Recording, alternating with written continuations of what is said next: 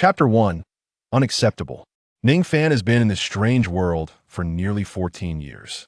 From the initial bewilderment upon his arrival to his current status as a core disciple of the Seven Treasures Glazed Tile School, he has flourished, earning a modest reputation and the favor of the sect's leader, Ningfan. After nearly 14 long years, Ningfan has fully adapted to this world, the Douluo continent, a realm both familiar and foreign to him. Unexpectedly transported here, and assuming the identity of a core disciple of the Seven Treasures Glazed Tile School, he had initially planned to make a grand display of his abilities in this alternate reality. However, all his aspirations and dreams were shattered when he awakened the Seven Treasures Glazed Tower martial soul at the tender age of 6, relegating his ambitions to mere illusions. Though the Seven Treasures Glazed Tower is renowned as the strongest auxiliary martial soul on the continent, it remains, at its core, merely an auxiliary soul. This is not a matter of disdain for auxiliary roles indeed. Auxiliary soul masters can often create synergies that yield results greater than the sum of their parts, but such collaboration requires teammates. Without allies, faced with adversaries, the only outcome is to be easily vanquished by opponents. Ningfan's desires were straightforward. He yearned to vanquish others, not to be an auxiliary, lacking any offensive capabilities and falling victim to others with ease. Thus, at the age of 6, his expectations for his martial soul were simple. He wished for anything but an auxiliary soul that could fight. Despite sharing the same surname as the sect leader, Ningfan, Ningfan is merely a distant relative with a diluted bloodline. Tracing his lineage back several generations would scarcely reveal a common ancestor. In his limited memories, he recalls that his father, who met an unfortunate fate while hunting soul beasts, possessed an ordinary martial soul and did not awaken the main sect's Seven Treasures Glazed Tower. His mother was an ordinary person, devoid of soul power and physically frail after giving birth to Ningfan. She succumbed to grief upon learning of her husband's demise, deteriorating until her death when he was merely 2 or 3 years old. At that young age, through a series of twists and turns, he unexpectedly arrived at the Seven Treasures Glazed Tile School. Given his parents' ordinariness, Ningfan never anticipated that he would experience a reversion phenomenon, awakening the ill-fated Seven Treasures Glazed Tower.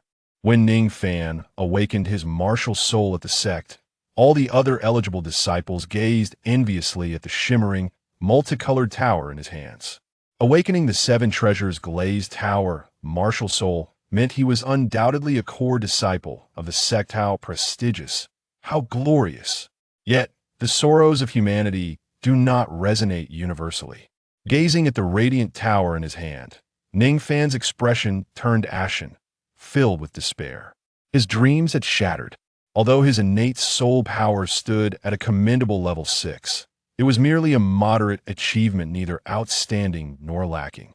After awakening his powerless auxiliary martial soul, Ningfan recognized his fate as an auxiliary soul master devoid of combat talent, and subsequently resigned himself to a life of lethargy, merely existing. However, everything shifted when, at the age of 13, he accidentally encountered the mischievous little witch, Ning Rongrong, in the back mountains of the Seven Treasures Glazed Tile School. A sudden ding echoed in his mind, and everything changed. As Ningfan strolled along the shaded path of the back mountains, humming a cheerful tune and reminiscing about the past year, a smile graced his lips. The weather is delightful. It seems today will be filled with hope and harvest. Taking a deep breath of the crisp morning air, his deep-set eyes glimmered as he mused aloud. Speaking of which, ever since that little witch fled from my romantic serenade, it has been several days without a glimpse of her. I heard from the disciples that she seems to have fallen ill and secretly went to Heaven Dose City for treatment. A contemplative expression crossed Ningfan's face as he stroked his chin and murmured softly, "But what illness could this little witch possibly have? Could it be that her age has come, and she's experiencing visitors?" In both his past and present recollections, this little witch has always seemed healthy and lively. As a soul master, even an auxiliary one, her physique surpasses that of ordinary individuals. What serious illness could she possibly endure? Considering the timeline, Ning Rongrong is about to turn 12. It is indeed the right time for such matters to arise. Ningfan, embodying the quintessential warm-hearted gentleman, akin to a high-powered air conditioner at 24 degrees, promptly recognized this as a splendid opportunity. Drawing from his past experiences, he spent the entire morning diligently preparing a pot of ginger-infused brown sugar water. Upon hearing news of Ning Rongrong's return to the Seven Treasures glazed tile school, he gathered his belongings and brought his heartfelt concoction to find this little witch.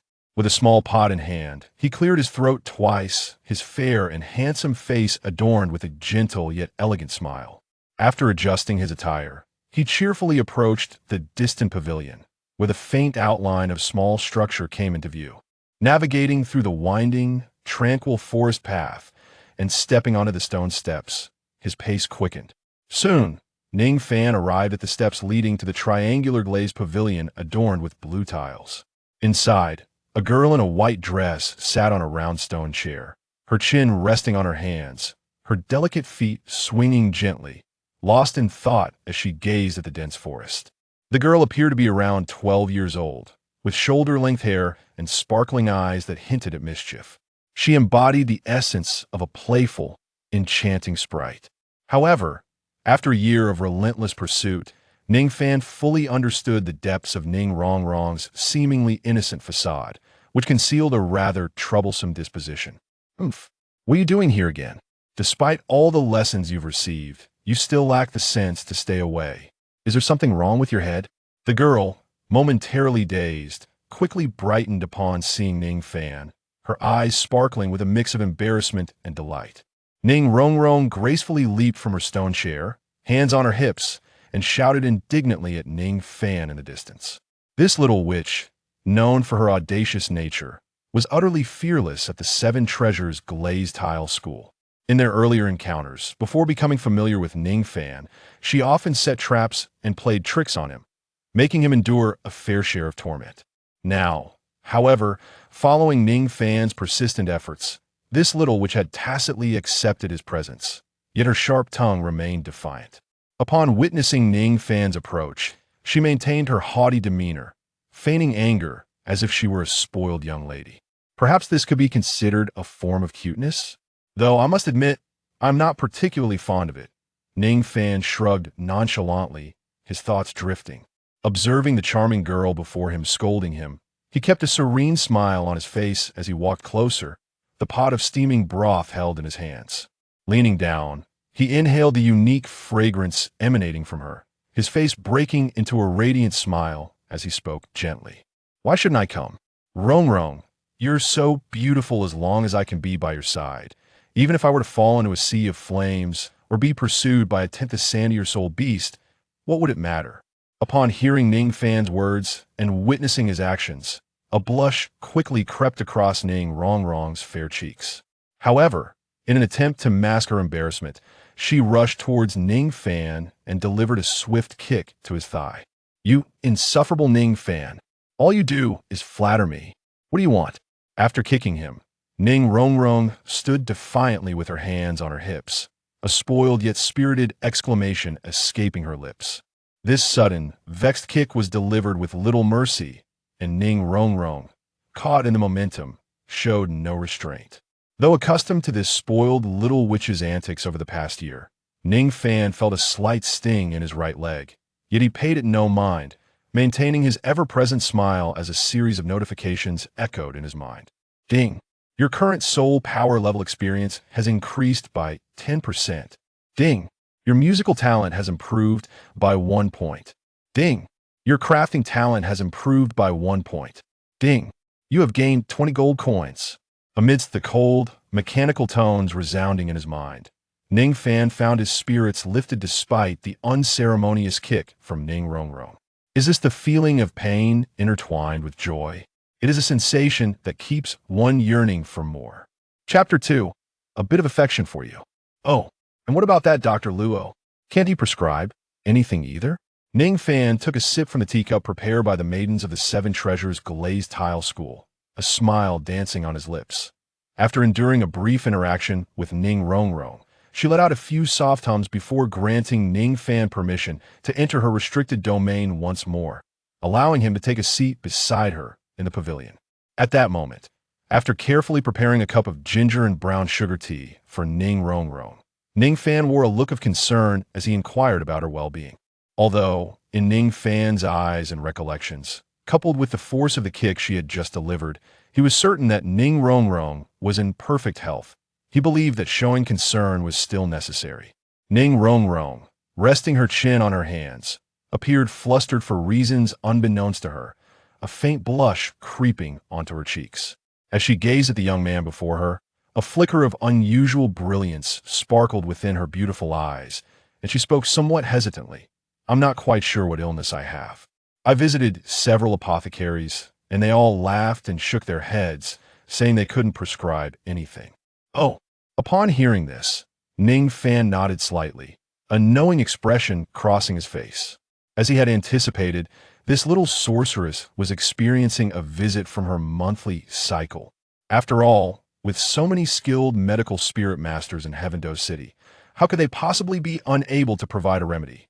And what did Dr. Luo Shu say? Ningfan inquired with a smile.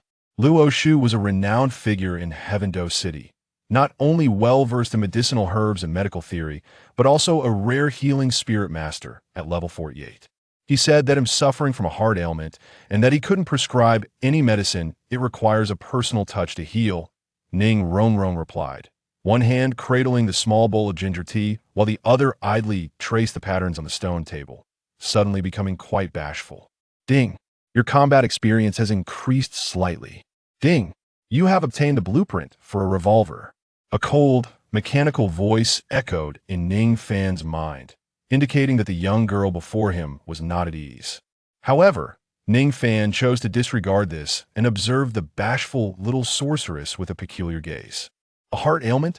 Ningfan murmured to himself, then glanced at the nearly empty bowl in Ning Rongrong's hands, surprise flickering in his eyes.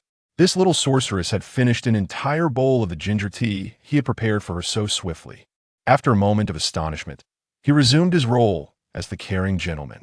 Nodding gently, he got up to refill her bowl. "A heart ailment requires ample rest. You shouldn't be bouncing around all day. Drink more hot water, no hot soup." "Hee hee, it looks like you rather enjoy this. At least you haven't wasted my efforts this morning." As Ningfan bent down to fill Ning Rongrong's bowl, he said with a smile, "Did you really spend all morning making this?" Ning Rongrong asked, cradling the bowl as if to gauge its warmth, then looking up at Ningfan with a soft voice. Ningfan replied with a gentle smile.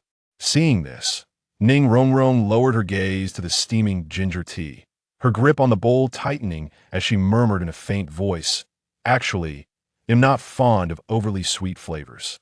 Ning Rongrong didn't particularly like this taste. Had it been according to her previous preferences, she might not have finished the bowl at all. Perhaps she would have grimaced after just a sip and splashed it onto Ningfan's face. But now, she found herself in a different situation. What did you say?" Ningfan didn't catch her mumbling. "Nothing. Nothing at all." Ning Rongrong suddenly lifted her head, her beautiful eyes glistening with a hint of moisture, chastising him with a hint of panic. Then her gaze faltered, fixating on the peculiar sight near the knuckles of Ningfan's right hand, her previously fierce demeanor gradually softening. "Your hand is burned?" "Oh, this?" Ningfan chuckled. "Ever since I joined this sect and became a core disciple, I haven't touched a kitchen in ages. I managed to burn myself just making simple ginger tea. Truly, I am quite useless."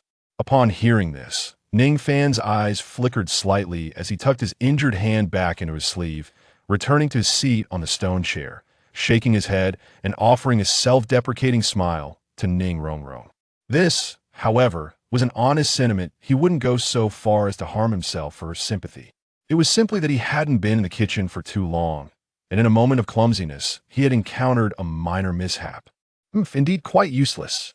Ning Rongrong turned her head aside with a huff, neither affirming nor denying. "However, since you were injured because of me, take this. Apply it twice, and your burn will heal within a day." With a flick of her delicate hand, a small white jade bottle appeared on the stone table, shimmering briefly. "Ding! You have received 10 gold coins." At that moment, a voice echoed in Ningfan's mind once more. Only 10 gold coins?" Ningfan stared blankly at the white jade bottle, pondering internally. This was the first time Ning Rongrong had given him something logically. It shouldn't be such a meager amount. What are you staring at?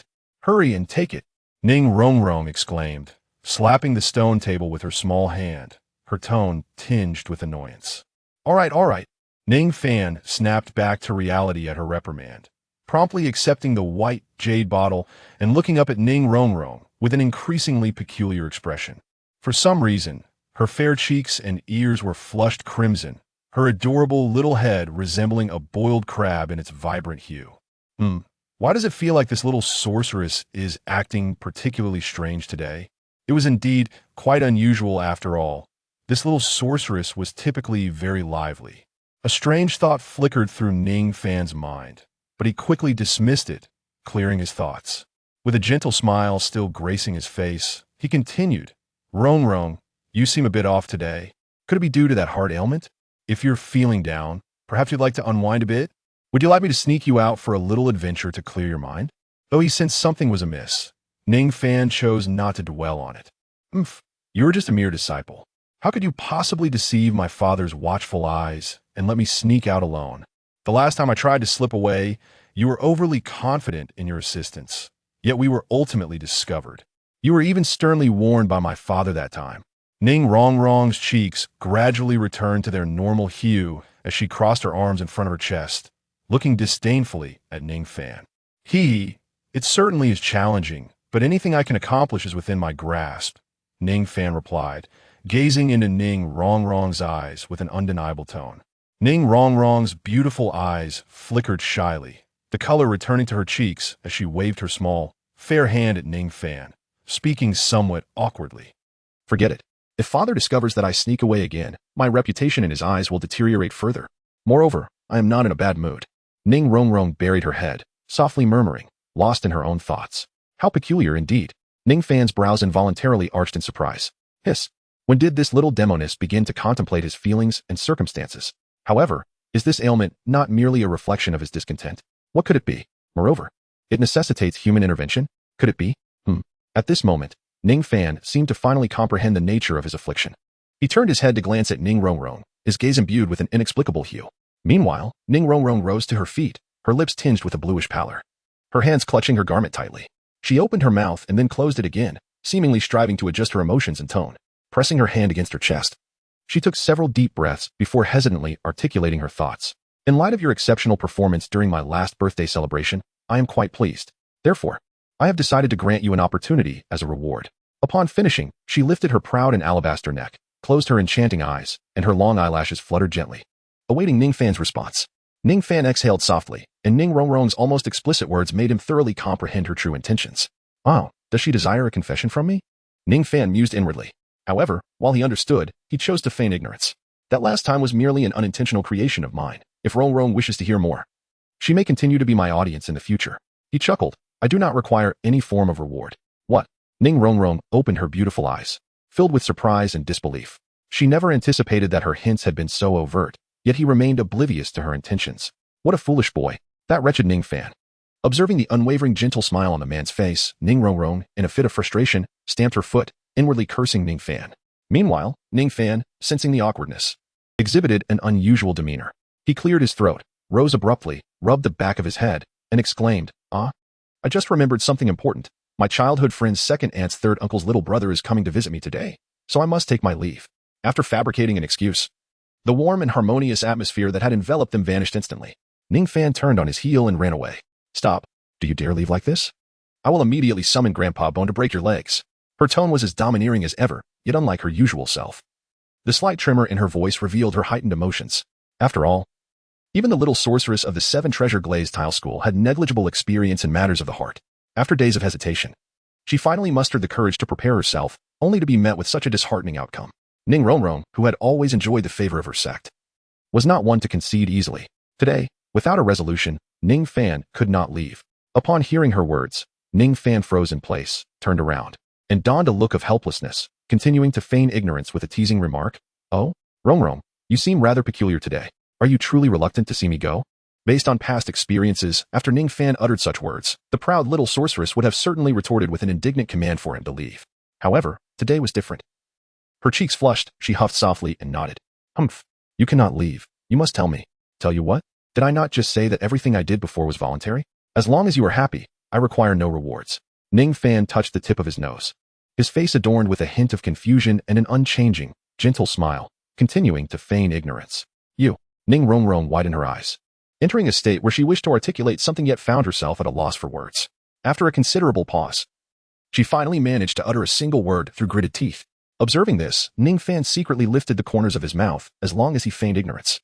Pretending to understand nothing, Ning Rongrong, with her proud and willful disposition, would never voluntarily express that sentiment. Over the course of the years spent together, Ningfan had thoroughly grasped Ning Rongrong's character. However, this time, he evidently underestimated or overlooked the somewhat obsessive nature of Ning Rongrong, who had been excessively pampered.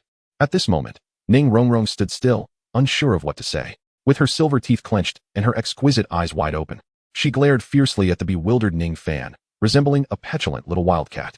If there are no further instructions, I shall take my leave, she stated after a moment of silence. Yet, Ningfan's eyes flickered, and he spoke again. You cannot leave. Ning Rongrong immediately took several steps forward, arms outstretched, blocking his path. In response, Ningfan helplessly raised his hands and sighed deeply. You foolish Ningfan. You are simply a big dimwit. Ning Rongrong suddenly closed her eyes and shouted hoarsely at him. Lifting her head, her delicate face flushed in a mix of crimson and pallor, as if caught in a moment of hesitation. Then, her gaze fell upon the burn marks revealed by Ningfan's outstretched right hand. Her beautiful eyes sparkled with an unusual hue, glimmering with a charming shimmer, imbued with an unyielding determination. Without warning, and to Ningfan's utter astonishment, she sprang forward, her toes barely touching the ground as she leaped into his embrace, burying her face in his chest. Ningfan, it seems I have developed a bit of affection for you. What should I do? As she nestled against him, he felt her soft, warm form, accompanied by a voice filled with a newfound shyness. Ningfan remained silent, offering no response. This was due to the sudden confession from Ning Rongrong, which inundated his mind with an overwhelming surge of information. Ding. The objective of courting Ning Rongrong has been accomplished. Henceforth, any further attempts to court her will yield no rewards. Ding. Ning Rongrong has confessed her feelings to the host for the first time. The host must decide whether to accept. Ding.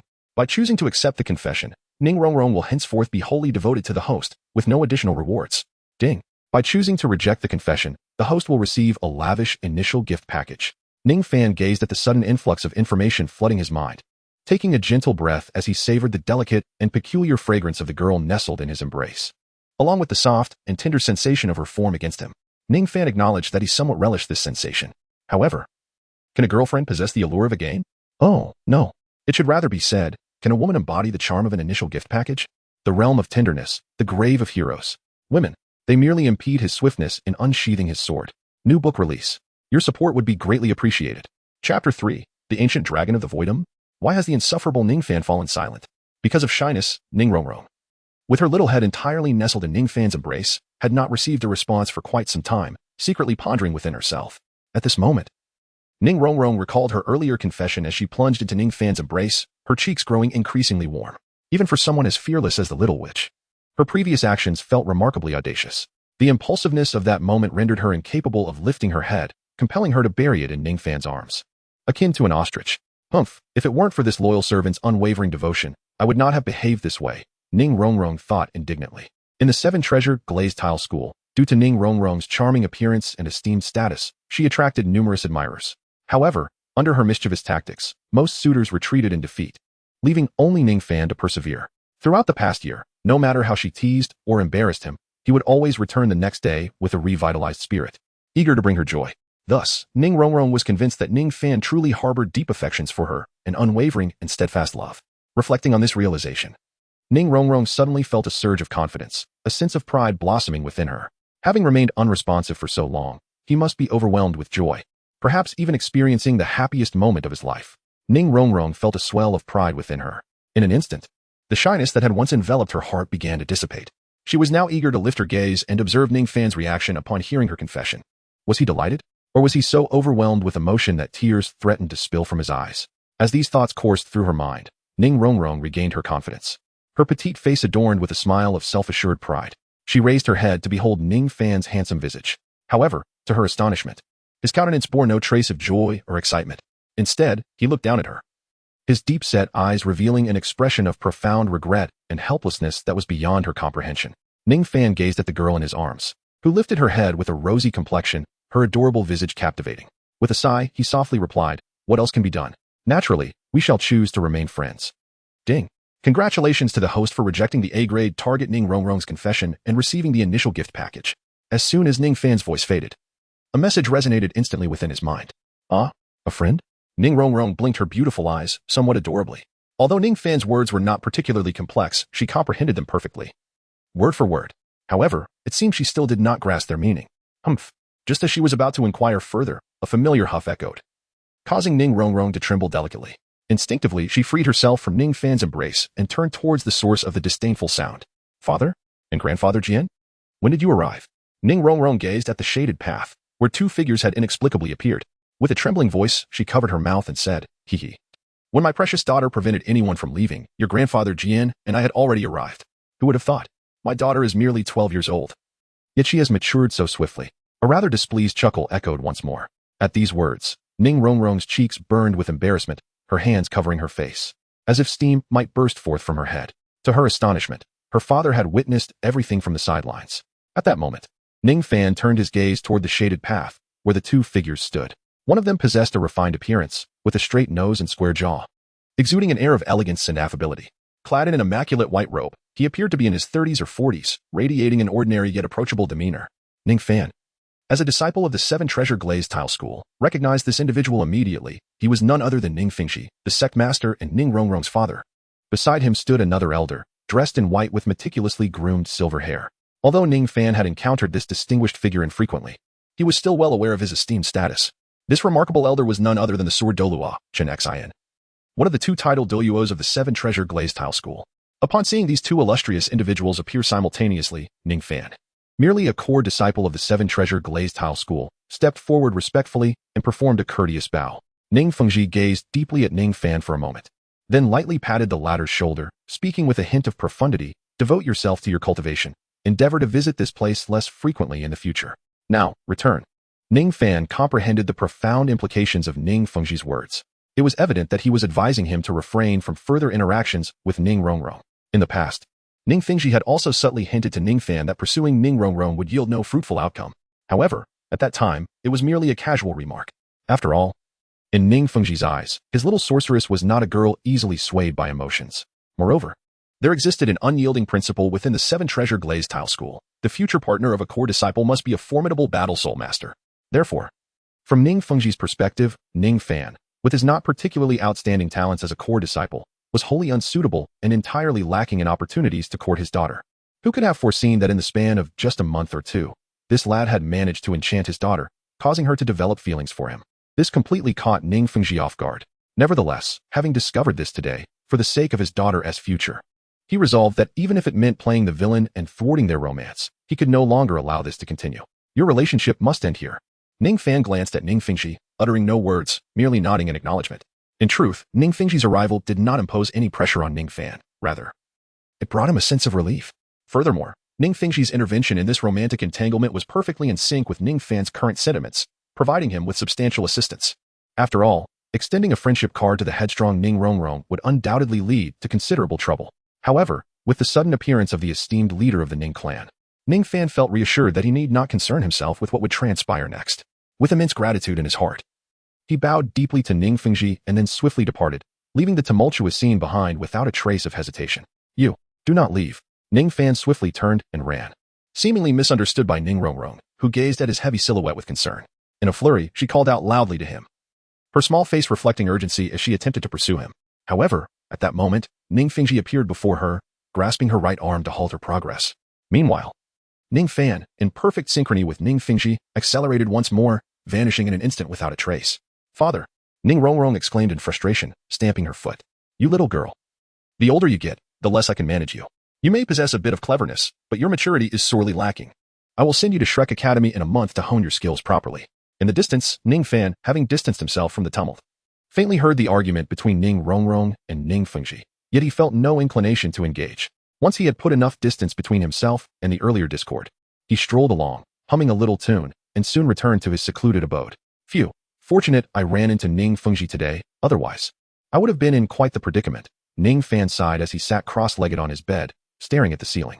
Although giving Ning Rongrong a hairpin felt rather pleasant, her fiery temperament would undoubtedly reject such a conclusion, had Ningfengxi not intervened, allowing him to escape unscathed. he might have found himself in significant trouble with that headstrong girl. Moreover, it seemed that Ning Fingji harbored some discontent regarding his interest in his daughter. But, discontent or not, he would soon be on his way. A smile crept across his lips as he continued to muse aloud. After rejecting Ning Rongrong's confession, it seems I've been granted an initial starter pack. Indeed, for every traveler endowed with a system, the grand gift that launches them into success may arrive fashionably late. But it shall never be absent. Closing his eyes, a unique message materialized in Ningfan's mind. Host, Ningfan, level 29, Great Soul Master, level 9. Martial Soul, 7 treasure glazed tile, gold coins, 7,582. Items, blueprint for revolver manufacturing, initial starter pack, skill proficiencies. Musical talent proficiency 68, master. Blacksmithing talent proficiency 34, proficient. Combat experience proficiency 42, expert. Artistic talent proficiency 19, beginner. Rejected confession target. Ning Rongrong, current world task. Reject the confessions of 2 A-grade targets and 1 S-grade goddess. And reach level 70 to advance to the next world. Favorability evaluation? Ningfan contemplated the information residing within his mind. The culmination of his efforts after a year of acquiring the goddess strategy system. A year prior, his soul power level was merely at 20, placing him squarely in the middle tier of talent within the 7 treasures glazed tile school. However, after obtaining this system, he ascended 9 levels in a mere 12 months. Now, among the younger generation of the 7 treasures glazed tile school, he had undoubtedly become the foremost individual in terms of soul power level. In this year, not only had he made considerable advancements in his soul power, but he had also significantly enhanced his skills and talents. The strategy system within him seemed to be designed with his future in mind, aspiring to cultivate his proficiency in music, chess, calligraphy, and painting for a well-rounded development. Over the course of the year, he had successively awakened 4 talent skills, except for his artistic talent, for which he had a slight foundation from his previous life. The other skills began from scratch, gradually improving over time. After casting a familiar gaze over the data he had long since memorized, he found himself puzzled by the 3 question marks that represented his affinity ratings. Yet, Ningfan chose not to dwell on this, redirecting his focus toward the enticing rewards of the grand gift package. Ding. Would you like to open the initial grand gift package? A familiar voice echoed in his mind. Open. Ding.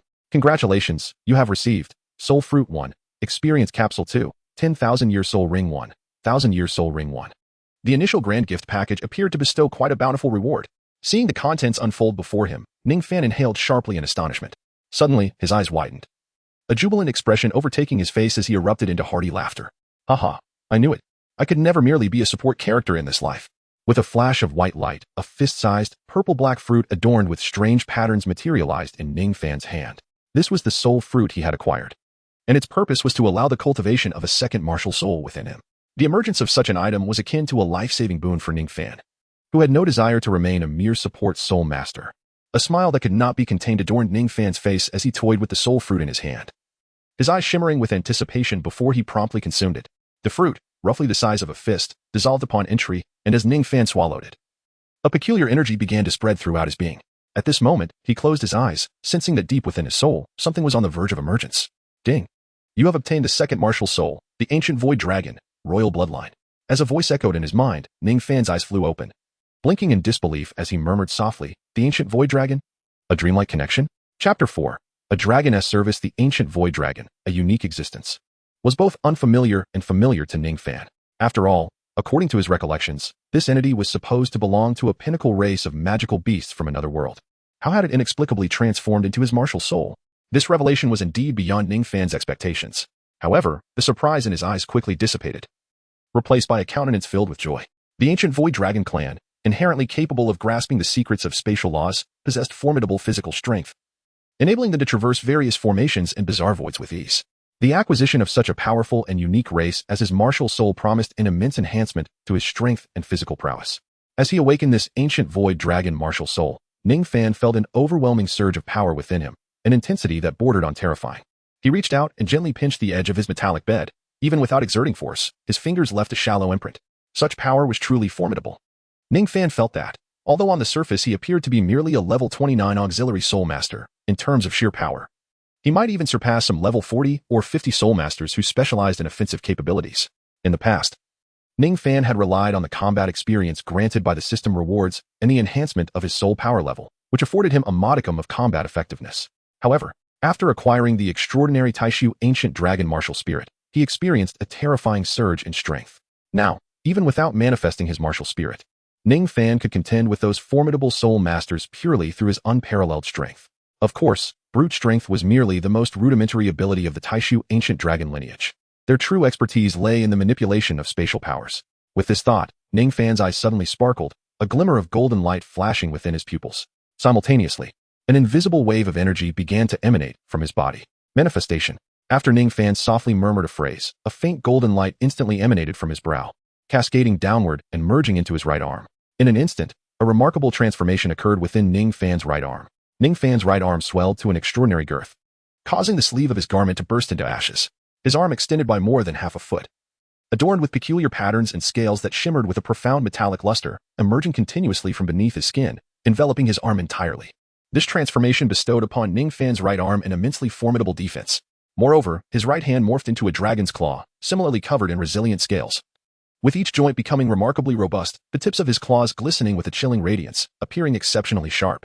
At this moment, Ningfan raised his uniquely transformed right arm before him for a meticulous inspection, and after a prolonged gaze, he slowly lowered his dragon claw. Huff! With my current soul power at level 29, can I barely conjure a single dragon claw? I yearn to witness what it would be like to transform into a diminutive dragon person. Ningfan shook his head. At present, with the manifestation of his martial soul, he could only exhaust nearly all of his soul power to evoke a fragment of the characteristics of the ancient void dragon in his right arm. However, how should I harness the spatial power, which the ancient void dragon excels in? Ningfan gazed at the dragon claw that materialized from his right arm, a hint of perplexity glimmering in his eyes as he found himself at a loss. The ability to traverse the void using spatial power was an innate divine skill of the ancient void dragon, something instinctively possessed. However, for Ningfan, who had only recently awakened the ancient void dragon martial soul, he was unaware of how to harness this ability, which was exceedingly simple for the ancient void dragon lineage. Ningfan gazed at the dragon claw adorning his right arm, a flicker of perplexity dancing in his eyes. He stroked his chin thoughtfully, then settled into a cross-legged position, surveying the empty expanse before him. Suddenly, a surge of soul power coursed through his body, and with a decisive motion, he swept towards the void ahead. The dragon claw sliced through the fabric of space. Ningfan's pupils suddenly constricted, a hint of astonishment flickering in his eyes. He had just sensed that the space before him seemed to warp slightly due to the movement of his dragon claw on his right arm. However, it was merely a fleeting distortion and nothing more. In the midst of genuine combat, such a degree of spatial distortion bears no substantial impact. It appears he is still too weak, his level too low, to fully harness the innate abilities of the primordial ancient dragon. Upon realizing this, Ningfan felt a sense of relief, understanding that his primordial ancient dragon martial soul had indeed inherited the formidable talents of his lineage. Yet, due to his current frailty, he could not yet manifest even a fraction of this unique power. Contemplating this, Ningfan shook his head and sighed softly.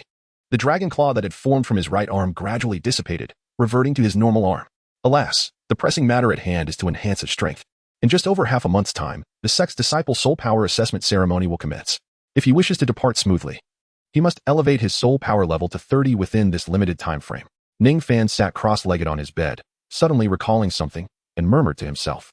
Unlike the battle soul masters from other external and internal sects, all core disciples of the Seven Treasures Glazed Tile sect were auxiliary soul masters, possessing little capability for self-defense. Consequently, the sect mandated that core disciples wishing to venture out for training must attain a soul power level of 30 or above before they could leave the sect. As a core disciple of the Seven Treasures Glazed Tile sect, Ningfan was no exception to this rule. Unless he contemplated a secret escape, he would have to wait until the annual soul power assessment ceremony, which would take place in half a month, to confirm that his soul power level had reached 30 or higher. Only then could he formally apply to the sect for permission to embark on his training journey. Given Ning Rongrong's confession and Ning Fingji's disapproval of him, he sensed trouble on the horizon. Thus, the wisest choice was to depart early, escaping from the Seven Treasures Glazed Tile sect, a place that had long since lost its charm for him, if he were to rely on his usual cultivation pace. Achieving this within just over half a month would undoubtedly be a challenge. Fortunately, this initial gift package surprisingly included a means to expedite his progress. With a gentle smile, Ningfan softly remarked that after Ning Rongrong's confession, he could no longer expect any rewards from her. However, he found solace in the initial gift pack he had received, which provided him with a more favorable solution. In his hand appeared a capsule, half red and half black, remarkably resembling the capsules he often encountered in his previous life at the apothecary. Though the capsule appeared quite ordinary, its efficacy was extraordinary. Experience capsule. For those below level 40, consuming it would directly elevate one's level by 1. After rejecting Ning Rongrong's declaration of affection, the system rewarded him with a gift pack that not only contained the miraculous soul fruit, but also yielded 2 experience capsules, alongside a Millennium Soul Ring and a 10,000-year Soul Ring. These experience capsules alleviated Ningfan's pressing concerns. Upon consuming one, he would ascend directly from level 29 to level 30, and subsequently absorb the Millennium Soul Ring into his 7 treasures, Glazed Pagoda. In a single day, he would elevate himself to a Soul Master with a soul power level exceeding 30. Moreover, the 10,000-year Soul Ring, with its commendable age, could serve as the first Soul Ring for his ancient Void Dragon. Contemplating this, a delightful smile graced Ningfan's lips. The gift pack indeed proved to be quite remarkable, as it addressed all aspects concerning his martial spirit, soul power, and soul rings. It was truly an all-encompassing service, exceedingly thoughtful. Chapter 5. Elopement with a Gentle Toss. The experience capsule, no larger than a fingertip, traced an elegant arc through the air before landing securely in Ningfan's mouth. With a subtle movement of his lips and teeth, he swallowed it, and in an instant, it transformed into a pure essence, spreading throughout his body and ultimately converging in his dantian. Ningfan sat cross-legged with his eyes closed, unaware of how much time had elapsed. When he finally opened his eyes, he exhaled a breath of turbid air. He had finally reached the 30th level. With this new milestone, it was time to absorb a soul ring. A thought crossed his mind, and a vibrant, palm-sized purple halo materialized before him. This was the Millennium Soul Ring obtained from the Grand Gift Package, although its exact age remained uncertain. The description indicated that the soul rings derived from this package differed slightly from those acquired through hunting soul beasts in the outside world. They possessed an exceptionally gentle energy. Regardless of the ring's age, Ningfan could absorb it without the risk of adverse effects, such as a violent demise. Hence, he resolved to designate this 10,000-year soul ring as the first soul ring for his second martial soul, the ancient dragon of void. Gazing at the floating purple halo, Ningfan summoned a resplendent 7-tiered tower, shimmering with iridescent colors, which swirled gently in the palm of his right hand. This tower emanated a unique wave of energy. As the purple soul ring hovered nearby, it seemed to be drawn by this special energy fluctuation, gradually drifting toward the tower in his palm, where it descended slowly, pulsating and radiating light. Ningfan once more closed his eyes, plunging his spirit deep within, commencing the absorption of the Millennium Soul Ring. An entire night passed in silence. When Ningfan finally opened his eyes again, he beheld the resplendent sunlight streaming through the window. Now, nearly a full night had elapsed since he began the process of absorbing the Millennium Soul Ring. Unsurprisingly, Ningfan successfully assimilated the Soul Ring, surmounting the formidable barrier of the 30th level, and ascended to the esteemed rank of a 31st level Soul Master. Gently clenching his fist, he reveled in the surging and abundant soul power coursing through his being. A faint smile unconsciously graced Ningfan's lips. At barely 13 years of age, he had already attained the formidable rank of a 31st level Soul Master. Such a rapid advancement in power was comparable to that of the most elite prodigies. Contemplating this, Ningfan's smile widened, though his eyes betrayed a hint of fatigue. Stretching his back and easing his stiff limbs, he reflected on the fact that while the Millennium Soul Ring was indeed as described, its energy exceptionally gentle, the time required for its refinement had considerably lengthened. Throughout the process, he had not afforded himself a moment's respite for rest or slumber.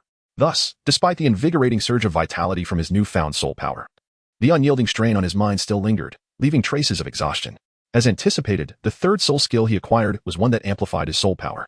Casting a brief glance at the 3 soul rings, 2 yellow and 1 purple, hovering above the 7-layered tower in his palm, Ningfan shrugged and spoke nonchalantly. With a flick of his wrist, he reabsorbed his martial soul into his being. The 7 treasures glazed tower was a treasure for others, but for Ningfan, it held no particular allure. No matter how potent its supportive abilities, it remained merely an auxiliary tool devoid of combat prowess. The sole advantage of being a support type was the luxury of leisurely observing the fray after bestowing enhancement skills upon his comrades, comfortably sheltered behind their protection. Strangely invigorated by this thought, Ningfan's eyes sparkled. After acquiring his second martial soul, he found himself no longer harboring disdain for the 7 treasures glazed tower. Upon further reflection, it seemed he could feign being a defenseless support-type soul master during battles, hiding behind his teammates while they fought valiantly, a rather appealing notion indeed. However, he promptly shook his head, clearing the chaotic thoughts from his mind. In his eyes, the 7 treasures glazed tower was merely a source of amusement. The true void ancient dragon, a martial soul not native to this world, was in Ningfan's estimation undoubtedly the most powerful beast martial soul on the continent, without exception. As for the so-called blue lightning Tyrannosaurus Rex martial soul, he regarded it with indifference. On the surface, they all appeared to possess dragon lineage martial souls, each name containing the word dragon. Yet, in the presence of his true void ancient dragon, these so-called dragon martial souls were merely insignificant creatures. Moreover, his true void ancient dragon seemed to be more than just an ordinary variant. It was specially designated by the system as a royal-grade true void ancient dragon. However, Ningfan was unaware of the specific distinctions or unique advantages that his royal-grade true void ancient dragon possessed compared to the typical variant. After all, he believed he was the sole individual in this world endowed with such a unique martial soul. With a sigh, he decided to take a moment to rest before proceeding to absorb and refine the 10,000-year soul ring for his true void ancient dragon. Ningfan reclined upon his bed. His body sprawled in a relaxed manner, ready to indulge in a well-deserved rest. After rejuvenating his spirit, he intended to absorb the first 10,000-year soul ring for his Taisu ancient dragon. Although he yearned to immediately refine the soul ring and witness the formidable soul abilities that would manifest as a result, he understood the wisdom of patience. Thus, he resolved to first take a restorative slumber, ensuring he possessed ample energy for the arduous task ahead. After all, the previous refinement and absorption of the 1,000-year soul ring had consumed nearly an entire night. He anticipated that the process for this 10,000-year soul ring would be even more demanding, given his current strength. He estimated that it would take at least 2 or 3 days to fully absorb the immense energy contained within the soul ring. Therefore, he chose to prioritize rest before embarking on this formidable endeavor. Closing his eyes, he soon drifted into the realm of dreams. After approximately 6 or 7 hours, Ningfan awoke naturally, a sudden jolt bringing him to consciousness. He patted his head and swiftly transitioned to a cross-legged position. Before him, a black soul ring materialized out of thin air, prompting a gleeful smile to grace his lips. A peculiar golden light flickered in his eyes, emanating an extraordinary wave of energy. With his mind momentarily focused, he closed his eyes once more, preparing himself to commence the absorption of the 10,000-year soul ring. In the 7-treasure glazed tile school, nestled within the bamboo groves of the back mountain and adjacent to a gently flowing stream, lay a courtyard of exceptional beauty. This serene place served as the sanctuary for the sect leader, Ningfan, and entry was strictly forbidden to all but those of special status. Within the 7-treasure glazed tile school, the individuals permitted to access this sanctum were few and far between. Besides sect leader Ningfan and the 2 titled Douluo, only Ning Rongrong enjoyed unrestricted access. However, the courtyard, which had once been a playground for Ning Rongrong, now felt like a prison, confining her within its walls. Fortunately, she had procured some sleeping pills during her previous outing, and now, as the venerable Bone Douluo took his afternoon nap, their effects were taking hold. Even though he was a titled Douluo, she believed he would be oblivious to her presence while in slumber. At that moment, a young girl clad in a white dress was stealthily peering around the winding paths of the courtyard. Once she confirmed that no one was in sight, she exhaled a sigh of relief, lightly patted her still-developing chest, and allowed a sweet smile to bloom upon her face as she spoke to herself. It had been 3 days since her impulsive confession to Ningfan, and she had spent the entirety of those days in this forsaken place. The thought made her delicate nose wrinkle cutely, her beautiful eyes flashing with dissatisfaction. After her impulsive confession was interrupted by her father, Ningfan, she had been forcibly brought here to focus on her training. Additionally, the 2 guardians of the 7-treasure glazed tile school, Sword Douluo and Bone Douluo, had been assigned to oversee her, ensuring she remained devoted to her cultivation and forbidding her from leaving. Thus, after feigning compliance for 3 days, she could no longer endure the confinement. During lunch, she had stealthily added a potent sedative to Bone Douluo's tea. With his nap underway, she planned to slip away unnoticed and seek out Ningfan. After all, her previous courage in confessing had only earned her an ambiguous response from him. She felt compelled to confront him once more and clarify his intentions. Moreover, a lingering worry gnawed at her heart. Was Ningfan being coerced or threatened by her father? Aware of the school's regulations, Ning Rongrong understood that her future partner must, at the very least, be a soul master. Therefore, it was conceivable that her father would never approve of a relationship between her and Ningfan, who shared the same 7-treasure glazed tile martial spirit. In Ning Rongrong's eyes, the silence from Ningfan indicated that he had likely been warned or threatened by her father, or perhaps even faced some form of punishment. She had to escape this place and find Ningfan. And then, what would come next? Ning Rongrong pondered this, her beautiful eyes revealing a flicker of contemplation and distress. Suddenly, her eyes sparkled, her hands clasped together as she gently clapped, and an uncontrollable excitement illuminated her delicate face. Surely, her father would never consent to her being with him. What if she eloped with him? Chapter 6. Unworthy as the cherished little princess of the 7-treasure glazed tile school, after being confined by her father for several days, a whimsical idea struck her. She resolved to express her dissatisfaction with her father through elopement. Nodding her small head in determination, Ning Rongrong endeavored to tread quietly as she hastily navigated the convoluted corridor. She yearned to escape this place and find Ningfan, embarking together on their first exhilarating and nerve-wracking journey of elopement. However, while dreams are enchanting, reality often proves harsh. Silently traversing the front courtyard, Ning Rongrong soon arrived at the sole exit of the garden. Upon spotting the slightly ajar door in the distance, she resembled a playful little fox, a triumphant smile gracing her lips. With her hands clasped behind her back, she skipped joyfully towards the grand entrance. Yet, at that moment, an unexpected blur crossed her vision, and a shadow loomed before her. Before she could comprehend the situation, an enormous figure, stout and imposing, yet with a haggard visage that appeared lifeless and devoid of spirit, akin to a desiccated corpse, suddenly materialized before Ning Rongrong. Ah! Ning Rongrong let out a startled cry. However, it was not fear of the fearsome old man that caused her reaction, but a profound astonishment and disbelief. She could hardly fathom that this elderly figure had appeared before her. In her mind, this old man, who had suddenly materialized in front of her. Should have been in a deep slumber, rendered unconscious by the potent sleeping medication she had administered. The formidable and terrifying elder was none other than another title Douluo from the 7-treasure glazed tile school, the Bone Douluo, Gu Rong, a 95th level title Douluo. Grandfather Bone, what brings you here? Ah, my dear girl, he chuckled, considering I am a title Douluo. How could your little sleeping potion possibly affect me? Gu Rong regarded the dainty girl before him, his mouth stretching into a smile that belied his fearsome visage, radiating a warmth and kindness that seemed incongruous with his appearance. Come back with Grandfather Bone, focus on your training, and do not entertain other thoughts. Your father has expressly stated that you must not leave this place for the entire month. His voice, rough like leaves rustling in the wind, echoed in Ning Rongrong's ears. Lowering her head, her jewel-like eyes shimmered with an unusual light. She understood that if she were to return now, she would have no opportunity to escape for the entire month. Glancing at the door, so near yet so far, she felt a surge of unwillingness. Her eyes darted, brow furrowing delicately, and soon her beautiful eyes brimmed with tears. Burying her head, her shoulders quivered as she emitted soft, muffled sobs. Ning Rongrong wept. Though it was not a complete outpouring of tears, it was merely a fade of sorrow. In the 7 treasures glazed tile sect, the individuals who cherished and indulged her the most were not her father, Ningfan, but rather the 2 titled Douluos of the sect. In the past, whenever she caused trouble, even when Ningfan was furious and wished to discipline her, she could rely on the affection of these 2 titled Douluos to evade any punishment. Thus, it could be said that the unruly and capricious little witch, Ning Rongrong, was essentially nurtured by these 2 powerful figures. Consequently, upon realizing her attempts to sneak away were futile, she decided to adopt a different strategy, engaging in a roundabout approach. Upon witnessing Ning Rongrong quietly sobbing, Gu Rong had an inkling that it was likely a ploy to elicit sympathy from those around her. However, upon hearing her cries and seeing the princess's tear-streaked face, he could not help but feel a pang of concern. With a somewhat flustered gesture, he reached up to touch the few strands of hair that remained atop his head and promptly stepped forward to offer comfort. Oh, my little princess, why are you crying? If you're tired of staying here, Grandpa Bone can take you out to play. Really? Grandpa Bone, you mustn't deceive me. Ning Rongrong buried her face in her hands, letting out a muffled sob. Her crying momentarily subsided, and a flicker of hope ignited within her. Lifting her head, she looked at the Bone Douluo with her slightly reddened eyes and whispered, Can Grandpa Bone really deceive you? As long as you don't let me meet that boy. Anything else is fine. Seeing Ning Rongrong cease her tears for the moment, Gu Rong let out a sigh of relief and confidently patted his chest, assuring her, I promise. However, to Ning Rongrong, this promise was akin to a dream shattered, for her arduous efforts to escape were solely for the purpose of seeking out Ningfan. If she were forbidden from meeting him, what significance would her departure hold? In an instant, hope was extinguished once more, and Ning Rongrong succumbed to genuine tears. Her delicate frame trembling as crystalline droplets streamed down her fair cheeks. No longer the lively little witch, she appeared frail and heart-wrenching, evoking profound sympathy. Oh, my little ancestor. Why do you cry again? What does that boy possess that you find so endearing?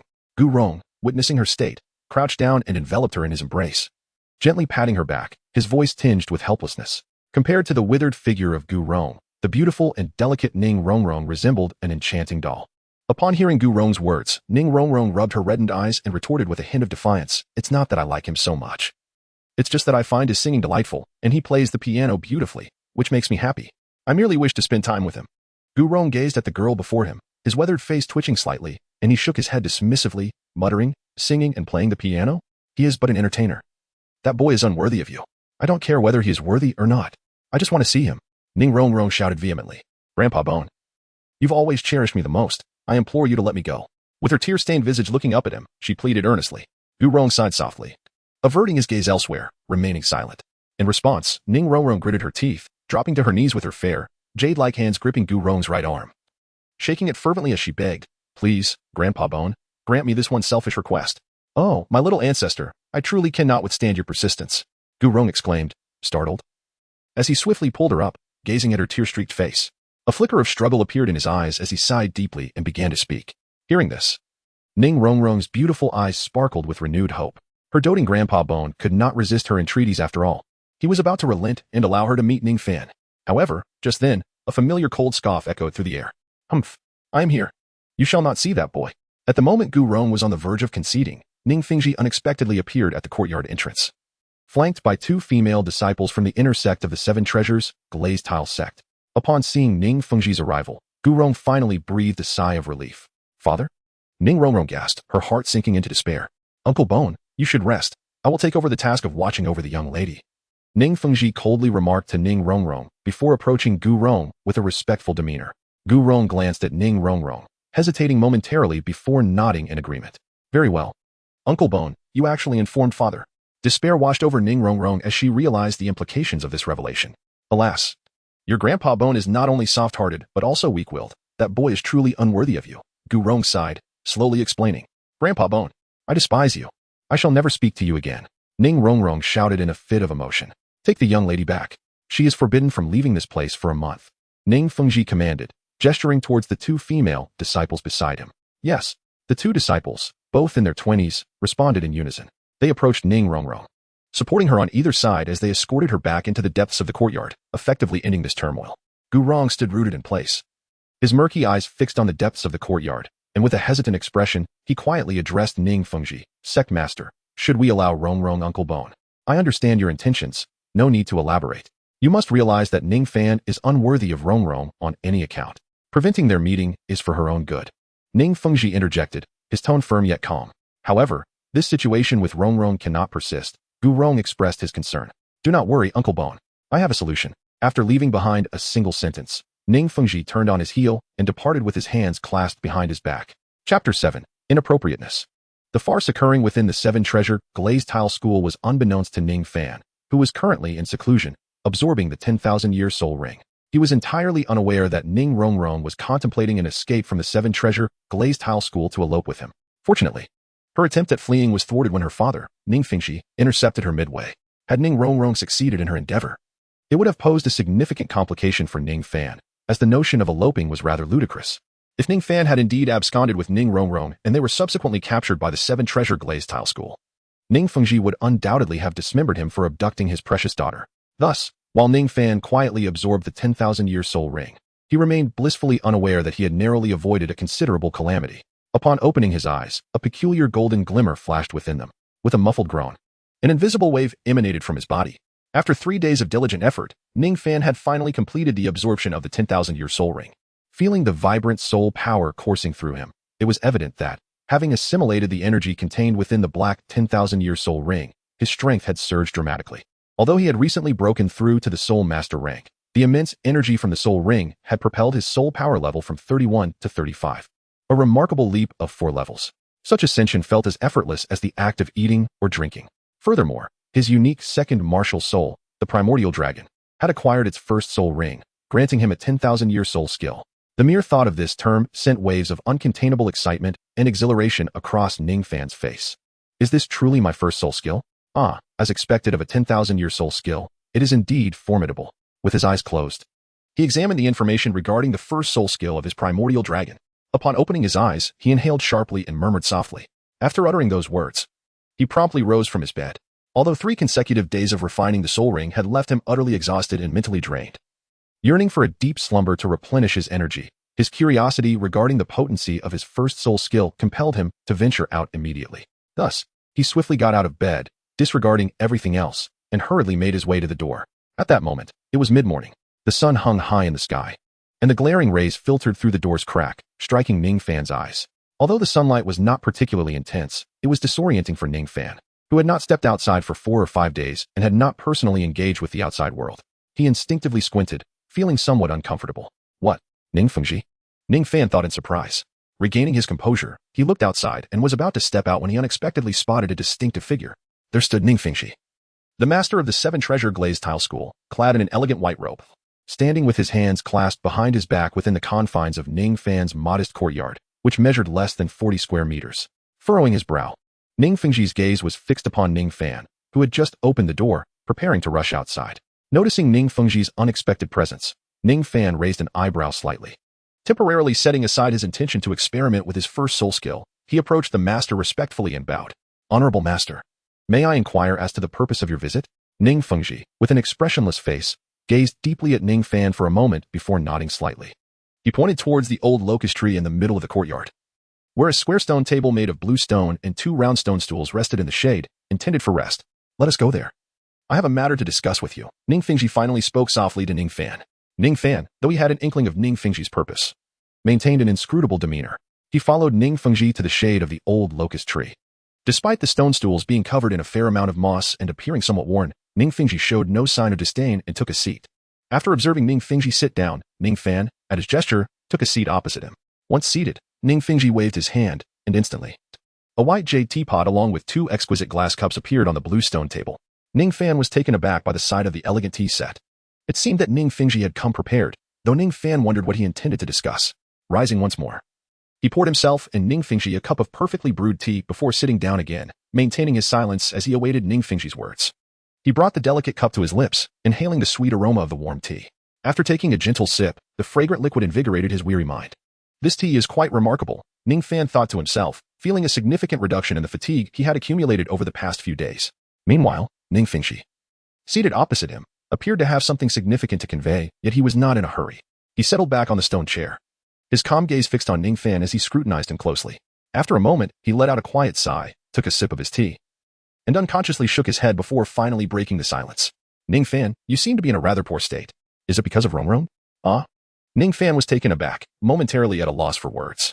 He had recently experienced a substantial increase in strength, capable of defeating 2 bulls with a single punch. His spirits were high. How could he possibly appear to be in a poor state? However, as he lowered his head and observed his reflection in the tea, he soon realized the truth.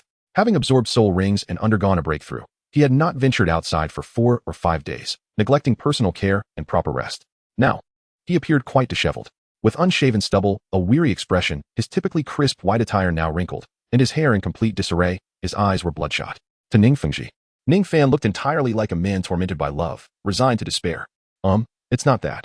I simply haven't rested well, Ningfan, now aware of his appearance, replied while rubbing his face. He suspected that his vague explanation wouldn't convince Ning Fingji, but he couldn't possibly reveal that he had been locked away, absorbing soul rings and miraculously advancing from level 29 to 35. I understand your relationship with Rongrong. There is no need for further explanation. Ning Fingji shook his head. I have previously discussed this with you, stating that you and Rongrong are fundamentally incompatible. You surely remember the promises you made to me back then.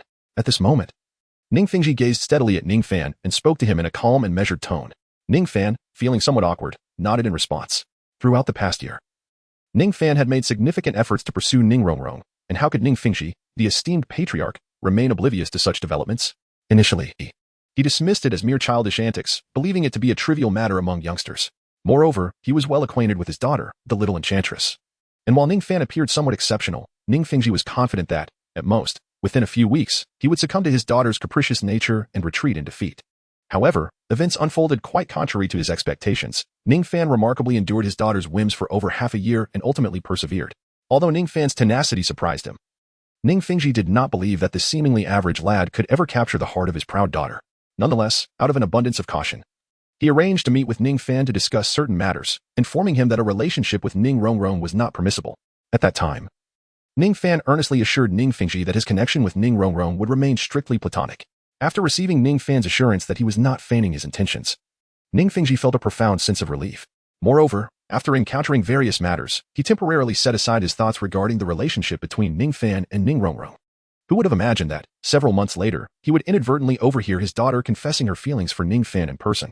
At this moment, Ningfan felt somewhat embarrassed. His earlier promise was not a deceit aimed at Ning Fingji. He genuinely wished to forge a simple friendship with Ning Rongrong. However, it was evident that such words, even if spoken, would not be believed by Ning Fingji. Observing the awkward expression on Ningfan's face, Ning Fingji smiled with understanding, raised his jade cup, took a delicate sip of tea, and continued speaking. This is not your fault. In truth, I have been negligent. For I have traversed a similar path at your age, and should comprehend that matters of the heart are not as simple as mere verbal commitments. It is entirely natural for you to lack the necessary restraint, Ning Fingji remarked mildly. Ningfan remained silent. However, I have previously stated that you and Rongrong cannot be together, even if your feelings are mutual. The ironclad rules of the 7 Treasures Glazed Tile School cannot be transgressed. You and Rongrong share the same martial soul, the 7 Treasures Glazed Tower, as auxiliary soul masters, yet you do not possess sufficient strength to protect her adequately. Moreover, your cultivation talent is rather average. You are nearly 14 years old now, and your soul power level should still be around the 20th or 21st rank. Meanwhile, Rongrong, though a year and a half younger than you, has already reached a soul power level of 26. The gap in talent and soul power cultivation will only widen with the passage of time. In 10 years, you may remain an ordinary soul master, while Rongrong could very well ascend to a soul king of over level 50. Therefore, do you understand? Ning Fingji placed the teacup gently on the stone table, producing a muted sound. He then fixed his gaze upon Ningfan and softly continued, in terms of identity, strength, and status, you and Rongrong are not suited to be together. Upon hearing this extensive admonition from Ning Fingji, Ningfan found himself at a loss for words. Although Ning Fengji's tone was relatively tactful, the implications were undeniably clear. It was as if the words "you are unworthy" were thrust directly into Ningfan's face. Chapter 8. Departure. Ningfan felt a sense of being underestimated. However, it was not entirely Ning Fengji's fault for lacking discernment. Considering the talent and strength that Ningfan had previously exhibited, it was indeed true that, no matter how hard he endeavored, he seemed utterly unworthy of Ning Rongrong. After all, were it not for the existence of a system, an entity beyond the comprehension of this world, Ningfan likely would not have foolishly sought to provoke the troublesome little witch, Ning Rongrong. Yet, the Ningfan of yesteryear is not the same as the Ningfan of today. Now, he stands unparalleled in terms of soul power, far surpassing his contemporaries among soul masters.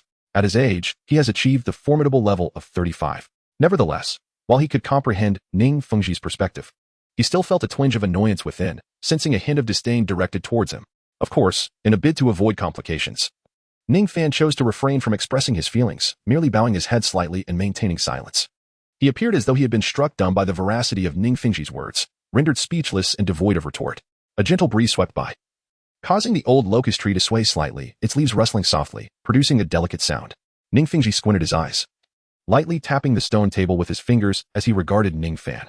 He then continued, "What I am about to say may be difficult for you to accept.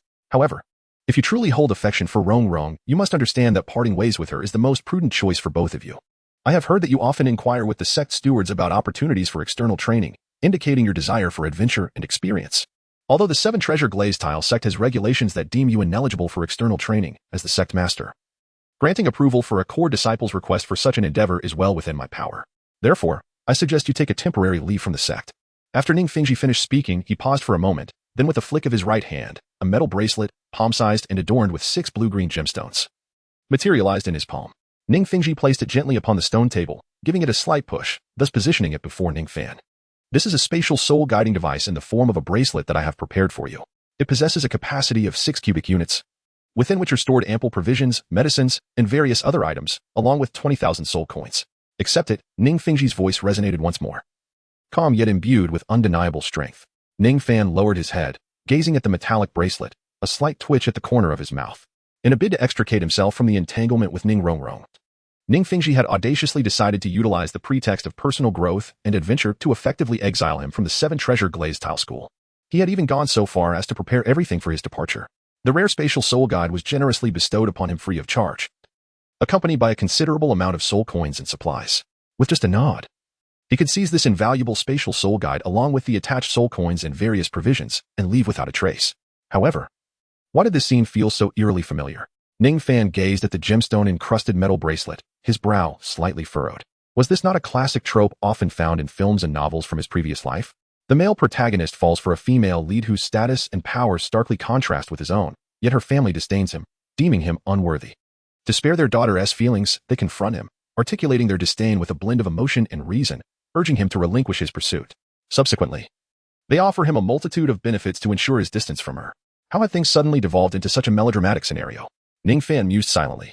With a deep breath, he contemplated how to respond to Ning Fengji. Should he conform to the archetype, displaying outrage, casting the bracelet to the ground, and trampling it beneath his feet? Or perhaps, unyielding in the face of authority, he could utter cold, resolute words to Ning Fengji, warning him not to underestimate him. Citing phrases like 30 years in the East, 30 years in the West, do not belittle the youth in poverty. Alternatively, he might smirk disdainfully and declare, "Today, you disregard me. Tomorrow, I shall rise beyond your reach."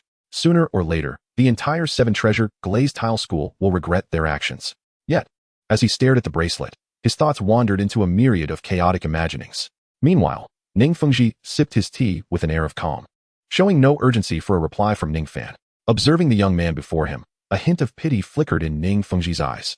He recognized that this youth, enamored with his daughter, though outwardly composed, was undoubtedly tormented within, grappling with a painful decision.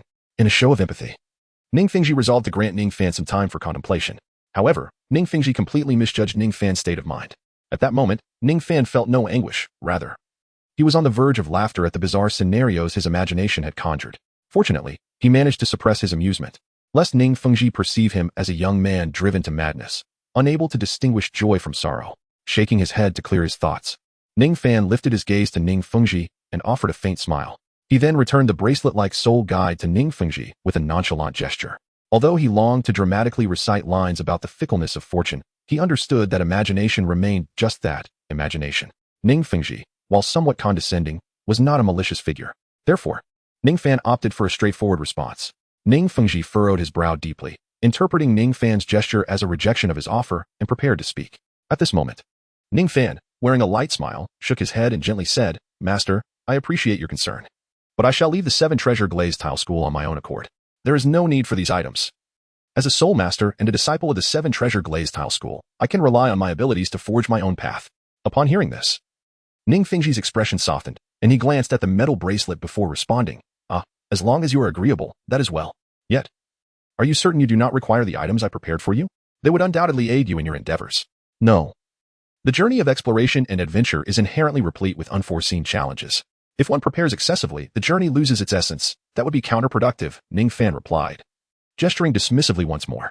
Ning Fengji, observing with a measure of admiration, regarded Ningfan thoughtfully before retracting the bracelet into his sleeve. Though young, your pride is considerable.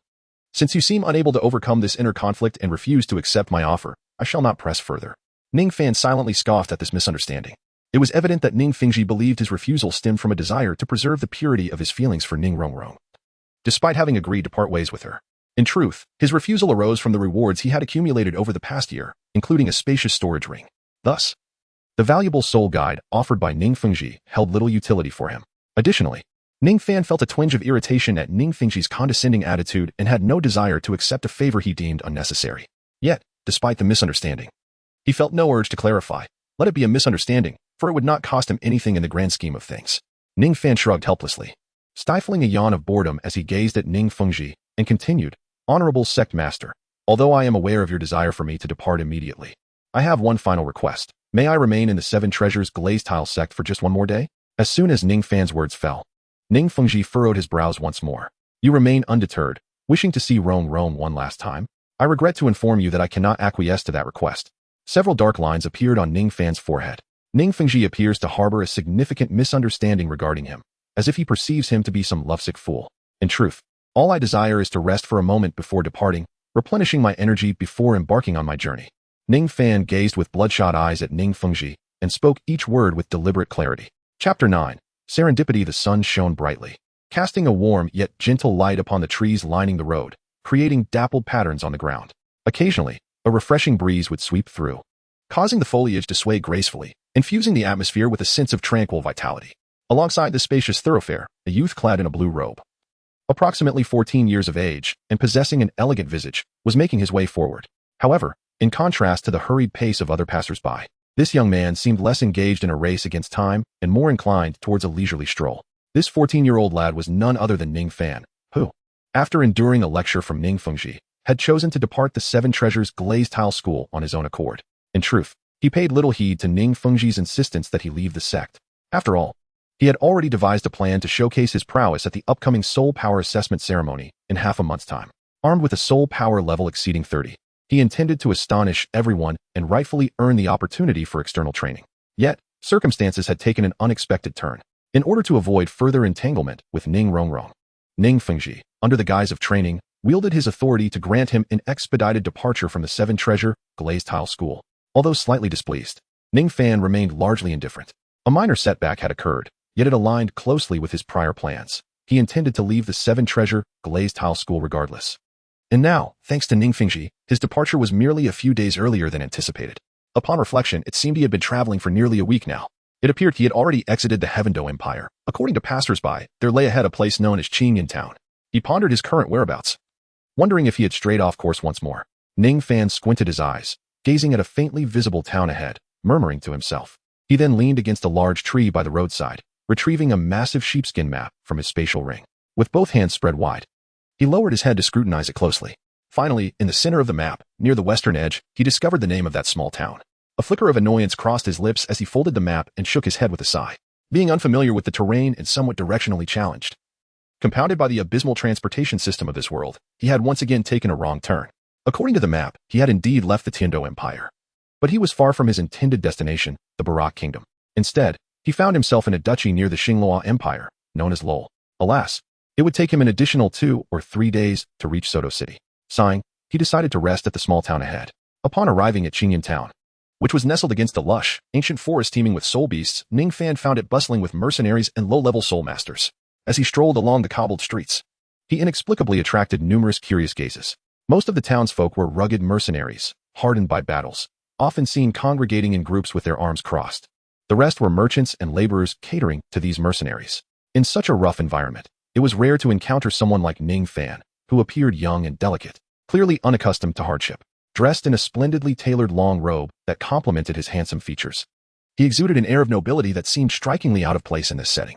Thus, his presence garnered considerable attention, some filled with curiosity, others tinged with malice. To the mercenaries, Ningfan's youth was evident, yet his attire and appearance suggested a person of considerable means. A solitary figure without any guards was akin to a plump sheep among wolves.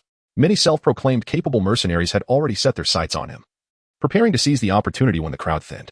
Ningfan paid little heed to the scrutiny around him, even though he sensed some gazes laced with ill intent. He had encountered similar situations during his travels and had grown experienced. If they were wise enough to steer clear, he would not bother to teach them a lesson. However, should they underestimate him, they would soon taste the iron fist of an auxiliary soul master. As he wandered aimlessly down the street, Ningfan felt a rumble in his stomach and decided to enter a relatively well-decorated tavern nearby. After seating himself and ordering a lavish array of dishes, he dove into his meal with gusto. Suddenly, a commotion erupted among the mercenaries in the tavern, accompanied by a cacophony of crude remarks. Frowning in curiosity, Ningfan lifted his gaze to the source of the disturbance. He beheld an extraordinarily beautiful girl entering the tavern, clad in form-fitting leather attire that accentuated her alluring curves. Her long black hair cascaded over her shoulders. With her head slightly bowed, she bore a striking resemblance to Ning Rongrong in height and complexions. But her beauty was distinctly different. Her figure, remarkably voluptuous for her age, was further accentuated by the sleek leather pants that highlighted her shapely legs.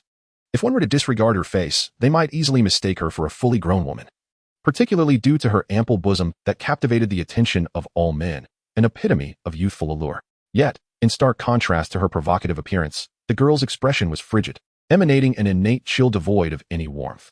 Her black eyes sparkled with a frosty glint, betraying not a hint of anger, which clashed with her otherwise stunning visage. Upon entering the tavern and overhearing the lewd comments from the surrounding brutes, her demeanor shifted, radiating an unmistakable aura of disdain. Ding. Detected A-rank target, Zhu Qing. Zhu Qing? What a coincidence. To encounter her here of all places. A cold mechanical voice echoed in Ningfan's mind, instantly revealing the identity of the icy maiden.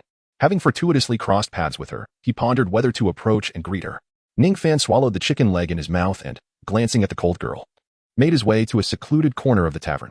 As he settled down, a flicker of hesitation passed through his eyes, and he murmured to himself.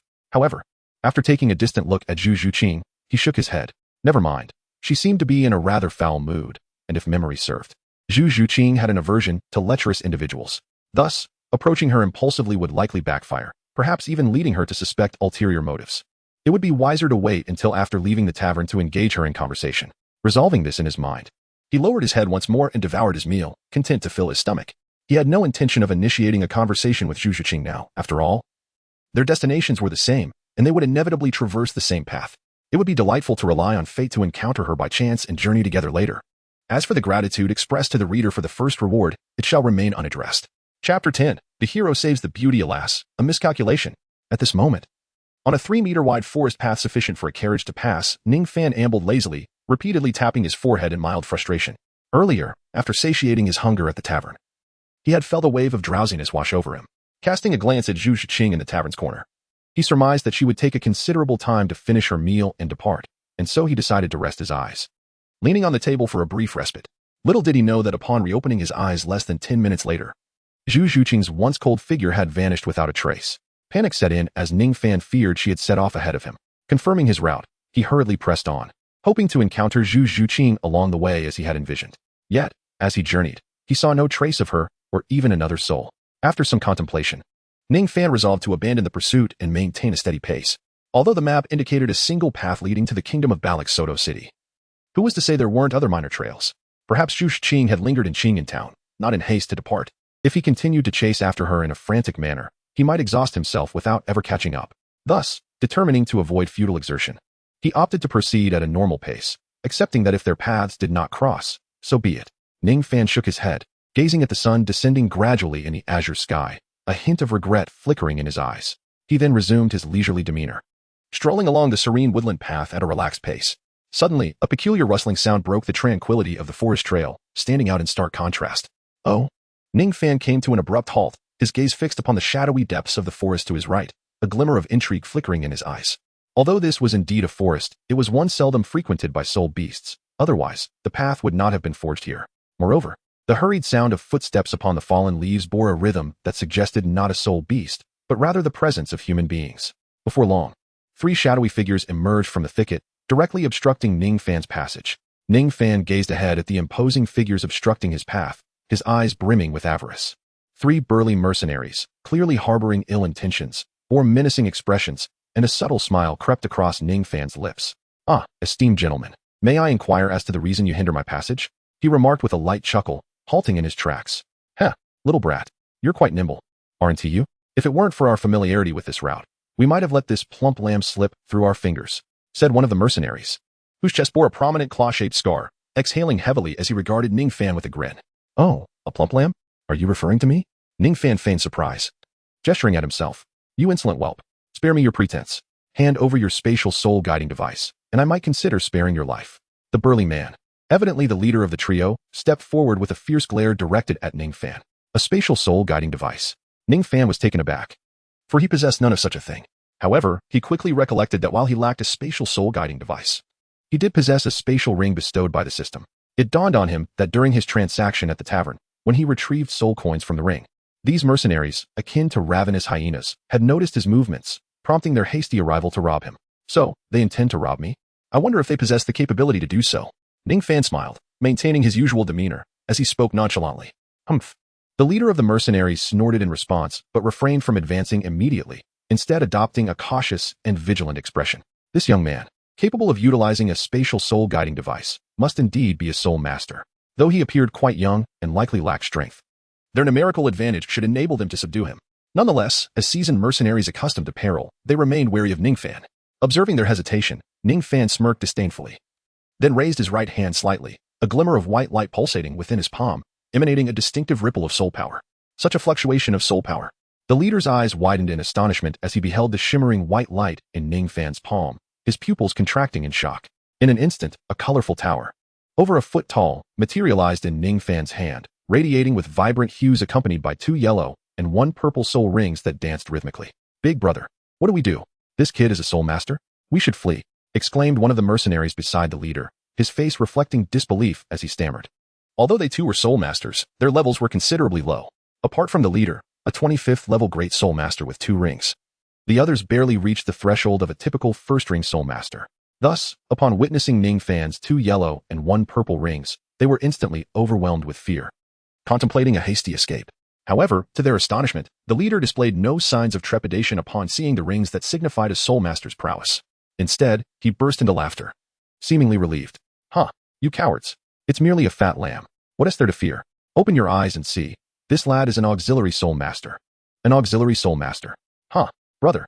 This boy seems to be a disciple of a major sect. We are bound to strike it rich," remarked the other 2 mercenaries, who moments ago had been stricken with fear, now rubbing their hands together as they cautiously advanced, their greed palpable, eyeing Ningfan like a lamb ripe for slaughter. After all, auxiliary soul masters lacked combat prowess. Whether a soul master or a soul sect, they posed no threat whatsoever. "Heh, strike it rich? Indeed.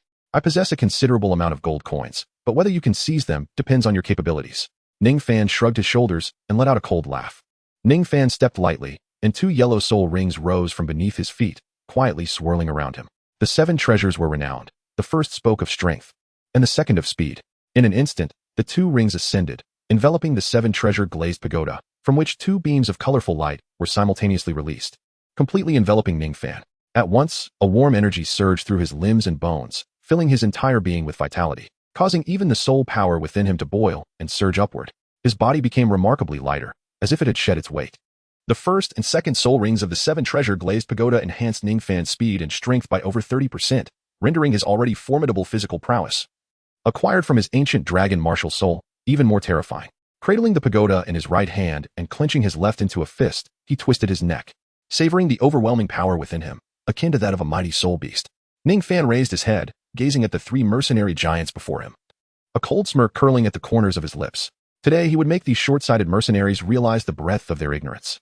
It was not solely the feeble support-type soul masters who could wield the treasure tower. He was also the formidable Ning Rongrong, capable of delivering a single punch that could leave them half dead.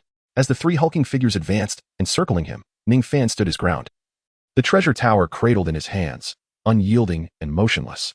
In the eyes of these brutes, he appeared dazed, prompting them to unleash a collective malicious grin as they activated their martial souls, various fangs and claws materializing around them, launching themselves towards their unsuspecting prey. Ningfan lowered his head with a faint smile, poised to unleash a powerful punch. However, in that fleeting moment, a striking black figure suddenly appeared before him, compelling Ningfan to hold his already charged fist. With an expression of surprise, he gazed at Zhu Zhiqing, who stood in front of him. Having intercepted the attack from the leading thug, he was momentarily taken aback. He had not anticipated encountering Zhu Zhiqing at such a critical juncture after her earlier disappearance. "Step back. Support me. I will hold them off," Zhu Zhiqing commanded coolly, not turning to face him, her back turned resolutely. Does she perceive me as a mere auxiliary, utterly defenseless against robbery? Ningfan blinked, contemplating inwardly. By the way, could this be considered a case of a hero being saved by a heroine? Chapter 11. Clinging to power? No, it should be regarded as a heroine rescuing a hero. Ningfan gazed at the cold silhouette standing less than 2 meters in front of him, silently contemplating. Zhu Zhiqing stood there, clad in a form-fitting black leather outfit that accentuated her flawless curves. A gentle breeze stirred her long black hair, making her particularly captivating. The delicate figure, in stark contrast to the 3 burly mercenaries resembling fierce soul beasts, appeared remarkably fragile, yet exuded no hint of fear. After effortlessly repelling the leading man, Zhu Zhiqing quietly unleashed her martial soul. A massive black cat shadow materialized behind her, and from her dark tresses, a pair of adorable black cat ears emerged. Additionally, a phantom black cat tail appeared at the curve of her exquisite form. Beneath her, 2 yellow soul rings pulsed rhythmically, emanating a unique aura of soul power.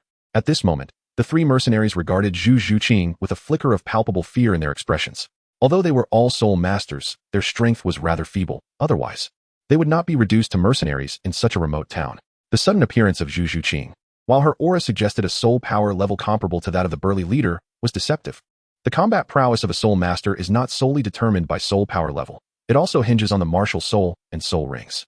Zhu Zhiqing's 2 yellow 100-year soul rings, combined with her unique feline martial soul, rendered her combat capabilities vastly superior to the leader's white and yellow rings paired with a mundane canine martial soul. Yet, perhaps overwhelmed by their numbers or blinded by greed, the mercenaries hesitated after Zhu Zhiqing's sudden emergence, exchanging glances filled with avarice. Witnessing this, Ningfan's eyes glimmered with contemplation. He then pointed with his left hand, and instantly, 3 beams of multicolored light shot forth from the 7 treasure glazed tile, merging into Zhu Zhiqing's body. As the vibrant lights infused her, Zhu Zhiqing immediately sensed a profound transformation within herself. Turning around, she cast a genuine glance at the young man behind her, noticing a peculiar expression flickering in his beautiful eyes. The 7 treasure glazed tile? Unlike the ignorant mercenaries, Zhu Zhiqing recognized the extraordinary nature of the small tower in Ningfan's hands, instantly comprehending the terrifying enhancement brought about by its martial soul. Her icy visage softened with surprise. She had not anticipated that the soul master she had rescued would be a disciple of the 7 treasure glazed sect. However, upon glimpsing the 2 yellow and 1 purple soul rings adorning Ningfan, indicative of his soul sovereign status, her expression froze, momentarily dazed. As a daughter of the Zhu family in the Douluo Empire, her experience set her apart from ordinary individuals. She fully understood the sheer terror embodied in the soul power level displayed by this nearly pure-aged young man wielding a 7 treasure glazed tile martial soul. Indeed, Zhu Zhiqing had never encountered such a young soul sovereign level support soul master before. Just as Zhu Zhiqing regarded the young man with a mixture of curiosity and astonishment, he suddenly shouted, "Be careful." Upon hearing his warning, Zhu Zhiqing snapped back to reality, quickly realizing the incoming threat. She swiftly turned to face the mercenaries approaching from the front and flanks, her gaze once again turning icy. Focusing her attention, she surged forward towards the strongest among them, the burly leader. As a swift attack-type soul master, and bolstered by Ningfan's second soul skill, her speed reached its zenith. Like a shadow, she darted towards the leader, her fingers curling as her long nails glinted ominously. As Zhu Zhiqing unleashed her claws towards the leader's vital points, the lightning-fast attack left him no chance to evade. Nevertheless, being seasoned fighters accustomed to battling soul beasts, the burly leader instinctively sidestepped and hastily raised his beastly right arm to block the assault. A piercing scream shattered the air. The leader's right arm bore several gruesome gashes, his eyes wide with terror as he staggered backward, horrified by Zhu Zhiqing's prowess. Under the potent amplification of Ningfan's soul skill, Zhu Zhiqing had not even utilized her own skills. A single close-quarter strike was enough to incapacitate the leader's arm. Upon witnessing the leader's injury, the remaining mercenaries were gripped by fear and began to retreat swiftly. They could clearly see the disparity in strength when their most formidable companion had been so effortlessly injured. In unison, the other 2 mercenaries fled into the surrounding forest, while the burly leader, gritting his teeth, activated his second 100-year soul skill and accelerated away, disappearing without a trace. Zhu Zhiqing, with her cold, obsidian eyes, stood rooted in place, her ink-black hair dancing in the wind. Observing the trio's retreat, her expression remained impassive. She had merely intervened to assist, and, with their departure, her purpose was fulfilled. Her composed nature dissuaded her from pursuing them further. Meanwhile, Ningfan, watching the swift conclusion and the fleeing figures, stroked his chin, a hint of regret flashing across his eyes. With a soft sigh, he lamented their fortunate escape, had it not been for Zhu Zhuqing's timely arrival. Ningfan personally intervened to teach a lesson to these oblivious mercenaries. Had he not forcefully struck them one by one, the situation of today's road robbery would have indeed been difficult to resolve. Yet, if they chose to flee, so be it. Although Ningfan felt a twinge of regret, it did not weigh heavily on him. Instead, his gaze and attention were drawn to the slender, cold figure ahead. Perhaps sensing something, Zhu Zhuqing turned around after releasing her martial spirit. Her frosty gaze met Ningfan's in the air, her dark eyes locking onto his. Frowning slightly, Zhu Zhuqing took another glance at the uniquely positioned young man before withdrawing her gaze, remaining silent. Although her curiosity about Ningfan was palpable, it was not sufficient to compel her to engage with this stranger. Ningfan, well aware of Zhu Zhuqing's nature, understood this implicitly. Thus, he felt compelled to take the initiative. With measured steps, he approached Zhu Zhuqing, his handsome, chiseled features adorned with a gentle smile as he softly spoke. "Thank you for your assistance. I am Ningfan, a disciple of the Seven Treasures Glazed Tile School. May I inquire your name, miss?" In response, Zhu Zhuqing's expression remained indifferent as she replied coolly, "Zhu Zhuqing." After uttering those three simple words, she turned away without any intention of prolonging the conversation, her long legs striding away. A flicker of surprise crossed Ningfan's eyes at the unexpectedly aloof demeanor of Zhu Zhuqing. However, as he observed her stride away, he promptly followed suit and continued, "Miss Zhuqing, please wait a moment. It is inevitable that unforeseen circumstances may arise during our journey. This is likely your first outing, as it is mine, and since we are both headed to the kingdom of Balak, why not travel together for mutual support?" Ningfan reasonably proposed a suggestion and extended a request to Zhu Zhuqing for companionship in forming a team. On the surface, as a disciple of the Seven Treasures Glazed Tile School, his request was indeed quite justified. For the formidable supportive abilities of Ningfan's Seven Treasures Glazed Tower made him an ideal companion that most soul masters would eagerly seek. Upon hearing his words, Zhu Zhuqing, who had her back turned to Ningfan, paused for a moment, seemingly hesitating, before resuming her stride without looking back. She coolly remarked, "If you are concerned about danger, maintain a distance of 3 meters behind me. Should any unforeseen events arise, I will do my utmost to protect you." It was evident that the exceedingly aloof Zhu Zhuqing did not relish the idea of a relatively unfamiliar companion lingering by her side. Ningfan silently mused. Is she perceiving me as someone merely seeking to ride on her coattails? Chapter 12. Bridging relationships. Although he found himself underestimated once more, Zhu Zhuqing's perspective aligned with Ningfan's own intentions. While her demeanor was notably frigid, she possessed a nature that was cold on the outside yet warm within. This was illustrated by her earlier decisive action in aiding Ningfan, whom she regarded as utterly defenseless, in repelling the mercenaries. It was clear that she was not as indifferent and detached as she appeared, nor did she harbor a complete disregard for others. Despite her inclination for solitude and her disfavor towards unfamiliar individuals accompanying her, Zhu Zhuqing considered Ningfan's status as a support-type soul master, aware of his lack of self-defense capabilities and the potential dangers they might face along the way. Thus, although she did not formally acquiesce to Ningfan's request for companionship, after some contemplation, she ultimately tolerated his presence behind her, assuring him of her protective instincts in case of emergencies. Naturally, all of this was predicated on Zhu Zhuqing's assumption that the young man before her was merely a harmless support-type soul master devoid of offensive capabilities. Had she been privy to the true strength concealed beneath Ningfan's supportive faade, she would likely have maintained a vigilant stance, swiftly retreating without a trace. However, keeping a distance of over 3 meters behind Zhu Zhuqing and treating her as a free bodyguard was not the outcome Ningfan desired.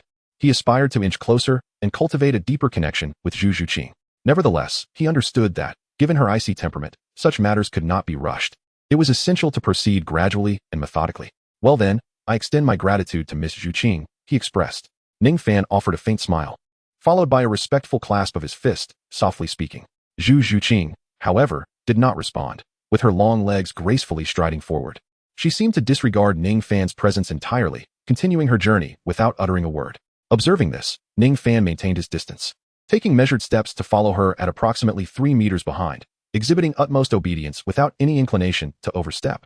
Thus, the two remained enveloped in silence, progressing together in a peculiar relationship, one leading and the other following. As the sun in the sky gradually sank in the west, the silver moon emerged. Twinkling stars adorned the night, and the curtain of night gently descended. Ningfan and Zhu Zhuqing had been journeying together for nearly half a day. Throughout this time, Ningfan resembled a fragile companion devoid of any self-preservation abilities, trailing behind Zhu Zhuqing's silhouette. Zhu Zhuqing, on the other hand, strode ahead as if Ningfan were inconsequential, never glancing back or uttering a word, seemingly having forgotten about him entirely.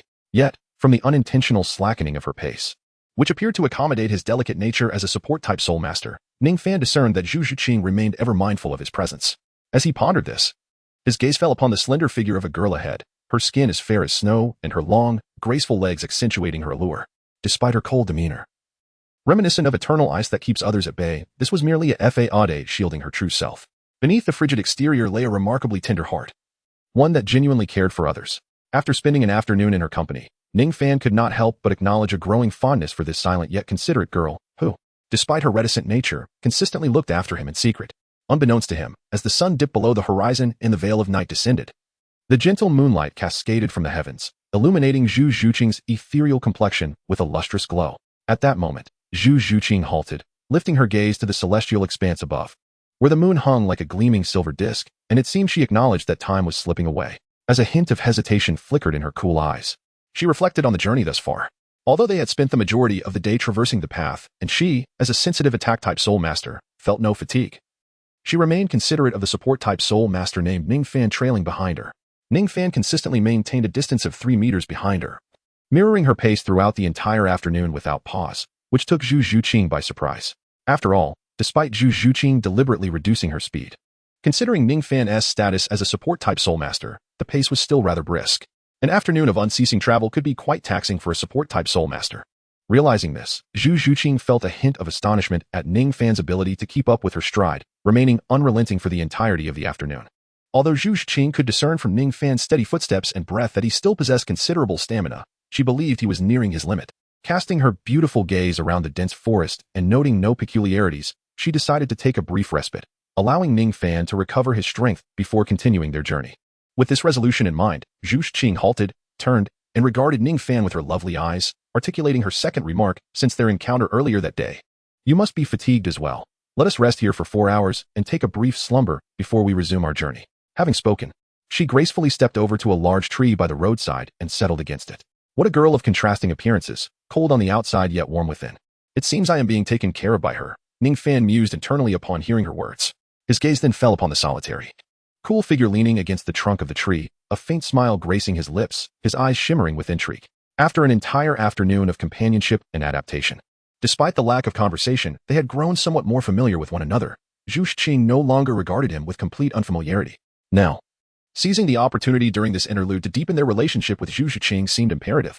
As thoughts raced through his mind, Ningfan observed Zhu Zhuqing's gentle smile as she approached, for the first time crossing the 3-meter boundary they had tacitly agreed upon, positioning himself before her. Upon noticing Ningfan's approach, Zhu Zhuqing cast a fleeting glance his way, her delicate brows momentarily furrowing, though she refrained from voicing any objections.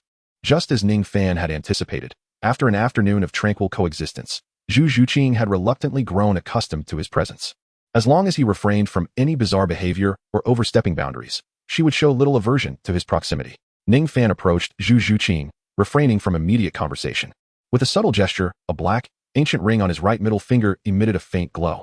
In an instant, a pile of firewood, each piece roughly the size of an arm, materialized before Zhu Zhuqing. This would have been meticulously prepared during Ningfan's journey the previous week, stored within his spatial ring. While firewood was abundant in nature, typically collected on the spot when a fire was needed, Ningfan had ample space within his storage ring, nearly 10,000 cubic meters, vastly exceeding the capacity of ordinary soul guides. Thus, stockpiling firewood posed no inconvenience for him. Zhu Zhuqing gazed at the unexpectedly large mound of firewood with a hint of astonishment in her beautiful eyes. She was taken aback that someone would utilize a precious spatial soul guide to store such commonplace firewood, a display of extravagance that was quite unexpected. Ningfan's intention for producing the firewood was evident. It was to kindle a fire, an essential element in fostering a warm and romantic atmosphere to strengthen his bond with Zhu Zhuqing. However, as Ningfan arranged the firewood and placed some kindling, preparing to ignite the fire, Zhu Zhuqing's expression shifted to one of hesitation. Her delicate lips parted slightly, cautioning him against lighting a fire. "We are deep within the forest. If we recklessly start a fire, it might attract some snakes or spirit beasts." "Ah, there's no need for concern," Ningfan reassured her. "I have prepared 1,000-year spirit beast repellent powder. Once sprinkled around, it will deter typical spirit beasts and snakes." With a flick of his hand, he produced a white cloth bag exuding a peculiar aroma, filled with gray powder. As it was his first time venturing out alone, Ningfan had made thorough preparations, acquiring numerous supplies before his departure from Tiando City. The repellent powder, a crucial survival tool for lower-ranked soul masters in the wild, was indeed among his provisions.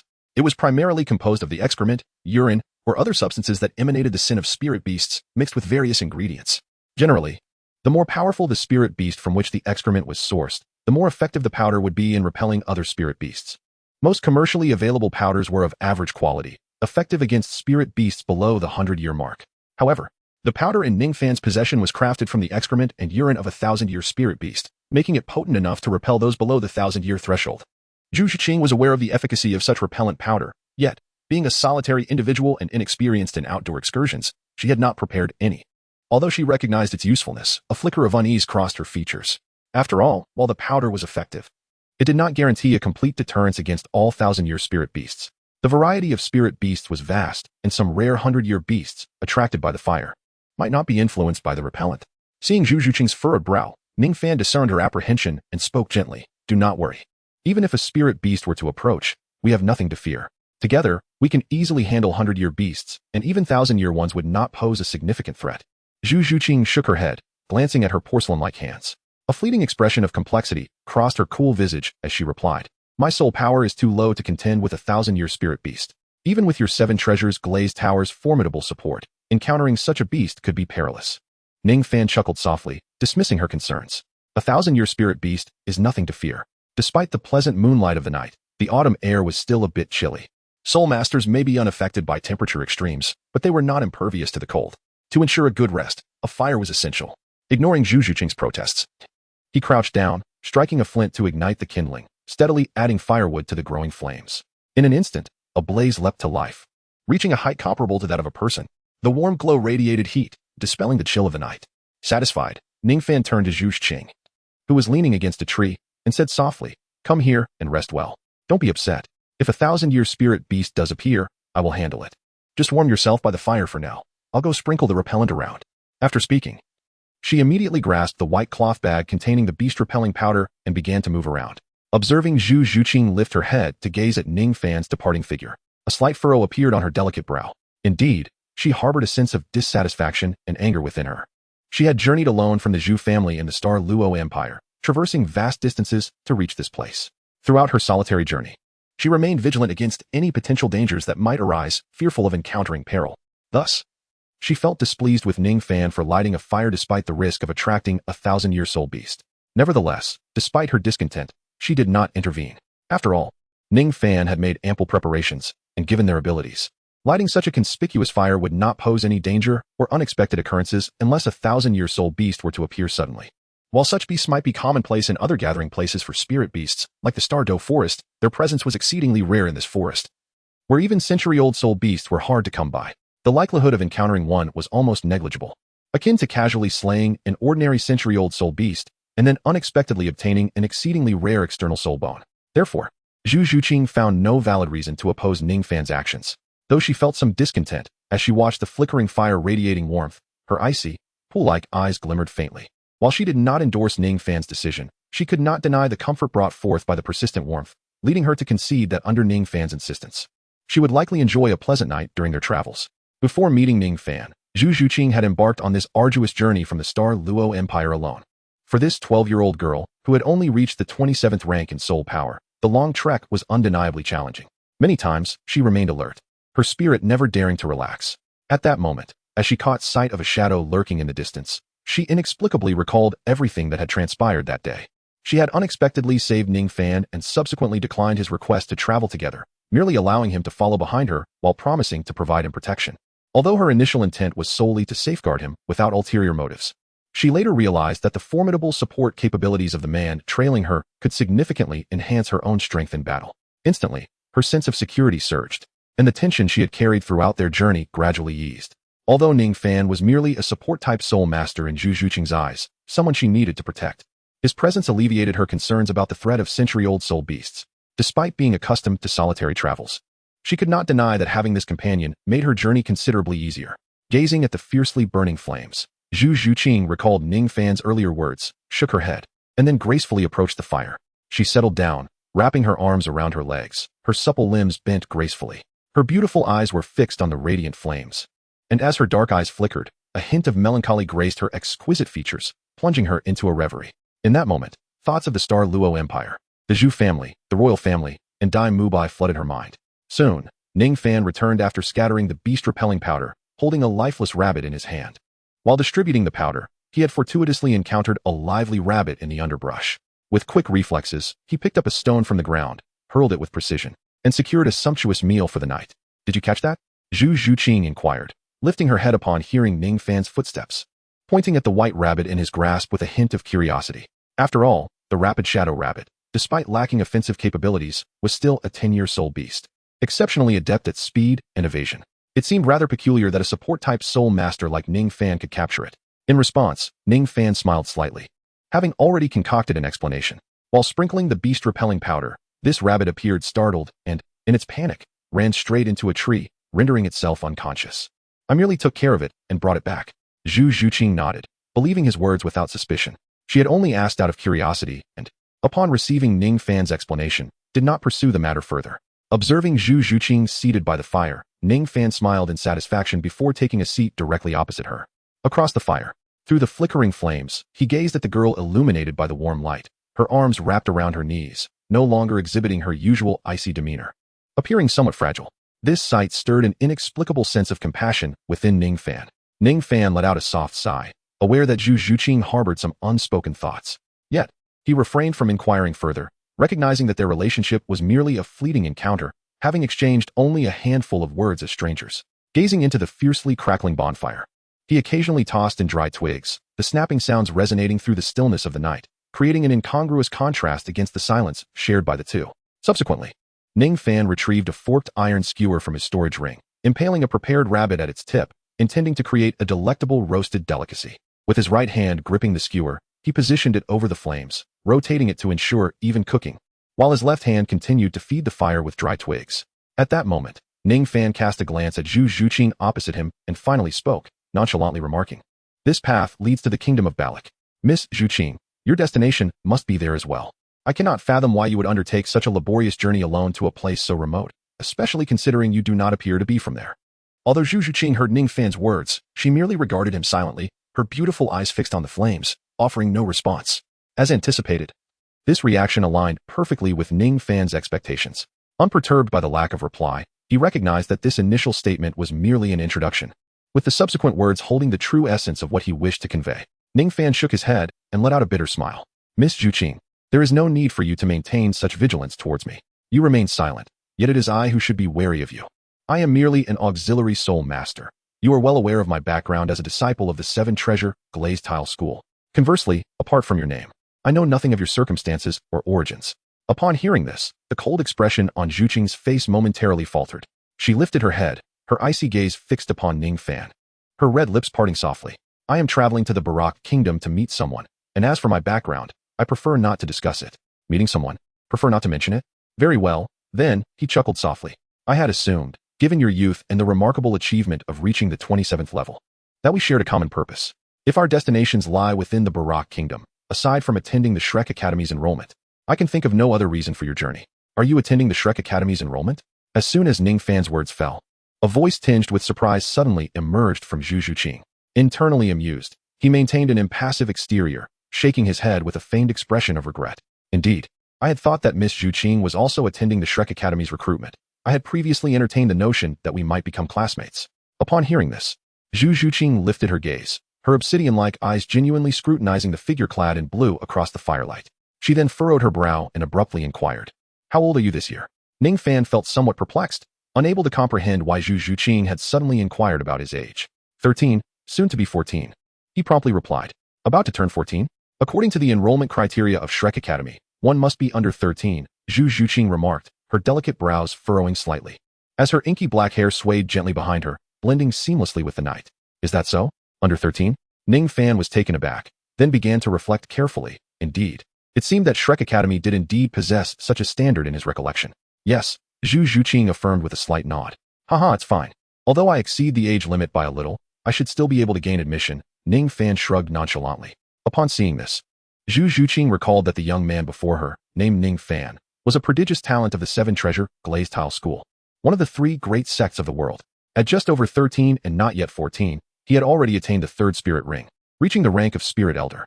Such a candidate would undoubtedly be coveted by any academy. How could he possibly be denied entry to Shrek Academy? Zhu Zhuqing became acutely aware of the young man's remarkable qualities upon their fortuitous meeting, and after a brief hesitation, she parted her crimson lips to inquire. I sense that your spirit power does not seem to reflect that of someone who has just entered the spirit elder rank. As for my current level of spirit power, I recently broke through to the spirit elder rank, and fortunately, my spirit power has already reached level 35. Ningfan turned to Zhu Zhuqing with a smile, revealing a row of pearly white teeth, strikingly prominent. 35 levels. Upon hearing this astonishing number, even Zhu Zhuqing, who usually exuded a cool demeanor, could not help but exclaim. At not yet 14 years of age, he had already attained the rank of 35 in soul cultivation. It is rare for even battle soul masters to match such an extraordinary rate of progress, let alone those in the more challenging auxiliary system. After casting a deep glance at Ningfan, Zhu Zhuqing suddenly recalled the true purpose of her journey to the Barak Kingdom. She addressed Ningfan, saying, "You should consider." Zhu Zhuqing gently shook her head, uttering only a single word, her expression darkening, leaving the rest of her thoughts unspoken. Chapter 15, Craftsmanship. Ningfan raised an eyebrow, discerning that Zhu Zhuqing seemed to desire his assistance with a particular matter. Considering Zhu Zhuqing's journey to the Barak Kingdom, which was also the destination of Shrek Academy, he could surmise the nature of her request. Surely, she could not be asking him to aid her in eliminating Daimú Bai. Could she? Based on his recollections, Ningfan interpreted Zhu Zhuqing's earlier expression, one of hesitation and eventual resignation, as a possible indication of her intentions. Though he had never engaged in such a gruesome act, and was entirely inexperienced in that regard, if Zhu Zhuqing were to genuinely solicit his aid, he would undoubtedly agree without hesitation. After all, he had long harbored discontent towards Daimú Bai. The man was cowardly and inept, devoid of any courage. And upon fearing that he could not surpass his elder brother, he abandoned Zhu Zhuqing in the Star Luo Empire, fleeing without a second thought. Subsequently, he arrived at Shrek Academy, indulging in a life of pleasure while entangled with twin beauties. His actions were truly reprehensible. Ahem. Such behavior was utterly inhumane. At that moment, Ningfan wore an expression of righteous indignation, internally cursing. Despite only having spent a mere half-day with Zhu Zhuqing, he had developed a considerable fondness for this resilient and frigid girl. At merely 12 years of age, and without even reaching the soul sovereign level, she had traversed several nations alone, journeying great distances to reach Shrek Academy in the Barak Kingdom. Given her enchanting appearance, one could only imagine the hardships and adversities she had encountered during her travels. Everything Zhu Zhuqing undertook was to meet her betrothed, Daimú Bai, and to ascertain if she could compete with his elder brother.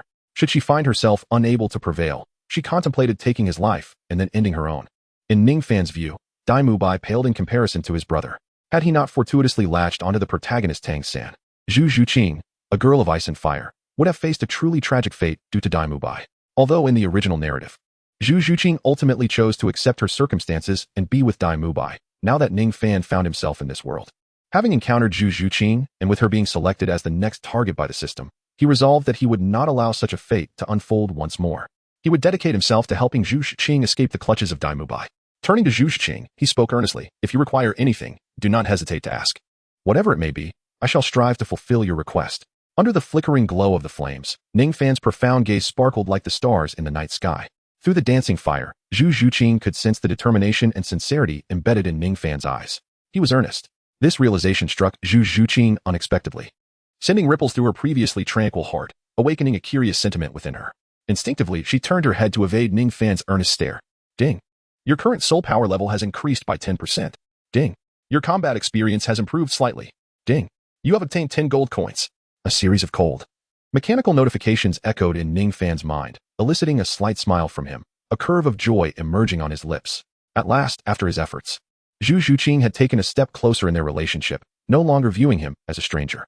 With a pleasant mood, he gazed at the rabbit roasting over the fire, which had turned a golden hue. After flipping it over a couple of times, he retrieved it. With a wave of his hand, various jars of seasonings appeared before him, and he skillfully sprinkled them evenly over the rabbit meat. Once seasoned, he placed the rabbit back into the flames, turning it several times until the fat dripped down, allowing the flavors to meld perfectly before retrieving it again. Soon, the tantalizing aroma of the roasted rabbit filled the air. Beholding the delectable sight of the fragrant rabbit, Ningfan smiled with satisfaction. The craftsmanship rewarded by the system was truly impressive, for someone who had never truly attempted grilling before.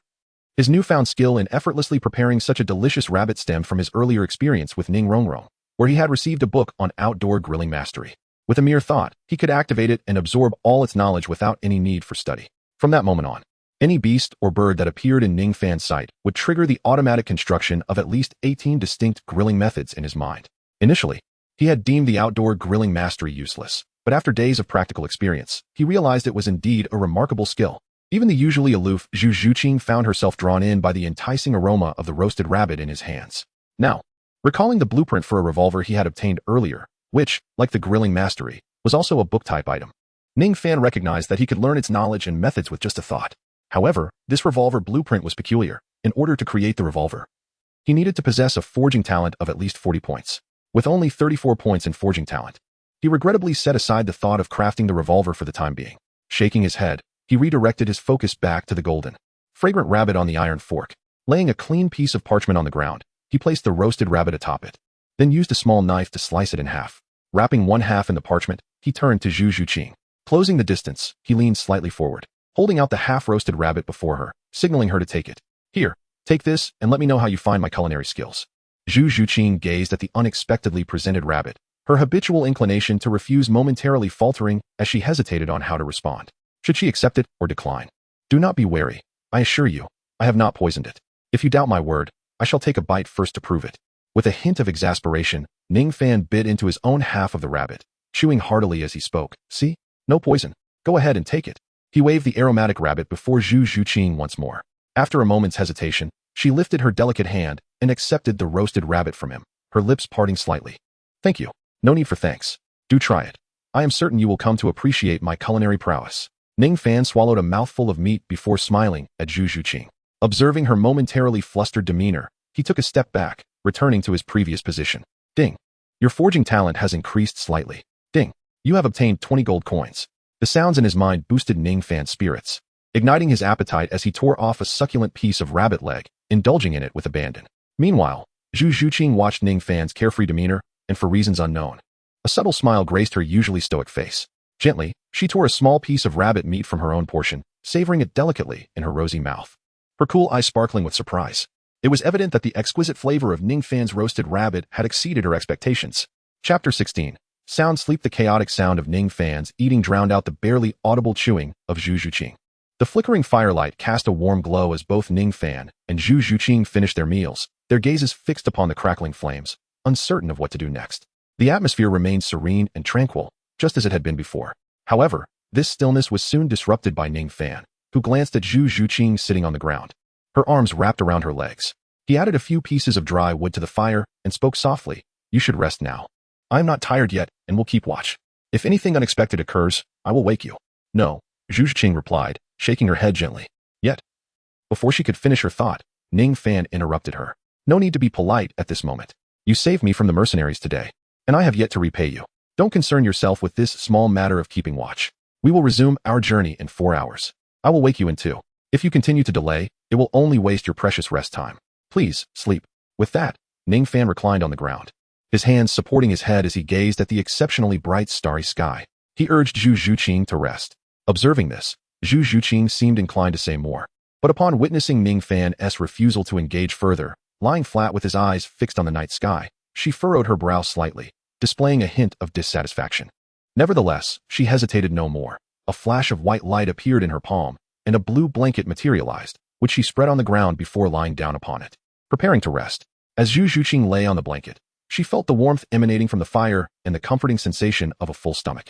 Although she had not been particularly weary, a wave of drowsiness swept over her. Through the firelight, she could see Ningfan lying on the ground, his eyes wide open as he calmly gazed at the night sky. Is this the feeling of companionship? It seems rather pleasant, she mused softly, her previously cold expression softening in the warm glow of the flames. In the past, when she traveled alone, she bore the weight of everything by herself. Often, if she found herself alone in the forest overnight, fearing an attack from soul beasts, she would refrain from sleeping despite her exhaustion. Only when fatigue became unbearable would she seek refuge beneath a large tree, closing her eyes briefly, never daring to truly fall asleep. However, all of this changed upon encountering the man before her. Though it had only been half a day, perhaps due to Ningfan's identity as a support-type soul master from the Seven Treasure Glazed Tile School, she felt no threat or harm from him. Additionally, knowing that he was of a similar age and that they were both headed to Shrek Academy, where they might become classmates, instilled a sense of trust in Zhu Zhuqing, an impression that quickly formed in her heart. Cocooned in her blanket, she gradually closed her eyes and succumbed to sleep. Ding. Your forging talent has increased slightly. Ding. You have acquired detailed knowledge of medicinal herbs. Ding. You have received 5 gold coins. Hearing the notifications in his mind, Ningfan rolled over to observe Zhu Zhuqing, who lay peacefully on the blue blanket, her usual icy demeanor replaced by a serene and gentle appearance as she slept. He shook his head, whispering softly, "This is how a 12-year-old girl should be." The night was profoundly tranquil, the only sounds being the occasional roar of a beast deep within the forest and the crackling of dry wood in the fire. As the night deepened, the forest grew even quieter and slightly colder. At this moment, Ningfan sat cross-legged, eyes closed in meditation, absorbing soul power. Although he could rely on system rewards to enhance his strength, he believed that more effort would yield faster progress. Thus, he diligently practiced each day without fail. With Zhu Zhuqing asleep, he was left alone to fill the void of time with his cultivation. After a considerable period, Ningfan opened his eyes and glanced up at the position of the silver moon. "Oh, has nearly 3 hours passed so swiftly?" Ningfan murmured softly, then stood up, gazing at the flickering flames that had waned due to his neglect in adding fuel. He promptly replenished the firewood. Subsequently, his eyes fell upon Zhu Zhuqing, who lay on the blanket, her breath even, enveloped in a deep, sweet slumber. Although it was his turn to awaken her for the night watches per their agreement, he hesitated, reluctant to disturb her peaceful rest. After some contemplation, Ningfan shrugged and resolved to allow Zhu Zhuqing to continue her slumber. Despite the journey being characterized as an ordeal, Ningfan had relied on his adept survival skills, meticulous preparation, and formidable physical prowess, rendering this solitary trial more akin to a leisurely expedition. It was no small feat for a 12-year-old girl like Zhu Zhuqing to traverse from the Star Luo Empire, and he decided it was best to let her enjoy a restful sleep while he bore the burden of the night. With his mind made up, Ningfan smiled at the sight of her serene slumber and chose not to rouse her. Just then, a gentle breeze swept through the trees, carrying the chill of the late autumn night. Zhu Zhuqing's delicate form shivered slightly, her brows furrowing instinctively, curling up further in response to the cold. Observing this, Ningfan frowned. Although he had kindled a fire, the autumn winds were too fierce for a mere flame to fend off completely. Moreover, Zhu Zhuqing was clad in a form-fitting leather outfit that left her thighs exposed, without a blanket to keep her warm, making her vulnerable to the biting chill of the night. Realizing this, Ningfan shook his head, pondering his options. A flash of white light appeared in his palm, materializing into a delicate silk quilt. He approached Zhu Zhuqing with utmost care, ensuring not to make a sound, and lowered himself to her side, taking in her visage up close for the first time. Unlike her usual icy demeanor, she appeared softer in sleep. Her slender body curled up, and her jet-black hair cascaded like clouds around her. Despite the tranquility of her slumber, her delicate features still bore traces of an enigmatic melancholy and an air of coldness. His gaze traversed her butterfly-like lashes, her lips as rosy as blooming crabapple flowers, finally settling on the expanse of her fair skin peeking from beneath the quilt, which shone brighter than the moonlight above. Zhu Zhuqing's beauty in slumber was enchanting, yet her figure was equally captivating, with long, graceful legs accentuated by the snug leather attire, presenting a silhouette that was nothing short of mesmerizing. Ningfan, who had been cautious not to awaken her, found himself momentarily breathless. Quickly regaining his composure, he shook his head and redirected his focus to his original intention. Crouching down, he gently unfurled the silk quilt and draped it over her curled form. However, he had underestimated Zhu Zhuqing's instinctive vigilance. Just as the quilt made contact with her skin, her eyes fluttered open, revealing a pair of obsidian orbs that locked onto Ningfan, who was crouched nearby with open arms. A flicker of surprise crossed her face, quickly followed by an unmistakable look of disappointment. Her countenance turned icy, and her eyes flashed with anger as she parted her lips to utter a sharp command. "Get lost." Ningfan's heart raced as he realized she had misconstrued his intentions. He hurriedly gestured towards the quilt on her, explaining, "It's cold, and I noticed you were dressed lightly. I merely wished to cover you with a blanket." At the mention of the quilt, Zhu Zhuqing's frigid demeanor faltered momentarily. She raised herself slightly, glancing at the silk quilt now draped over her, and comprehension dawned upon her. The chill that had enveloped her vanished, replaced by a hint of embarrassment as she lowered her gaze, her icy cheeks tinged with a delicate flush that, though faint, blossomed like a snow lotus in the night. Captivating and enchanting. "You didn't think I was the kind of person who would take advantage of a beautiful girl while she sleeps, did you?" Relief washed over Ningfan as the misunderstanding cleared, but he couldn't help but tease her at the sight of her flushed cheeks. Zhu Zhuqing remained silent, her head still bowed, unable to refute his playful jab. "Why don't you trust me? Do you really think I could do something like that? Even if I had such intentions, I lack the courage, being just a humble support-type soul master." Ningfan continued to jest. "Enough, it's my watch now. You should rest," Zhu Zhuqing retorted, her cool expression tinged with annoyance at his teasing. She swiftly tossed the silk quilt back onto Ningfan, then stood up and seated herself on the opposite side of the fire, wrapping her arms around her legs, her head bowed as she stared into the flames, silent. Though her demeanor remained composed and cold, Ningfan sensed a hint of sulkiness in her posture. "Ah, You're still just a little girl, he mused inwardly, amused by her reaction. Despite her maturity shaped by her experiences and lineage, she was still a 12-year-old girl, naive and straightforward, and his teasing had revealed her true nature. Well, it's time for me to rest. Wake me in an hour, he concluded. Ningfan shook his head, then gazed at the moon in the sky, softly addressing Zhu Zhuqing. 1 hour? Zhu Zhuqing glanced at the heavens and realized, without Ningfan calling her, she had indeed overslept, seemingly for an hour longer. Immediately, she directed her cool, piercing gaze towards Ningfan, her delicate brows furrowing slightly, a hint of inquiry evident in her eyes. Do not look at me. I lost track of time during my cultivation and forgot to rouse you. To be honest, I have suffered quite a loss. Ningfan stretched leisurely and smiled at Zhu Zhuqing. Upon hearing his words, Zhu Zhuqing glanced at Ningfan. Although she lacked experience and possessed a naive heart, she was certainly not foolish. She could not be swayed by such a rationale. Indeed, while she was sound asleep, Ningfan might have been cultivating. However, the gesture of covering her with a blanket after completing his practice was certainly not an action meant to rouse her from slumber. Had it not been for her acute sensitivity, which startled her awake, Zhu Zhuqing believed she would have slept soundly until dawn. After all, since leaving the Zhu family, it had been quite some time since she had enjoyed such a peaceful slumber. Reflecting on this, she slightly turned her head and cast a glance at Ningfan across the fire. After conversing with Zhu Zhuqing, Ningfan promptly retrieved a blanket, placing both hands behind his head before reclining to rest. Initially, Ningfan intended to forego sleep that night, hoping to allow Zhu Zhuqing to enjoy a longer respite. However, given the unforeseen circumstances that had startled her awake, it was evident that she would no longer find slumber. Thus, he resolved to seize the final moments of the early hours to rejuvenate himself, ensuring he would have the vigor needed for their journey to Shrek Academy the following day. Yet, just as Ningfan settled down, preparing to indulge in a refreshing nap, his expression suddenly shifted. He opened his eyes abruptly and turned to gaze at Zhu Zhuqing, who was likewise looking at him. As their eyes met in the air, Zhu Zhuqing swiftly averted her gaze, mistakenly believing that Ningfan had noticed her watching him, a delicate flush of crimson once again gracing her cheeks. Ningfan observed keenly, and had it been earlier, he might have teased Zhu Zhuqing to enhance their rapport. However, his thoughts had shifted now. Rising to his feet, he cast his gaze into the depths of the dense forest, his expression a tapestry of emotions. Before he exhaled a deep sigh, alas, he never anticipated hitting the jackpot. At that moment, Zhu Zhuqing seemed to sense the anomaly as well. She promptly stood up. Her beautiful eyes also fixated on the heart of the forest, where peculiar sounds emanated, as if something was about to spring forth from the shadows. Suddenly, a pair of cold, watermelon-sized vertical pupils emerged from the darkness, accompanied by a hissing noise. Upon witnessing this, Zhu Zhuqing's face tightened in apprehension, her soul power surging within her, poised for action. Though the true form of the creature lurking in the darkness remained obscured, she sensed that the soul beast was formidable. With a soft snort, Zhu Zhuqing summoned her martial spirit. The silhouette of a cat materialized behind her, and in an instant, fluffy cat ears and a tail sprouted forth. She bent her body slightly, adopting a defensive stance as she gazed at the soul beast lurking in the shadows. Empowered by her martial spirit, her enhanced vision allowed her to discern the massive creature concealed in the darkness. It was a giant python, with a triangular head and a waist as thick as a barrel, measuring over 10 meters in length. The colossal serpent was half raised, revealing its abdomen adorned with strange patterns, flicking its tongue as it slithered slowly toward them. Zhu Zhuqing recognized it as a floral-bellied giant python, estimated to be at least a millennium old. This marked her first direct encounter with a 1,000-year soul beast in the wild, and instinctively, she felt the urge to flee.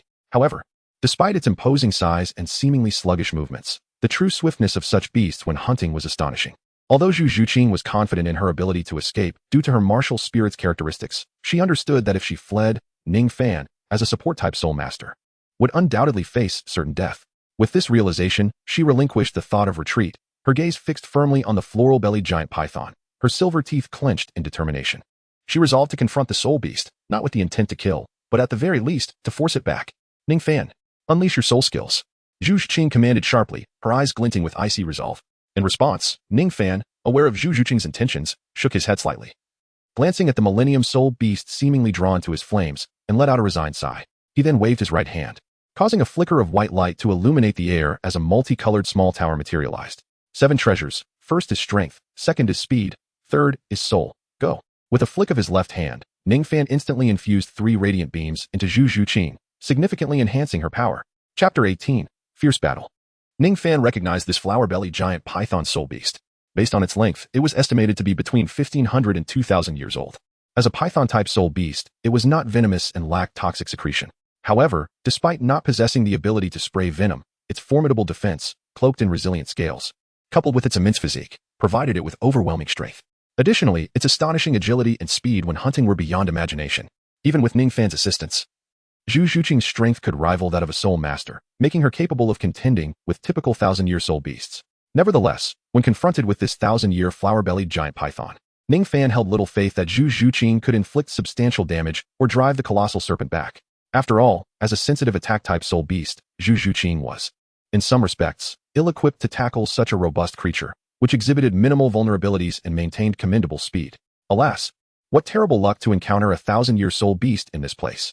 As Ningfan bestowed upon Zhu Zhuqing the entirety of the 3 auxiliary soul abilities from the 7 treasures glazed tower, he shook his head, expressing a sense of helplessness.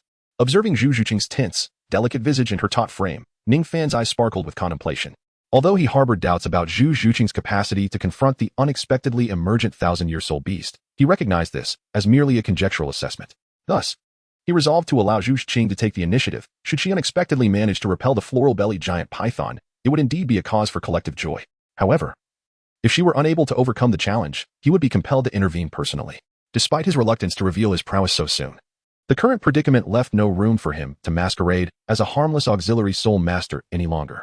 In an instant, the colossal form of the floral-bellied giant python emerged from the shadows, fully unveiled before Ningfan and Zhu Zhuqing. As a cold-blooded creature, it exhibited acute sensitivity to sources of light, particularly those radiating intense heat. Drawn by curiosity during its inadvertent passage, it soon discovered the 2 human morsels beside the fire. The giant python's enormous vertical pupils fixated on the pair, its crimson tongue flickering as it emitted a series of peculiar hisses, unabashedly displaying its predatory intent. Recognizing the inevitability of confrontation, Zhu Zhuqing resolved to seize the initiative, launching her attack first. In a blink, she vanished from sight, her speed manifesting in full measure. As an agile assault-type soul master, her swiftness was so remarkable that even Ningfan, deriving strength from the formidable Taishu ancient dragon martial spirit without its aid, found himself somewhat in awe. Most astonishingly, Zhu Zhuqing seemed to meld seamlessly into the night, her every movement silent and stealthy, striking without a hint of energy release or the sound of soul power piercing the air. Taking advantage of the giant python's momentary unawareness, she swiftly positioned herself behind the beast, her claws poised like razor-sharp talons. In a flurry of motion, a series of crisp sounds akin to metal clashing echoed from the python's body. Zhu Zhuqing, leveraging her extraordinary speed, unleashed a rapid succession of strikes aimed at the creature's vital points. Yet, these assaults appeared largely ineffective. Despite her claw's ability to slice through wood and even steel, they left only fleeting marks upon the smooth, gray-white scales of the python, inflicting minimal damage. The giant python, flicking its tongue, unleashed a thunderous roar before sweeping its massive tail through the air with a force that could cleave the very wind, targeting Zhu Zhuqing with ferocity. However, evading such a counterattack posed little challenge for her. With a deft push of her toes against the serpent's form, she propelled herself away like an arrow loosed from a bow, deftly escaping the path of the tail's onslaught. Once again, her figure morphed into a blur, darting forth with the speed of a swift swallow, her claws glinting with a chilling sheen as she launched a barrage of attacks from various angles against the giant python. Meanwhile, Ningfan positioned himself at the heart of the battlefield, his gaze firmly fixed on the elusive shadow of Zhu Zhuqing, his brow subtly furrowed. As a swift assault-type soul master, Zhu Zhuqing indeed possessed formidable capabilities. Yet, in the face of the giant python's formidable defenses, she found herself at a distinct disadvantage. Her sharp claws, even under the enhancement of her martial spirit, failed to breach the creature's resilient scales. It became evident that she needed to employ her soul abilities. Observing Zhu Zhuqing's graceful evasion of the python's gaping maw, Ningfan shook his head, inwardly lamenting that while her exceptional agility allowed her to elude the thousand-year python, this situation was only a temporary reprieve. Each successive dodge would inevitably deplete her stamina and soul power. If the stalemate continued, the likelihood of exhaustion leading to a fatal oversight was high. Thus, the only viable path for Zhu Zhuqing to break the deadlock lay in unleashing her first and second soul abilities. With this thought in mind, Ningfan prepared himself in an instant. Zhu Zhuqing's activation of her soul abilities could yield 2 potential outcomes. 1. The giant python, suffering under the effects of her abilities, might retreat in fear, a scenario Ningfan deemed highly improbable.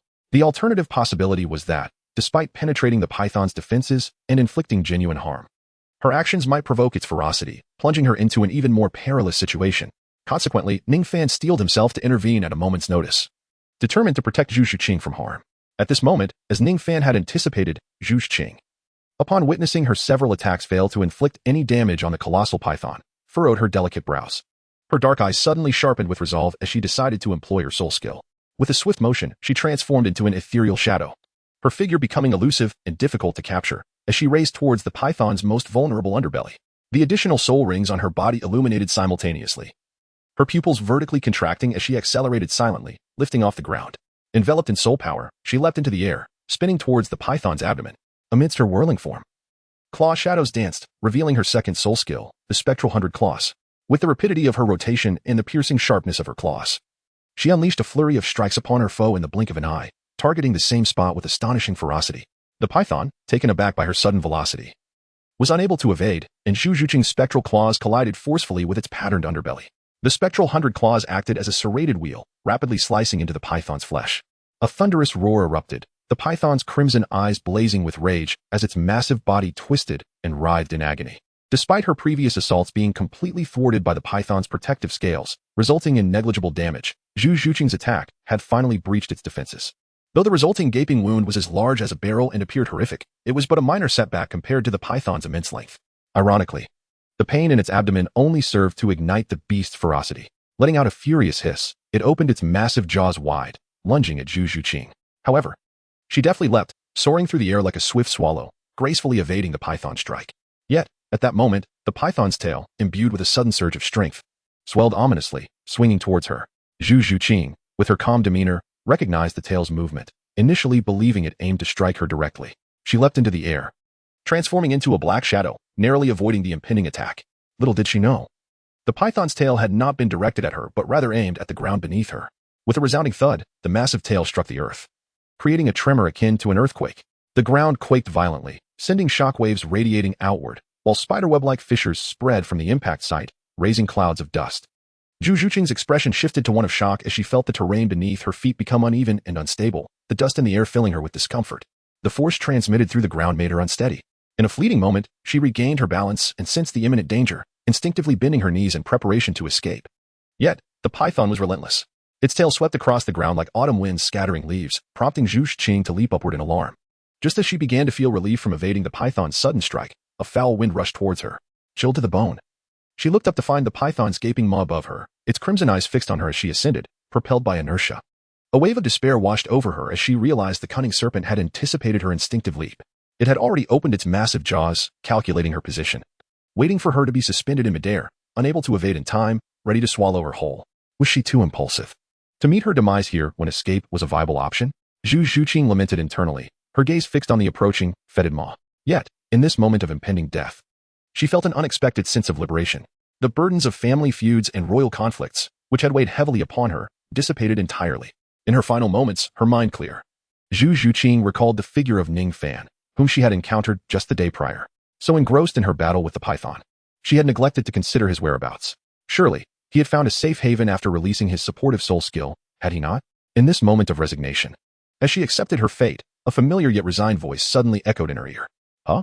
Zhu Zhuqing instinctively opened her dark eyes. With a dull thud, she beheld a shocking scene. Ningfan, whom she had thought had escaped, now soared through the air like a cannonball, his right fist raised to strike the python's massive head. Just one punch, though it appeared insignificant compared to the python's formidable visage.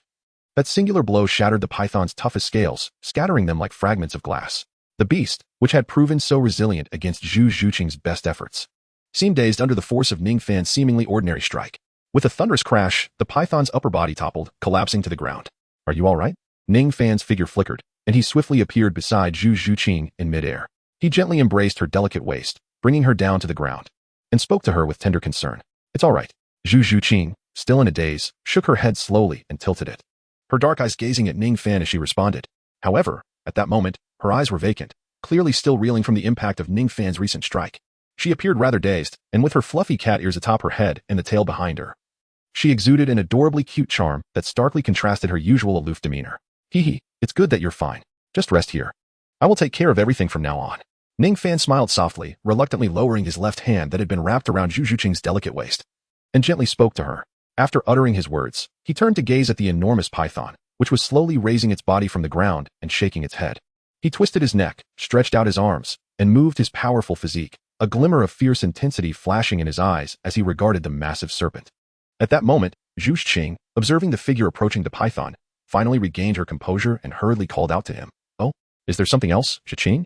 Ningfan turned around and smiled at Zhu Zhuqing, affectionately addressing her for the first time with the endearing name Zhuqing. Zhu Zhuqing heard his call, but at that moment had no intention of pursuing the matter further. Her dark eyes flickered as she gazed at the young man before her. Hesitating for a moment before inquiring, Aren't you an auxiliary spirit master? How could you? This is quite amusing. Ningfan chuckled, scratching the back of his head. You see, Shiqing, in our realm, there exists a rather peculiar belief. It posits that individuals possess unique attributes. Take me for instance. While I am indeed an auxiliary spirit master and generally pose no threat, in a state of extreme anger, I can, surprisingly, deliver a single punch that could incapacitate a 1,000-year-old soul beast, or even slay a 15-meter-long giant python with just 3 strikes. Ningfan twisted his wrist, speaking in a deep tone. Chapter 20. The Humanoid Beast. After he finished speaking, he paid no heed to Zhu Juqing's stunned expression and turned away. With a powerful thrust of his right foot against the ground, he propelled himself into the air like a cannonball. At that moment, the enormous flower-bellied python swayed its massive head, its body trembling slightly. Clearly, Ningfan's earlier forceful punch had left it momentarily dazed, unable to comprehend the situation. However, it soon focused its crimson vertical pupils on the figure rapidly approaching it, instinctively sensing the impending danger.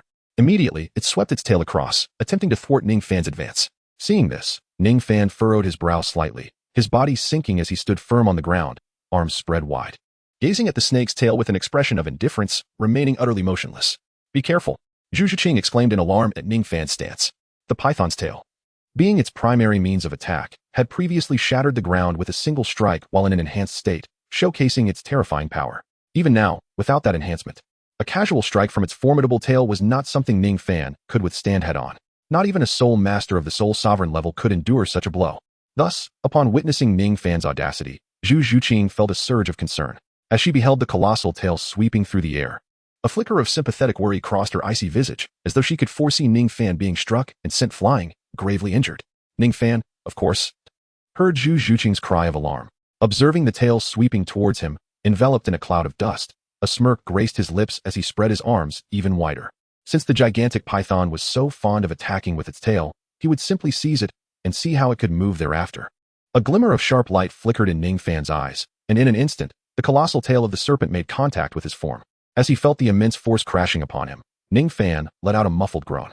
Ningfan was not hurled away by the serpent's tail. Instead, he grasped the colossal appendage firmly with both hands, his feet sinking into the ground as he was relentlessly pushed backward. The strength contained within the python's tail was indeed formidable. However, a serpent remains a serpent. And even a creature as massive as a python pales in comparison to a dragon. The disparity is simply too vast. Ningfan's arms, clad in tattered garments, revealed prominent veins on his otherwise unremarkable limbs. At this moment, Ningfan refrained from employing his martial soul, relying solely on his formidable physique. Although the system referred to it as a martial soul, in Ningfan's perception, it resembled more a type of constitution or perhaps a bloodline. With the enhancement of his strength and the absorption of his first 10,000-year soul ring, he not only acquired an additional soul skill but also experienced an extraordinary augmentation in his physical capabilities. While ordinary beast martial souls do influence the physical attributes upon a breakthrough, even without activating their martial souls, individuals typically exhibit noticeable enhancements in strength and defense. However, such enhancements remain within the bounds of humanity. In contrast, after Ningfan's breakthrough and soul ring absorption, his bodily augmentations transcended human limitations, subtly hinting at an evolution towards a soul beast. Now, despite Ningfan appearing to be an ordinary human of decent appearance, in terms of physical strength, he had transformed into, he should be regarded as, a genuine humanoid beast. Even in a direct contest of physical might against soul beasts, he would not find himself at a disadvantage. This realization sparked a memory of a young girl who, like him, bore the royal bloodline of the Taishu ancient dragon. His current condition mirrored hers with uncanny resemblance. He pondered whether their paths would cross again in the future. As these fleeting thoughts danced through his mind, Ningfan focused all his attention on the serpent's tail before him. Ningfan firmly grasped the massive serpent's tail, its surface rigid and impervious even to the sharp claws of Zhu Juqing. Yet, through the scales, his hands pierced 10 crimson wounds. The giant python, sensing the pain in its tail, gazed in terror with its blood-red eyes at the human who had seized it, utterly bewildered. How could such a diminutive human possess such terrifying strength? In an instant, the serpent's tail writhed violently, attempting to free itself from Ningfan's grip. To its shock, no matter how fiercely it struggled, its tail seemed anchored in the grasp of this human, unable to escape. The python's eyes brimmed with fear. Both Ningfan's immense power and an instinctual dread emanating from deep within its bloodline compelled it to flee this place immediately. Without a moment's hesitation, the flower-bellied python turned and writhed frantically, attempting to escape in the opposite direction of Ningfan. Did it wish to flee? Upon witnessing the python's evident actions, Zhu Juqing's heart surged with relief, her cold eyes revealing a glimmer of joy at surviving the ordeal. Yet, her gaze quickly returned to Ningfan, who was still tightly gripping the end of the serpent's tail. Her delicate hands clasped before her chest, and her icy eyes suddenly narrowed. What did he intend to do next? At that moment, as Ningfan clung to the serpent's tail, the creature's desperate attempts to escape caused him to stumble, nearly toppling to the ground. Fortunately, he managed to regain his balance, avoiding a humiliating fall. However, the force of the python's frantic struggle left deep imprints of his feet in the earth, as if he were being dragged along. Did they think they could come and go as they pleased? Not so easily. He would not let them depart. With his legs nearly half buried in the ground, Ningfan looked at the fleeing serpent and snorted coldly. He then exhaled deeply, steadying himself, as the veins in his arms surged. A flicker of barely perceptible golden light glimmered in his half-closed eyes. With a mighty shout, Ningfan's face flushed red as his soul power surged within him. His hands, waist, and legs exerted force simultaneously. In an instant, the python, which had been dragging him along, found its massive body locked in place. Unable to advance an inch despite its frantic writhing. Come back. Ningfan uttered a cold exclamation, exerting his strength once more, taking a step back. The colossal serpent, which had been struggling fiercely in front, also retreated, albeit by an imperceptibly small distance. Yet, this minuscule retreat incited a profound panic within the giant python. It turned its massive head, its crimson eyes fixated upon the diminutive figure of the man, who, like a haunting nightmare, was dragging its tail back inch by inch. The despair and terror reflected in its gaze morphed into madness. Realizing there was no escape, it let out a furious roar, pivoted its body, and lunged forward with its gaping maw, seeking to bite the very Ningfan that held its tail. Ningfan gazed at the menacing visage of the colossal python, a cold smirk gracing his lips, betraying not a hint of trepidation. You wish to bite me? Huh. With a chilling laugh, he summoned his strength, his arms coiling with power as he spun abruptly, positioning himself as the fulcrum of this tempestuous motion. Before the fearsome serpent could truly lunge at Ningfan, it felt an unexpected lightness in its massive form. In an instant, the entirety of its great bulk was hurled around Ningfan, propelled by the immense force emanating from its tail, akin to the preparatory motion before a sandbag is swung. At that moment, Ningfan grasped the python's tail firmly, ceaselessly rotating with fervor. Ningfan's cheeks flushed crimson, and beads of sweat incessantly appeared on his forehead.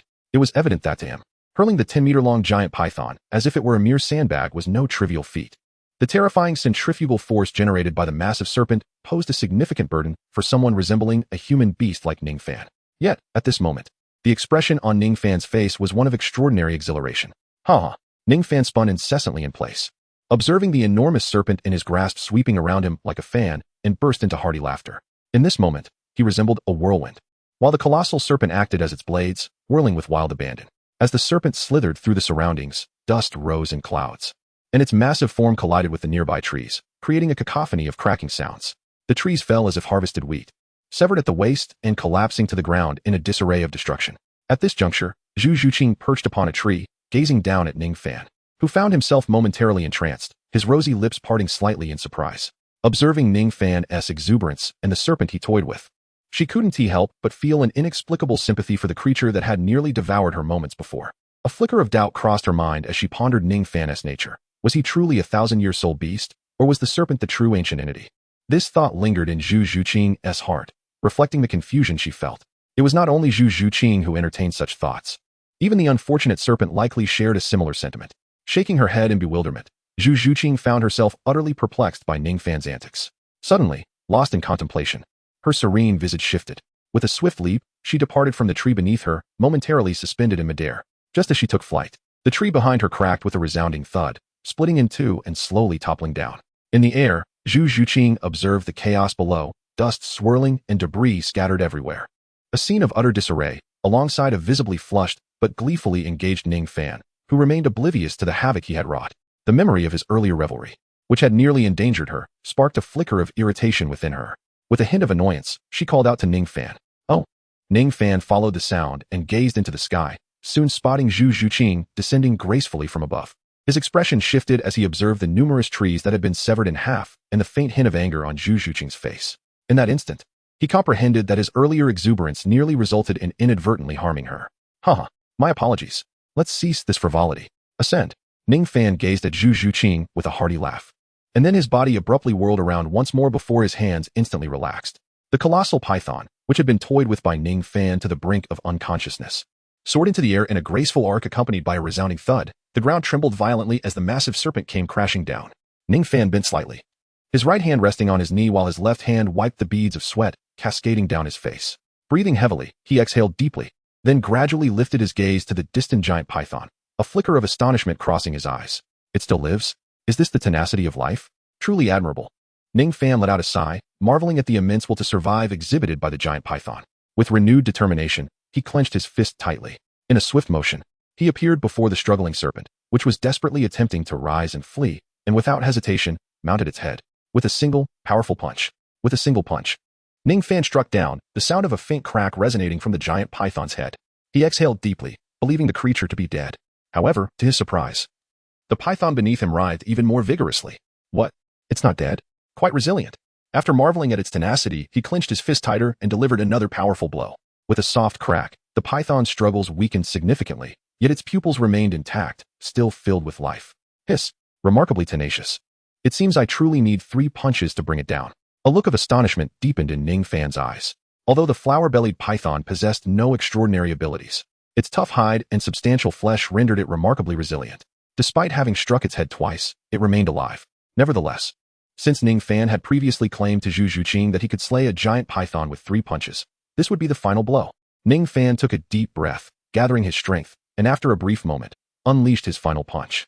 In an instant, a colossal indentation appeared on the flat head of the monstrous python. The once raised head of the serpent abruptly fell, its crimson eyes losing their luster, its breath fading away. At last, the suffering had come to an end. It had perished. The resolution had finally arrived, and it truly took me by surprise. As it required considerable effort, Ningfan sat atop the colossal body of the deceased python, engaging in a soliloquy. However, he soon twisted his neck and stretched his arms, a subtle smile gracing his lips. Though slightly fatigued, this marked the first occasion he had genuinely invigorated his body, relishing the experience. The vibrant-bellied python, despite its formidable defenses and massive form, possessed no extraordinary abilities. While it might pose a challenge to a sensitive attacking soul master like Zhu Zhuqing, for Ningfan, who, although ostensibly an auxiliary soul master, essentially embodied a humanoid Tyrannosaurus rex, the python served merely as a resilient punching bag. It allowed him to unleash the terrifying power that dwelled within him. Moreover, through this confrontation, he gained a clearer understanding of his current strength. Relying solely on his immense power, his combat prowess was already on par with that of a soul master at the soul master level. Of course, should he invoke his second martial soul, the void ancient dragon, the dynamics of his strength would shift entirely. In truth, Ningfan need not have gone through such elaborate measures. Should he have summoned the void ancient dragon and utilized his first soul ring along with a 10,000-year soul skill, he could likely have obliterated the python with a single strike. Yet, Ningfan opted to engage physically, deeming the level of this soul beast unworthy of his void ancient dragon martial soul. Thus, he merely relied on his Tyrannosaurus-like physique and strength to play with it. Is there something of value? Suddenly, sensing a peculiar presence, Ningfan slightly curved his right hand and reached toward the lifeless head of the python beneath him. What he grasped was a soul bone. Observing the faint azure light emanating from the small, skeletal-shaped object in his hand, he was momentarily taken aback. Chapter 22. Deception. Upon seeing the item in his possession, Ningfan was instantly filled with joy. He had not only unexpectedly encountered a millennium-old soul beast in this desolate place, but had also procured a soul bone from it. This was indeed a rarity. Although soul bones are obtained through the hunting of soul beasts, they differ significantly from soul rings. The probability of a soul bone's emergence is merely 1 in 1,000, or even lower. Generally, only exceptionally powerful soul beasts that undergo unique circumstances at the time of their demise may yield a soul bone upon death. Unlike the predictable appearance of soul rings from every soul beast, Ningfan had not anticipated that this seemingly ordinary 1,000-year soul beast, which he had slain for the first time, would yield a soul bone. Could this be the treatment reserved for protagonists? A glimmer of realization sparkled in Ningfan's eyes as he recalled that the protagonist, Tang San, had seemingly obtained a soul bone during the hunt for the Millennium Demon Spider. However, Tang San's circumstances were distinct from Ningfan's. The fragment revealed by Ningfan appeared to be merely an ordinary 1,000-year-old right arm soul bone, not the exceedingly rare external soul bone like that of Tang San. Upon realizing this, the excitement on Ningfan's face gradually diminished.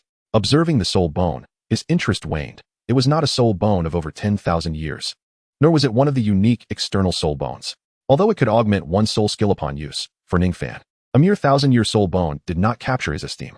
However, through this incident, he seemed to discern that his ancient dragon martial spirit endowed him with a unique treasure-seeking ability. Zhu Zhuqing, gazing at Ningfan casually perched upon the lifeless body of the giant python, felt a flicker of hesitation in her clear, cold eyes. Reflecting on Ningfan's earlier display, she found herself uncertain about how to confront him now. In her perception, she had initially regarded Ningfan as merely a gifted support-type soul master, despite his significantly higher soul power level. Nevertheless, she had deemed him no threat due to the lack of combat prowess typically associated with support-type soul masters. which led her to permit him to follow closely behind her.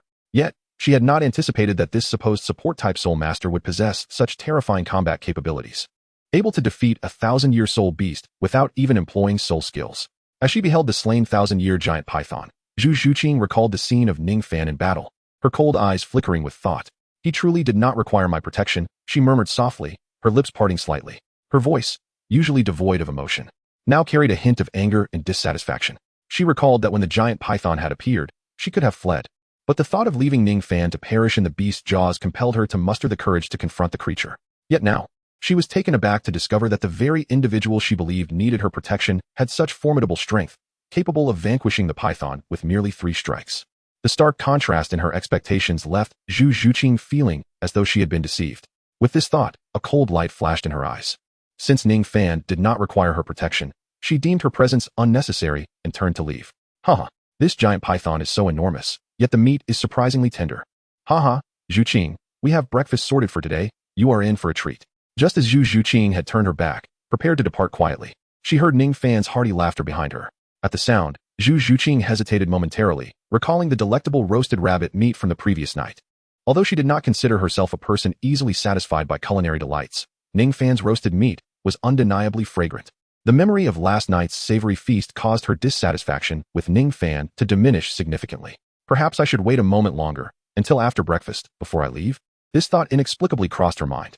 Zhu Zhuqing let out a soft sigh, her cheeks slightly flushed, and in an instant, she dismissed the absurd notion from her mind. She resolutely suppressed her feelings and aimed to depart. However, given that he had saved her in a life-or-death situation, was it truly appropriate to leave without a word? Zhu Zhuqing's emotions calmed slightly. Just as she prepared to move, her graceful figure paused, a flicker of hesitation gracing her cool visage. No. The giant python had indeed been drawn by his persistent urging. It was only right that he saved me from such peril. Zhu Zhuqing shook her head gently. Although Ningfan had saved her life, it was his insistence on lighting the fire that had ultimately attracted the giant python, putting her in danger. Therefore, strictly speaking, while Ningfan had indeed rescued her, she owed him nothing. Realizing this, Zhu Zhuqing cast a dispassionate glance at Ningfan and prepared to turn away. Yet at that moment, an exaggerated exclamation broke the silence. Well, is that a soul bone?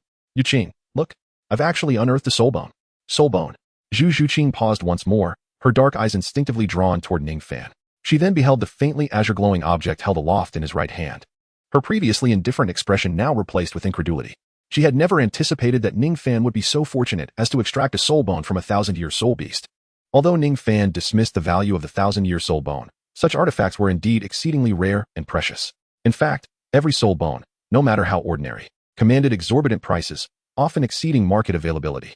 Even though Zhu Zhuqing hailed from the Zhu family of Star Luo, with soul bones being few and far between, she had never truly witnessed one with her own eyes.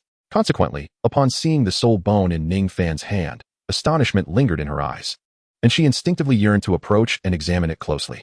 However, she quickly regained her composure, her black eyes flashing with a glint of determination. What does his acquisition of a 1,000-year soul bone have to do with me? Shaking her head, she cast one last glance at Ningfan's retreating figure and resolved to leave quietly. Is this not enough to entice Miss Zhuqing to take a closer look? It seems I have truly angered her, came Ningfan's gentle laughter, resonating softly in Zhu Zhuqing's ears as he effortlessly appeared beside her. With the soul bone suspended in his right hand and his left hand resting behind his back, his chiseled, handsome face bore a warm smile as he addressed her cheerfully. Aware that Zhu Zhuqing might alter her attitude toward him after revealing his strength, he had sensed her intent to depart quietly and promptly intervened. Chapter 23. The true intent. Zhu Zhuqing's beautiful eyes flashed a barely perceptible chill as she regarded the suddenly close Ningfan. Initially intent on leaving unnoticed, she momentarily abandoned her plan upon being discovered by him. Folding her arms across her chest, her dark eyes fixed intently on Ningfan, she coldly inquired, "Why did you deceive me? What is your true purpose?" "Deceive you? It appears Miss Zhuqing is indeed upset about my concealment." Ningfan chuckled, shaking his head. "Concealment?" Zhu Zhuqing's eyes narrowed slightly. I have never deceived Miss Zhuqing in the slightest. I am indeed a support-type soul master from the 7-Treasure Glazed Tile School. A fact that should be evident from my martial spirit, he replied with a disarming smile. Ningfan let out a wry smile as a radiant light flickered from his right hand, and soon, a resplendent 7-colored tower began to hover in his palm. Upon seeing the 7-treasure glazed pagoda in Ningfan's grasp, Zhu Zhuqing's delicate brows furrowed slightly. According to her understanding, the martial soul in Ningfan's possession was indeed the 7-treasure glazed pagoda, and previously, the soul skill he had unleashed was also of the supportive type. However, Recalling Ningfan's formidable strength displayed during the slaying of the giant python, Zhu Zhuqing coldly remarked, "Then why did you deceive me? You clearly." Yet, just as Zhu Zhuqing's words hung in the air, she abruptly halted. Observing this, Ningfan shrugged his shoulders, a helpless smile gracing his lips as he slowly replied. "It seems that Miss Zhuqing has realized that I merely stated I am a support-type soul master, but I never claimed to lack any combat capabilities. Thus, this cannot be considered deception. It is merely a matter of concealment." What Ningfan articulated was undeniably the truth, leaving Zhu Zhuqing utterly incapable of countering his assertions. Indeed, Ningfan had never claimed to lack any combat prowess. He merely stated that he was an auxiliary-type soul master. Strictly speaking, he had only utilized common sense to conceal his true abilities without misleading her. However, although Ningfan had not deceived her in essence, the fact that he concealed his strength while drawing closer to her remained indisputable. "Very well, you did not deceive me, but why conceal your power?" Zhu Zhuqing's dark eyes glimmered with a keen light as she posed her question to Ningfan without reservation. "Concealment? Is that not quite normal?" In response to Zhu Zhuqing's pointed inquiry, Ningfan casually retracted his martial soul into his body and shook his head. "After all, Miss Zhuqing and I have only just met. Is it not entirely reasonable to withhold certain information, Miss Zhuqing?" A faint smile graced Ningfan's face as he gently posed a counter-question to her. Upon hearing this, Zhu Zhuqing comprehended Ningfan's intention and fell into a contemplative silence. In comparison to the title of Miss Zhuqing, I have been sufficiently candid, aside from concealing my own strength. I have accurately conveyed my origins and the purpose of my visit to Miss Zhuqing. Yet, apart from revealing her name, Miss Zhuqing has disclosed nothing further. Ningfan gazed at Zhu Zhuqing, a gentle smile gracing his face as he spoke languidly.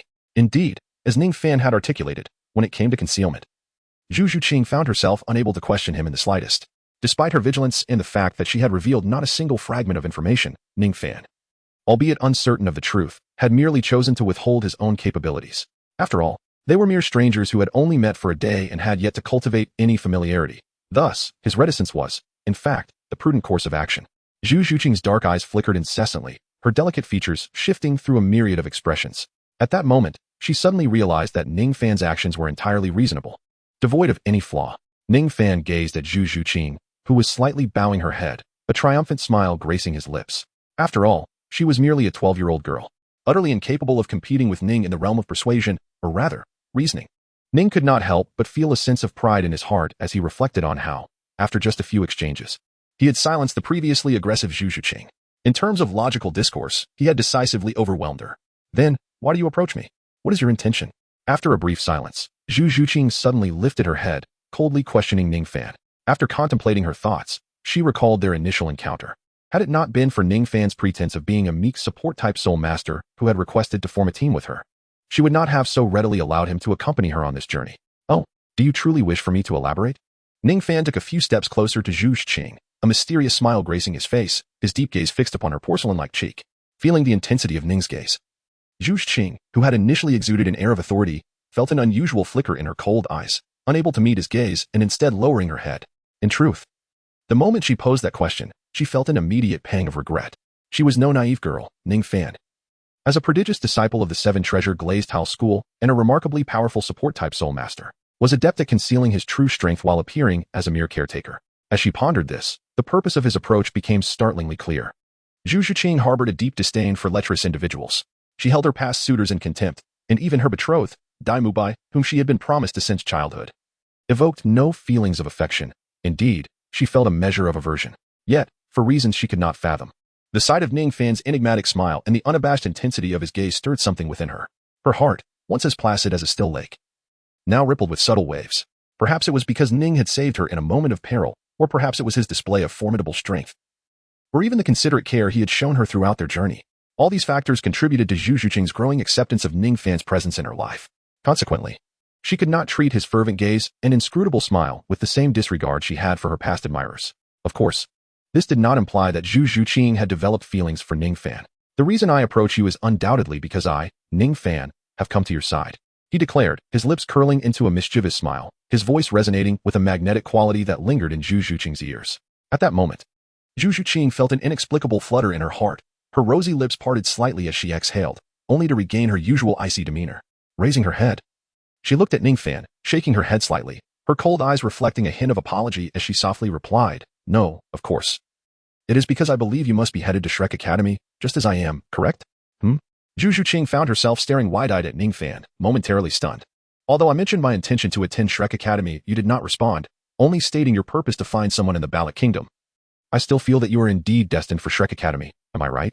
With an unwavering smile upon his face, Ningfan lowered his gaze, observing the dazed expression of Zhu Zhuqing, and silently chuckled to himself before gradually speaking. After a brief pause, a faint blush crept upon Zhu Zhuqing's delicate visage, reminiscent of a delectable apple, undeniably alluring.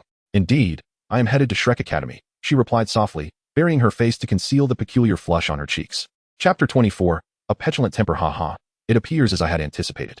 However, since we are both bound for Shrek Academy, why do you wish to depart alone? Hearing this, Ningfan smiled faintly and approached her, saying softly, even if we are to become classmates in the future, what does my departure mean to you now? After all, we are strangers, and with your current strength, you do not require my protection. Zhu Zhuqing swiftly reverted to her usual demeanor, gazing at Ningfan with a cold tone. Yet, beneath her words lay a hint of dissatisfaction and unacknowledged tension. Just moments ago, she had believed that Ningfan's every action was an attempt to pursue her. After a brief moment of panic, upon hearing Ningfan speak, she was prepared to reject him, only to receive such an unexpected response, which relieved her but also filled her with a sense of shame for having thought otherwise. Nevertheless, Zhu Zhuqing soon found herself inexplicably irked by Ningfan. Such is the nature of humanity, regardless of gender. When one presumes that another harbors affection for them, they often dismiss the other's declarations, typically rejecting or toying with their emotions. Conversely, upon realizing that the other does not reciprocate those feelings, or has turned their affections elsewhere, one may feel an unexpected emptiness and resentment towards that person. This encapsulates the sentiment of yearning for what one cannot attain, as well as the audacious confidence of those who are favored. While Zhu Zhuqing is not the type to be unreasonable, her underlying discontent inevitably seeped through her words. Ningfan, discerning the unusual tone in her speech, stifled a chuckle just as a notification chimed in his mind. Ding.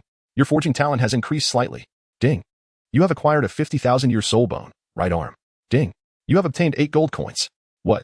A 50,000-year soul bone. Ningfan's expression shifted dramatically as he glanced at Zhu Zhuqing, inhaling sharply, internally exclaiming how unexpected it was that a mere jest aimed at teasing her resulted in such a substantial reward. It appeared that Zhu Zhuqing had indeed taken his words to heart, mistaking his intentions as affection.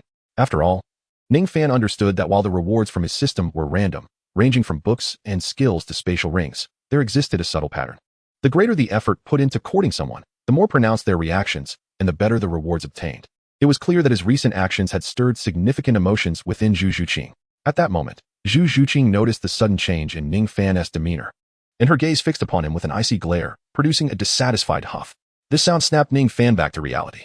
Rubbing his hands together, he looked at the displeased girl before him and gently remarked, while that may be the case, since we are both heading to Shrek Academy and shall be classmates, wouldn't it be better to familiarize ourselves with each other sooner rather than later? Zhu Zhuqing remained unmoved, her expression frosty. Moreover, if you intend to abandon me simply because I've revealed my strength, then that reason seems rather ludicrous, does it not, Miss Zhuqing? Ningfan shook his head, continuing to speak softly. Though he had revealed his prowess, his intention was to rescue Zhu Zhuqing, having just acquired the 50,000-year soul bone. He viewed Zhu Zhuqing as a treasure he did not wish to lose. Yet, Zhu Zhuqing still showed no sign of relent, her resolve seemingly firm as she coldly regarded Ningfan. Are you truly this upset? Ningfan asked with a wry smile, glancing at the brightening sky. He sighed and continued with resignation. Well, dawn is approaching. Let us have breakfast together before we depart. Zhu Zhuqing made no verbal reply, yet her actions responded to him. Striding over to the fire, she turned her back on him, sitting down with her knees hugged close. The fire, having weathered the earlier battle between Ningfan and the giant python, remained largely intact, save for the fact that it was on the verge of extinguishing due to a lack of fuel. Zhu Zhuqing's cool, beautiful eyes gazed into the flames, and unbeknownst to Ningfan, the corners of her lips subtly lifted, revealing a mood far more pleasant than her earlier icy demeanor. Ah, she truly is a little girl at heart, Ningfan thought, observing Zhu Zhuqing's silhouette. His expression of helplessness transformed into a knowing smile. In truth, his earlier urgency was merely a means to provide Zhu Zhuqing with an avenue to save face. After all, she had no real reason to part ways with him. Even if Ningfan's strength posed a potential threat, should he have wished her harm, his exhibited power would have rendered her utterly defenseless. Not to mention, his previous actions, saving her from the giant python and keeping watch over her while she slept, had clearly demonstrated his lack of ill intent. Zhu Zhuqing was certainly capable of recognizing this. Ultimately, her desire to leave stemmed chiefly from her dissatisfaction, a mere display of childishness. Ningfan had navigated similar situations countless times while pursuing Ning Rongrong. Compared to Ning Rongrong's temperamental nature, Zhu Zhuqing's minor grievances were trivial and easily managed. As long as he allowed her to express her discontent and provided her an opportunity to save face, all would be well. What a stroke of bad luck. I can't seem to catch a wink of sleep. Oh well, time to stoke the fire and prepare breakfast. Ningfan gently tapped his forehead and leisurely made his way toward the campfire. 5 days later, in the Kingdom of Barak. The Kingdom of Barak is home to 2 paramount cities, one being the royal capital where the king resides. The other, situated in the fertile heart of the Limar Plain, is Soto City, renowned as the granary of Barak. Both cities are heavily guarded, being of utmost importance to the kingdom. Soto City, a grand metropolis, is evident by its third-tier martial soul main hall. At this moment, just past noon under the scorching sun, 2 young individuals entered through the western gate of Soto City. They appeared to be merely in their teenage years, carrying no belongings, 1 male and 1 female. The young man, clad in a simple green robe, seemed around 14. Standing approximately 5 feet 8 inches tall. His attire was unremarkable, yet it contrasted sharply with his strikingly handsome visage. His features were chiseled and perfectly defined, complemented by a warm smile that consistently graced his lips, attracting bashful glances from numerous girls along the way. Despite his ordinary clothing, his captivating appearance radiated an approachable charm that stirred the courage of many bold young women. Had it not been for his companion, a stunning girl whose beauty could easily overshadow theirs, they would have likely approached him for a conversation. The young woman accompanying him wore a form-fitting black leather outfit that accentuated her alluring curves, rendering countless girls by the roadside envious. With a cold demeanor, yet exquisite beauty, her long, graceful legs, highlighted by the tight pants, exuded an irresistible allure that captivated many male onlookers. These 2 were none other than Ningfan and his companion Zhu Zhuqing, who had traveled a great distance to reach Soto City. It seems that Shrek Academy will commence enrollment tomorrow. Arriving in Soto City so early is rather unnecessary, yet after such a long journey, are you not fatigued? We should find a place to rest, and since it's nearly noon, let us have lunch first. Zhu Zhuqing cast a glance at Ningfan with her icy eyes, nodding in habitual compliance with his suggestions. Throughout their recent journey to the Kingdom of Barak, she had not anticipated that the experience could be so effortless. With Ningfan by her side, his extensive wilderness skills and formidable strength liberated her from concerns about the journey and potential dangers. Moreover, the constant care and attention he displayed melted away the icy exterior she had maintained since childhood, growing up in a harsh environment. As Ningfan often remarked, regardless of how cold Zhu Zhuqing appeared or how resolutely she isolated herself, she was still merely a 12-year-old girl. Humans are inherently social creatures. Even those who seem withdrawn yearn for connection. They crave the presence of someone who can provide comfort in moments of vulnerability and share joy in times of happiness. Ningfan, in his role beside Zhu Zhuqing, embodied that very comfort. His attentive care over the past few days, while not completely dismantling her defenses, was gradually thawing the frosty facade she had so carefully constructed. Ningfan firmly believed that it would not be long before he could completely open the heart of this seemingly cold, yet warm-hearted girl. After locating a modest restaurant and having a light meal, Ningfan set off with Zhu Zhuqing to search for a place to stay. Soto City was bustling with activity.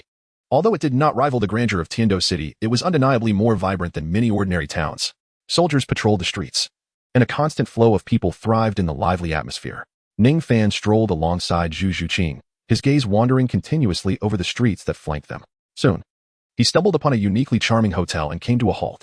The hotel stood 3 stories tall, while its size was modest. Its exterior was adorned in a vibrant rose-red hue. The architectural style of the establishment resembled a magnificent rose in full bloom, instantly captivating the attention of passers-by. Rose Hotel. Ningfan mused, I seem to recall this place. Ningfan gazed at the hotel before him, a flicker of familiarity stirring within him. Yet he could not quite recall the reason, murmuring softly to himself. At this moment, Ningfan finally recalled his memories associated with this hotel. In his recollection, this establishment was none other than the couple's hotel frequently visited by Dai Mubai, who often brought along the enchanting twin beauties for their rendezvous. To his surprise, he encountered it so swiftly within the expansive city of Soto. Are we to stay here at the Rose Hotel? Zhu Zhuqing inquired softly, her cool gaze fixed upon the hotel's sign. The innocent Zhu Zhuqing, evidently oblivious to the hotel's true purpose, perceived it merely as an ordinary hotel with a unique decor. In response, Ningfan nodded, his eyes flickering slightly. Yes, let us venture inside. Were it any other couple's hotel, Ningfan would likely refrain from bringing Zhu Zhuqing along. However, the Rose Hotel piqued his interest, as a stroke of fortune might allow him to stumble upon Dai Mubai with the twin girls, thereby revealing his true nature to Zhu Zhuqing right then and there. Thus, Ningfan took deliberate steps, accompanying Zhu Zhuqing into the Rose Hotel. Upon entering, they were greeted by an enchanting fragrance of roses, a delightful aroma that evoked an intimate ambience, soothing to the senses. The hotel's interior was adorned in 3 colors, white, silver, and rose red, creating a warm, distinctive, and elegant environment that was quite appealing. Upon entering, Ningfan surveyed his surroundings before promptly approaching the counter. Could you kindly prepare 2 rooms for us? The attendant at the counter stood up, casting a glance at Ningfan, then at the enchanting Zhu Zhuqing behind him, a glimmer of admiration flickering in his eyes.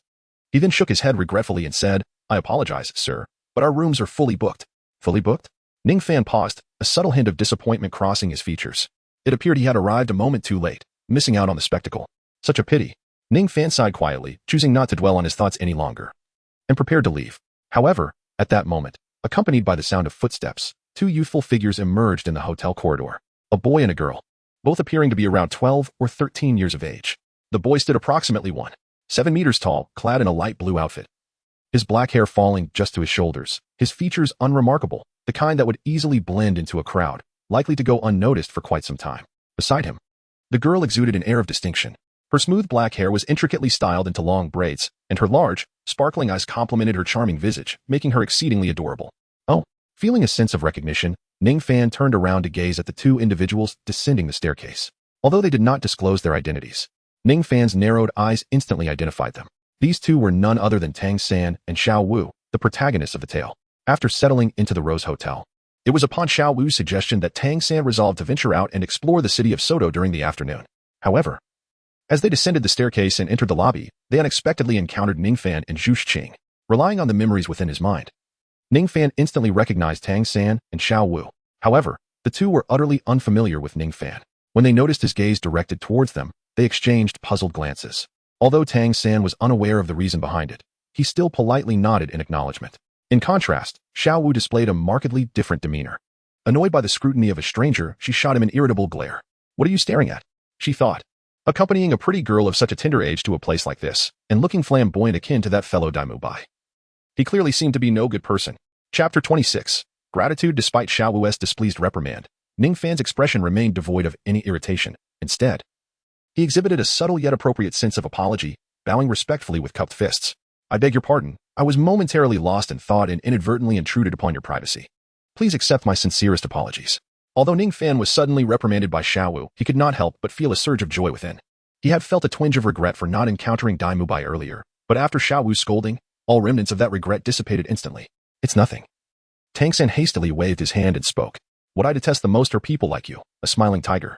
With a pout, Xiao Wu continued her remarks upon seeing Ningfan's expression. "Xiao Wu," Tang San admonished sharply, interrupting her words.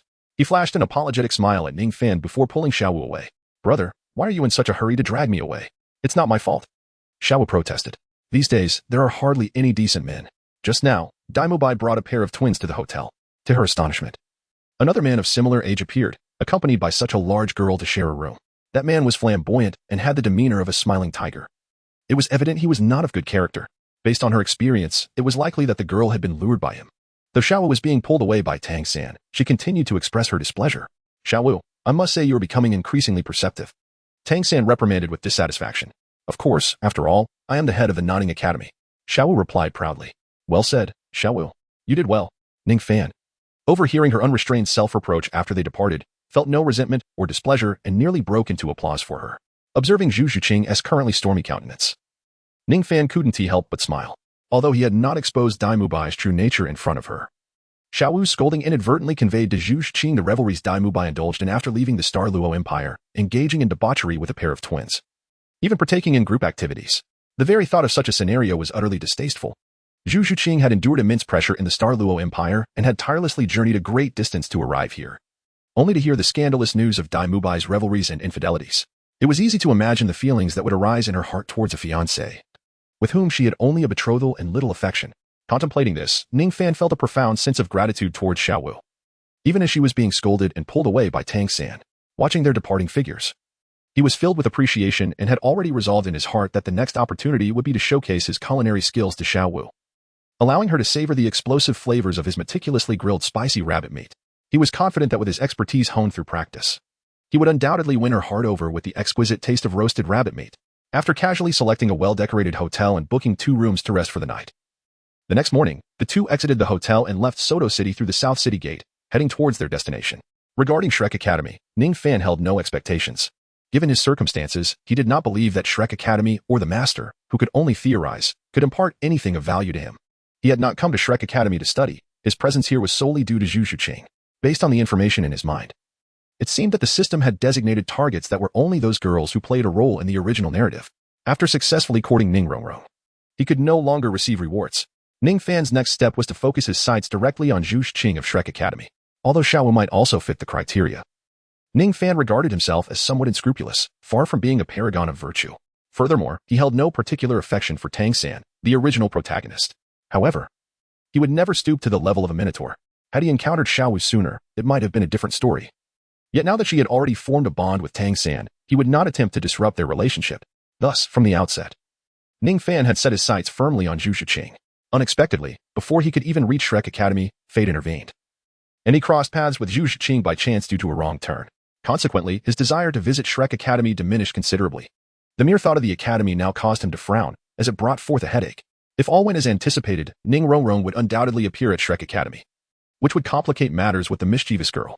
Fortunately, he was not currently at the Seven Treasure Glazed Tile School. Otherwise, he would have found it exceedingly difficult to handle Ning Rongrong during his time at the school. Any slight misstep on his part would provoke her to call upon Grandpa Sword or Grandpa Bone to break his legs. Now, with the mountains high and the Emperor far away, as long as he was not within the confines of the Seven Treasure Glazed Tile School, Ningfan felt less compelled to concern himself with the whims of the little witch. With this realization, he exhaled deeply, his demeanor lightening. Previously, while at the Seven Treasure Glazed Tile School, he had persistently pursued Ning Rongrong, ultimately leading her to confess her feelings for him. It could be considered the pinnacle of his year, as pursuing a girl like Ning Rongrong, with her headstrong nature, proved to be quite the challenge. Despite possessing various special skills awarded by the system, he endured considerable trials and tribulations at her hands during this pursuit. Reflecting on those experiences, Ningfan sighed deeply. Ningfan and Zhu Shiqing walked side by side along the official road south of Soto City, observing the wisps of smoke curling up intermittently from both sides. Set against the backdrop of a cerulean sky, taking a deep breath of the fresh air, his spirits lifted. The painful memories of the past were best left unremembered. He was no longer the Ningfan of yesteryears. Ningfan cast a glance at the serene girl beside him, admiring her flawless profile and graceful silhouette. A faint smile graced his lips, and his brow arched slightly in intrigue. However, both Zhu Shiqing and Ning Rongrong were classified as A-level targets, and above the A-level, there appeared to be an S-level designation. What kind of girl could possibly attain such an esteemed evaluation? As Ningfan gazed upon the ethereal beauty of the girl beside him, an intriguing thought suddenly surfaced in his mind. Two distinctive names involuntarily emerged in his consciousness. Chapter 27. The Treasure Girl. After departing from Soto City, they followed the official road southward, traversing through expansive fields of fertile land on either side. Ningfan soon beheld a quaint little village ahead. Ah, we have arrived at our destination, Zhu Qing.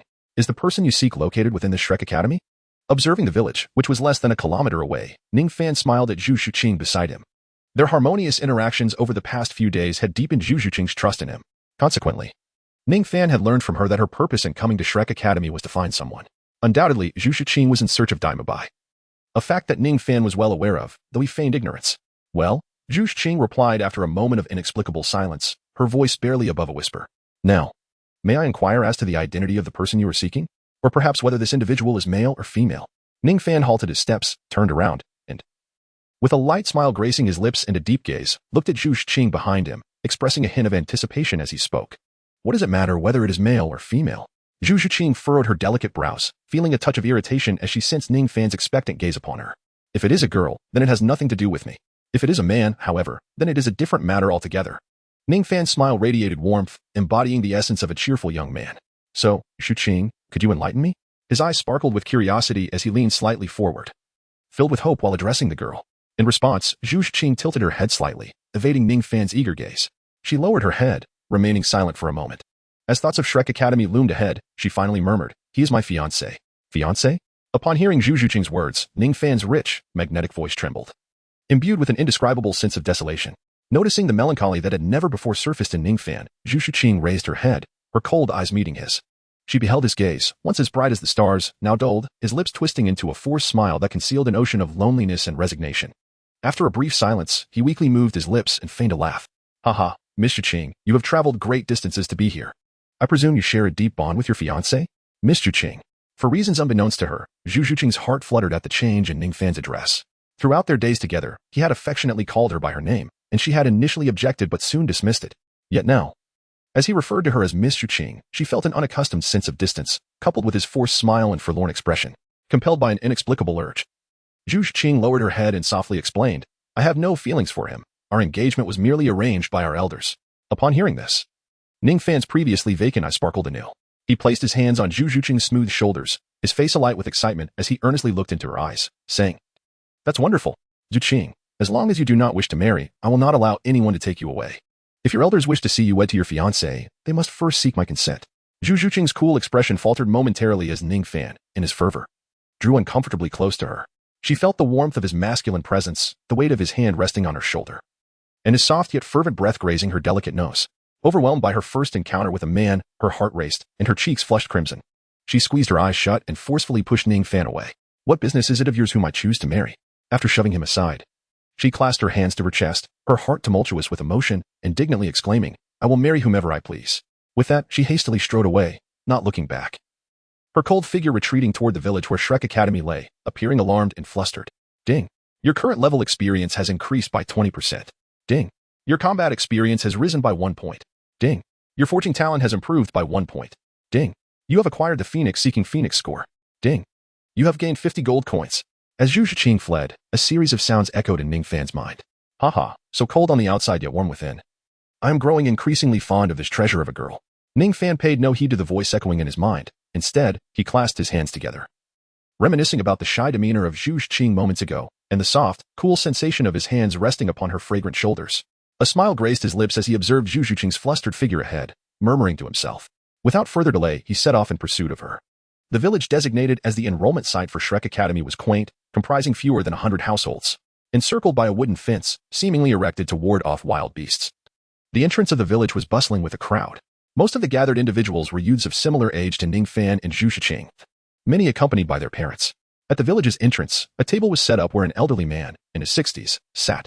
Above him hung a slightly tattered wooden sign inscribed with the 5 characters, Shrek Academy. Beneath these characters was a simplistic green emblem resembling the head of a humanoid creature. Similarly, the badge pinned to the old man's chest bore a likeness of this rather unsightly creature, evidently the emblem of Shrek Academy. Aside from Zhu Zhuqing and Ningfan, the rest of the attendees gazed at the worn sign with expressions of astonishment, faced with what appeared to be a dilapidated Soul Master Academy in an ordinary village. Their eyes were filled with profound disappointment. Yet, a glimmer of hope lingered within as they queued. Clinging to the belief that this might merely be a temporary testing ground for Shrek Academy, and that the actual institution lay elsewhere, standing apart from the crowd, Ningfan chuckled silently upon overhearing their discussions, shaking his head. This shabby locale was indeed Shrek Academy. However, the disdain and disappointment reflected in their eyes were unwarranted. After all, given their qualifications, none of them could gain admission to Shrek Academy.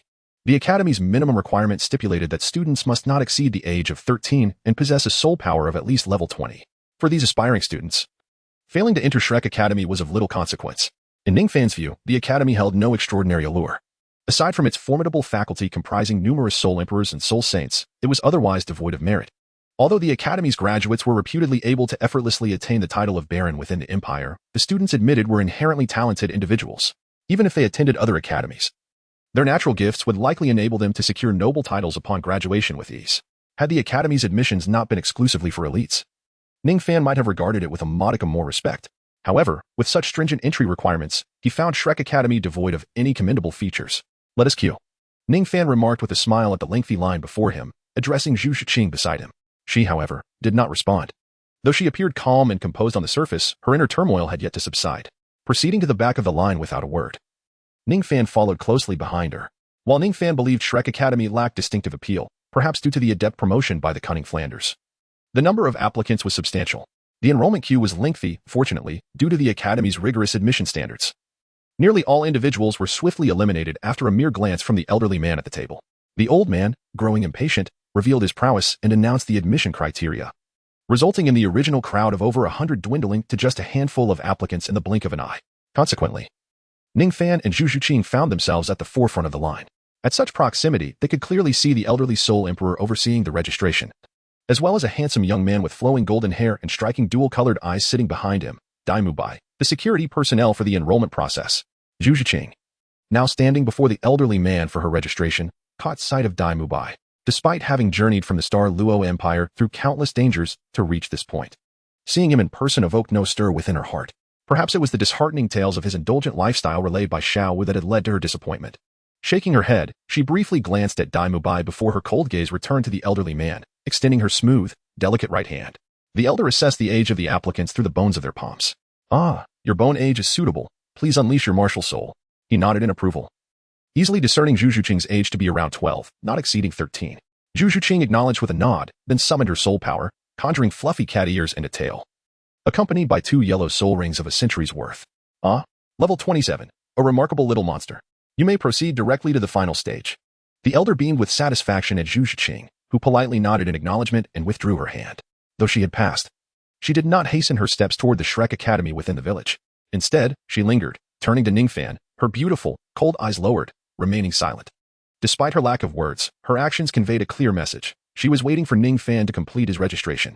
This behavior momentarily halted Daimu Bai, who had been prepared to greet Zhu Shiqing, his expression shifting to one of hostility as he regarded the young man behind her. Ah, so, it appears we have a couple registering together? The elder chuckled lightly at the sight of the pair. His voice, though not loud, was distinctly audible to Daimu Bai. Upon hearing his fiancée be mistaken for someone else's partner, his face flushed with indignation as he scrutinized Ningfan and Zhu Shiqing. The latter's serene demeanor, coupled with Ningfan's ambiguous smile, which neither confirmed nor denied the implication, only intensified his ire. After a brief chuckle, the elder's gaze shifted to Ningfan. However, it seems you have exceeded the age limit of 13. According to Shrek's regulations, your young lady may enter, but you must turn back. In response, Ningfan's eyes flickered momentarily, yet he displayed no sign of trepidation as he stepped forward with confidence, a light-hearted smile gracing his lips. Indeed, I am approaching 14. However, are not Shrek's regulations established to recruit monsters? I believe I am one such monster. Quite the confidence. Reveal your martial soul, and let me see if you truly are a monster. The elder squinted his eyes gently and spoke to Ningfan in a soft voice. Ningfan nodded slightly, then raised his right hand. Soul power surged forth, and a radiant, multicolored glow emerged from his palm. Gradually, it coalesced into a resplendent 7-layered tower, which floated in his palm, spinning continuously. Simultaneously, 3 soul rings, 2 yellow and 1 purple, appeared instantly atop the colorful tower. 35 levels. The 7 treasures glazed tower? The elder gazed at the 7-layered tower in Ningfan's hand, his narrowed eyes widening in astonishment. The languid demeanor he had while seated vanished in an instant, replaced by sheer surprise. Am I considered a monster? Ningfan smiled faintly at the elder. Haha, indeed a monster. However, does your sect know you are here? The elder chuckled heartily, then softly inquired. They probably do not, as I have been indefinitely exiled by the sect and cannot return for the time being. Ningfan shrugged casually. His words were indeed truthful. Ning Fengji's intent in seeking him was unmistakable. He aimed to prevent any reunion between Ningfan and Ning Rongrong. Although it was framed as an opportunity for Ningfan to hone his skills, it was, in essence, an indefinite exile. Otherwise, he would not have been gifted an array of provisions, including spatial soul guidance devices, gold coins, and various resources. Hiki, the elder chuckled lightly, evidently skeptical of Ningfan's claims. After all, it was already challenging for an auxiliary soul master to cultivate. And attaining the rank of soul master before the age of 14 was a rare feat, not to mention this young man, who, before reaching 14, had achieved the impressive level of 35. Such a prodigy would undoubtedly be treated as a treasure and safeguarded by the 7 treasures glazed sect. How could he possibly be subjected to indefinite exile? Had Ning Fengji lost his senses? Although the elder doubted Ningfan's words, he refrained from pressing further, recognizing that this might involve the secrets of the 7 treasures glazed sect. Since Ningfan was unwilling to disclose more, he chose not to pursue the matter further. Upon hearing this, Zhu Shiqing lifted her gaze, her cold eyes sparkling with intrigue. While the elder considered Ningfan's statements to be mere fabrications, Zhu Shiqing sensed that he was speaking the truth. Previously, she believed she knew a great deal about Ningfan, but during their interactions over the past few days, she realized how little she truly understood him. For instance, the mysterious second martial soul that lay beyond Ningfan's 7 treasures glazed tower. That night, following the attack of the giant python, Zhu Shiqing sat beside the fire, perplexed as to how someone who was ostensibly merely an auxiliary soul master could possess such formidable strength. After much contemplation, she found herself compelled to break the silence she had aimed to maintain with Ningfan. Why are you so powerful? Aren't you an auxiliary soul master? Zhu Shiqing suddenly asked, observing Ningfan as he roasted snake meat. Immediately after posing the question, she regretted her words, realizing they had only known each other for a day, and Ningfan had been concealing his true strength from her. The fact that an auxiliary soul master could wield such terrifying combat prowess was evidently a secret regarding him, given their brief acquaintance and the mutual concealment of their abilities. Her inquiry felt rather futile. Yet to her surprise, Ningfan responded without hesitation, a slight smile gracing his lips, as if the brevity of their acquaintance did not deter him from sharing his secret. While the 7 treasures glazed tower is merely an auxiliary martial soul without combat capability, I actually possess a twin martial soul, which is also quite formidable. Twin martial souls. Zhu Shiqing exclaimed in astonishment upon hearing this revelation. She had not anticipated that Ningfan possessed the exceedingly rare legendary constitution of having 2 martial souls. In that instant, Zhu Shiqing comprehended why Ningfan, despite appearing as an auxiliary soul master, exhibited such formidable strength. By the way, Ningfan remarked as he flipped the roasted python meat, seemingly recalling something. No one knows about my twin martial souls yet. You are the first. Please do not disclose this. Understood, Zhu Shiqing replied, her beautiful eyes shimmering slightly as she gently nodded her snow-white chin. Reflecting on all that had transpired, Zhu Qing gazed at Ningfan with her dark eyes. A realization dawning upon her. If Ningfan truly spoke the truth, and she was indeed the first to learn of his twin martial soul constitution, then his exile from the Seven Treasures glazed sect was not a fabrication. What could his second martial soul be?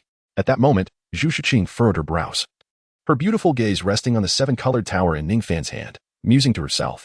After unexpectedly learning of Ningfan's second martial soul, she refrained from further questioning him about it. Their relationship was not deep enough. For Ningfan to trust her with the knowledge of his twin martial soul was already a significant gesture of confidence. Although she was immensely curious about the nature of his second martial soul, which could grant him such remarkable physical strength without the use of martial souls or soul skills, she held back from inquiring further. Would he tell me if I asked him now? Zhu Qing pondered, her gaze fixed on the Seven Treasures glazed tower in Ningfan's hand. Her thoughts drifting back to the moment outside the village when Ningfan had excitedly grasped her shoulders, vowing never to allow her to marry another. A flutter of emotion stirred within her, and a charming blush blossomed on her cool, delicate face, rendering her all the more alluring. However, while Ningfan was preoccupied with the elder, Dai Mubai, who had been observing Zhu Qing closely, noticed the subtle change in his eyes. His fiancée's bashful glance towards Ningfan conveyed an unmistakable sense of affection. His expression darkened, and in a fit of anger, he crushed the armrest of his chair into splinters. Mubai, take them inside. Directly to the fourth trial, the elder commanded, having verified Ningfan's soul power level and age. The enrollment requirements for Shrek Academy stipulated that applicants must be under 13 years old and possess a soul power level above 20. However, once enrolled, they would have to pass several trials to gain admission to the academy. For Ningfan and Zhu Qing, whose soul power levels exceeded 25, they could bypass several intermediate trials and proceed directly to the final challenge. Yes, follow me, please, Dai Mubai said, rising abruptly and offering Ningfan a rather unfriendly smile. Thank you very much. A subtle smile played at the corners of Ningfan's lips, for he had long since observed the unfriendly expression on Dai Mubai's face. However, he remained indifferent. At this moment, Ningfan could only urge Dai Mubai to reflect upon himself and consider whether he truly deserves Zhu Qing. Ningfan had already ascertained that Zhu Qing harbored no affection for Dai Mubai, despite the fact that Dai Mubai was a callous playboy. And Ningfan looked down upon his cowardly abandonment of Zhu Qing. He was disinclined to chastise him as long as Zhu Qing remained silent. Yet, should Dai Mubai persist in his unwelcome pursuits of Zhu Qing, he would have no choice but to let him experience the iron fist of a support-type soul master. As Ningfan contemplated, he soon found himself alongside the detached-faced Zhu Qing, both stepping into Shrek Academy, situated within this village. Upon entering, one could observe an abundance of wooden structures, aptly described by the four words, simple and unadorned. The trio maintained a solemn silence throughout their journey. Ningfan glanced at the cool expression of Zhu Qing and offered a slight smile, his hands clasped behind his back as he leisurely trailed behind Dai Mubai. After a short distance, Dai Mubai led them to a clearing surrounded by wooden houses, measuring approximately 500 square meters, perfectly positioned at the heart of the village. Numerous individuals who had passed the preliminary test were engaged in the second round of assessments, which evaluated the quality of their soul power and martial spirits. However, as Zhu Qing and Ningfan both possess soul power levels exceeding 25, they naturally bypassed this stage, advancing directly to the fourth challenge, which tested practical combat experience. Continuing under Dai Mubai's guidance, they arrived at another clearing. At the edge of this space, a man and a woman were seated, seemingly idling away their time in repose due to a lack of tasks at hand. Upon a fleeting glance, Ningfan instantly recognized the two figures before him. They were none other than Tang San and Xiao Wu. At the center of the open space, a robust middle-aged man in his 50s sat on a chair, dozing off. It was evident that this was the final hurdle, a practical examination. The man, who appeared to be napping, was none other than the practical examiner for this last challenge, the formidable Zhao Wujing.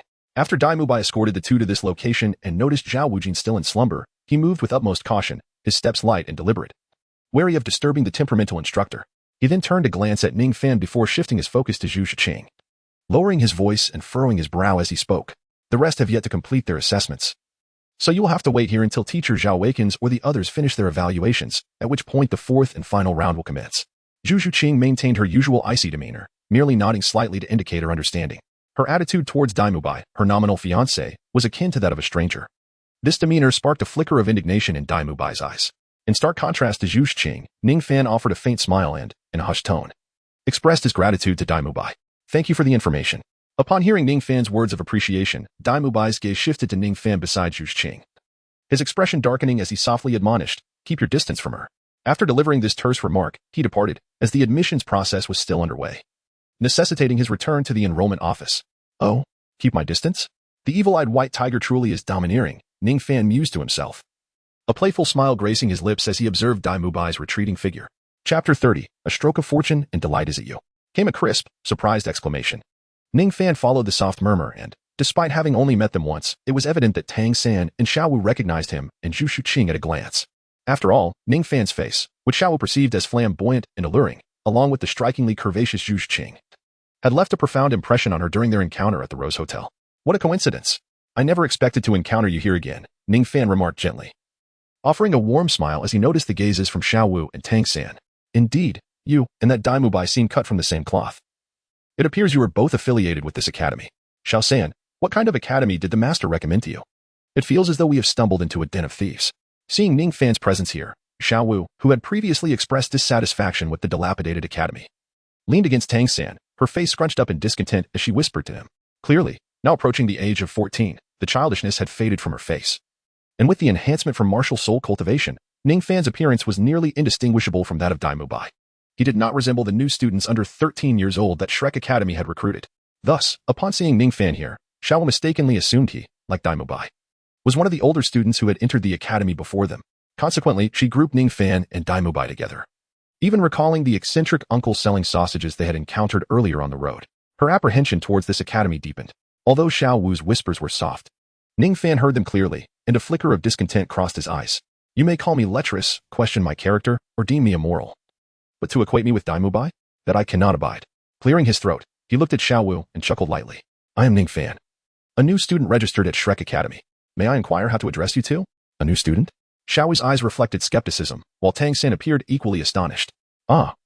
Though I may be a bit older, my soul power cultivation is commendable, hence my admission, Ningfan replied, as a radiant light emanated from his right palm, accompanied by a surge of soul power, causing the 7 treasures glazed pagoda to materialize. The 7 treasures glazed pagoda? A soul master. Tang San's pupils constricted in shock as he spoke. Ningfan smiled gently, his right hand flipping as his martial soul was swiftly retracted into his body. Observing this, Tang San inhaled deeply, emerging from his astonishment, and then gazed at Ningfan, nodding as he spoke. Brother Tang San, may I inquire about the relationship between this young lady and yourself? I noticed you both residing at a couple's hotel. Could it be that? Ningfan looked at Tang San, a hint of playful mischief gracing his lips. At this, Tang San felt a sudden rush of panic. Waving his hands in a hurry to clarify, she is my sister, Xiao Wu. We are not involved in that manner. Indeed, little San is quite honest. He is not the type.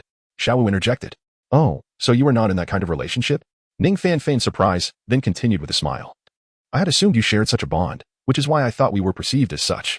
My acquaintance with Yu Qing is merely a chance meeting during our journey, as we both aim for Shrek Academy, hence we traveled together. Subsequently, we found a hotel in Soto City, reserving 2 separate rooms for rest. It is quite unexpected that I, a support-type soul master, would be mistakenly regarded as a lecherous rogue, enticing young maidens.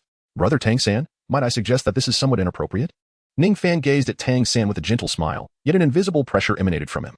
At this moment, Xiao Wu, having heard Ningfan's words, was aware that her preconceived notions, stemming from the earlier incident involving Daimubai, had clouded her judgment, leading to a misunderstanding of both Ningfan and Zhu Shuqing. Moreover, since Zhu Shuqing had managed to arrive here through the Shrek Academy, it was evident that she was a prodigy in the realm of martial soul cultivation, possessing exceptional insight. Unlike the easily swayed twins in Daimubai's embrace, Zhu Shuqing was not so easily led astray. However, despite recognizing her mistake, Xiao Wu's stubborn and proud nature compelled her to feign ignorance, turning her head away. Observing this, Tang San displayed an expression of embarrassment.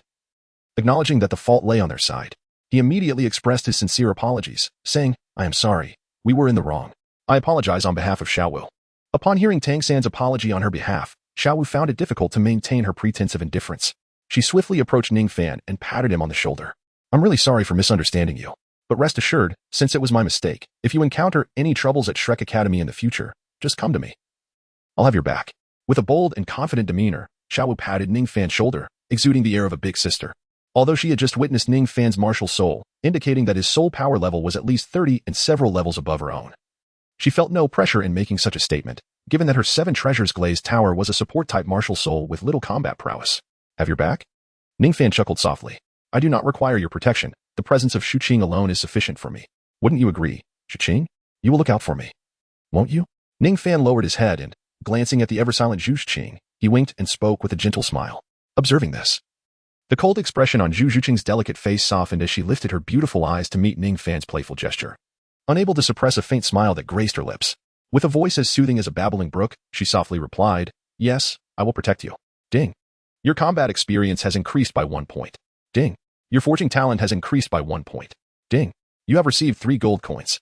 A series of voices resonated once again in Ningfan's mind, causing the corners of his mouth to curve slightly upwards. Oh, it seems I haven't been entirely mistaken. He mused upon witnessing this. Xiaowu, with a pout, softly remarked, well, since Zhu Qing is protecting me, and you have also offered your apologies, I shall forgive you for tarnishing my reputation.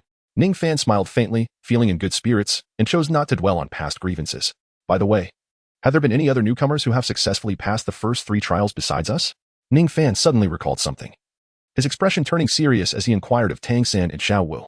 We've only just arrived ourselves, but apart from us, there appears to be no one else. Tang San replied, shaking his head. Oh, that's a relief. Ningfan exhaled, a look of fortune gracing his face.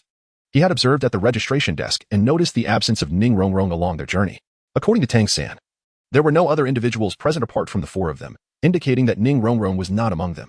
Although, based on Ningfan's recollections, Ning Rongrong was supposed to arrive at Shrek Academy under Ningfingji's orders, the lack of her presence inside and out cast doubt. At that moment, a highly plausible thought surged in Ningfan's mind. Ning Rongrong had not been seen for quite some time, perhaps due to Ningfingji's sudden change of heart, preventing her from attending Shrek Academy. Contemplating this, Ningfan gazed at the aloof girl beside him, a flicker of relief surfacing in his eyes. Truly, fortune favored me. However, just as Ningfan was lost in his private delight, at the village entrance, as the queue before the inspection desk dissipated, the elderly examiner, having found no one interested in testing their age, was about to rise and depart. Suddenly, a melodious voice rang out. Teacher, wait a moment, I am still here. Chapter 31, Sister. With her short hair neatly framing a remarkably fair and exquisite visage, although her figure did not possess the voluptuousness of Zhu Qing, it was nonetheless harmonious. She exuded an ethereal aura, resembling a refined young noblewoman of high education. Furthermore, the girl's smile was enchantingly sweet, akin to a warm spring breeze. Her gentle demeanor uplifting every young soul master who had been disheartened by the stringent enrollment criteria of Shrek Academy. She was, of course, the little princess of the 7 treasure glazed tile school, Ning Rongrong. Initially, Ning Rongrong had no desire to attend Shrek Academy. Her intention was to seek out the mysteriously vanished Ningfan. A week prior, when Ningfingji released her from her confinement in the courtyard, she discovered that Ningfan had seemingly disappeared from the 7 treasure glazed tile school. Upon inquiring with her father, she learned from him that Ningfan had left the school to embark on his own adventures during her period of confinement. Naturally, her father claimed that Ningfan had departed of his own accord. Yet, possessing a keen understanding of her father, Ning Rongrong was not inclined to accept his words at face value. How could Ningfan, who holds such deep affection for her, possibly abandon her and depart from the 7 treasures glazed sect without a word, venturing out to experience the world? It must surely be that his father employed some despicable means to coerce him into leaving.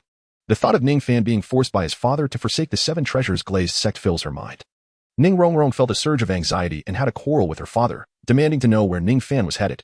However, Ningfingji revealed not a single piece of information, instead informing her that upon the conclusion of her confinement, she would be proceeding to Shrek Academy to engage in her studies and training. Thus, Ning Rongrong departed from the 7 treasure glazed tile school, en route to Shrek Academy. Yet, throughout her journey, the rebellious Ning Rongrong was disinclined to attend Shrek Academy, repeatedly seeking opportunities to escape in pursuit of Ningfan. Unfortunately, under the vigilant protection of the 7 treasure glazed tile school, her attempts were thwarted. Ultimately, she received a message from her father, warning her that if she continued to be disobedient and delayed her arrival at Shrek Academy, Ningfingji would ensure that she would never meet Ningfan again. Nor would he divulge to her the whereabouts of Ningfan. Ningfeng threatened with such words, and in an instant, Ning Rongrong became obedient. However, this also intensified her aversion towards Shrek Academy. As the enrollment period for Shrek Academy was drawing to a close, she, who had been meandering, finally arrived late. Extend your right hand, let me see your bone age, and then unleash your martial soul, the elder in charge of the assessment said softly to Ning Rongrong. All right. Ning Rongrong replied with a sweet smile, her vibrant and radiant expression capturing the attention of many young admirers. It must be noted that although Ning Rongrong was a mischievous little witch at the 7 treasure glazed tile school, if one were to merely observe her exterior without understanding her character, her charming smile and exquisite beauty would make her seem like an extraordinarily adorable little sister next door. Indeed, at around 12 years of age, her martial soul level exceeded 25. The testing elder nodded in satisfaction and then directed his gaze towards the martial soul in the palm of Ning Rongrong's hand, a flicker of surprise crossing his eyes. Another little genius from the 7 treasure glazed tile school?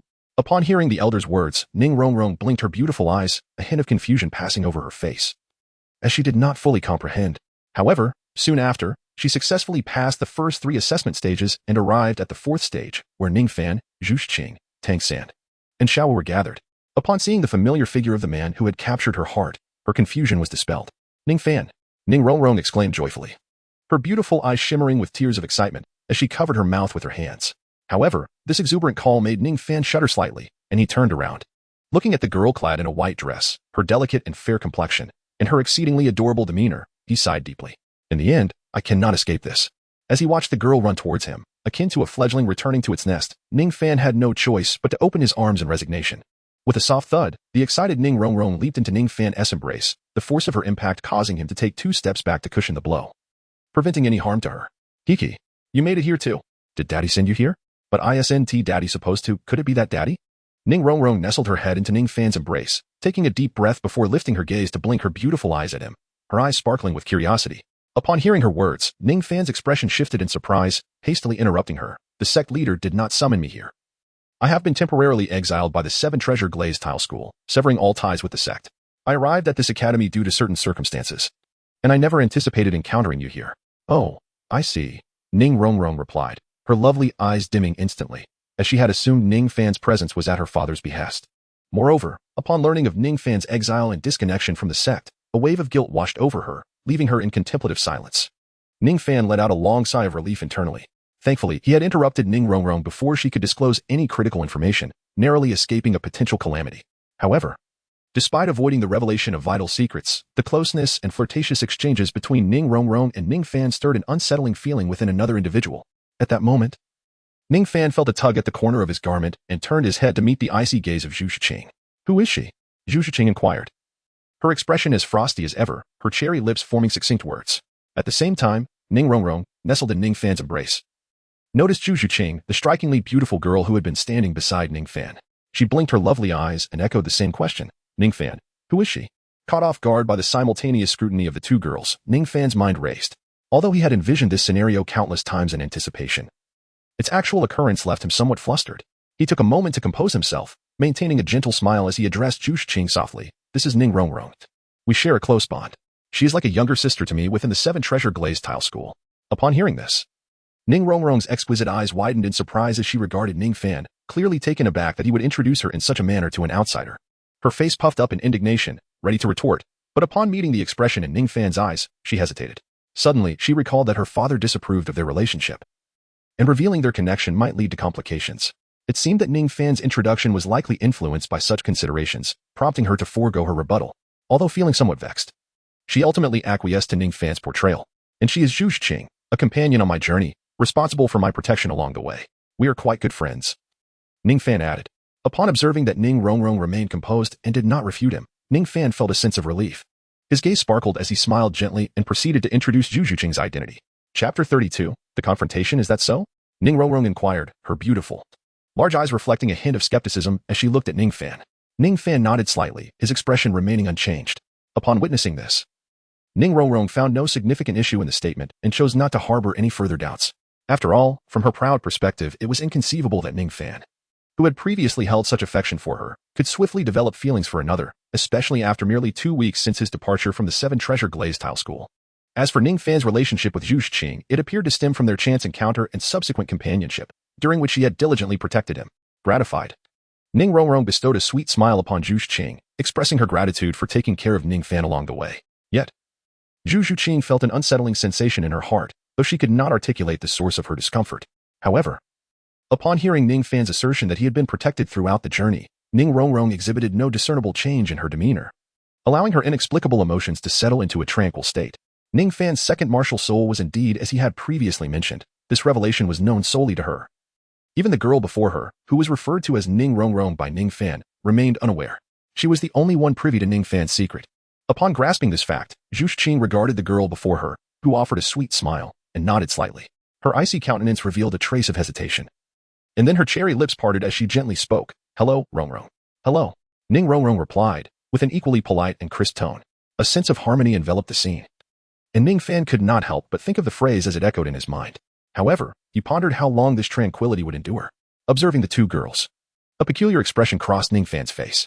Although Zhu Shiqing and Ning Rongrong appeared similar in age, he recalled that Ning Rongrong was slightly older. Was Zhu Shiqing's address of Ning Rongrong as sister not a bit misplaced? On the contrary, if one were to consider it from another perspective, Zhu Shiqing, despite being younger, could indeed call Ning Rongrong sister. What was the fuss about sisterhood and sibling relationships? They hadn't even entered Shrek Academy yet and were already eager to establish connections. At that moment, a deep and resonant voice belonging to a middle-aged man suddenly reverberated in everyone's ears. Zhao Wujie, who had been dozing on a nearby bench, stirred from his slumber, perhaps disturbed by their previous conversation, and slowly opened his bleary eyes. He gazed at the 5 youths before him, seemingly encountering something quite extraordinary. This year, there are actually 5 of you at the 4th test? Yes, Teacher Zhao. All 5 of them have reached a soul power level above 25 and have been exempted from the 2nd and 3rd tests, coming directly here, Daimubai explained, having concluded his guarding duties just as Ning Rongrong arrived. Upon hearing this, Zhao Wujie's eyes brightened, and he stood up from his seat. Though not very tall and possessing an ordinary appearance, he exuded an aura of remarkable sturdiness. Despite being significantly shorter than Ningfan, he nonetheless presented a formidable presence. His broad shoulders resembled a fortress, and his jacket could not conceal the robust muscles that seemed forged from steel. Although his expression was amiable, his imposing stature imparted an undeniable sense of pressure. 5 of you have surpassed level 25. Impressive, impressive. Monsters appear every year, but this year seems particularly abundant. You stand before me at the final trial. If you can withstand my test, you shall gain entry into Shrek Academy. However, my challenges are not easily overcome. Practical experience is essential for every soul master, and it is this aspect I intend to evaluate. I am Zhao Wujie. Since all 5 of you possess soul power levels above 25, I shall indulge you in a game. You have the duration of an incense stick to strategize your cooperation. After that, the test shall commence. If any of you can endure my attacks for the duration of 1 incense stick, even if just one of you lasts until the end, you will pass. He then observed the stunned expressions of the group. At this juncture, Daimubai hurried over and interjected, Teacher Zhao, this may not be appropriate. What? Do you find it problematic? Today, the principal is absent. I am the authority in Shrek Academy, and my word is law, Zhao Wujie declared emphatically, waving his hand. Daimubai's expression shifted, and he retreated, ceasing his attempts to persuade. Daimubai, is this teacher Zhao truly formidable? Xiao inquired, furrowing her brow. Indeed, he is very strong, Daimubai affirmed with a nod. Teacher Zhao's martial soul is the mighty Diamond Bear, an exceptionally powerful beast martial soul with unparalleled defensive capabilities, impervious to harm. It is nearly impossible for soul masters of the same level to inflict effective damage upon him. However, as you might surmise, such bear-type martial souls tend to be cumbersome, with speed being a critical weakness. But that is only relative to soul masters of the same rank. Against you, he will undoubtedly not be lacking. His formidable offensive capabilities, coupled with his unmatched defensive prowess, render many soul masters helpless in their attempts to confront Teacher Zhao. Even if one were to stand still and allow him to attack, they would incur no damage. Thus, he is also known by the title Immovable King. After finishing his explanation, Daimubai turned his gaze to the group before him. Is he truly that powerful? What is his soul power level? Surely he cannot be a soul emperor? Xiao pressed for further information. However, before Daimubai could respond, Ning Rongrong interjected. He is not a soul emperor. He should be a soul sage. I have heard my father mention the title Immovable King. 10 years ago, Zhao Wujie had a conflict with the Spirit Hall, during which they dispatched 16 soul emperor level bishops to capture him, who was also a soul emperor at that time. He managed to escape from such an onslaught. He must be even stronger now. I would estimate he is at least a level 70 soul sage. The group fell silent, save for Ningfan, who remained unfazed. A soul sage? They collectively gasped in astonishment. You should now comprehend the terror of Teacher Zhao, Daimubai affirmed, nodding at them. He then turned his attention to Zhu Shiqing, speaking in a gentle tone. Be cautious. Teacher Zhao is likely only playing with you and will not exert his full strength. Be careful not to get hurt. Daimubai's evident concern for Zhu Shiqing elicited no reaction from her. Her expression remained cold, as if she had not heard him at all. Observing this, a flicker of irritation crossed Daimubai's eyes. He was not a man of great patience. Sensing the tension, Tang San quickly intervened to lighten the mood with a smile. All right, Brother Dai has shared a wealth of useful information. Let us take a moment to introduce ourselves. I'll go first. My name is Tang San. My martial soul is Blue Silvergrass, and I am a level 29 control-type battle soul master. Xiao. My martial soul is a rabbit, and I am also a level 29 assault-type battle soul master. Zhu Shiqing, her martial soul is the Nether Cat, and she is a level 27 agile attack-type battle soul master. Ning Rongrong, her martial soul is the 7 treasure glazed tile pagoda, and she is a level 26 support-type soul master. Upon hearing Ning Rongrong's introduction, Tang San looked at her in surprise. Your martial soul is also the 7 treasure glazed tile pagoda? That makes sense, considering your shared surname. A hint of concern flickered in Tang San's eyes. Although the 7 treasure glazed tile pagoda was renowned as the strongest support-type martial soul on the continent, the effects of identical martial souls and soul skills could not stack on a single individual. He had previously observed Ningfan's martial soul was also the 7 treasure glazed tile pagoda. In simpler terms, although they were 5 in number, with 2 support-type soul masters possessing the same martial soul and skills, it effectively equated to just 4 battle-ready individuals. Chapter 33, Plans Cannot Keep Up with Changes. Ningfan. Martial Soul 7 Treasure Glazed Tile Pagoda, Level 35 Support-Type Soul Master. At that moment, the sound of Ningfan introducing himself resonated. All eyes were fixated on Ning Rongrong and Ningfan, given that they were the only two support-type soul masters in the team with identical martial soul abilities. It was sufficient to have just one participate in the battle while the other observed from the sidelines. As a 35th level support-type soul master with a third-ring soul respect, Ningfan's contribution to the team was undoubtedly far greater than that of Ning Rongrong, a 26th level great soul master. Thus, it was decided that Ningfan would accompany them into battle. However, at that instant, upon noticing the gazes directed towards him, Ningfan smiled and glanced at Zhao Wujin not far away, before speaking. Let Rongrong join you. You may fight freely for the duration of an incense stick's time. I will stand by to support you and prevent any injuries. If you find it too challenging, you can leave the remaining time to me. Tang San furrowed his brow, clearly struggling to comprehend the full meaning behind Ningfan's words. He found it difficult to understand how a support-type soul master could promise to provide assistance, and he also could not grasp why Ningfan, whose support capabilities surpassed those of Ning Rongrong significantly, would choose to forego participation in favor of merely observing from the periphery. Tang San shook his head, looking at Ningfan, who wore a light smile. Since Ningfan was reluctant to engage in battle with him, and the two were not well acquainted, he felt there was little he could say to compel Ningfan to join their efforts. Meanwhile, Dai Mubai regarded Ningfan with a hint of mockery in his eyes, believing that Ningfan was merely intimidated by Zhao Wujin's strength and lacked battle experience, which was why he hesitated to step forward. What? You? Level 35? When did you reach such a high level? Just as Tang San was shaking his head, a voice of astonishment suddenly broke the silence. Ning Rongrong's beautiful eyes widened in disbelief as she stared at Ningfan. Although Ning Rongrong is known as the Little Witch of the Seven Treasure Glazed Tile School, her innate talent is unparalleled among the disciples of her generation, a source of pride she has always cherished. However, at this moment, her perception has been utterly transformed. Currently, her soul power level stands at a mere 26, while Ningfan has, unbeknownst to her, achieved an impressive 35, surpassing her by a full 9 levels. Despite Ningfan being nearly 2 years her senior, even the exceedingly proud Ning Rongrong must concede that she may not reach level 35 in just 2 years. This realization engenders a sense of insecurity within her. In the past, during their interactions, Ning Rongrong had always felt she occupied an unequivocally dominant position. Even after she boldly confessed her feelings to Ningfan, this sentiment remained unchanged. After all, to most observers, Ningfan was merely an average disciple, notable only for his decent appearance, lacking in both talent and status. In stark contrast, Ning Rongrong possessed exceptional talent and was the daughter of the Seven Treasure Glazed Tile School. The disparity in their statuses and talents, compounded by the fact that Ningfan had always pursued her, led Ning Rongrong to subconsciously maintain a superior attitude over him, despite her affections. In her mind, her bold confession was a generous gift to him. A girl as beautiful and talented as she, a princess of the Seven Treasure Glazed Tile School, could certainly afford to take an interest in an ordinary disciple like him. He should count himself lucky. This had long been Ning Rongrong's perspective. Yet now, Ningfan's displayed talent has eclipsed her own, shattering the pride she once felt in their dynamic and leaving her with a profound sense of uncertainty. Seeing Ning Rongrong's adorable yet shocked expression, Ningfan smiled gently, raising his hand to ruffle her hair affectionately, much like a kind older brother. It's just level 35. Having a high level isn't something to boast about. It's perfectly normal for you not to know. What kind of siblings are you? You don't even know this. Xiao Wu remarked, somewhat exasperated by Ning Rongrong's dazed expression. Were it not for the shared surname of Ning and their common martial spirit, the Seven Treasure Glazed Tile, she might have doubted their claim to siblinghood altogether, questioning how they could be unaware of such fundamental details. All right, let us not waste any more time. You two should quickly devise a strategy without counting on me, Ningfan said decisively, glancing at the imposing figure of Zhao Wujin nearby, his eyes glinting slightly. Their previous encounter with that utterly unthreatening 1,000-year-old python had been little more than a warm-up, hardly qualifying as a true battle. Ningfan remained utterly oblivious to the limits of his strength without activating his second martial soul. After absorbing the 5,000 years of right arm bone awarded by the system and acquiring a unique soul skill, his power surged once more, leaving him even more uncertain. Zhao Wuji, with his tough and resilient physique, stood as the perfect subject for experimentation. A subtle smile crept across Ningfan's lips as he regarded Zhao Wuji. Soon, Tang San had devised a tactical plan.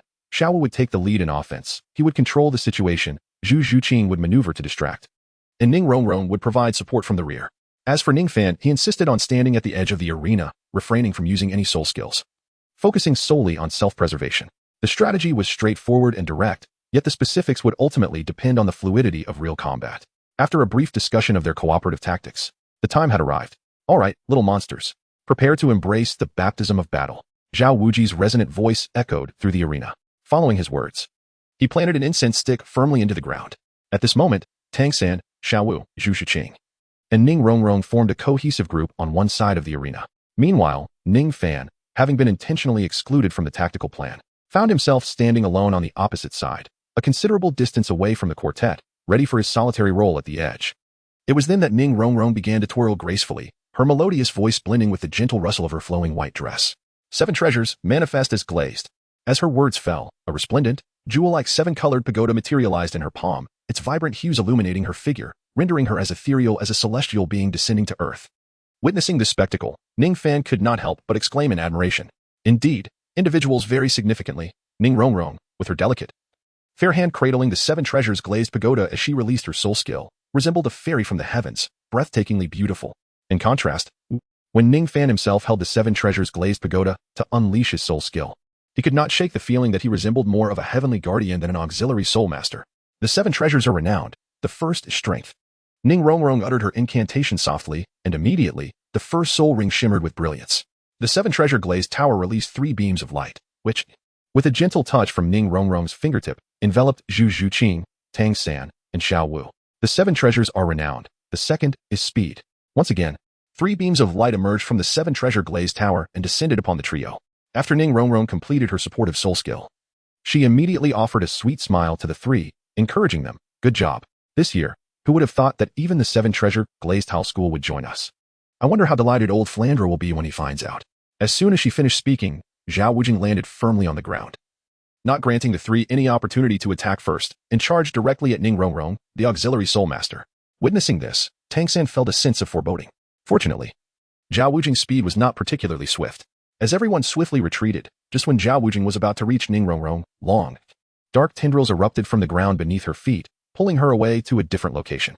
This maneuver created a safe distance, for they dared not engage in close combat with a soul master of Zhao Wujing's caliber. Haha, gotcha, Zhao Wujing exclaimed, seeing Tang San and the others hastily retreating, creating space. Rather than feeling alarmed, he was pleased.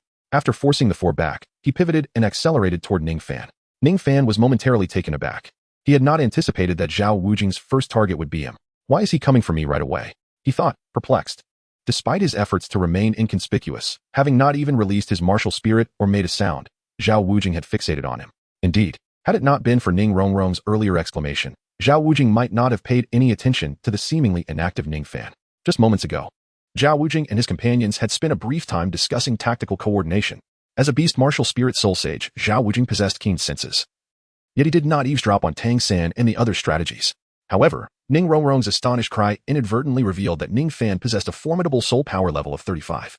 Realizing this, Zhao Wujing quickly surmised that Ningfan was the strongest among the newcomers. At that moment, Zhao Wujing noted that the highest-ranked Ningfan was not with the other 4, but rather standing apart from them, without releasing his martial spirit, a highly unusual sight. Thus, in Zhao Wujing's eyes, Ningfan was undoubtedly suspicious, and he deemed it imperative to eliminate him first to prevent unforeseen complications. As Zhao Wujing charged toward him, Ningfan found himself momentarily dazed.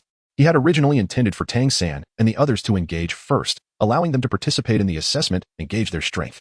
Although Ningfan believed he could withstand Zhao Wujing's full force for a short time without the latter releasing his martial spirit, he felt that taking center stage alone would deny them any opportunity to showcase their abilities, which seemed rather conceited. However, plans often fall victim to unforeseen circumstances. Who would have imagined that Zhao Wujing would fixate on him right away? Although Ningfan was puzzled about why he was targeted first, the current situation compelled him to act. Be careful! Be careful! 2 urgent cries rang out, belonging to Zhu Zhuqing and Ning Rongrong. At that moment, Ning Rongrong's eyes were filled with concern as she watched Zhao Wujing charge toward the motionless Ningfan. As the distance between them diminished, she, having never witnessed Ningfan's true power, fearfully closed her beautiful eyes, envisioning the horrific scene of Ningfan being violently struck by Zhao Wujing, his bones shattering upon impact. On the sidelines, Dai Mubai observed this with a hint of schadenfreude. The timid Ningfan, who had retreated to the edge without even releasing his martial spirit, had unwittingly become Zhao Wujing's primary target. In Dai Mubai's view, this was entirely self-inflicted. Meanwhile, Zhu Zhuqing's cold gaze also held a trace of worry. Although she had witnessed Ningfan's formidable strength against a 1,000-year soul beast, seeing him remain still made her heart race with anxiety. After all, the 1,000-year soul beast they encountered was powerful, but in the presence of a soul sage, it was merely a small insect. Ningfan effortlessly dispatched the Millennium Giant Python. However, when confronted by Zhao Wujing, a formidable soul sage, maintaining such a relaxed demeanor proved to be exceedingly perilous. At this moment, Ningfan stood rooted in place, his brow slightly furrowed, gazing intently at Zhao Wujing. Though he had previously yearned for a direct confrontation with Zhao Wujing, A clash of physical prowess that would embody a vigorous contest between men, the sight of Zhao Wuji's imposing presence, charging forward with the ferocity of a rampaging bull, made him reconsider. Ningfan discreetly swallowed, opting not to confront Zhao Wuji head-on for the moment. Instead, he decided to employ a subtle tactic to thwart Zhao's frenzied charge. A glimmer of golden light quietly manifested within Ningfan's right arm, accompanied by a faint ripple of soul power that was nearly imperceptible to the naked eye. This was the soul skill attached to the bone of the right arm he had obtained, aged 50,000 years. Upon absorbing this reward, Ningfan did not experience the overwhelmingly powerful soul skill he had anticipated. Aside from a slight increase in the strength of his right arm, the soul skill it conferred was not particularly formidable. However, it was precisely the soul skill he had long yearned for: space mastery. The innate divine ability of the ancient void dragon was to traverse the void and command spatial power. By rights, Ningfan, who possessed the ancient void dragon martial soul, should also have access to such abilities. Unfortunately, due to his current weakness, he could not fully manifest even a single dragon's limb. At present, Ningfan could merely sense the existence of spatial power, unable to wield it or comprehend how to do so. Yet, the space mastery skill granted by the 50,000-year bone significantly enhanced his control over the spatial abilities inherent to the ancient void dragon, elevating his capabilities several levels. Although he could manipulate spatial power, his low soul power rank rendered him incapable of utilizing it in direct combat. Techniques such as condensing a spatial spear to silently assassinate an opponent or causing a spatial collapse to create a chaotic storm to obliterate foes were beyond his reach. Even the simplest gesture of creating a spatial portal to banish enemies to another realm was unattainable for him at this stage. These magnificent and powerful techniques were still far too distant for Ningfan, who was merely a soul master. Nevertheless, while the space mastery skill could not be employed for direct confrontation, its remarkable flexibility could potentially catch enemies off guard if applied judiciously in battle. Be cautious, Teacher Zhao, Ningfan murmured, his right palm slightly bending as a faint silver glow flickered in his palm. He then clenched it tightly towards the void. What? Zhao Wuji's expression shifted dramatically. As he charged aggressively towards Ningfan, just 2 steps away from Linfeng, he suddenly stumbled, nearly losing his balance. Fortunately, his quick reflexes allowed him to regain his composure, averting an embarrassing fall. At that moment, he distinctly felt as though something had seized his right foot. Initially, he suspected it was Tang San's blue-silver grass entangling him, but upon looking down, he found nothing at all. His foot was completely free of any bindings. The onlookers were bewildered, utterly perplexed by the unfolding situation. Just moments ago, the formidable Zhao Wuji had charged at Ningfan, yet now he stood motionless, having nearly toppled over. Teacher Zhao, what ails you? Is it perhaps your age catching up? Osteoporosis, perhaps?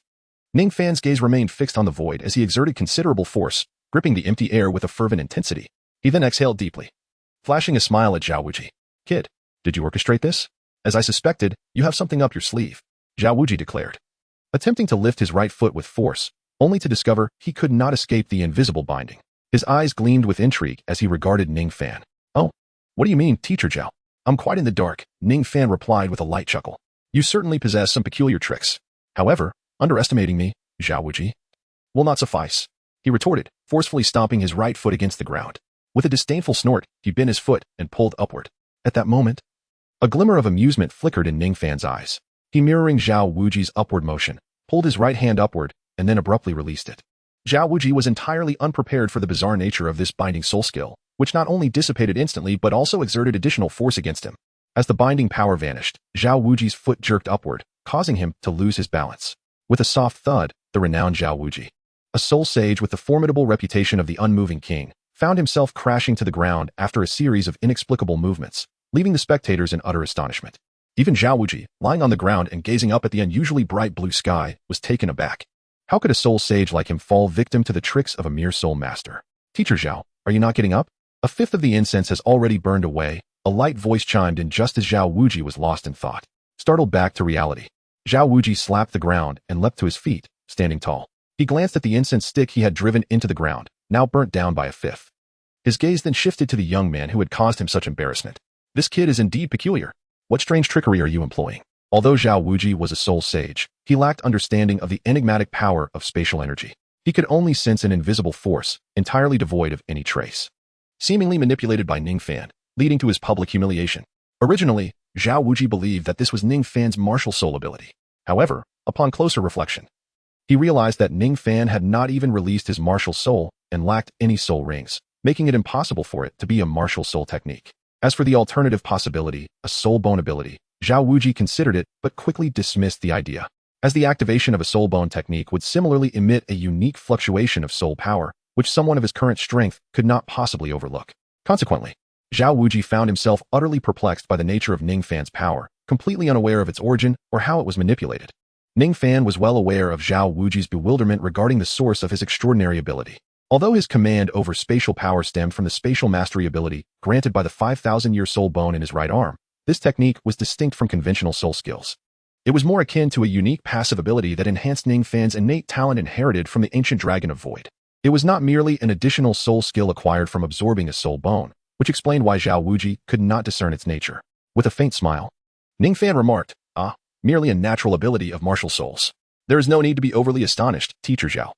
It can be wielded through the invocation of soul power without the need to release my martial soul. Natural ability of martial souls? Zhao Wuji paused, taken aback. Typically, martial souls lacked any innate abilities. Only a few exceedingly rare and potent martial souls possessed unique talents. Intrigued, Zhao Wuji's gaze toward Ningfan deepened, eager to uncover the secrets of this young man's exceptional martial soul. Meanwhile, Tang San and Xiao Wu, who overheard Zhao Wuji's conversation with Ningfan, directed astonished glances at Ning Rongrong, except for Zhu Zhuqing. Xiao Wu, curiosity getting the better of her, playfully poked Ning Rongrong in the waist and leaned closer to inquire. Hey, no wonder the Seven Treasures Glazed Tile School is the strongest support martial soul on the continent. Who would have thought it harbored such an extraordinary innate ability? Rongrong, what exactly is that power? Upon hearing this, Ning Rongrong turned her head in a daze, her beautiful eyes reflecting the same astonishment. The innate ability of the Seven Treasures Glazed Tower. How could I, the daughter of the sect master of the Seven Treasures Glazed Tile School, possessing the authentic Seven Treasures Glazed Tower martial soul, be completely unaware of such a thing? Noticing the inquisitive gazes of Tang San and the others, Ning Rongrong opened her mouth, shook her head gently, and replied softly, I do not possess such an ability. I do not know. Eh? Are you two really siblings? How could you not know this or that?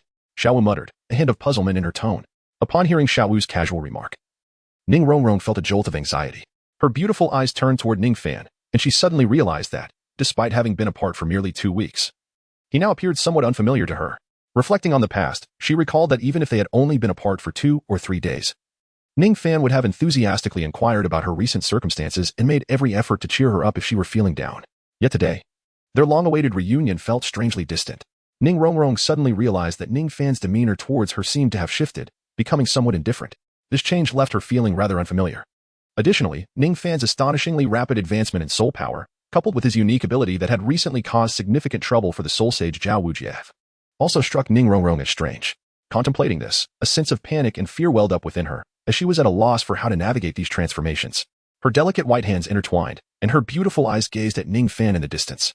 As her gaze fell upon the figure clad in a flowing azure robe, strikingly handsome, she noticed that even while confronting the formidable soul sage Zhao Wujie, he remained composed, a smile gracing his lips, exuding strength and confidence. In that instant, Ning Rongrong felt as though she had been struck by lightning. Her heart raced as if a startled doe, her cheeks flushed with a charming crimson. Though she found Ningfan to be unfamiliar after 2 weeks apart, she now realized that, at this moment, she seemed to have developed an even greater fondness for him. Hey, are you not going to unleash your martial spirit? Although your innate abilities are somewhat bizarre, having just exchanged blows, it won't be so easy for you to catch me off guard now, Zhao Wujie remarked, twisting his head and flexing his wrist, a smile playing on his lips as he addressed Ningfan. Oh, is Teacher Zhao so eager to witness my martial spirit? While I would love to immediately fulfill your wish, I must indulge in a little more play first. With that, Ningfan flicked his middle finger, and a stone the size of a fist sprang from the ground, hovering in the palm of his hand. Go. Ningfan gazed at the stone in his hand, a faint smile gracing his lips as he uttered a soft command. In an instant, the stone transformed into a silent black line, shooting forth with remarkable speed. Zhao Wuji, observing the stone hurtling towards his visage, displayed not a flicker of emotion, his feet remaining firmly rooted in place. Just as the stone was about to make contact, it veered sharply, grazing Zhao Wuji's skin with a narrow escape. Is that all? Zhao Wuji smirked with satisfaction. Yet, as the smile began to bloom at the corners of his mouth, a soft sound emanated from the back of his head. Bang! The smile on Zhao Wuji's face vanished instantly. He raised his right hand to touch the back of his head, finding gray-black stone fragments upon his fingers. At that moment, only one thought occupied his mind. I've been duped again. Although the impact of such a small stone was negligible and caused no real harm, the act itself was profoundly insulting for one of Zhao Wuji's stature as a soul sage. What kind of technique is this? No, this isn't merely a technique. It is a manifestation of some unique power. Tang San, who was observing from the sidelines, witnessed the stone shoot forth from Ningfan's hand, after Zhao Wuji evaded it. Instead of following the expected trajectory of a direct descent, it made an abrupt turn in midair, striking Zhao Wuji on the back of the head with a resounding slap. Chapter 36, A Playful Encounter. The peculiar flight path of the stone led Tang San to initially assume, by instinct, that it was a special form of hidden weapon technique. However, he quickly shook his head, recalling that Ningfan had merely launched the stone into the air without employing any special method. Though it was not a hidden weapon technique, the stone's unusual trajectory in flight was undeniably comparable to some of the intricate and sophisticated hidden weapon techniques of the Tang sect. Moreover, under the scrutiny of Tang San's purple extreme demon eye, he discerned an additional peculiarity. The fragments casually launched by Ningfan soared through the air with astonishing speed. Exhibiting an extraordinary quality, they traversed their path in complete silence, causing not the slightest disturbance. This revelation left Tang San utterly astounded. It is worth noting that even the smallest and most ingeniously designed concealed weapons, upon being discharged, create subtle changes in the surrounding atmosphere as they navigate through the air. However, the shard released effortlessly by Ningfan managed to alter the environment not at all, remaining utterly silent. Had it not been for the visible sight, it would have been nearly impossible to detect through mere bodily perception. It is precisely this remarkable characteristic that led to a significant oversight on the part of Zhao Wuji. A soul sage. Ningfan gazed at the seemingly unscathed Zhao Wuji, shaking his head ever so slightly. Zhao Wuji was indeed, as he had surmised, tough-skinned and robust. The blow that had struck him squarely at the back of his head was sufficient to render a soul master of the soul sovereign level unconscious. Yet, Zhao Wuji, caught utterly off guard, had withstood it without sustaining any injury, remaining completely unmoved. The hard fragments of rock colliding with his head were akin to an egg striking a boulder, shattering into dust upon impact. Undoubtedly, Zhao Wuji possessed formidable defensive capabilities. With a cranial resilience that surpassed even stone, the true extent of this hardness remained a mystery to Ningfan. However, it was evident that it was significantly more durable than mere rock. This was merely Zhao Wuji relying on his physical defenses without the aid of soul power. Thus, one could only wonder how remarkably tough his head truly was. The question lingered, could it rival the hardness of steel? Suddenly, a thought flickered in Ningfan's mind. The speed and power he had just demonstrated represented the utmost limit achievable at his level through the manipulation of spatial forces. Naturally, this was merely the impact generated by controlling ordinary stones. Were he to substitute a finely crafted iron dagger, the potency would undoubtedly increase significantly. One might ponder the possibility that had Ningfan employed a sharp dagger instead of a mundane stone, it could have silently pierced the back of Zhao Wuji's head. Although Ningfan surmised that even with the iron dagger, he might not inflict substantial harm upon Zhao Wuji, perhaps he could at least graze his skin. With this notion firmly established, Ningfan resolved to forge some concealed weapons, such as daggers, to complement his spatial abilities in combat. However, he acknowledged his lack of expertise in crafting such implements. Despite possessing the innate forging talent bestowed by the system, his proficiency barely reached 40 points, rendering him far from proficient. Moreover, he lacked any schematics or methods for forging. Any daggers he might create would likely be nothing more than slightly sharpened ordinary blades, with power not surpassing that of fragmented stones. Should he seek assistance from Tang San? Ningfan furrowed his brow, recognizing that Tang San was indeed an expert in the art of crafting concealed weapons. Yet, he harbored little enthusiasm for seeking favors from him, preferring to avoid indebtedness. Thus, he promptly dismissed this idea. Suddenly, as if struck by inspiration, his eyes lit up. Wait, why should I seek Tang San? Do I not possess forging schematics? Though this may not be a concealed weapon in the strictest sense, it could prove infinitely more effective than any ordinary dagger. Suddenly, Ningfan recalled a special manufacturing blueprint that had remained untouched due to unmet conditions, a glimmer of excitement illuminating his face. However, before he could revel in his joy for long, his expression shifted abruptly. You fool! Losing focus during battle can lead to deadly peril. A cold reprimand echoed as Zhao Wuji propelled himself forward with a powerful push from his feet, resembling a darting arrow as he swiftly approached Ningfan. His right fist, imbued with terrifying force, was poised to strike directly at Ningfan. In that instant, Zhao Wuji was alarmingly close. And it was too late to employ the power of space to obstruct him. There was no escape from this imminent threat. Ningfan took a half step back with his right foot, simultaneously exerting force through his waist, legs, and arms. His gaze sharpening as the soul power surged within his right arm. Amidst the astonished and incredulous stares of the crowd, he too launched a punch towards Zhao Wuji. Ningfan's fists, though not particularly large, appeared rather delicate in comparison to Zhao Wuji's massive, sandbag-like hands. Yet, this seemingly dainty punch, when contrasted with Zhao Wuji, caused the latter's smile to vanish in an instant, replaced by an expression of sheer disbelief and shock. The two fists, one large and one small, collided with tremendous force. Zhao Wuji, with an incredulous look, was propelled backward. A thunderous sound erupted. It is uncertain just how heavy Zhao Wuji's body is, but upon crashing to the ground, it created a violent tremor, sending dust swirling into the air.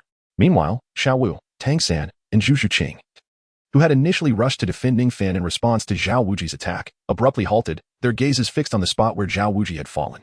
What has happened to this world? When did support-type soul masters become so formidable? What manner of creature is he? In that moment, Xiao Wu and Tang San could not help but shout silently in their hearts as they looked at Ningfan. Even Zhu Shiqing, witnessing the spectacle, was taken aback, her dark eyes wide with astonishment. Although she was somewhat aware of Ningfan's background, she had never anticipated such an outcome. Ningfan astonishingly managed to deliver a single punch that sent Zhao Wuji flying in their direct confrontation, although Zhao Wuji did not employ his soul power. Relying solely on his physical strength, the spectacle of a mere punch propelling a formidable Soul Saint-level warrior through the air was utterly astonishing. Ningfan shook his right hand, which had grown numb and weak from the tremendous force transmitted through his arm after their recent clash. Zhao Wuji's fist was indeed harder than steel. The disparity in their strengths was unmistakably vast. Ningfan shook his head. Although he had just sent Zhao Wuji flying with a single punch, appearing incredibly fierce, it was merely a fortunate outcome due to Zhao Wuji not having utilized his martial soul and soul power, relying solely on physical strength. Had Ningfan engaged Zhao Wuji in that moment without using soul power, relying purely on physical might, even with the enhancement of the ancient dragon's power, he would have been the one sent flying, not Zhao Wuji, given the vast disparity in their strengths. Nevertheless, he had already gained enough advantage for now, and it was likely that Zhao Wuji would begin to take the fight seriously. The storm of attacks from Zhao Wuji was imminent.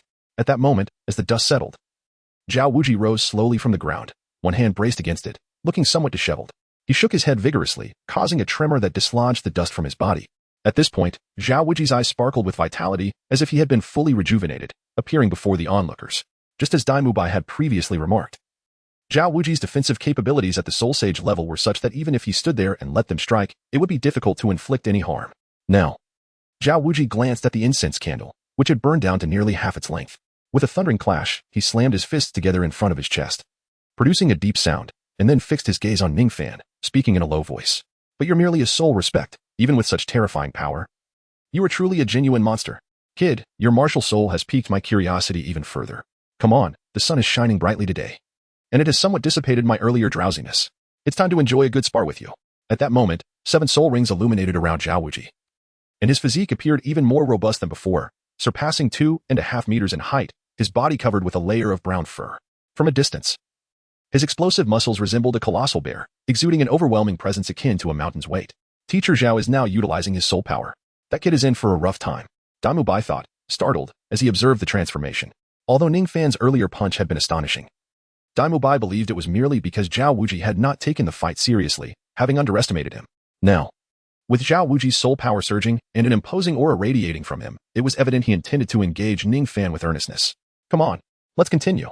Zhao Wuji roared, stepping forward towards Ningfan, a glint of mischief in his eyes. Clearly, he aimed to regain the lost pride he felt after the earlier encounter, seizing the remaining time of the half-burned incense to do so. However, at that moment, Tang San and the others, who had been watching from the sidelines, were already poised to act. They had deliberated on their strategy for a considerable time, and Ningfan's monstrous display had drawn Zhao Wuji's ire, preventing them from making a move until now. With half the time elapsed, if they did not take action soon, they would have nothing to show for their participation in this 4th round. Seeing the signal, Xiao Wu and Tang San exchanged glances, and Xiao Wu, as the primary attacker, leapt towards Zhao Wuji, her feet barely touching the ground as she sprang into the air. As she ascended, a vine appeared perfectly beneath her, providing leverage. This was Tang San's blue silver grass. Landing on the vine, it bent like a taut bowstring, and in the next moment, Xiao Wu shot towards Zhao Wuji like an arrow released from a bow, with less than half the time remaining. The previous moments had been dominated by Ningfan's display of power, leaving no opportunity for them to intervene. Now, it was their turn to engage. Sensing Xiao Wu's approach, Zhao Wuji displayed no change in expression, neither dodging nor evading, standing firm as if he were a wooden post, awaiting her arrival. Xiao Wu assumed a scissor stance in midair, activating her martial soul as she aimed for Zhao Wuji's neck. Bang! Bang! 2 light sounds echoed as Xiao Wu's strength, capable of snapping a small tree in half, impacted Zhao Wuji's shoulder. The vulnerable area of his neck bore no harm. He didn't even flinch. Your technique is commendable, but your strength is insufficient. If you possess that kid's power, I might have to take you seriously. However, this force is barely enough to tickle me, Zhao Wuji remarked with a calm smile. Xiao Wu was taken aback, and at that moment, a ghostly figure appeared behind her. Zhu Shiqing, having activated her martial soul, her eyes one green and one orange-blue, her claws like blades radiating a cold glint, launched a series of swift attacks. However, none of these strikes could penetrate Zhao Wuji's formidable defense. Haha, here we go again? Your tickles lack any real strength. Zhao Wuji laughed heartily before suddenly shaking his body, sending both Zhu Shiqing and Xiao Wu flying away as he continued to advance towards Ningfan. Yet, in that instant, several vines burst forth from the ground, wrapping around Zhao Wuji's feet. Surprisingly, the thorns on these vines managed to pierce his defenses, injecting toxins into his legs. Zhao Wuji felt a sudden numbness in his feet, hindering his movement. Not bad, This academy truly has some intriguing little monsters. You've piqued my interest. Zhao Wuji mused, glancing down at the vines. But my current target is not you. With that, Zhao Wuji's soul power surged through his legs, swiftly expelling the toxins. He stomped down hard, shattering the resilient vines beneath him into several pieces. Once the obstruction was cleared, Zhao Wuji's gaze returned to Ningfan, but he soon frowned, muttering impatiently, again? Just as Xiaowu, who had leapt away from Zhao Wuji, was ensnared mid-air by Tang San's vines. She was then propelled towards Zhao Wuji as if a hammer had been tied to the tip of the vine by Tang San's manipulation. This was a combined technique from Tang San and Xiaowu. Under Tang San's deft control, Xiaowu launched her attack while remaining elusive to Zhao Wuji's counter. However, despite the cleverness of their technique, it bore little effect against Zhao Wuji's astonishing defenses. After all, Xiaowu not only possessed a light frame but her strength was also significantly lacking. Ningfan delivered a solid kick to Zhao Wuji, managing to inflict some damage. However, even with all her strength, Xiaowu's kick, aimed at Zhao Wuji's defensively weak neck, produced only a negligible effect. At that moment, another shadow, cold and ethereal, surged towards Zhao Wuji. Two soul rings ignited around this figure as Zhu Qing, attacking from the side, reached an incredible speed. After the previous assault had failed to harm Zhao Wuji, Zhu Qing launched her attack anew, activating her soul skill. As she approached Zhao Wuji, her body spun, creating a flurry of afterimages, each glinting with chilling light, transforming into a spiral.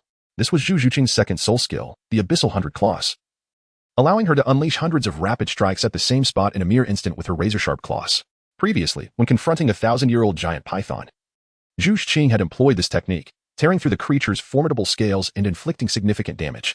Its power should not be underestimated. Now, her target was Zhao Wuji's vulnerable neck. The harassment from Zhu Qing and Xiaowu only intensified the impatience on Zhao Wuji's face. To him, they were akin to pesky mosquitoes, though they posed no real threat. Their incessant buzzing was undeniably irksome. I have already stated, you are not my target. Zhao Wuji uttered this phrase with a dismissive tone. A glimmer of golden light flashed in his eyes as he regarded Xiaowu and Zhu Qing. In the next instant, his first soul ring blazed to life. An immensely powerful roar erupted from his lips. Golden light surged forth. An invisible sound wave, infused with raw energy, radiated outward. In an instant, Zhu Qing emitted a pained cry, sent hurtling through the air, blood trickling from her mouth, her body weakly flying backward. Yu Qin. Dai Mubai's eyes widened in alarm. He had not anticipated that Zhao Wuji, a formidable soul saint, would resort to using a soul skill offensively. Despite his anxiety, he dared not recklessly intervene in this trial. At that moment, seeing Zhu Qing's frail form being flung away, Ningfan swiftly stepped forward, one hand cradling Zhu Qing's delicate waist and the other supporting her icy leg, pulling her into his embrace. Observing her pale complexion and the blood at the corner of her mouth, Ningfan felt a pang of concern and gently inquired, "Are you all right?" "I'm fine," Zhu Qing replied softly, her dark, cool eyes meeting Ningfan's as she shook her head. She then gently extricated herself from his embrace and landed steadily on the ground. When Zhao Wuji unleashed his first soul skill, Zhu Qing had been positioned to the side, allowing only a fraction of the sound wave's force to affect her. Thus, she only felt a slight internal turmoil and minor injury, with no lasting harm. In contrast, Xiaowu fared much worse, having directly endured Zhao Wuji's sound wave attack. The violent energy of the sound wave invaded her body, causing her to spit out blood. And the vines binding her shattered, dropping her from mid-air. Tang San swiftly used his blue-silver grass to catch Xiaowu. At that moment, Zhao Wuji let out a cold snort. He was growing increasingly irritated with Tang San's persistent interference using blue-silver grass. Spotting Tang San's movements, he swatted his palm like a fan, aiming a blow at him. Just then, Xiaowu opened her eyes, a glint of red flashing across her gaze as she looked at Zhao Wuji. This was Xiaowu's second soul skill, Bewitchment. However, her bewitching ability was effective primarily against opponents of similar or lower soul power levels. Against Zhao Wuji, it was utterly ineffectual. Instead, Xiaowu suffered a backlash from her own skill. Zhao Wuji's eyes glimmered with golden light as he locked gazes with Xiaowu. In that instant, she let out a scream and fainted. Seizing this opportunity, Zhao Wuji activated his ghost shadow cloak to evade the attack. He did not pursue further, but remained poised in place. "Xiaowu! Xiaowu!" Tang San cried out in frantic desperation. Yet, Xiaowu lay utterly unconscious, offering no response. She was merely suffering from a backlash and would awaken after a day's rest. Without a little lesson, you truly thought I, Zhao Wuji, was an easy target. He chuckled at Tang San, then shifted his gaze to Ningfan. With nearly two-thirds of the incense time elapsed, it was time to impart a proper lesson to the boy who had embarrassed himself. Upon noticing Zhao Wuji's menacing gaze directed at Ningfan, Zhu Qing's expression turned icy, readying herself for battle.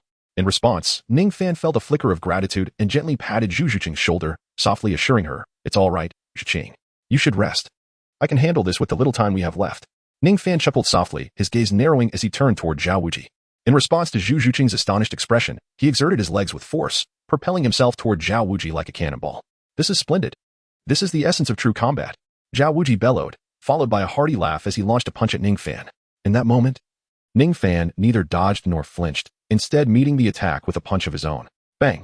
The scene unfolded almost identically to their earlier encounter, as two fists, varying in size yet imbued with extraordinary power, collided, generating an invisible shockwave. However, unlike before, Zhao Wuji had not invoked his soul power during their previous clash. Relying solely on his physical strength, he had been sent flying by Ningfan's strike. Now, with his martial soul manifested, Zhao Wuji's displayed strength was on an entirely different level. In an instant, Ningfan found himself sent flying by a punch from Zhao Wuji. Much like Zhao Wuji had been earlier. Yet, foreseeing this outcome, Ningfan was determined not to appear as disheveled as Zhao Wuji had. Channeling the power of space, he lightly tapped his toes against the void, executing a graceful flip to regain his footing, landing firmly on the ground, hands clasped behind him, exuding an air of nonchalance. "Ah, to withstand 4/10 of my strength without sustaining injury, impressive indeed," Zhao Wuji remarked, observing Ningfan's composed demeanor and steady breath with admiration. "However, is this truly your limit? Merely relying on this will not suffice for you to endure the remaining third of the time against me, especially without unleashing your martial soul." Zhao Wuji slowly advanced, his brownish-yellow eyes narrowing with intensity as he regarded Ningfan with a grave tone. Although he had lost face earlier at Ningfan's hands, he couldn't deny the terrifying prowess of this young man, whose immense strength and unique, intangible abilities surpassed that of an ordinary soul master. Without employing soul techniques or his martial soul, his capabilities could easily rival those of a soul master at the soul sect level. Consequently, Zhao Wuji grew increasingly intrigued by Ningfan's martial soul, eager to witness its manifestation. Furthermore, as a rank 76 soul sage who had already completed the manifestation of his martial soul, he found it hard to bear that a mere soul master was still engaging him without utilizing his own martial soul. Upon hearing Zhao Wuji's words, a fleeting glimmer of hesitation crossed Ningfan's eyes. He then looked up at Zhao Wuji, exhaling softly before shaking his head with a smile. "Since you were so eager to discover the nature of my martial soul, I shall oblige your request, teacher Zhao." Zhao Wuji's gaze sharpened with anticipation as he observed Ningfan, utterly perplexed about the nature of his martial soul. The extraordinary strength he exhibited was formidable. Even Zhao Wuji, known for his power and defense as the mighty Diamond Bear, found himself outmatched in terms of raw strength. Additionally, there was that peculiar intangible ability, which, according to Ningfan, stemmed from his martial soul's innate talent. This left Zhao Wuji bewildered, as he could not fathom a martial soul possessing such unique and potent attributes. In Zhao Wuji's eyes, the two remarkable qualities demonstrated by Ningfan appeared to eclipse even the so-called strongest martial soul of the continent, the Blue Lightning Tyrant Dragon. Thus, as Ningfan prepared to unleash his martial soul, Zhao Wuji halted his advance, eager to closely observe what peculiar martial soul this young man possessed. Similarly, Tang San, who had been quietly monitoring the developments, also turned his attention to Ningfan. Although Ningfan had previously showcased his 7-treasure, glazed tile martial soul, leading Tang San to initially believe he was merely an exceptionally talented support-type soul master, the extraordinary combat prowess he later exhibited prompted Tang San to reconsider. At this moment, he found himself questioning whether Ningfan might, like him, possess dual martial souls. Dual martial souls were exceedingly rare, and many had never even heard of them. Thus, the average person would not associate Ningfan's remarkable displays with the notion of dual martial souls. However, Tang San, who possessed dual martial souls himself, instinctively connected Ningfan's extraordinary manifestations to that rare phenomenon. Consequently, cradling the unconscious Xiaowu in his arms, Tang San fixed his gaze intently on Ningfan, eager to uncover whether he indeed possessed dual martial souls, and, if so, what his second martial soul might be. This question echoed simultaneously in the minds of both Tang San and Zhao Wuji. Ningfan sensed the unabashed gazes of Tang San and Zhao Wuji upon him, a subtle smile gracing his lips as he raised his right hand slightly and uttered, "It's you. Come forth." 7-treasure glazed tile. In Chapter 39, Body Technique, 2 yellow and 1 purple soul rings appeared beneath his feet. Simultaneously, a kaleidoscope of colors flickered in his palm, coalescing into a radiant small tower. His martial soul, 7-treasure glazed tile. Zhao Wuji and Tang San exchanged glances, and Ningfan understood their intentions well. They sought to behold his martial soul. Thus, he decided to grant them a splendid view. 7-treasure glazed tile. Zhao Wuji's voice, previously deep and rumbling, turned sharp and piercing upon witnessing the colorful tower in Ningfan's hand, reminiscent of a quacking duck. With Zhao Wuji's extensive experience from his early days traversing the continent, he immediately discerned the nature of Ningfan's martial soul.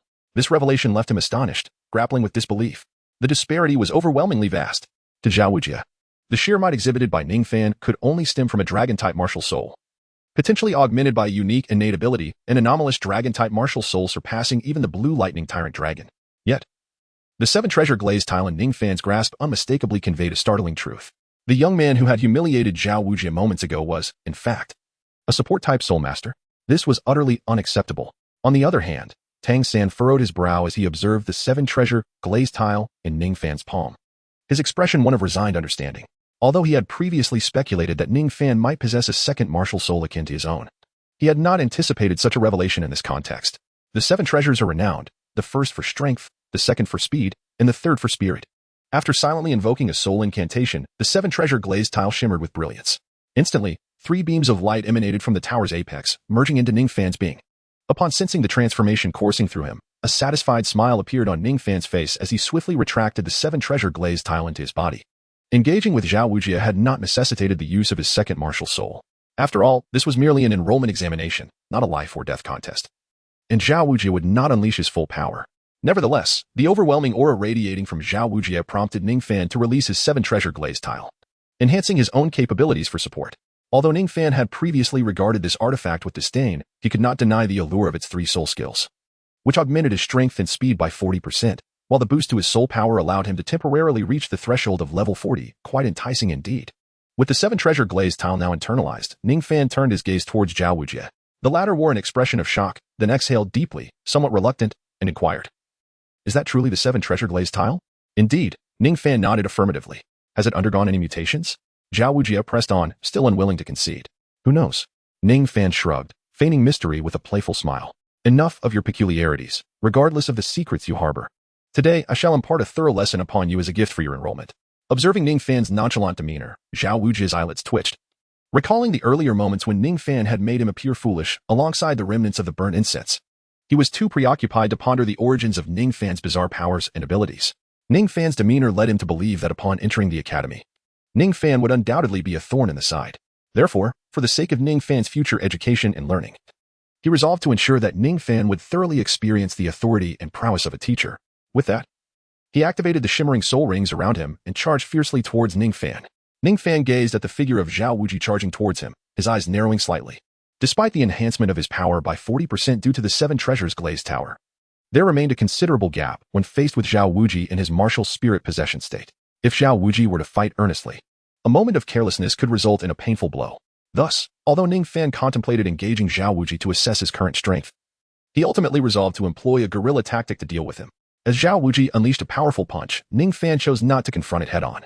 Instead, he swung his right arm, striking Zhao Wujie's punching arm directly. The force of his right arm caused Zhao Wujie's punch to veer slightly off course. Instantly, soul power surged within him, and with a light breath, he tapped his toes on the ground, barely making a sound, his step swift and silent, leaving no trace of dust in his wake. His form was light and agile, akin to a startled swan, and in the blink of an eye, Ningfan appeared beside Zhao Wujie, catching him by surprise. "What exquisite lightness of foot," Tang San murmured, his eyes brightening. Although Tang San practiced the Tang sect's elusive technique, Ghost Shadow Displacement, and regarded ordinary lightness skills with disdain, he couldn't help but admire Ningfan's graceful footwork. If his own technique excelled in its mysteriousness, Ningfan's movements were markedly distinct, light as a swallow, swift as a shadow, leaving no trace behind, utterly elegant. This remarkable lightness of foot was the sole reward he received during the year he strategized to win over Ning Rongrong, known as the snow tracking lightness technique. This was the first time Ningfan showcased this skill in actual combat, and seeing Zhao Wujie's astonished expression, he recognized the effectiveness of this technique. Indeed, it was thanks to this lightness of foot that he felt confident enough to engage Zhao Wujie, who was in his martial spirit possession state, without resorting to his second martial spirit for the remainder of the time.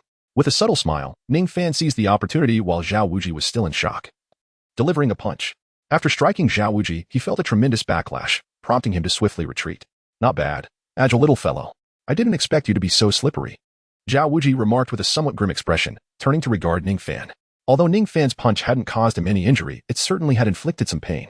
Ningfan's strength was indeed unlike that of Xiao Wu. It resembled that of a dragon or an elephant, embodying a terrifying force within each punch. Although Zhao Wujie was not truly injured, he could feel that the power coursing through his body was likely to leave his already aching waist bruised and battered. Ningfan's extraordinary agility, coupled with his remarkable speed, effectively restrained Zhao Wujie. After all, as a level 76 soul saint, Zhao Wujie excels in strength and defense. Yet he falls short in terms of velocity. Ningfan, due to the existence of the Taishu ancient dragon martial soul, possessed an exceptionally robust physique and was not lacking in speed. Under the amplification of the 7 treasures glazed pagoda and the remarkable technique of treading snow without a trace, Zhao Wujie found it nearly impossible to land a blow on Ningfan. However, as a formidable soul sage, Zhao Wujie was acutely aware of his shortcomings and had devised countermeasures. Did he think he could simply delay time? it would not be so effortless.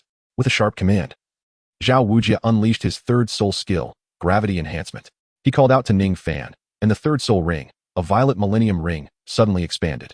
Yet, instead of infusing its power into his own body, it gracefully descended and surged into the ground below. In an instant, Ningfan felt as if his feet were ensnared in a quagmire, his body abruptly becoming heavier, as though his weight had doubled. Observing this, Zhao Wujie strode forward with great strides, a subtle smile playing on his lips, as if to say, "This time, let us see how you escape." However, just as Zhao Wujie believed victory was within his grasp, he planted his feet firmly and unleashed a powerful punch. Ningfan lightly tapped his toes, his azure robe billowing as he soared away once more, seemingly unaffected by the gravitational field, effortlessly evading Zhao Wujie's attack. Indeed, Zhao Wujie's gravitational field was exceptionally effective against agile soul masters, significantly curbing their speed. However, for Ningfan, whose physical prowess was formidable and who possessed the ancient dragon's might, this sudden increase in gravity had only a marginal effect. His speed remained largely unimpeded. Moreover, Ningfan discerned that although this gravitational field was remarkably unique, it paled in comparison to the exceptional nature of spatial power. Given ample soul energy, a slight expenditure could manipulate spatial forces to nullify the gravitational effects entirely. Thus, for Ningfan, should he so desire, this gravity would hold no sway over him. Upon witnessing Ningfan's seemingly unchanged velocity, Zhao Wujie's expression shifted to one of astonishment. Observing Ningfan from a distance, he felt a twinge of confusion, only to suddenly slap his forehead, a flicker of realization crossing his eyes. He recognized that his gravitational field had little impact on Ningfan. Although Ningfan's speed and agility led Zhao Wujie to instinctively categorize him as an agile soul master, and thus employ the gravitational field, it was evident that such a field posed minimal hindrance to a robust and powerful soul master like Ningfan. In Zhao Wujie's eyes, Ningfan was a synthesis of both agile and powerful soul masters, adept in speed, strength, and defense. But no, it was more than just those three attributes. Zhao Wujie's gaze flickered as he recalled Ningfan's enigmatic and extraordinary ability. This capability to bind soul masters and exert remote control was undoubtedly the domain of control-type soul masters. In other words, this young man before him was a remarkable amalgamation of the strengths of the powerful, agile, and control types, exhibiting a versatility that rendered him nearly invulnerable to weaknesses. Zhao Wujie couldn't help but draw in a sharp breath, truly horrified. Then a thought struck him, and his expression shifted to one of discomfort. The most troubling aspect, in Zhao Wujie's view, was that this individual, who seemingly encompassed all the virtues of various soul master types without any apparent flaws, wielded the Seven Treasures glazed pagoda as his martial spirit.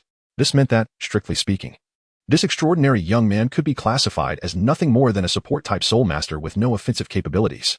What nonsense was this? As this realization dawned upon him, Zhao Wujie felt a familiar pain in his waist, likely bruised from Ningfan's earlier strike, and inwardly lamented. After exhaling a long, deep breath, he cast a glance at the nearly extinguished incense nearby, his heart beginning to race with anxiety. The degree of genius exhibited by Ningfan exceeded his own expectations. Yet, he remained merely a 13 or 14-year-old child. Here was Zhao Wujie, the illustrious unmoving king, struggling against such a youthful opponent.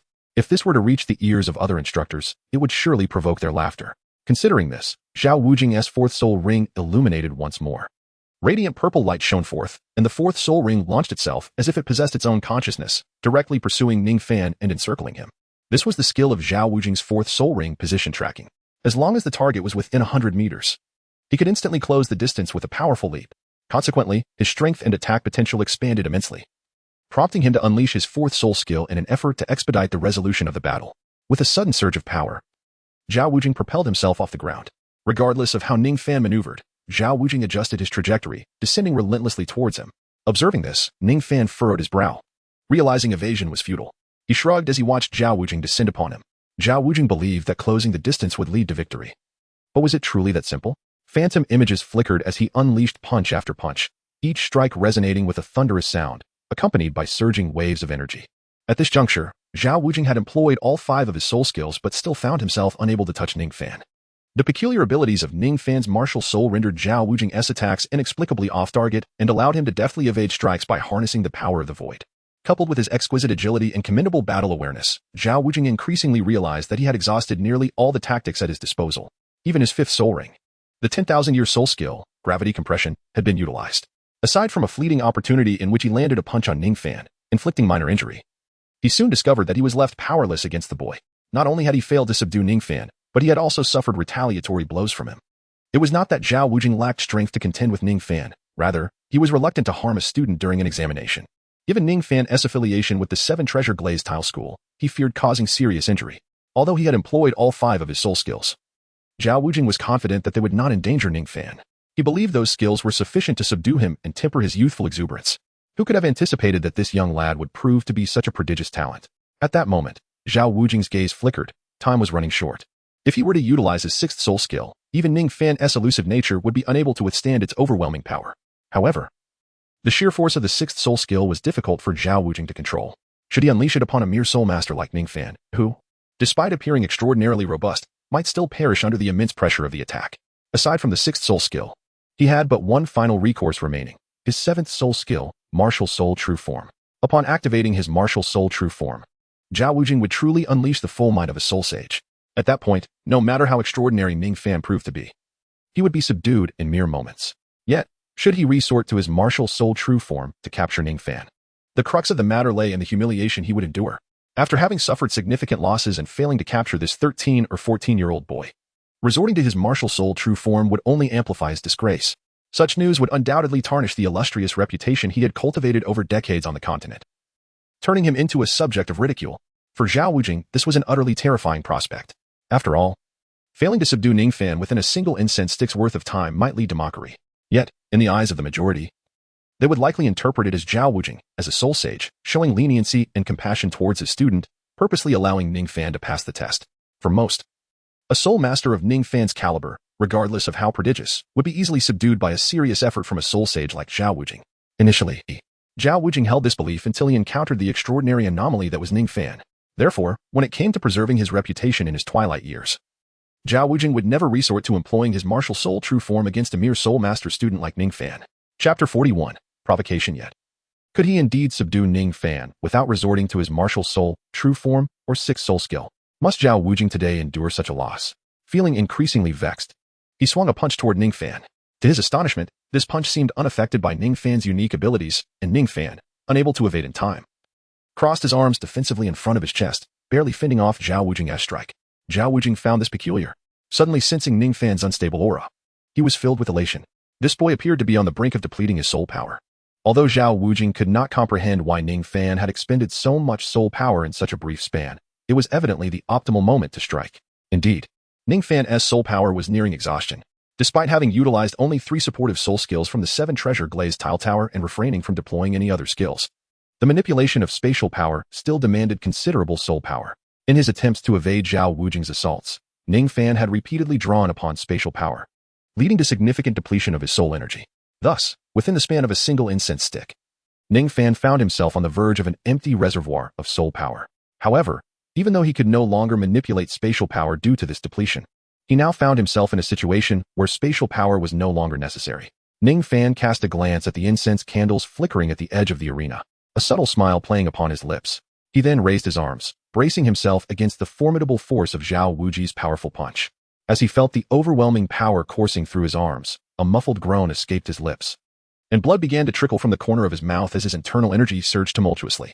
However, with a swift motion, he lightly tapped his toes, allowing the force of Zhao Wujing's strike to propel him backward. Utilizing the last remnants of his soul energy, he concentrated the power of space around him, leveraging the void to execute a graceful flip in midair. He then planted one hand on the ground, dropping to one knee to stabilize his stance. It appears that I have triumphed after all. Zhao Wujing cackled, exerting force through his legs and leaping directly towards Ningfan.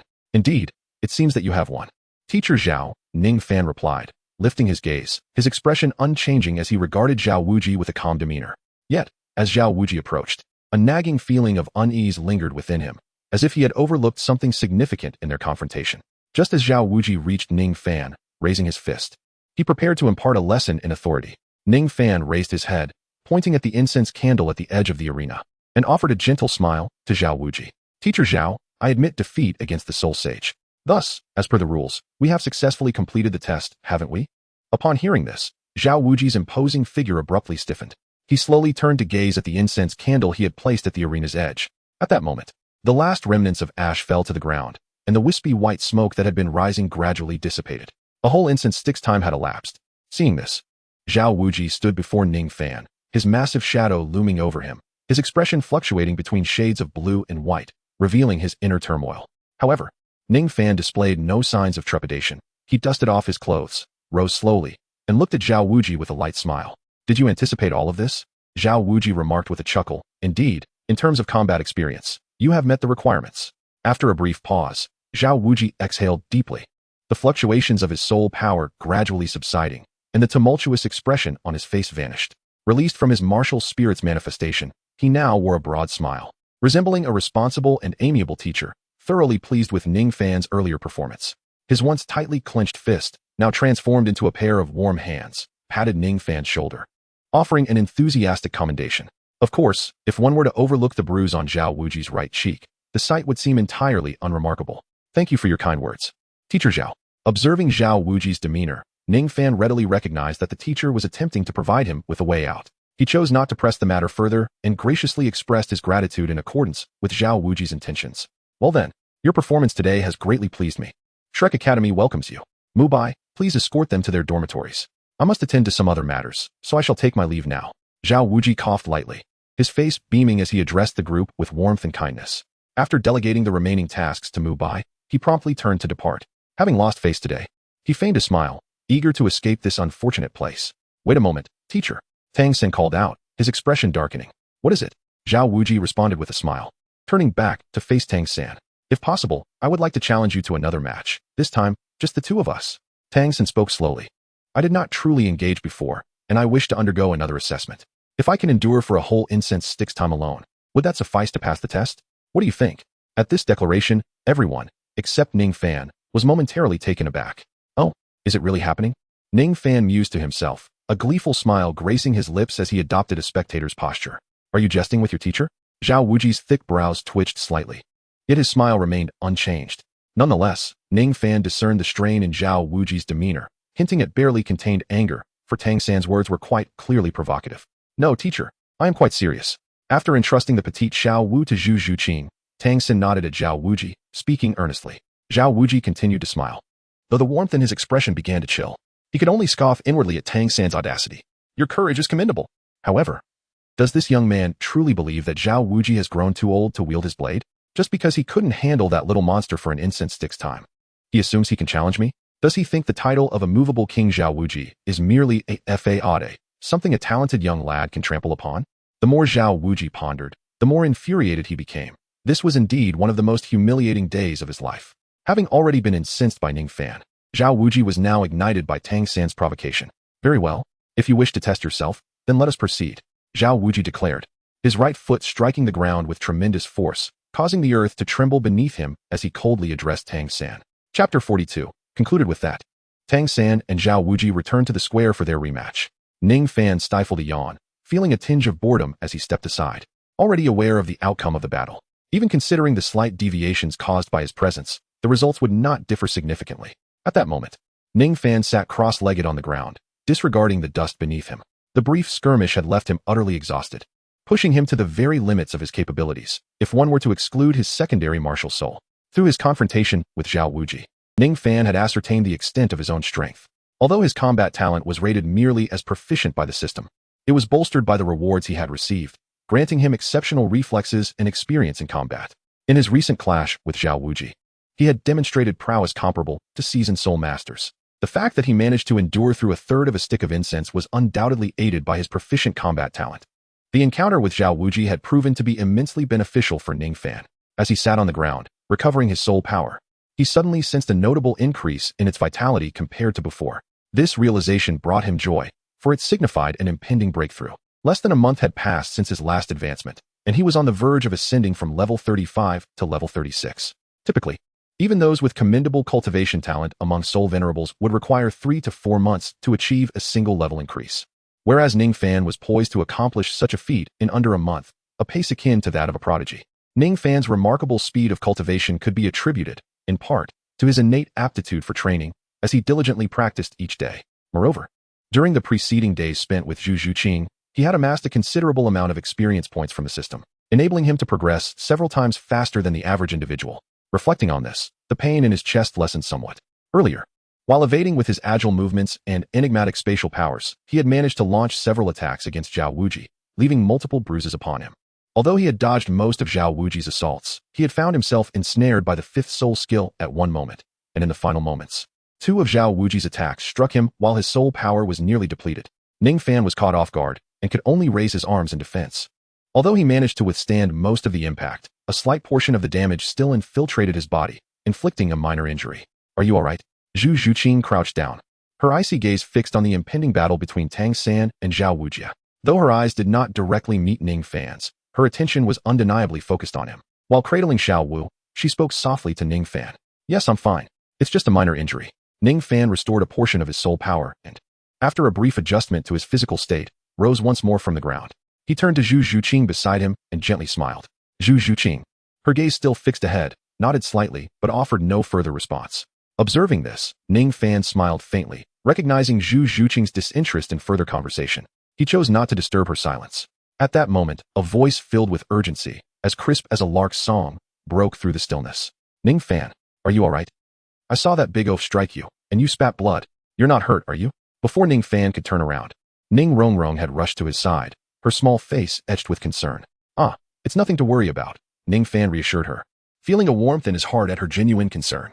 He reached out to ruffle her hair, responding softly. Really? You're sure you're fine? Did that Zhao Wujia hit you in the chest?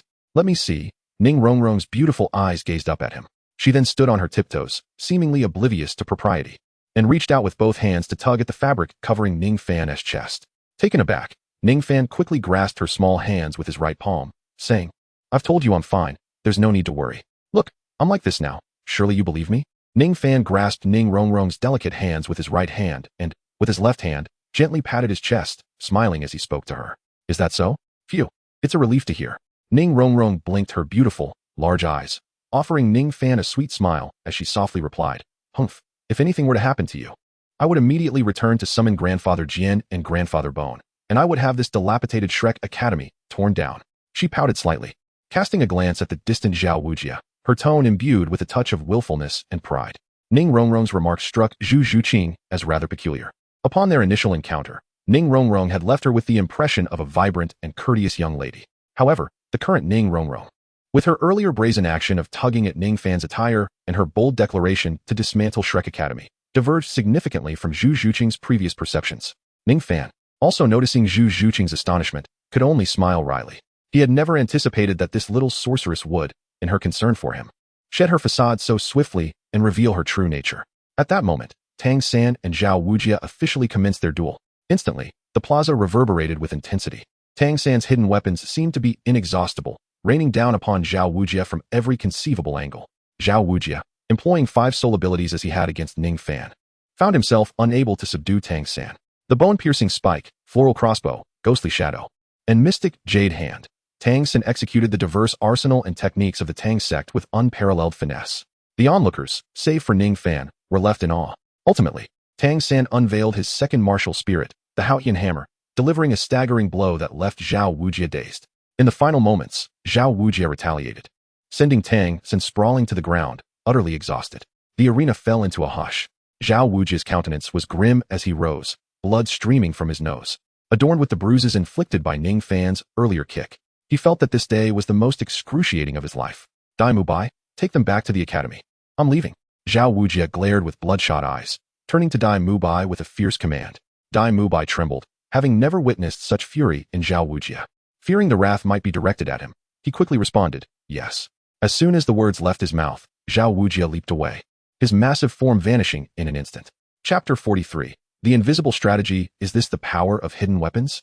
Quite impressive, indeed. Even Zhao Wujia has suffered a considerable setback.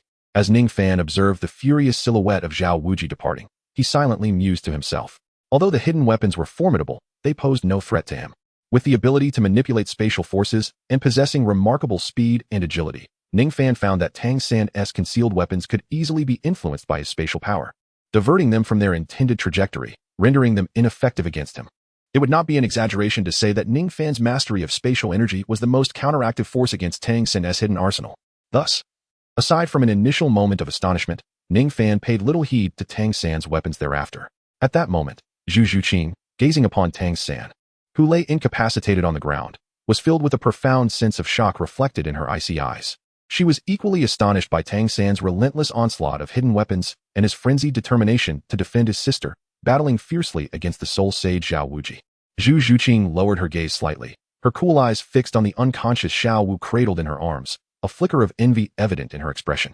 The notion that Xiao Wu had someone willing to fight fiercely for her stirred something within Zhu Zhuqing, who, despite her solitary nature, could not help but wonder if there might be someone equally devoted to protect her. It was not only Zhu Zhuqing who looked at Xiao Wu with envy. Even Ning Rongrong, having witnessed the recent confrontation between Tang San and Zhao Wuji, felt a pang of sympathy, her beautiful eyes also reflecting a hint of jealousy towards Xiao Wu. Consequently, both women instinctively shifted their gazes towards Ningfan. For Zhu Zhuqing, the thought of someone willing to risk their life for her evoked a yearning, and her foremost choice was not her long-disappointed fiancé, Dai Mubai, but rather Ningfan, the man she had known for less than a week, who had accompanied her thus far, having never previously contemplated reliance on a partner.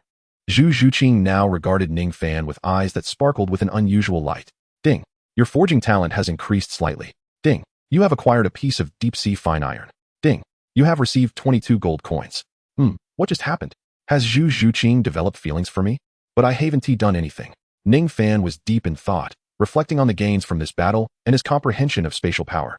When the sudden chime in his mind left him somewhat bewildered. They say that a man deep in thought is most charming. Could it be that the aura I exuded while contemplating inadvertently captivated Zhu Zhuqing? Ningfan felt a sense of bewilderment. Just at that moment, Ning Rongrong gracefully approached and nestled beside him, her delicate hands wrapping around his arm and giving it a gentle shake. What is the matter? He inquired, lowering his gaze to observe her slightly flushed cheeks and her bashful demeanor. If I were to be bullied by Zhao Wujin like Xiao Wu, would you, like Tang San, fight fiercely against that burly man for my sake? Ning Rongrong blinked her lovely eyes, filled with palpable anticipation and hope, as she looked at Ningfan. Ningfan was momentarily taken aback by the unexpected question from the young girl, his expression faltering for a moment. However, he quickly regained his composure, raising an eyebrow and casting a sidelong glance at Zhu Zhuqing before focusing his attention back on Ning Rongrong. He lifted his right hand and gently tousled her silky shoulder-length hair, offering a faint smile as he replied, "Hee. You are the young lady of the Seven Treasure Glazed Tile School. It is only fitting that you are the one who bullies others. How could anyone dare to bully you? But what if?" Ning Rongrong insisted, shaking Ningfan's arm vigorously, her voice sweet yet insistent. "What if someone does bully me? That scenario is highly improbable. Besides, with Bone Douluo and Sword Douluo to protect you, even if you were bullied, it would hardly require my intervention," Ningfan replied, shrugging his shoulders lightly. What if Grandpa Jian and Grandpa Gu are not around? If it's just you by my side, what should I do if I am bullied?" Ning Rongrong stamped her foot, her voice tinged with frustration. "Ah, I see," Ningfan said, enlightenment dawning upon him. "If someone were to bully you, and if I am capable of defeating that person, I would certainly help you seek justice. But if I cannot, I shall have no choice but to seek assistance from the Seven Treasure Glazed Tile School." Ningfan stroked his chin, pondering for a long moment, before speaking slowly under the expectant gaze of Ning Rongrong. Ningfan, you scoundrel, you've truly disappointed me. Woo-woo." Ning Rongrong's beautiful eyes flared with anger as her small fists pounded against Ningfan with determination. "Haha, it was just a little jest. Rest assured, as long as I am by your side, you shall not be bullied." Ningfan let out a hearty laugh, gently patting Ning Rongrong's head while softly offering words of comfort. Upon hearing this, the fury in Ning Rongrong's eyes diminished considerably. With a huff, she raised her pristine neck and turned her head away. That is more like it. Although somewhat dissatisfied, she had not received the romantic response she had envisioned.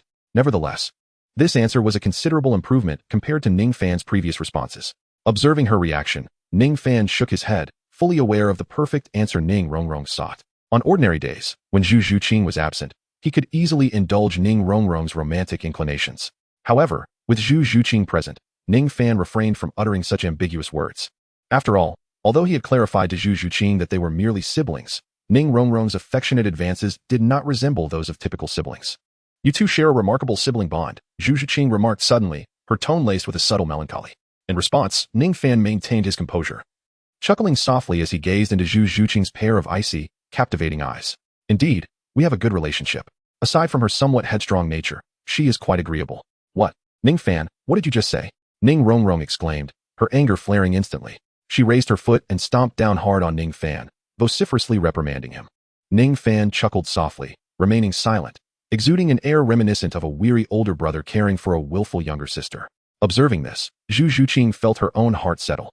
This year, they had been fortunate to welcome a plethora of beautiful junior sisters, yet it seemed they were all claimed, making the quest for companionship rather arduous. A distinctively soft male voice broke the monotony, as a short-haired man with a bushy beard pushed a cart toward the center of the venue. Glancing at the scene of Ningfan surrounded by admirers, he expressed his envy. Shut it, Oscar. I didn't ask you to come here just to chatter. Dai Mubai shot a dark glance at Ningfan and Zhu Zhuqing before addressing Oscar coldly. Hey, Boss Dai, you seem particularly irritable today. What is the reason for summoning me? Oscar set aside his sausage cart and approached Dai Mubai, rubbing his hands together. Do you not see the injured? Hurry and prepare some sausages for them.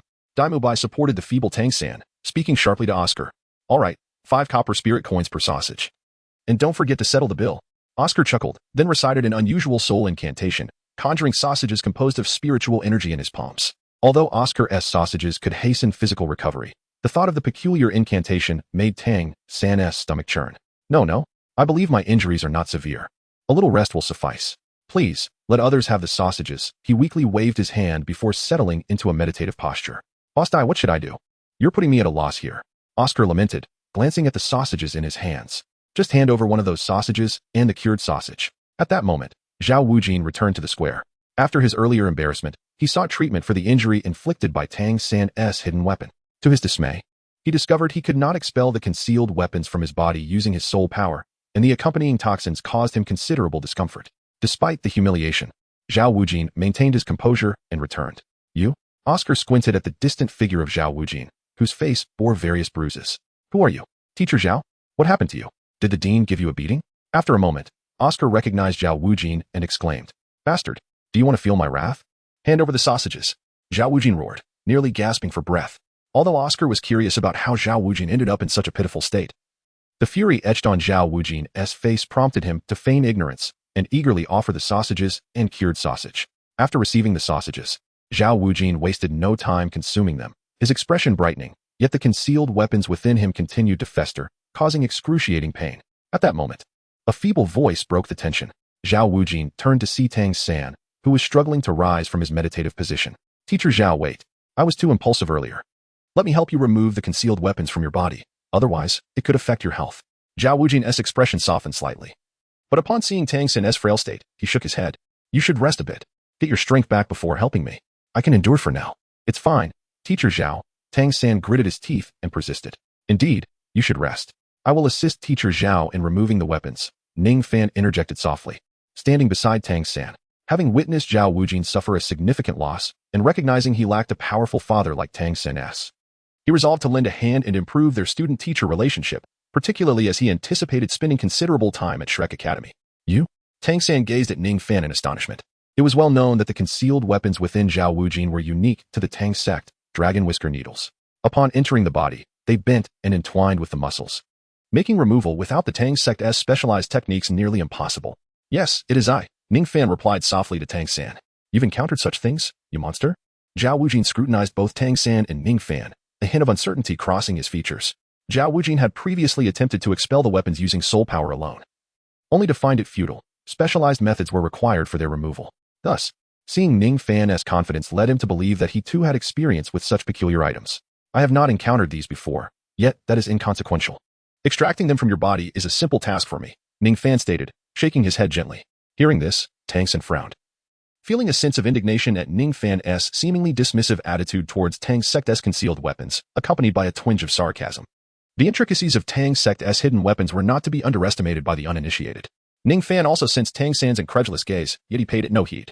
He approached Zhao Wuji, observing the swollen lump on Zhao Wuji's right arm, a result of the dragon whisker needle penetrating his body and entangling with the muscle. After a brief glance, he calmly placed the palm of his right hand over the area, less than an inch away. A faint silver light flickered around Zhao Wuji's arm, as the power of space surged forth. In an instant, a golden needle tip emerged from beneath Zhao Wuji's skin. Upon witnessing this, Zhao Wuji's expression brightened with joy. He had not anticipated that Ningfan could truly extract it. Meanwhile, Tang San stood agape, his face a picture of disbelief. It was entirely beyond his expectations that Ningfan could so effortlessly remove the notoriously troublesome dragon whisker needle. Ningfan flicked his fingers upwards, and in an instant, the dragon whisker needle transformed into a straight, slender thread, shooting forth from beneath his skin. How about that? Ningfan lifted his head, lightly chuckling as he spoke softly to Tang San and Zhao Wuji. Tang San appeared utterly astonished, remaining silent. In contrast, Zhao Wuji wore an expression of great delight, urging Ningfan eagerly. Hurry, little monster, do not delay, swiftly extract these life-threatening items. Ningfan let out a soft chuckle, unfazed as he continued to assist Zhao Wuji in extracting the remaining dragon whisker needles. While these needles were indeed a formidable challenge for most, The intricacies of spatial power were far beyond ordinary comprehension. After successfully removing all the needles, Zhao Wuji erupted into a hearty laugh, rejuvenated. His formidable strength meant that his injuries were merely superficial. With the removal of the needles, he had nearly fully recovered. Meanwhile, Tang San had succumbed to unconsciousness. Exhausted, both in physical stamina and soul power, he had been forcing himself to persevere.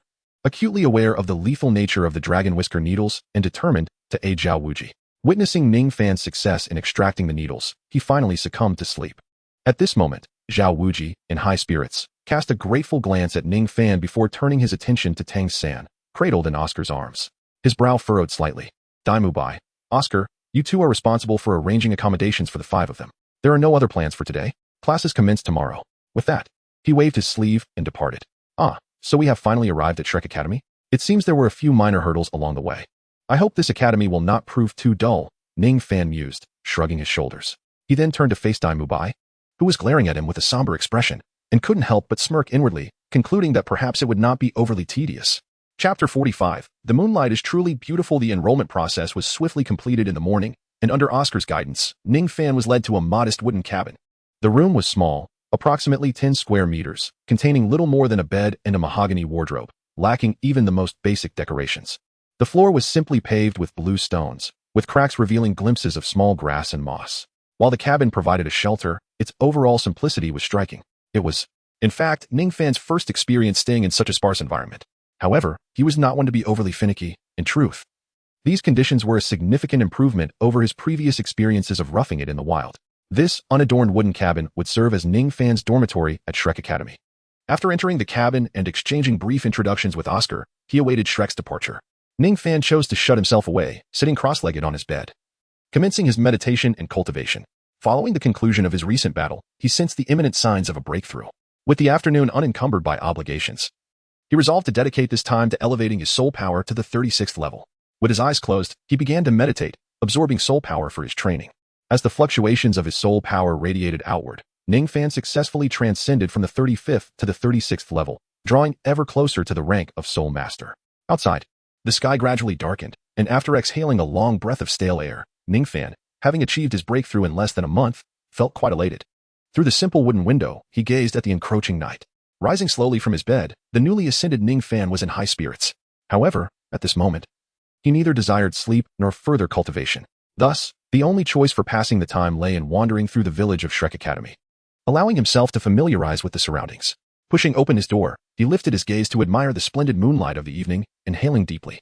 In a cheerful mood, he casually selected a direction and began to stroll, gradually vanishing into the night. Indeed, Shrek Academy was rather lacking in financial resources.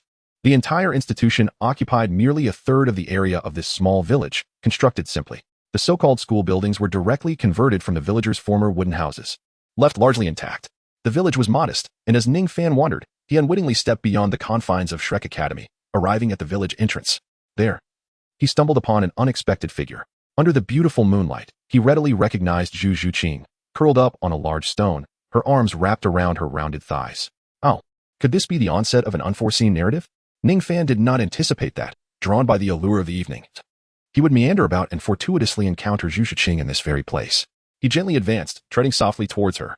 Zhu Zhuqing sat alone atop a smooth, expansive rock at the village's edge, relishing the tranquility that enveloped her. The air was filled with the serenade of chirping insects and the gentle rustle of the wind caressing the bountiful wheat fields. Adorned in a flowing black gauze dress, her lustrous black hair cascaded gracefully over her shoulders, swaying with the breeze. She curled her knees and embraced her legs, immersing herself in the serene night. Having always been a solitary soul, Zhu Zhuqing cherished these moments of solitude, where she could bask in the moonlight, especially during times of distress. Despite the enveloping darkness and her solitude, the sight of the beautiful, tranquil moonlight casting its glow upon the golden wheat fields would bring her an inner peace, allowing her to forget all her worries. Ningfan quietly appeared behind Zhu Zhuqing, gazing at the girl before him. The silvery moonlight cascaded upon her, enhancing her already radiant snow-white skin with an added luster. Her exquisite figure, bathed in the ethereal glow, appeared even more voluptuous, while her lustrous, ebony hair shimmered with a hint of fluorescence. At this moment, Zhu Zhuqing was truly beautiful, but not in the conventional sense of a strong and cold beauty. Rather, it was a delicate and elusive allure, as if any sudden touch would cause her to vanish into thin air. The moonlight tonight is indeed enchanting. Zhu Zhuqing's beautiful eyes turned towards the sky, where the moon radiated a captivating glow. her cherry lips parting slightly. Ningfan paused momentarily. Although Ningfan endeavored to maintain silence, his footsteps betrayed not a whisper. However, he made no deliberate effort to conceal his presence. Thus it was evident that Zhu Zhuqing was aware of his arrival. When Zhu Zhuqing suddenly uttered those words, imbued with a hint of lamentation, it was unmistakably directed towards him. How then should he respond? Ningfan's mind raced with thoughts. Habitually accustomed to being glib, he instinctively considered responding to Zhu Zhuqing with a casual remark. Indeed, you too. However, observing Zhu Zhuqing's evident preoccupation with her own troubles, Ningfan sensed that such a reply would be inappropriate and might disrupt the atmosphere. Yet, what else could he possibly say? Ningfan found himself in a bit of a quandary.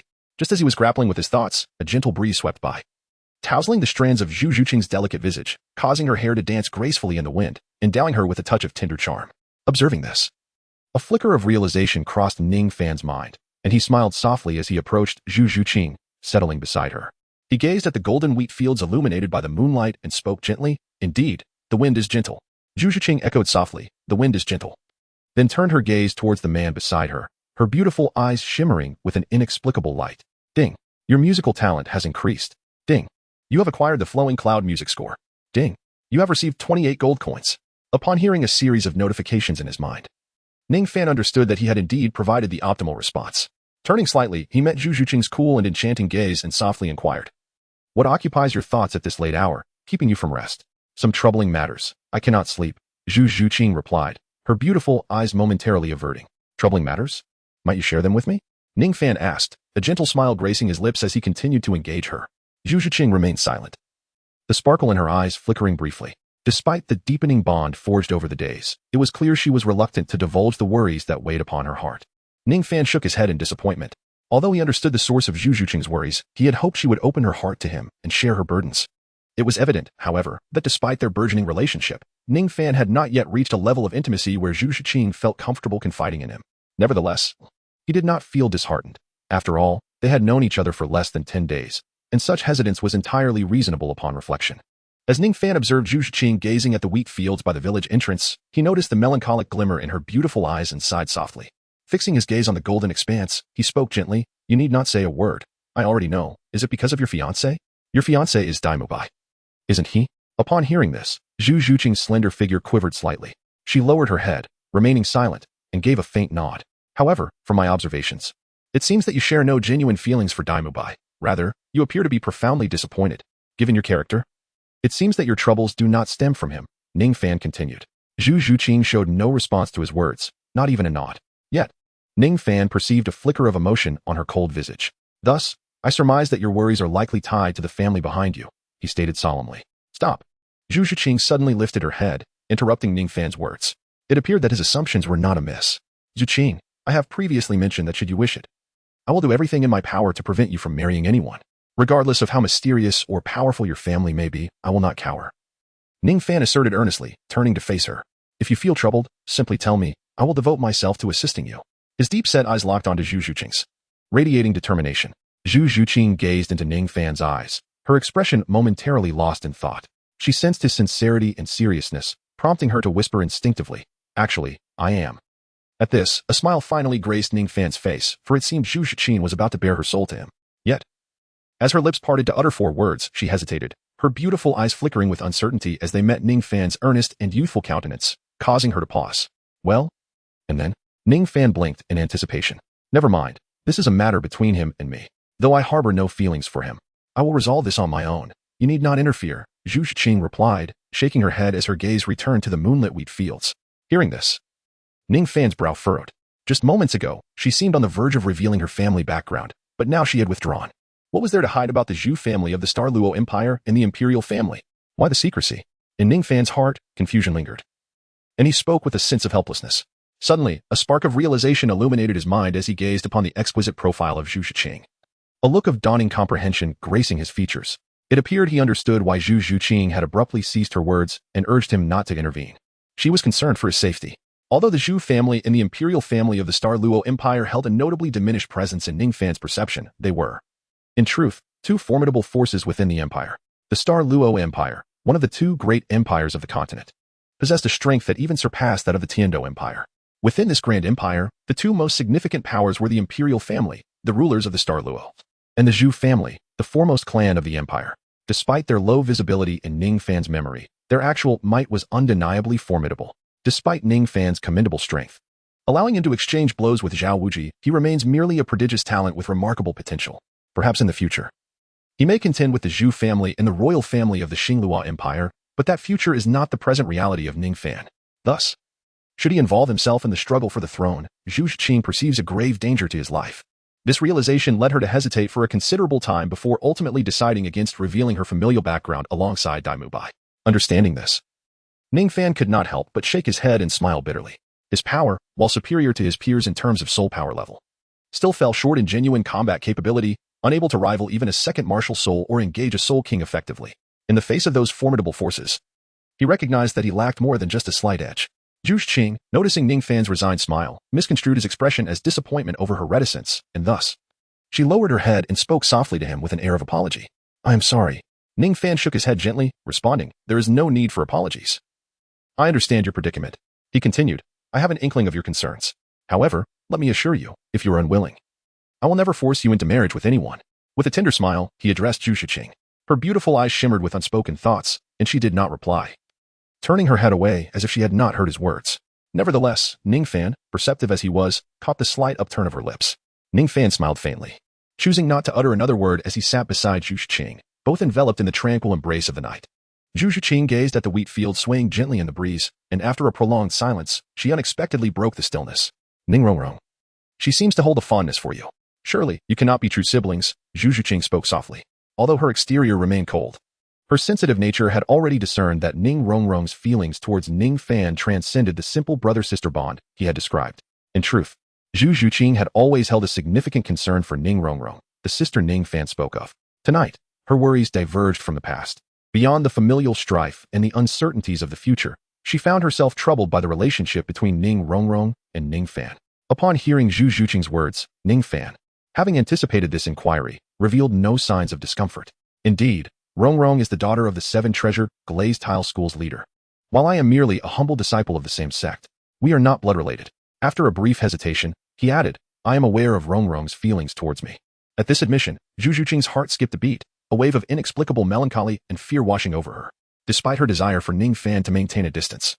Fearing the repercussions of his entanglement with her, she could not shake the sudden swell of emotion that arose from his words, an anxiety that he might leave her forever. After all, throughout the years, owing to the cruelty of noble families and the struggles for power, her elder sister, who once lavished her with care, had abruptly ceased to cherish her one fateful day. As one drinks water, the warmth or chill is known only to oneself.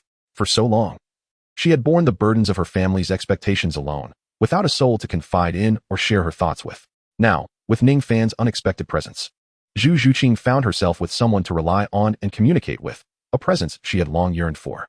Yet, owing to her family's circumstances, she hesitated to let Ningfan draw too close, while selfishly fearing the possibility of him developing affections for another and truly departing from her life. Chapter 47. A midnight meeting. Ningfan discerned the unease that flickered within Zhu Zhiqing's heart. He gently placed his hand upon her back, his tone soft and reassuring as he spoke. "In my eyes, Rongrong resembles a mischievous younger sister, distinct from you." Ningfan's words were not a mere deception to placate Zhu Zhiqing. To him, though Ning Rongrong possessed an enchanting beauty and charm, he had previously found her spoiled nature at the Seven Treasures Glazed Tile School utterly intolerable.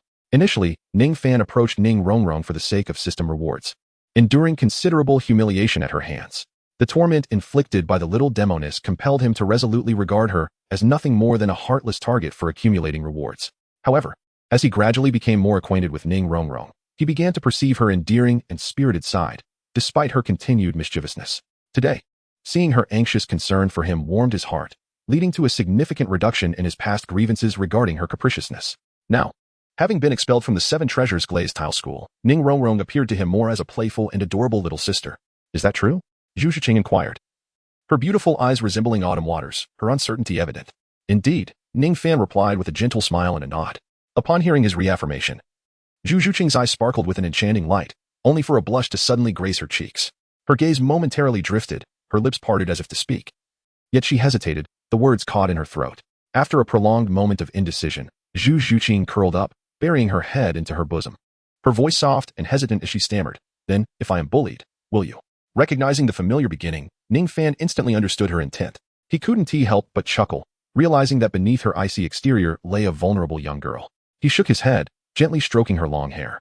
Feeling her delicate frame tremble slightly. Rest assured, as long as I am by your side, no one will dare to bully you. I will protect you with all my might, he declared, his gaze imbued with conviction. At his words, an exceedingly rare joy flickered in Zhu Zhuqing's cold eyes as she lifted her head and softly replied, "Is that true? But I don't deserve such care from you." Though elated, Zhu Zhuqing was simultaneously plagued by insecurities. Ningfan, a prodigious disciple of the Seven Treasures glazed tile school, possessed dual martial souls, and was favored by Ning Rongrong, the sect leader's daughter. In contrast, she was merely the second daughter of the Zhu family, a pawn in political struggles, lacking any comparison to Ningfan's promising future. Worthiness is not for you to determine, it is I who decides, Ningfan sighed softly, patting her head in an attempt to dispel her tumultuous worries. It's late, you should return to rest. Don't dwell on such trivial matters. Tomorrow marks the first day of school, you need to get some sleep. All right, you go ahead. I, for now, do not wish to sleep, Zhu Zhuqing murmured, her head nodding gently as she gazed at the luminous night sky. You, indeed, Ningfan said, shaking his head in exasperation. Since Zhu Zhuqing was reluctant to return, he refused to leave her alone to sleep. If you don't wish to sleep, then allow me to lull you to slumber, he said affectionately. Sing me to sleep? Zhu Zhuqing's cool eyes reflected a hint of confusion.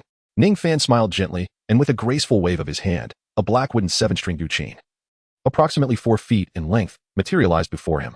Zhu Zhuqing, with her delicate fingers, slowly glided over the instrument's surface, addressing Ningfan with a look of curiosity. Although hailing from a noble family and possessing some knowledge of musical instruments, she had never encountered a guqin of this particular style.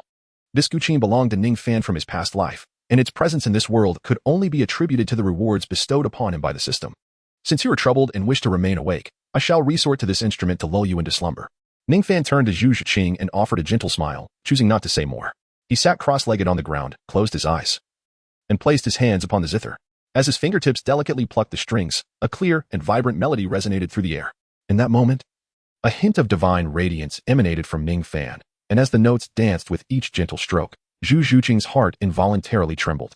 With his eyes tightly shut, Ningfan appeared to be one with the guqin, his fingers gliding over the strings, producing melodies imbued with a soulful essence, as if the notes themselves had been granted life.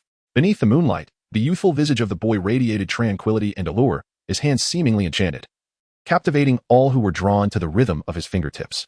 The music flowed like a pristine spring, gradually seeping into the depths of one's being, refreshing, lucid, and serene. In this moment of deep contemplation, Zhu Zhuqing found herself liberated from all distractions, her spirit profoundly at ease, aligned with the gentle pulsations of Ningfan's touch. The night enveloped them in a serene silence, the guqin's sound unfurling softly. Strangely, a sense of ethereal calm washed over Zhu Zhuqing, and without conscious thought, she leaned against Ningfan, surrendering to the enchanting strains of the music. What a peculiar person, she murmured softly as her head nestled upon his shoulder. Before succumbing to a peaceful slumber, Ningfan opened his eyes, his hands unwavering as he played the guqin. He gazed at the peacefully sleeping Zhu Zhuqing beside him, a satisfied smile gracing his lips. The serene effect of the flowing cloud melody was brought to life under his masterful technique, resonating beautifully. Before the piece concluded, Zhu Zhuqing was lulled into slumber by the enchanting notes. Observing her relaxed demeanor, Ningfan shook his head gently, then closed his eyes, allowing his spirit to immerse itself in the music as he continued to play. As the night deepened, the entire Shrek Academy fell into silence, save for the melodious strains of the guqin drifting through the night sky. Who could be playing at this hour? This piece seems rather impressive. At that moment, Zhao Wujin, in his quarters, was intrigued by the faint sound of the music wafting into his ears. Hey, none of the roughnecks in our academy have such a hobby. It must be one of those peculiar newcomers from today, he mused. In Zhao Wujin's room, a robust man in his 50s, with a slightly protruding chin, broad cheekbones, a flat face, and a prominent hook nose, adorned with black-framed crystal glasses, lounged in a chair. This man was none other than Flinder, the principal of Shrek Academy. Chapter 48. Zhao Wujin's speculation, those peculiar newcomers? Upon hearing Flinder's words, Zhao Wujin seemed to recall something, his expression darkening momentarily. Although he had changed into a clean outfit, the bruises and wounds on his body had vanished without a trace, thanks to his extraordinary healing abilities. However, the psychological blow he had endured was significant. Zhao Wujin never imagined that after merely waking and feeling a surge of interest to stretch his limbs, he would suffer such humiliation.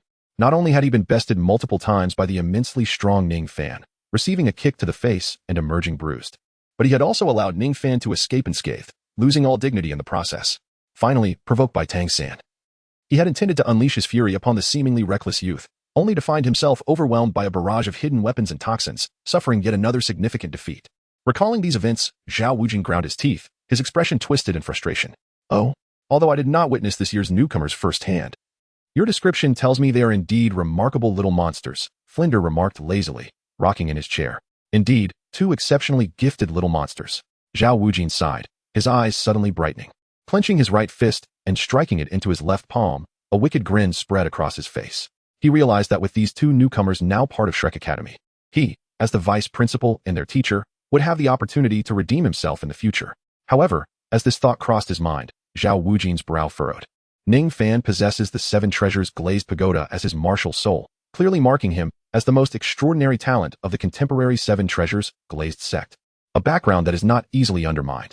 However, that Tang San appears to lack any remarkable lineage, making him quite manageable. A smug and sinister smile resurfaced on Zhao Wuji's face. Oh, if my memory serves me correctly, this year we have recruited 5 new students, including that exceptionally promising little monster, and rather surprisingly, there are 2 of them. At this moment, Flinder abruptly rose from his seat, astonished. Indeed. Among the 5 students this year, those 2 little monsters are truly rather peculiar. Zhao Wuji nodded before continuing slowly. Yet, as he began to describe Ningfan and Tang San, he suddenly found himself at a loss for words, pausing momentarily before finally conjuring the term peculiar to characterize them both. Oh, what makes them peculiar? Flinder, intrigued, pressed Zhao Wuji for clarification. Huh, you have no idea. Zhao Wuji replied with a cold chuckle. Wait, the Seven Treasures Glazed sect? Isn't she merely an auxiliary system soul master? What is so peculiar about that? Flinder interjected, frowning as he interrupted Zhao Wuji mid-sentence. Ning Fengji had already sent a letter to Flinder, informing him that Ning Rongrong would be enrolling at Shrek Academy. Therefore, upon hearing about the Seven Treasure Glazed Tile School, Flinder initially assumed that Zhao Wuji was referring to Ning Rongrong.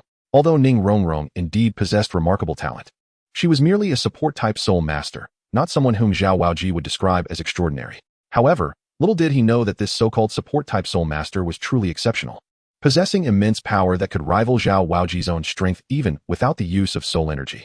You cannot imagine, Zhao Wuji elaborated animatedly, recounting the events of the day when he sparred with Ningfan to Flinder. As longtime friends, despite the embarrassment of the day's events, he felt compelled to share some details with Flinder, albeit with a slight embellishment that did not alter the essence of the truth. For instance, in their initial exchange of blows without using soul energy, he had not held his ground, but rather had been sent flying by Ningfan's punch, nearly ending up in a rather compromising position. Is what you say truly accurate? A mere support-type soul master possesses such strength that it can be compared to some soul sects and soul kings? Surely, you jest. Flinder was utterly astonished, struggling to conceive the image of a delicate 12-year-old girl, a support-type soul master, engaging in combat with the fierce Zhao Wuji. Indeed, you doubt my words. I assure you. Not only does this young man possess remarkable strength, but he also harbors a unique innate ability, Zhao Wuji continued, observing Flinder's stunned expression. Wait, you refer to that young man? The soul master from the Seven Treasure Glazed Tile School is male? Flinder, with acute sensitivity, interrupted, catching a critical nuance in Zhao Wuji's words. Of course, who else would I be speaking of? Surely, you do not think I am referring to a girl? Zhao Wuji replied with a hint of disdain. Could it be that it is not Ning Rongrong? Flinder probed cautiously, his eyes narrowing. Ning Rongrong? Ah, I recall now. There was indeed a girl named Ning Rongrong from the Seven Treasure Glazed Tile School who came here today, Zhao Wuji responded, frowning as realization dawned upon him. He then understood that the person Flinder had mentioned earlier was not the same individual. Although the young girl possessed decent talent, she was vastly inferior when compared to the extraordinary Ningfan. The young man I speak of is named Ningfan, also a soul master of the Seven Treasure Glazed Tile School, with the martial spirit being the Seven Treasure Glazed Tower. Ningfan, Flinder murmured, his expression growing peculiar. In the letter from Ning Fengji, there was no mention of anyone named Ningfan. Indeed, this young man has already attained the rank of soul ancestor at such a young age, with a soul power level hovering around 35. His strength is astonishingly great, far surpassing that of ordinary individuals. Moreover, he possesses a unique martial spirit ability that allows him to manipulate objects invisibly, making him exceedingly enigmatic. With power comparable to that of a soul king-level battle soul master, Zhao Wuji continued earnestly, detailing Ningfan's capabilities to Flinder. Such prodigious talent? He is truly a support-type soul master? Have you witnessed his martial spirit? Flinder inquired, incredulity evident in his expression. Yes, I have seen his Seven Treasure Glazed Tower. It indeed belongs to the Seven Treasure Glazed Tile School. However, I suspect that the Seven Treasure Glazed Tower is merely his primary martial spirit. He likely possesses another, which is the legendary twin martial spirits, Zhao Wuji mused, stroking his chin contemplatively. During their earlier encounter, he had not considered the possibility of twin martial spirits. However, after witnessing Tang San transform his original blue-silver grass martial spirit into a small hammer during their battle, Zhao Wuji speculated that Ningfan, being so extraordinary, might also possess this rare duality in martial spirits.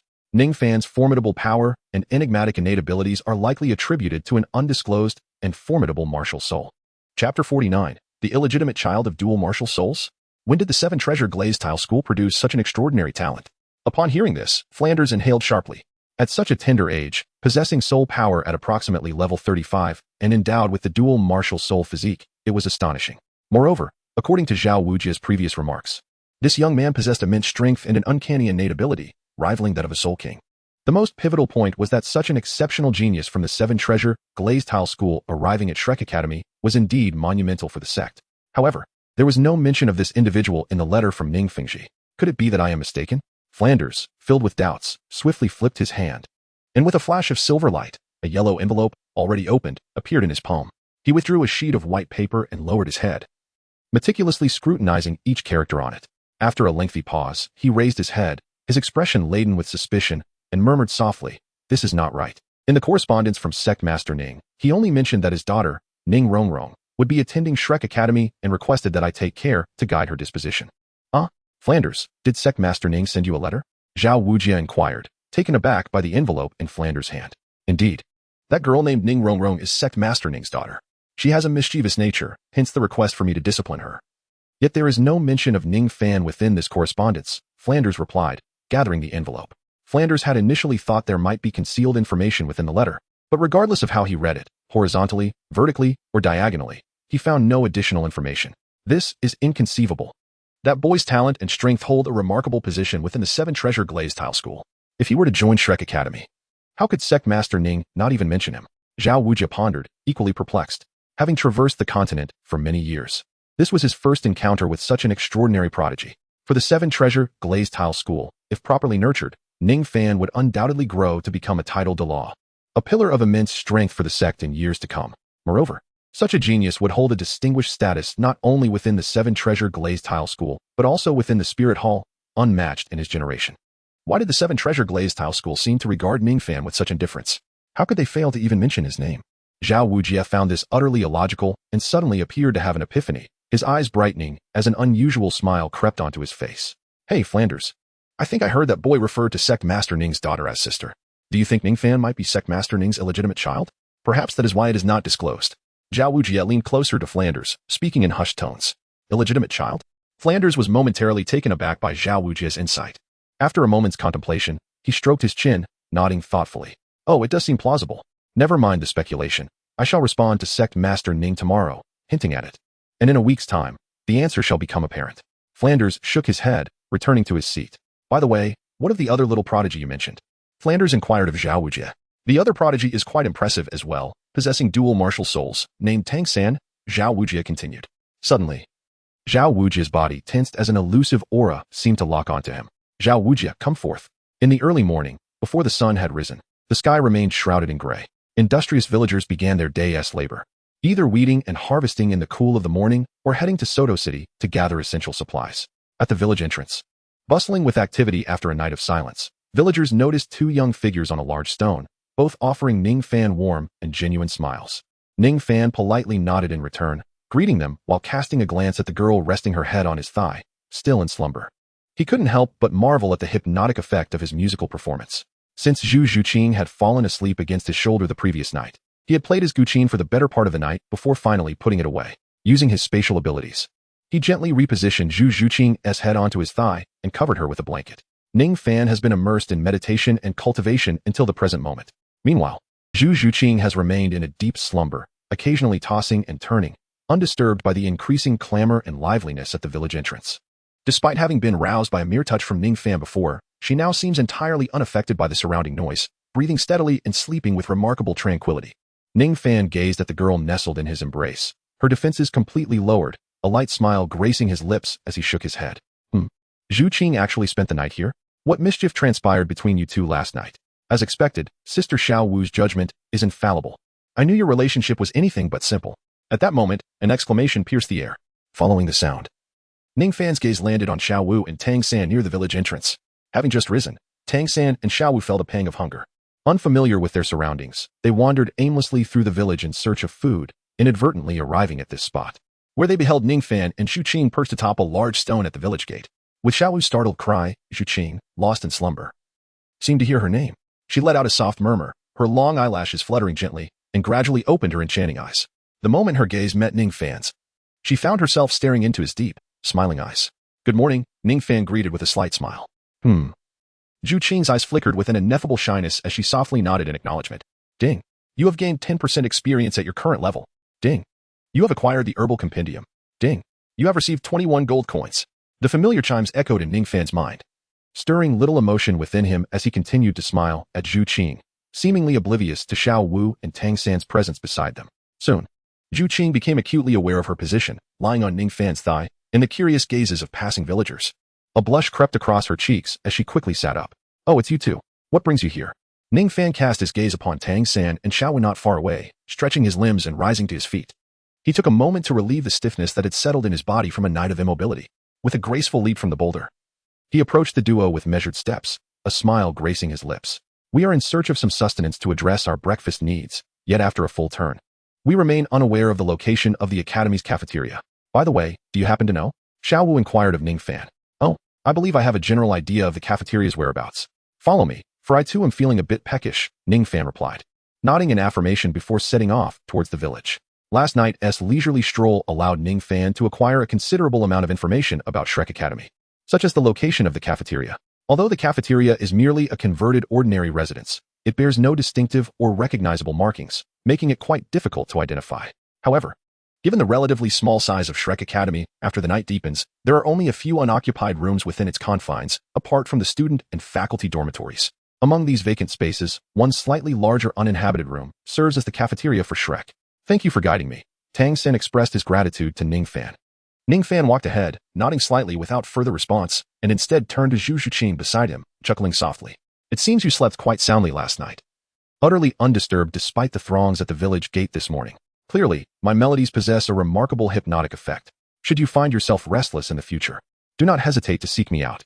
Zhu Qing murmured softly, nodding her head, her cool gaze fixed ahead, seemingly hesitant to meet Ningfan's eyes. A faint blush tinged her exquisite face, revealing a hint of shyness. In truth, the reason Zhu Qing slumbered so deeply, aside from the influence of Ningfan's music, was another factor, the alluring and unique masculine aura that emanated from him as she rested against him, which instilled a profound sense of security. It was a comfort so profound that once she fell asleep, she had no desire to awaken. "Oh, the music last night was played by you? You certainly possess quite an array of tactics in courting a lady," Xiao Wu exclaimed, her eyes wide open, speaking unabashedly upon hearing Ningfan's light laughter. Tang San, standing nearby, also displayed a look of astonishment. He had not anticipated that the enchanting melodies of the previous night were performed by Brother Ningfan. It was quite surprising. Brother Ningfan's talent in music was evidently on par with his martial spirit. Tang San clasped his fists in admiration, having heard the captivating strains that had also led him to dream sweetly the night before. Initially, he had assumed such exquisite music could only be played by a seasoned instructor with decades of experience in the art of music. To discover that it was Ningfan, who appeared only slightly older than himself, who had performed it, was truly astonishing. It was merely a small trick, nothing to be surprised about. Ningfan replied with a smile, observing their astonished expressions. Ningfan and Zhu Qing walked side by side, accompanied by Xiao Wu and Tang San. Soon, the quartet arrived at the Shrek cafeteria. The cafeteria, much like the academy itself, exuded a sense of simplicity, constructed from earthen bricks. The establishment employed villagers who prepared meals using clay stoves and large iron pots. Although the flavors were rather ordinary, the generous portions were undeniably satisfying. Within the cafeteria, Ning Rongrong and Oscar, along with Dai Mubai and another chubby fellow with a furrowed brow and a pair of distinctive small mustaches, were present. Although it was Ningfan's first encounter with this rotund individual, his striking features allowed Ningfan to immediately recognize him as the evil fire phoenix, Ma Hongjun. At that moment, Ning Rongrong's eyes lit up upon spotting Ningfan in the cafeteria, the steamed buns in her hand, which had previously held little allure, instantly lost their appeal as she yearned to rush towards him. However, just then, she noticed another figure beside him, Zhu Qing. In an instant, her beautiful face froze. Though Ning Rongrong possessed a somewhat headstrong and naive nature, she was far from foolish. In fact, she was quite astute. Witnessing this scene, she could hardly believe Ningfan's assertion from the previous day that he and Zhu Qing were merely companions traveling together. Furthermore, Ningfan had claimed that Zhu Qing was accompanying him out of a desire to protect him. While she might have entertained some skepticism towards his earlier words, seeing Ningfan's true strength yesterday rendered her doubts all the more profound. Ning Rongrong can no longer believe that Ningfan requires Zhu Zhuqing's protection. In her eyes, Ningfan has clearly become infatuated with another. The once unbreakable vows now seem to be mere illusions. How could he, after only a brief separation of just over half a month, develop feelings for someone else? What a fickle-hearted rogue. What qualities could that cold, icy woman possibly possess? At this moment, Ning Rongrong felt a surge of exasperation as she thought to herself. Clearly, in the past, Ningfan had cherished her deeply. Willing to do anything for her, he was the only one within the Seven Treasure Glazed Tile School who would tolerate her capricious nature. How could it be that after merely half a month apart, Ningfan had already turned his affections elsewhere? Ning Rongrong found herself utterly perplexed, unable to comprehend the reasons behind her defeat. As the esteemed young lady of the Seven Treasure Glazed Tile School, she possessed an exalted status, unparalleled talent, and enchanting beauty. What could she possibly lack compared to Zhu Zhuqing? However, at that moment, her gaze inadvertently fell upon the voluptuous curves of Zhu Zhuqing's chest. Lowering her eyes, she observed the subtle prominence beneath her delicately sculpted collarbone, and in an instant, enlightenment dawned upon her. Casting a sullen glance at Zhu Zhuqing, her small face darkened, and her petite hand clenched tightly, as if the bun in her grasp was a representation of Zhu Zhuqing's ample bosom. Channeling her frustrations into a fierce squeeze that reduced the bun to a mere pulp. Rongrong, the dean has stated that wasting food will incur punishment, remarked Oscar, who sat nearby, cautiously noting her gloomy demeanor and the mangled bun in her hand. Mind your own business. Ning Rongrong shot him an icy glare before slamming her palm on the table and rising abruptly, abandoning her breakfast as she stormed out through another exit of the cafeteria. Sighing, Ningfan, who had just entered the cafeteria, observed Ning Rongrong's furious departure and shook his head, recognizing her distress.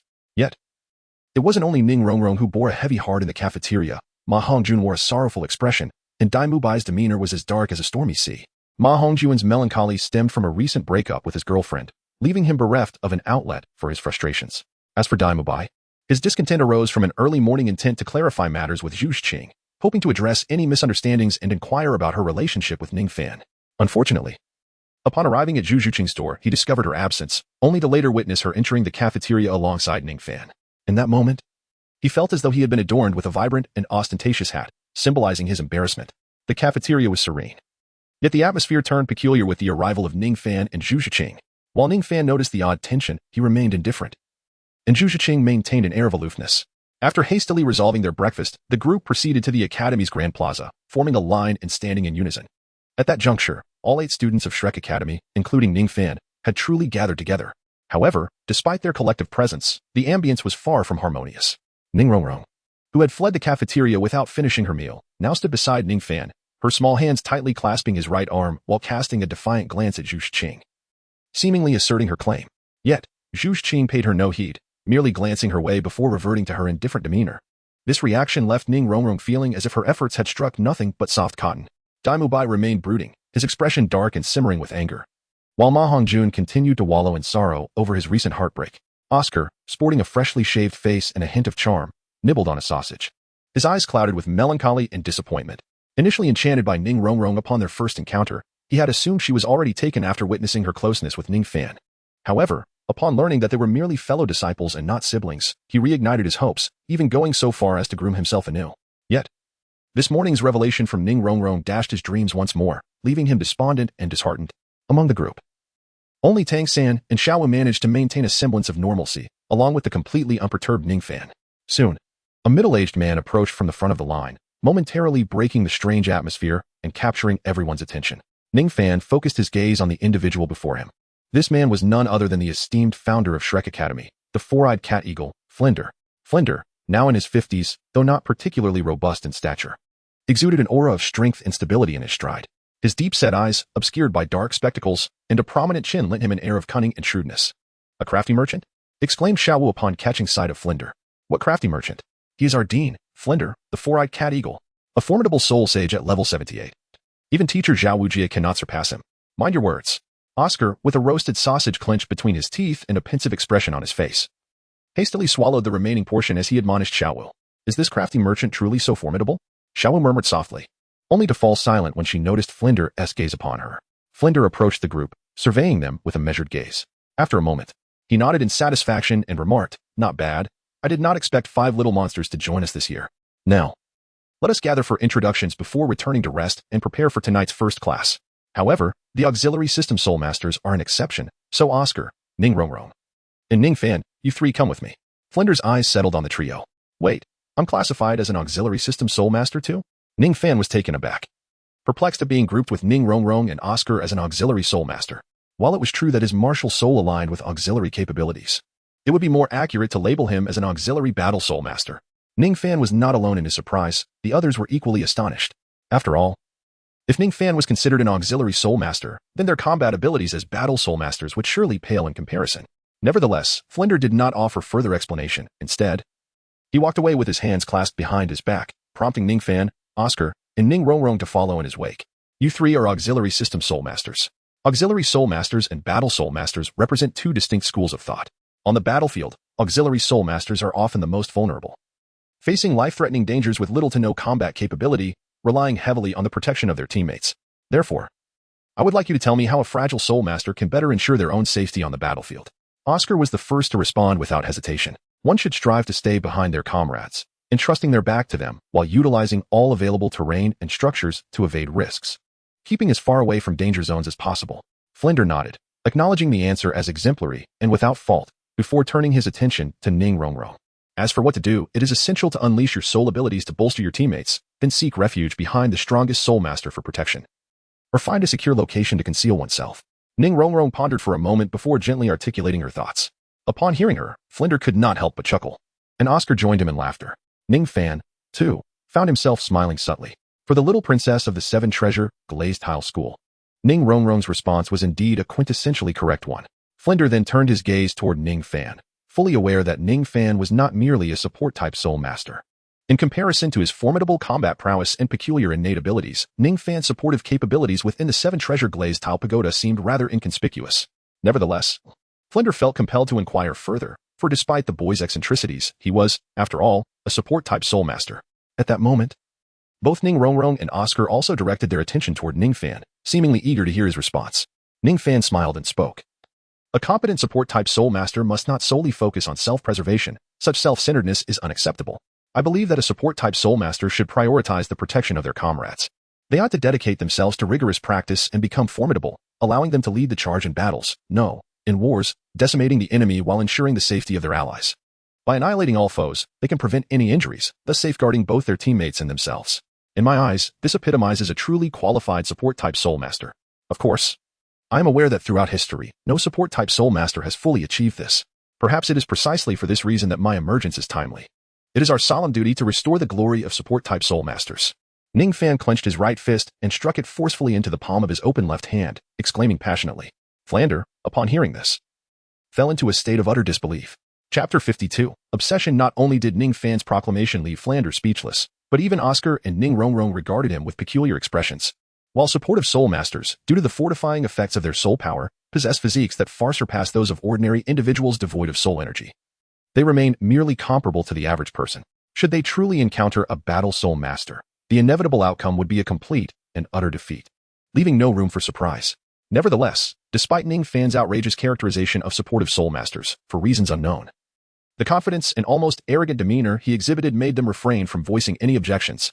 Indeed, Ningfan was an extraordinary anomaly, transcending their conventional understanding, a truly exceptional supportive soul master. Cough, impressive, impressive.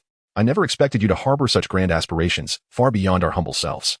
The task of restoring the glory of supportive soul masters is entrusted to you, my brother Ningfan, Oscar remarked softly after clearing his throat. Casting a glance at Ningfan, he was a person with a keen self-awareness, fully cognizant that no amount of hard work could bridge the innate gap between supportive and battle soul masters. Thus, while he did not voice his dissent regarding Ningfan's views, he was not foolish enough to genuinely believe that he, as a supportive soul master, could truly contend with a battle soul master. By the way, Ningfan, I seem to be unaware of how you suddenly became so powerful. Aren't you just an ordinary supportive soul master like me? At this moment, Ning Rongrong, captivated by Ningfan's audacious declarations and his confidently radiant expression, leaned her soft form against him, her beautiful eyes sparkling with curiosity. The sudden surge in Ningfan's strength, which surpassed even her own soul power level, intrigued her. After initially grappling with uncertainty, witnessing Ningfan's confidence now filled her luminous eyes with joy. After all, if Ningfan possessed such formidable strength, akin to that of a battle soul master, their relationship would not contravene the stringent rules of the Seven Treasure Glazed Tile School. Furthermore, her father would undoubtedly approve of their union, and Ningfan would be able to protect her. Well, the truth is, I possess a unique training method. Ningfan cast a glance at Ning Rongrong. In truth, if Ning Rongrong genuinely wished to know, He could have casually divulged details about his second martial soul without any significant consequence. However, given that both Flinder and Oscar were present alongside Ning Rongrong, he chose to withhold such information and instead fabricated a reason. Ning Rongrong's beautiful eyes were filled with indignation as she repeatedly pounded her small fist against Ningfan. Ahem, enough, Flinder interjected, clearing his throat to disrupt the interaction between the two. Your evaluations regarding auxiliary soul masters have been commendable. An auxiliary soul master not only needs to safeguard themselves but, when possible, must also protect their allies. However, before mastering the art of shielding teammates, the ability to escape is an essential lesson for an auxiliary soul master. Therefore, Oscar and Ning Rongrong, you are to run 20 laps around the village. If you fail to complete this by noon, you shall forfeit your lunch. Ningfan, due to your unique constitution, you are exempt from training. Your sole responsibility is to supervise their completion of the exercise, Flinder remarked, a glimmer of brilliance in his eyes as he spoke. Afterward, Flinder turned away, hands clasped behind his back, and strolled leisurely off. Oh? Ningfan observed Flinder's retreating figure, furrowing his brow in confusion. He then glanced at Ning Rongrong and suddenly comprehended why Flinder had summoned him. Ning Rongrong's identity is unique. Despite possessing Ning Fingji's letter assuring him that he could safely guide her, Flinder, with his cunning and slippery nature, dared not overstep, fearing potential repercussions. However, with the emergence of Ningfan, Flinder now found a perfect solution, utilizing Ningfan's assistance to oversee and manage Ning Rongrong. 20 laps, oh my heavens! Oscar exclaimed upon witnessing Flinder's departing figure, lamenting momentarily before hastening away without further delay. Meanwhile, Ning Rongrong stood motionless, her beautiful eyes blinking as she gazed at Ningfan beside her. Why are you looking at me? Come on, run. Ningfan shook his head, exasperatedly replying to Ning Rongrong. I don't want to run, and I can't manage 20 laps, she pouted, casting a glance at Oscar, who had already vanished around the bend at the village's end. Her small hands crossed over her chest as she candidly confessed to Ningfan. As a support-type soul master, Ning Rongrong was acutely aware of her lack of self-defense capabilities. Consequently, she had engaged in training to enhance her running endurance at the Seven Treasure Glazed Tile School. However, this training was rather rudimentary, and given her current physical condition, she was fully aware that completing 20 laps was beyond her reach. Nevertheless, she resolved to attempt a few laps. Ningfan observed Ning Rongrong and continued to encourage her. Although he generally preferred to avoid meddling in others' affairs, he felt compelled to offer guidance to this girl, whom he had subconsciously begun to regard as a younger sister. I don't want to run, Ning Rongrong protested, puffing up her cheeks and turning away in a huff, clearly annoyed that Ningfan had not disclosed the reason behind his sudden surge in strength. Noticing her displeasure, Ningfan pondered for a moment, then gently patted the top of her head and said softly, how about this, little one? You wish to know why my strength has grown so formidable, correct? If you complete 10 laps, I shall reveal the reason to you. A slow smile spread across his face as he spoke to her. What do you think? Is that a fair bargain? While 20 laps may be too much, surely 10 laps is manageable? Hearing this, Ning Rongrong turned her head, her bright eyes fixed on Ningfan as she huffed. Humph, is that true? You'll tell me after I finish 10 laps? Of course, it is hardly a secret, Ningfan replied with a light chuckle. Not a secret, Ning Rongrong murmured, her delicate brows furrowing slightly as she keenly sensed the peculiarity in his words. Could it be that she had already deduced the truth? She lifted her gaze, her enchanting eyes locking onto Ningfan's as she whispered. Ningfan was momentarily taken aback, but soon comprehended who Ning Rongrong was referring to. After a brief hesitation, he nodded slightly. Observing this, Ning Rongrong's delicate face darkened, her silver teeth clenched tightly, and her bright eyes sparkled with a defiant glint. Without uttering another word, she lowered her head and began to stride forward, carrying Ningfan on her back. Ningfan squinted his eyes, gazing at the petite yet tenacious figure ahead, a hint of annoyance flickering across his face. It appears that Ning Rongrong is quite deeply fixated on him. This is rather troublesome. Chapter 53, Refinement. How much time has passed? How is it that we are only on the second round now? Ning Rongrong breathed heavily. Having often trained in running at the behest of Ning Fingji within the confines of the Seven Treasure Glazed Tile School, although the village appeared modest in size, the distance encircling it was far from short. Consequently, after completing approximately 1.5 laps, and having left breakfast untouched that morning due to her anger upon seeing Ningfan and Zhu Xing together in the dining hall, Ning Rongrong now felt somewhat fatigued and her pace had begun to diminish. Cough, Rongrong, do not run so swiftly. One must maintain a rhythm while running, at this rate. You cannot sustain it for long, advised Oscar, who had finally caught up with her after being overtaken. From the outset, it seemed as though Ning Rongrong was driven by some unspoken resentment, charging ahead with fervor, surpassing Oscar, who had initially led her by a considerable margin. Now that her momentum had waned and her speed gradually decreased, Oscar had temporarily caught up. Though Oscar's advice was well-intentioned, Ning Rongrong, feeling exceedingly frustrated, was in no mood to heed any counsel. As she continued to run, her thoughts lingered on Ningfan's earlier response, her heart swelling with jealousy. Why was it that Zhu Xing learned Ningfan's secret before her? In terms of both the duration of their acquaintance and the intimacy of their relationship, she should have been the first to uncover Ningfan's secret. It was her rightful place to know first. Zhu Zhuqing had only known Ningfan for less than half a month. How could it be that she was the first to know? Ning Rongrong felt a surge of defiance within her. How could she possibly lose to Zhu Zhuqing? Thus, upon hearing Oscar's advice to slow down, the indignant Ning Rongrong shot him a glare. Mind your own business. Keep your distance, she retorted, gritting her teeth as she activated the 7 treasures glazed tile to accelerate, swiftly distancing herself. Although using her soul power for speed made things considerably easier for her, Ning Rongrong managed to complete an additional 2.5 laps, bringing her total distance to a grand total of 4 laps, approximately 12 miles. Oscar, in contrast, found himself left behind by a full lap. However, for Ning Rongrong, 4 laps, or perhaps just shy of 5, marked her limits. As time passed and the sun gradually ascended high into the sky, its rays poured down, casting an abundance of warmth upon the earth. Consequently, the temperature rose rapidly alongside the sun's ascent.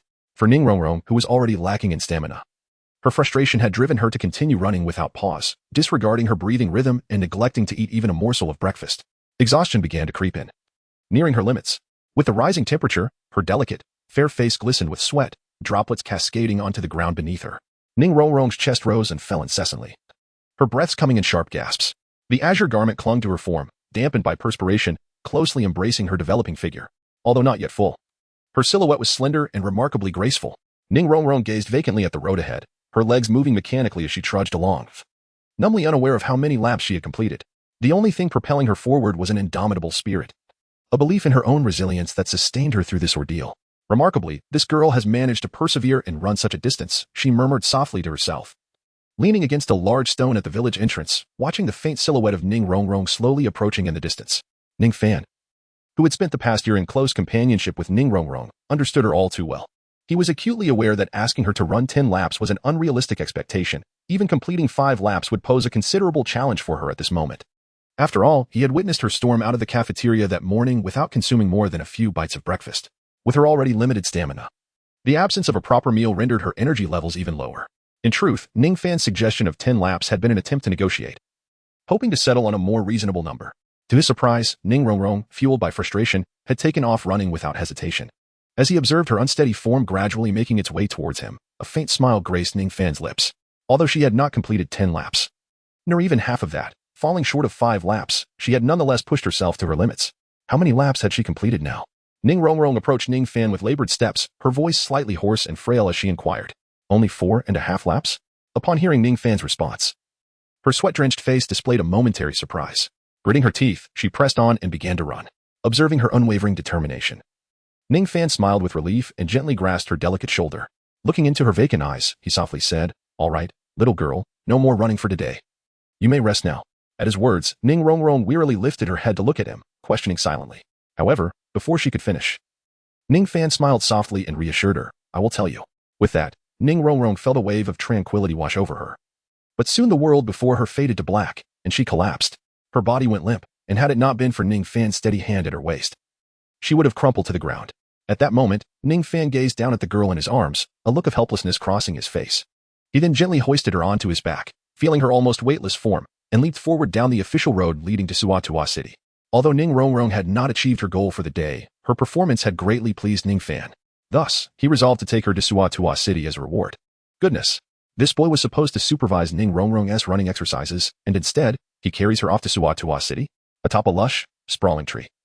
Flender observed Ningfan and Ning Rongrong's actions, his brow furrowed as he murmured, "But if he wants to run, let him run.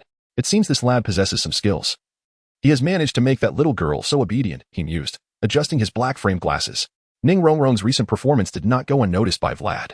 Although she had failed to achieve the goal he had set for her, barely accomplishing even a quarter of it, Vlad understood that this task was inherently impossible for her. The purpose of establishing such a target was fundamentally to refine Ning Rongrong's character. Clearly, her recent display indicated that this objective had been successfully met. Thus, Vlad pondered, why did that esteemed leader of the Ning clan insist that I continue to temper this young lady's disposition? Surely, this young girl alone suffices. It is indeed perplexing. Vlad stroked his chin, murmuring in confusion. Chapter 54, Your kind slowed down while eating. There's no one here to compete with you. You look like a starving ghost. Which is hardly befitting of a princess from the 7 Treasures glazed tile school, Ningfan remarked lightly, observing Ning Rongrong, who was voraciously devouring her meal, her cheeks stuffed with food, a clear indication of her hearty appetite. After their training concluded, Ningfan had led Ning Rongrong directly to Soto City. They found a reputable spa and massage parlor where a female attendant attended to Ning Rongrong, alleviating the fatigue in her muscles from overexertion. Following this, She donned a fresh set of garments before they ventured into the restaurant, where Ningfan ordered an abundance of delectable dishes. Starved and ravenous, Ning Rongrong disregarded her image and eagerly picked up her chopsticks, shoveling food into her mouth without concern for her capacity. Upon hearing Ningfan's words, her cheeks swelled even more, her beautiful eyes gazing at him as if she wished to respond. However, her mouth was so full that she could not utter a single word. Realizing this, Ning Rongrong attempted to swallow the food in her mouth so she could engage in discourse with Ningfan. Yet, perhaps due to her eagerness to articulate her thoughts, she choked on the food. Cough, cough. A look of distress crossed her delicate face as her small hands patted her chest helplessly. I told you not to eat so hastily. Didn't that lead to this predicament? Ningfan shook his head, delivering a light-hearted admonishment while his right hand shimmered with a silver glow, channeling spatial energy to gently pat Ning Rongrong's back. With that gentle touch, Ning Rongrong instantly felt the obstruction in her throat dissolve, her complexion brightening considerably. Ning Rongrong lifted her head, exposing her snow-white neck, and glanced at Ningfan with a soft huff. It's all because of you. If it weren't for your teasing, I wouldn't have choked. I'm not mocking you. I merely spoke the truth, Ningfan replied leisurely. Ning Rongrong let out a proud snort. Still feeling hungry, she chose not to continue sparring with Ningfan and redirected her attention to the fragrant array of dishes before them. As she gazed at the delectable spread, her pink tongue instinctively flicked across her lips, only to be followed by a sudden realization. She leaned closer to Ningfan, her glossy, rosy lips slightly puckered, her delicate face tilted upward, and her large, beautiful eyes gazing at him. To an onlooker, this scene would appear as though the young girl was offering a kiss. However, upon witnessing Ning Rongrong's actions, Ningfan felt no particular inclination. Instead, he habitually summoned a white handkerchief with a flash of light from his palm. He bent slightly to wipe her mouth. Just as the pristine handkerchief was about to touch her lips, he caught sight of her adorable, smiling face and furrowed his brow. He had changed. He wished to maintain a simple friendship with Ning Rongrong, or perhaps a pure sibling bond. Thus, he deemed it best to avoid any misunderstandings. In a blink, the handkerchief vanished from his hand, and he placed his hands behind his back, speaking softly, "You are no longer a child. You need not rely on me for such trivial matters." Eh? Ning Rongrong blinked in confusion. But not long ago, at the sect, you helped me with this, didn't you? Her brows slightly furrowed in puzzlement, she continued. That was because I had yet to realize you had matured. Ningfan took a sip of the tea on the table, speaking slowly.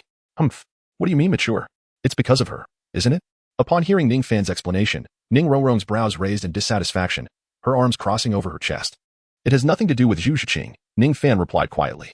You claim it's not her, yet I have not even named anyone, and you have already confessed. Ning Rongrong stood up, pouting at Ningfan in displeasure. You must wipe my mouth today. She leaned closer to Ningfan again, her slender fingers pointing to her lips, her captivating eyes fixed on him with a stubborn expression. Though wiping her mouth was a trivial task, Ning Rongrong's tenacious nature would not allow her to concede easily, especially when it involved Zhu Shiqing. That's not happening, Ningfan said flatly. At that moment, he sat firmly in his chair, unfazed by Ning Rongrong's advancing face, exuding an air of calm confidence. At this moment, Ning Rongrong's obstinate little face was merely a couple of inches away from Ningfan. Ning Rongrong gazed at Ningfan, whose demeanor was unremarkable and whose focus remained unwavering. Frustration welled within her, prompting her to bite her silver teeth lightly, her brows knitting together. Yet, her eyes subtly shifted to observe Ningfan. If you want to wipe it for me, I shall do it myself. With a soft huff, she resolved to take matters into her own hands. Upon hearing this, Ningfan mistakenly believed his steadfastness had triumphed, allowing a faint smile to grace his lips as he turned his head. However, at that moment, a delicate fragrance wafted through the air, and he felt a moist softness at the corners of his lips, accompanied by a peculiar, slippery sensation. Before him stood the self-satisfied Ning Rongrong, utilizing her cool softness and glossy, slightly oily lips to rub against his face and the corners of his mouth in a playful manner. In that instant, Ningfan comprehended the true meaning behind Ning Rongrong's declaration of doing it herself. His expression darkened as he pushed her away. Do you realize what you're doing? Being a young lady?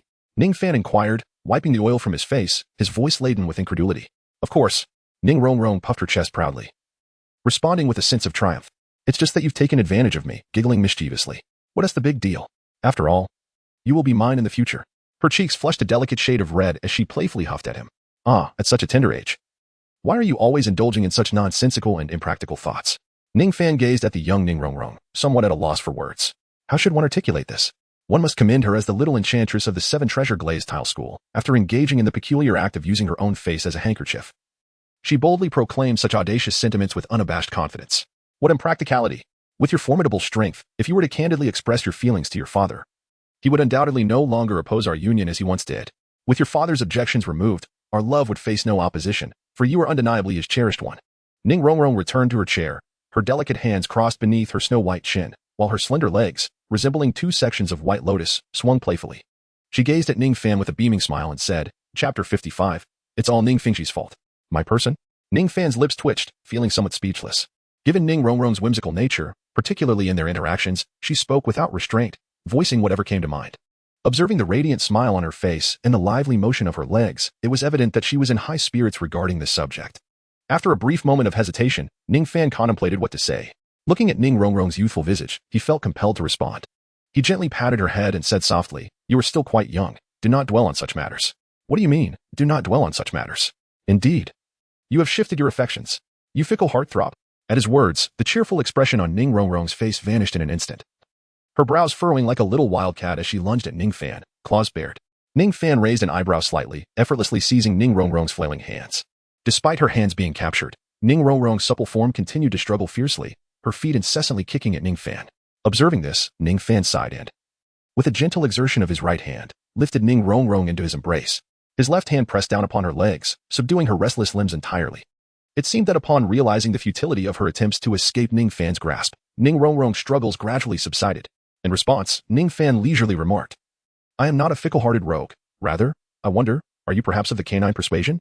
Before Ningfan could finish his words, he suddenly sighed, gazing at Ning Rongrong, who had abruptly grasped her head, her silver teeth tightly clenching her right hand.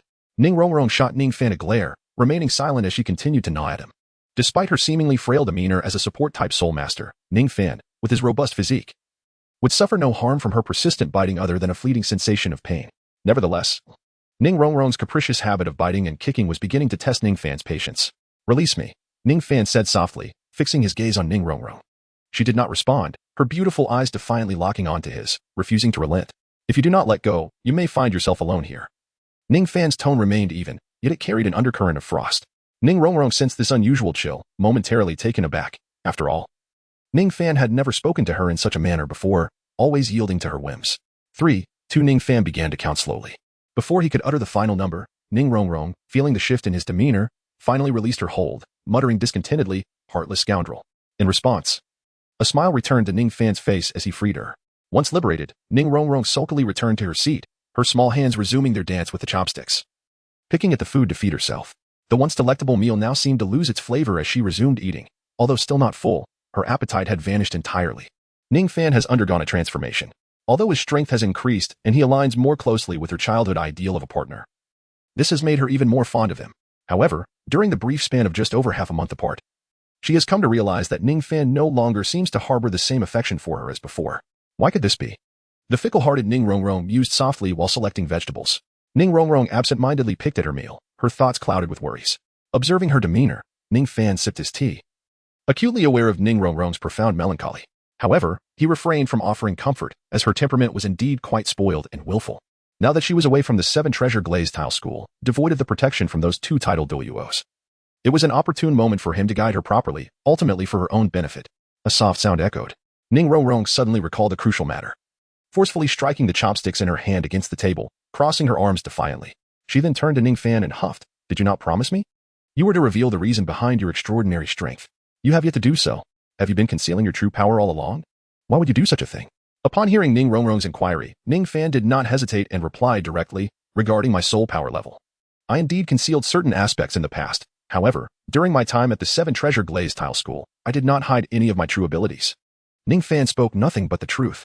During his time spent with Ning Rongrong at the 7-treasure glazed tile school, although his soul power advanced rapidly, he had not yet awakened his second martial soul and was merely an auxiliary soul master.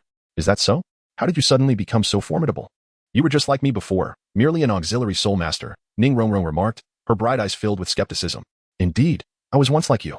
However, during my time away from the 7-treasure glazed tile school, I awakened a formidable second martial soul.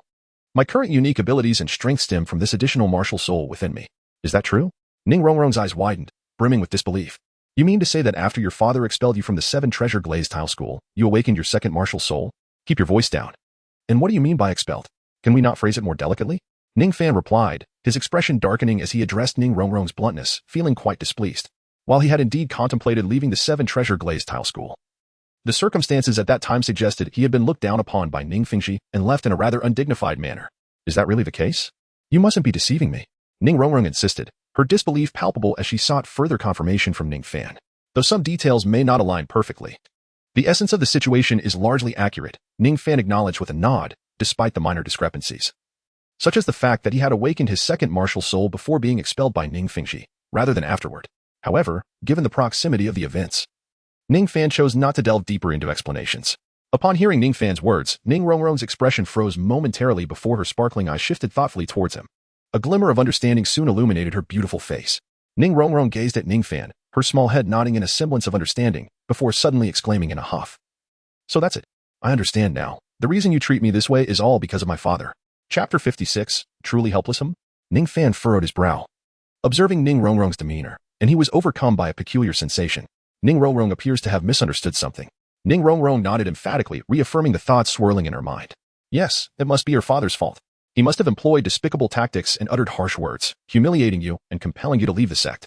At that moment, the disdainful gaze Ning Rongrong had initially cast upon Ningfan, the fickle-hearted rogue, underwent a transformation, softening to reveal a hint of compassion and a trace of guilt. What is this peculiar emotion? Ningfan was taken aback. No, Master Ning. It was merely a brief conversation regarding Ningfan's attempt to clarify the misunderstandings in Ning Rongrong's heart. However, just as he was beginning to articulate his thoughts, Ning Rongrong, in a fit of anger, interjected, Indeed, it was my father who forced you to leave. Humph. Ningfingxi deceived me at that time, claiming you departed from the sect of your own accord. At this moment, Ning Rongrong's suspicions were validated once again, filling her with indignation, to the extent that she directly uttered Ningfingxi's name. Ningfan blinked in disbelief, rendered speechless. Was it because you endured humiliation from your father that you, over the course of the past month and a half, experienced such hardship, ultimately awakening your second martial soul under perilous circumstances? Following the logic in his mind and the tales he had perused in his leisure, Ning Rongrong had meticulously constructed an elaborate narrative in which Ningfan, subjected to his father's relentless humiliation, reluctantly departed from the seven-treasure glazed tile school. In the end, after enduring numerous tribulations, he unexpectedly awakened his second martial soul amidst overwhelming sorrow, gaining immense power through a series of fortuitous events. In that instant, Ning Rongrong felt an overwhelming surge of guilt. Her mind now felt ethereal, as if she had gained clarity on everything. She had comprehended the reasons behind Ningfan's transformations, as well as why he no longer cherished her as he once did. The way you treat me is also a consequence of the humiliation inflicted by my father, isn't it? Ning Rongrong murmured softly, her head bowed in shame. Ningfan once cherished her deeply, no matter how much she teased him. He would always show up by her side the following day with unwavering thoughtfulness. However, within this brief span of time, such a profound transformation has occurred. It is evident that the humiliation inflicted upon Ningfan by her father has led him to project his resentment onto her, resulting in a palpable sense of estrangement. It's not as you imagine, Ningfan said, resting his forehead in his hand and shaking his head in exasperation. The reason you were drawn to Zhu Qing is likely because she was there for you during that time, granting you a glimmer of hope. Ning Rongrong's beautiful eyes gazed intently at Ningfan, the brilliance within them piercing through his very facade, as if she could see through all of his pretenses with unwavering certainty. At this moment, Ning Rongrong had completely grasped the entirety of the situation. The vivid imagination of a pubescent girl was indeed remarkable. With just a few casual words, she could conjure an entire grand drama in her mind. Ningfan silently lamented in his heart. Observing Ning Rongrong's self-assured demeanor, which suggested she believed she held all the cards, left him utterly speechless. However, Ningfan's silence was, in Ning Rongrong's eyes, a tacit acknowledgement. Indeed, it seemed that he had misjudged both her and Zhu Qing all along. Ning Rongrong's gaze flickered, her head slightly bowed, an expression of guilt adorning her features. Upon witnessing this countenance, Ningfan, who had initially intended to offer some form of explanation, suddenly became enlightened.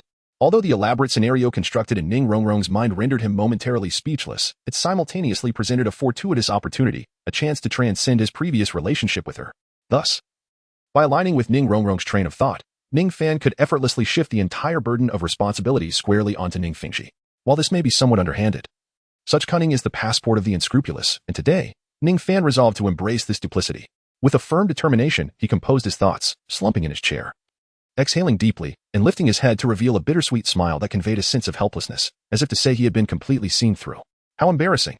He had intended to keep those painful memories as a solitary secret, yet here they were, uncovered by her keen perception.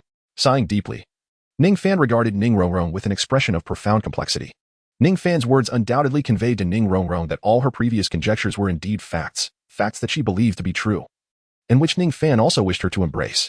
Apologizing with deep remorse, Ning Rongrong reflected on her father's potential actions towards Ningfan during her confinement by Ningfingxi.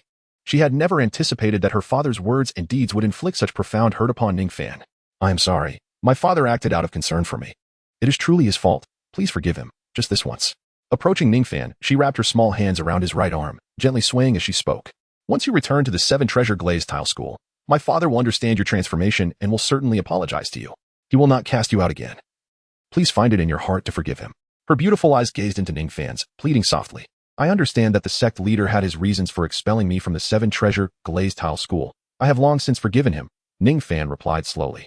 Upon hearing this, Ning Rongrong lifted her head, her enchanting eyes glimmering with hope. Yet, before she could fully rejoice, Ningfan, with a tinge of sadness, continued, however, I find it difficult to overcome this hurdle in my heart. Perhaps it is due to my own cowardice.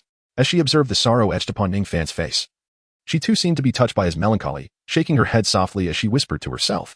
Ningfan gently withdrew his right arm from the embrace of Ning Rongrong, letting out a slow sigh. I am truly sorry, Rongrong. I am aware of the affection you hold for me. If it were the old me. Ningfan sighed again, his gaze filled with complexity. The person I am now lacks the capacity and courage to accept your feelings, so let us remain friends from this point onward. Ningfan sat helplessly in the chair. His arms propped on the table, his head bowed as he gripped his hair tightly with both hands, a visage of anguish and hesitation. He appeared utterly unable to accept his own cowardice and shame. Friends? Ning Rongrong wrinkled her pristine nose, gazing at Ningfan in his current state. After a brief pause, she nodded gently and spoke softly. Since you cannot accept it for now, let us be friends for the time being. All right, it's settled. Upon hearing this, Ningfan felt a surge of joy in his heart. He exclaimed inwardly, Thank you, Rongrong. Yet, despite the elation swelling within, he maintained a composed exterior. Looking at Ning Rongrong with a hint of embarrassment. Although it is all my father's fault, since it is his fault, I must also bear part of the responsibility. Soon, I will help you forget everything from the past and embrace the true essence of this young lady. Ning Rongrong let out a soft huff. Her exquisite eyes brimming with determination as she crossed her arms, gazing at Ningfan with a defiant air. In her view, the reasons for Ningfan's reluctance to accept her were twofold. One reason stemmed from the psychological shadow cast upon him after being expelled from the sect by his father. Ning Rongrong believed that, with the passage of time and her unwavering companionship, Ningfan would ultimately triumph over this burden and forget it all. As for the second reason, she surmised it was related to Zhu Zhuqing. Now fully aware of the circumstances, Ning Rongrong harbored no malice towards Zhu Zhuqing. Although she recognized that Ningfan might possess special feelings for Zhu Zhuqing to her, Zhu Zhuqing merely happened to be present during Ningfan's moment of despair following his expulsion, seizing the opportunity to win his affection. For Ning Rongrong, this hardly mattered.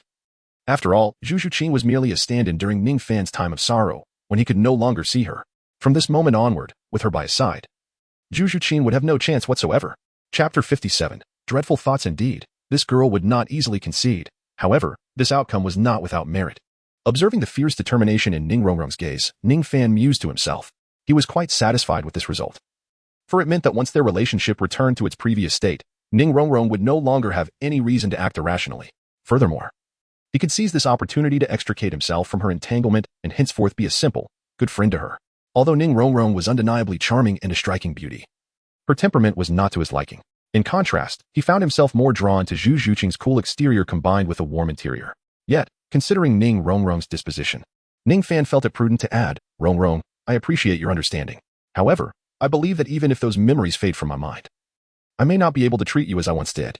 Ningfan resolved to prepare Ning Rongrong mentally, allowing her to comprehend in advance that certain matters cannot be forced. Is that so?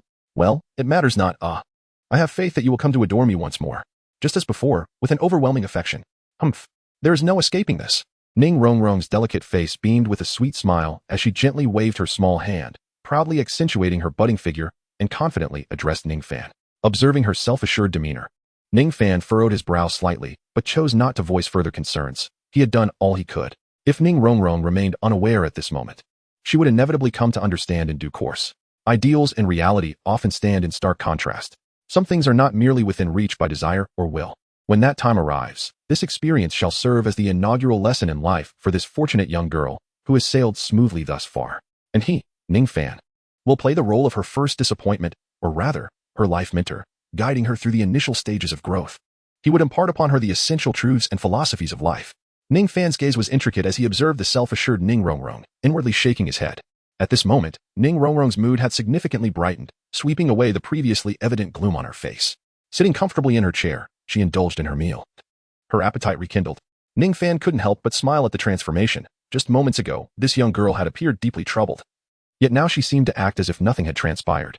It was uncertain whether this young girl had a short memory or if her overwhelming confidence led her to truly believe she had him under her spell. As Ning Rongrong joyfully satiated her hunger, all her worries vanished, and a smile returned to her countenance. Indeed, they had completely dissipated. Although her relationship with Ningfan had not reverted to its former state, she was convinced that, with her charm, he would soon rekindle his affection for her, and they would naturally return to their previous intimacy. However, Ning Rongrong was not a carefree, naive girl. She was a clever little enchantress. While she held great confidence in her allure, she was also acutely aware of the possibility that Ningfan might be captivated by Zhu Zhiqing or other women. Thus, her confidence was bolstered by a secret weapon, the affectionate support of her grandfather Bone and her grandfather's sword, who could bring Ningfan back and ensure that their bond was solidified. By bearing his child, he would be unable to escape his fate, would he? After all, as the little enchantress of the Seven Treasure Glazed Tile School, she had never been denied anything she desired throughout her life. Now, with her growing affection for Ningfan, she would not allow him to slip away. Ning Rongrong's beautiful, large eyes gently shifted as she gazed at Ningfan, whose strikingly handsome profile was lost in contemplation. Her fair little face broke into a cheerful smile, her brows and eyes curving with delight. At that moment, Ningfan could never have imagined that he was unwittingly becoming the life mentor of Ning Rongrong, lost in his own reflections. In Ning Rongrong's heart, there lurked a truly terrifying thought about him. After meandering through Soto City, Ningfan returned to Shrek Academy alongside Ning Rongrong. As night descended, the academy's dean, Flinder, stood on the playground, surveying the 8 students before him. Daimubai, Tang San, Xiaowu, and the others were all impeccably prepared for their evening class, brimming with vitality. However, despite their spirited demeanor, certain individuals bore expressions that were less than favorable. Ningfan gazed at Daimubai, whose countenance was shadowed and whose eyes shimmered with a fierce light, alongside Zhu Zhiqing, who wore an expression of indifference. He discerned that earlier in the afternoon, while he had been leisurely strolling with Ning Rongrong in Soto City, Daimubai appeared to have exchanged words with Zhu Zhiqing. Evidently, the outcome of their interaction had not been favorable, as indicated by Daimubai's demeanor. However, the sight of them stirred unease within Ningfan. What if Daimubai, in a fit of rage, harmed Zhu Zhiqing while Ningfan was not by her side? Zhu Zhiqing was merely a rank 27 spirit master, her abilities significantly inferior to those of Daimubai. The thought of her potentially suffering harm in a confrontation was distressing, especially since Ningfan had vowed to protect her at all costs. Yet, it was impossible for him to remain at her side constantly. Perhaps it would be prudent to provide her with a means of self-defense, he contemplated. As Ningfan pondered, Flinder's gaze fell upon him. Ningfan, have you and Oscar completed your training tasks? Flinder's sharp eye scrutinized him. Upon hearing this, Ningfan lifted his head, a look of incredulity crossing his features. Was this not a question asked with full knowledge of the answer? Flinder, the voyeur, had watched them closely that morning, while others may not have noticed. Ningfan's keen eyesight had caught sight of Flinder perched on a distant tree, observing their every move. Well, Oscar has completed all 20 laps. As for Ning Rongrong, she managed only 4.5 laps before reaching her limit, at which point I took her to Soto City for a rest. Ningfan reported as he stepped forward. Oh, 4.5 laps? Did I not instruct you to run 20? That is not even a quarter of the requirement. How did you supervise her training, Ningfan? Flinder's expression turned icy as he reprimanded him. Seeing Ningfan scolded for her sake, Ning Rongrong was immediately displeased and made to speak up, but Ningfan swiftly intervened. Director, I believe training should be progressive. Given Rongrong's condition at the time, managing 4.5 laps was already her limit, which is why I took her to rest. If you feel I have erred, feel free to punish me. However, whether I will accept the punishment is another matter entirely, Ningfan stated, standing upright and meeting Flinder's gaze unabashedly, a light chuckle escaping his lips. Flinder furrowed his brow, the lenses of his glasses glinting under the moonlight. He had intended to use this incident as a pretext to temper Ningfan's spirited nature, especially after witnessing Ning Rongrong being carried away by him during her struggle to continue earlier that day, an act that seemed to disregard his authority. Yet, to his surprise, it appeared that Ningfan was impervious to his tactics. Flinder narrowed his eyes, observing Ningfan in silence, and the atmosphere thickened with tension. Indeed, a genius from the Seven Treasure Glazed Tile School, showing no sign of weakness, Flinder mused inwardly, his irritation mounting at the thought of being unable to manage even a single student as the head of Shrek Academy. However, recalling the previous night when Zhao Wujie had been thoroughly beaten by a titled Douluo, Flinder hesitated. He had no desire to face the wrath of 2 titled Douluos from the Seven Treasure Glazed Tile School. Despite possessing a letter from Ning Fengji, which could serve as a shield, it only mentioned Ning Rongrong, leaving him in the dark about the enigmatic Ningfan. Consequently, Flinder resolved to endure Ningfan's defiance for the time being. A smile broke across his face as he turned to Ningfan, saying, haha, it was indeed my oversight. However, your ability to adapt and devise an appropriate training plan suggests that delegating supervision to you was a wise choice. Flinder nodded at Ningfan, his eyes filled with praise, reflecting his satisfaction at not having misjudged him. Hee, you flatter me, Director, Ningfan replied with a light laugh. In this exchange of laughter between Ningfan and Flinder, the previously tense atmosphere transformed into one of levity, leaving Oscar and Ma Hongjun in a state of astonishment. As seasoned students of Shrek Academy, they were well aware of their director's petty and vengeful nature. Ningfan's audacity to confront him publicly just now has undoubtedly caused the esteemed dean to lose face. Had they acted in such a manner, they would have likely been met with Flander's relentless wrath in the name of respecting one's elders. Yet, astonishingly, in the face of Ningfan, the dean exhibited a surprising timidity. Not only did he refrain from displaying anger or aggression, but he even lavished praise upon him. At this moment, Oscar and Ma Hongjun recalled how just yesterday, Ningfan had best advised Dean Zhao Wuji, and now he had audaciously confronted Dean Flander before an audience. In a span of merely 2 days, he had directly opposed the 2 most formidable and irascible figures within the academy, and yet he emerged unscathed. Truly, he is a formidable individual. Oscar and Ma Hongjun exchanged glances with Ningfan, their eyes reflecting a blend of admiration and trepidation. Perhaps sensing the shift in the sentiments of those present, Dean Flander, feeling a touch of embarrassment, clasped his hands behind his back and cleared his throat. Ahem, very well. Tonight marks the commencement of our new semester's first lesson. Let us proceed, follow my lead. With that, he deftly propelled himself forward, gliding towards the direction of the academy's exit. Before long, the group found themselves in the vibrant heart of Soto City. Although the night had fully descended, the night market was just beginning to awaken, bustling with life. Vendors weaved through the streets, and the myriad of shops, each adorned with unique and colorful signs, dazzled the onlookers. Ningfan cast his gaze around, taking in the sights of Soto City. Although he had visited this place several times before, he was experiencing the night market for the very first time. The crowd trailed closely behind Flander. Suddenly, Flander halted, his eyes fixed upon a distant structure. The Great Spirit Arena, is it truly here? Tonight's lesson must be to participate in the spirit battle, Ningfan mused, glancing ahead without a hint of surprise. Not far off, a grand edifice loomed, an open-air circular structure, vast in its expanse, towering majestically over 100 meters high, shimmering with radiant light against the dark night sky. Hearing Ningfan's words, the group followed his gaze toward the magnificent building. At that moment, Flander turned to face them, affirming, "Indeed, this is the Soto Great Spirit Arena. Such an architectural marvel can only be found in a city of the highest caliber. Its scale, in many respects, symbolizes the prosperity of a city and a nation. The so-called Great Spirit Arena is a venue for the contest of martial spirits, the battleground for spirit masters. To become a formidable force, one must not only possess talent, but also accumulate rich combat experience. Here, you will witness countless spirit masters, experience various combat styles, and observe the dynamics between teams. What the Academy can teach you is merely the effective utilization of martial spirits, while here, you will gain insights that cannot be learned within the confines of the Academy. Thus, I have decided to designate this as your first classroom. The Great Spirit Arena features 3 types of battles: individual matches, duos, and team confrontations. Any spirit master who enters the arena must enhance their spirit rank through combat, earning badges that signify their prowess, ranging from iron, copper, silver, gold, platinum, sapphire, ruby, to diamond. Flander paused momentarily, then his keen gaze swept over the group before he continued. Your task is to secure a silver spirit badge before graduation. The silver spirit badge is merely the 3rd tier. It seems quite simple, Xiao murmured. Acquiring the silver spirit badge is far from easy. Now, let us not squander time. As for the other rules of the arena, you shall discover them in due course. First, form pairs and proceed to register, Flander instructed. Adjusting his black-rimmed glasses with a smirk, he then led the group into the arena. Upon entering, Ningfan beheld a structure reminiscent of an ancient Roman Colosseum. However, compared to the ancient Colosseum of his previous life, this Great Spirit Arena was resplendently luxurious, bustling with energy and capable of accommodating thousands. Complete with special VIP seating and private boxes.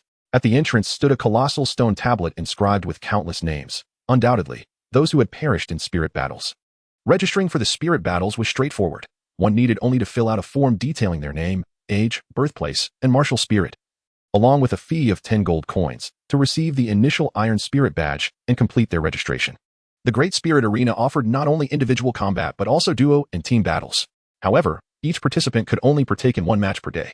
Therefore, to accumulate combat experience and expedite their advancement, forming a duo for 2-on-2 matches was undoubtedly essential.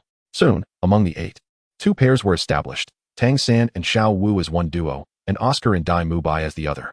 This left 4, Ma Hongjun, Zhu Zhuqing, Ning Rongrong, and Ningfan, without partners. Observing Tang San and Xiao Wu, as well as Oscar and Dai Mubai completing their registrations, Ning Rongrong and Zhu Zhuqing simultaneously directed their gazes toward Ningfan. Zhu Zhuqing's cold eyes regarded him silently, yet her intentions were unmistakable. In contrast to Zhu Zhuqing's reserved demeanor, Ning Rongrong was more forthright. Ningfan, let us form a team, she exclaimed, her eyes sparkling with a sweet smile. At this proclamation, Zhu Zhuqing's expression shifted slightly, and she shook her head. Although she desired to team up with Ningfan, she would not contest Ning Rongrong's initiative. Shaking her head, Zhu Zhuqing then turned to Ma Hongjun, softly stating, "Then, I shall pair with Ma. Ma Hongjuan's eyes brightened. Haha, Zhu Qing, you should team up with Rongrong. Just as Zhu Qing was about to continue, Ningfan's light laughter interrupted. Hearing this, Zhu Qing glanced between Ningfan and Ning Rongrong. At this moment, Ning Rongrong puffed her cheeks, clearly displeased with Ningfan's refusal of her offer. The disparity in strength between Rongrong and me is too great, and our martial spirits are identical. If she were to partner with me, she would gain no experience or training. However, Rongrong's spirit power level is comparable to yours, and the supportive abilities of the Seven Treasure Glazed Tile School would greatly enhance your capabilities. Thus, it is most fitting for you two to team up, Ningfan explained, meticulously analyzing the advantages and disadvantages of the team configurations. To have Zhu Qing paired with that fiery Ma Hongjun? What folly! If he were to lose control in battle and take liberties with Zhu Qing, what then? To avert such a scenario, Ningfan decisively arranged for Zhu Qing and Ning Rongrong to team up. Upon hearing this, Zhu Qing turned her cool gaze toward Ning Rongrong, hesitating slightly. Rongrong, would you like to team up with me? Zhu Qing understood that due to Ningfan's influence, Ning Rongrong harbored some reservations towards her, and she worried that Ning Rongrong might decline her invitation. However, contrary to her expectations, upon receiving Zhu Qing's proposal, Ning Rongrong smiled brightly. The displeasure that once marred Ning Rongrong's countenance due to Ningfan's rejection has now dissipated. She turned to Zhu Qing with a sweet smile, nodding gently as she spoke. Well then, I shall form a team with you, Sister Zhu Qing. I hope you will take good care of me. Although Ning Rongrong had previously harbored some reservations about Zhu Qing because of Ningfan, this morning's revelation of Ningfan's tragic past has altered her perspective. She has come to understand that during her absence, it was Zhu Qing who stood by Ningfan, helping him navigate the psychological shadows inflicted by her father's actions. Ningfan, in truth, found himself drawn to Zhu Qing precisely for this reason. Upon reflection, it is not entirely justifiable to blame Zhu Qing, for she did not seduce Ningfan. Rather, it was the actions of his own father that precipitated these events. Consequently, Ning Rongrong no longer harbored the same animosity towards Zhu Qing as she once did, merely perceiving her as a rival and a love adversary. Although Ningfan's rejection of her invitation left Ning Rongrong feeling quite displeased, she could begrudgingly accept the situation as long as he did not dismiss her request outright and instead teamed up with Zhu Qing. Thus, following Zhu Qing's invitation, Ning Rongrong readily acquiesced. Observing the abrupt disappearance of his alluring teammate, Ma Hongjun merely smirked, as if he had foreseen this outcome all along. After the combination of Ning Rongrong and Zhu Qing was established, the only remaining duo without a team was Ma Hongjun and Ningfan. In truth, Ningfan had little inclination towards forming a team, ever since his previous encounter with Zhao Wujie, where he grasped the extent of his own abilities. He clearly understood that within the confines of the Duhan arena at this level, he required no partners, not even in a one-on-one scenario, let alone in a two-against-one situation. Ma Hongjun seemed to have anticipated Ningfan's thoughts, chuckling as he remarked, "Our strengths differ too greatly. I fear I would be a hindrance to you. Let us forego teaming up and instead participate in the individual competition." Indeed, it was not solely Ningfan's reluctance to form a team. Ma Hongjun harbored similar sentiments. After all, Ningfan's prowess was formidable, and should they join forces, with Ningfan's soul power exceeding the 30-level mark, their opponents would invariably be of the same caliber. Ma Hongjun, however, was merely in his 20s in terms of soul power and did not yet reach 30. The disparity in their strengths would inevitably impede Ningfan's performance. At his current close proximity to the 30-level threshold in the Grand Duhan Arena, as long as he did not encounter an opponent whose martial spirit was overly restrictive, he would likely dominate effortlessly. However, if he teamed up with Ningfan to face opponents at the Soul Master level, it would be a walk in the park for Ningfan, while Ma Hongjun, with his sub-30 soul power, would find himself at the bottom of the ranks in such contests. Very well, Ningfan nodded in acknowledgement of Ma Hongjun's words. Following this exchange, Zhu Qing proceeded to the counter to complete the necessary formalities, returning shortly with commendable efficiency, without any unnecessary delays. They then settled in, awaiting their turn to compete. Within a VIP room at the Soto Duhan Arena, a middle-aged man clad in a specially designed red robe observed the scene in the arena below, holding a yellow envelope in his hand, his eyes betraying a hint of skepticism. After a brief interval, the door swung open, and a young man of unremarkable appearance, dressed in white attire, entered and respectfully announced, "Deacon Mo, the members of Shrek Academy, including the young lady and Ningfan, have all made their appearance in the Grand Duhan Arena under the guidance of Flanders, and they have registered for the competitions." Upon hearing this, Deacon Mo nodded and inquired, "What of Ningfan? Has he also signed up for the Duhan contest?" The young man in white furrowed his brow and replied with deference, "Yes.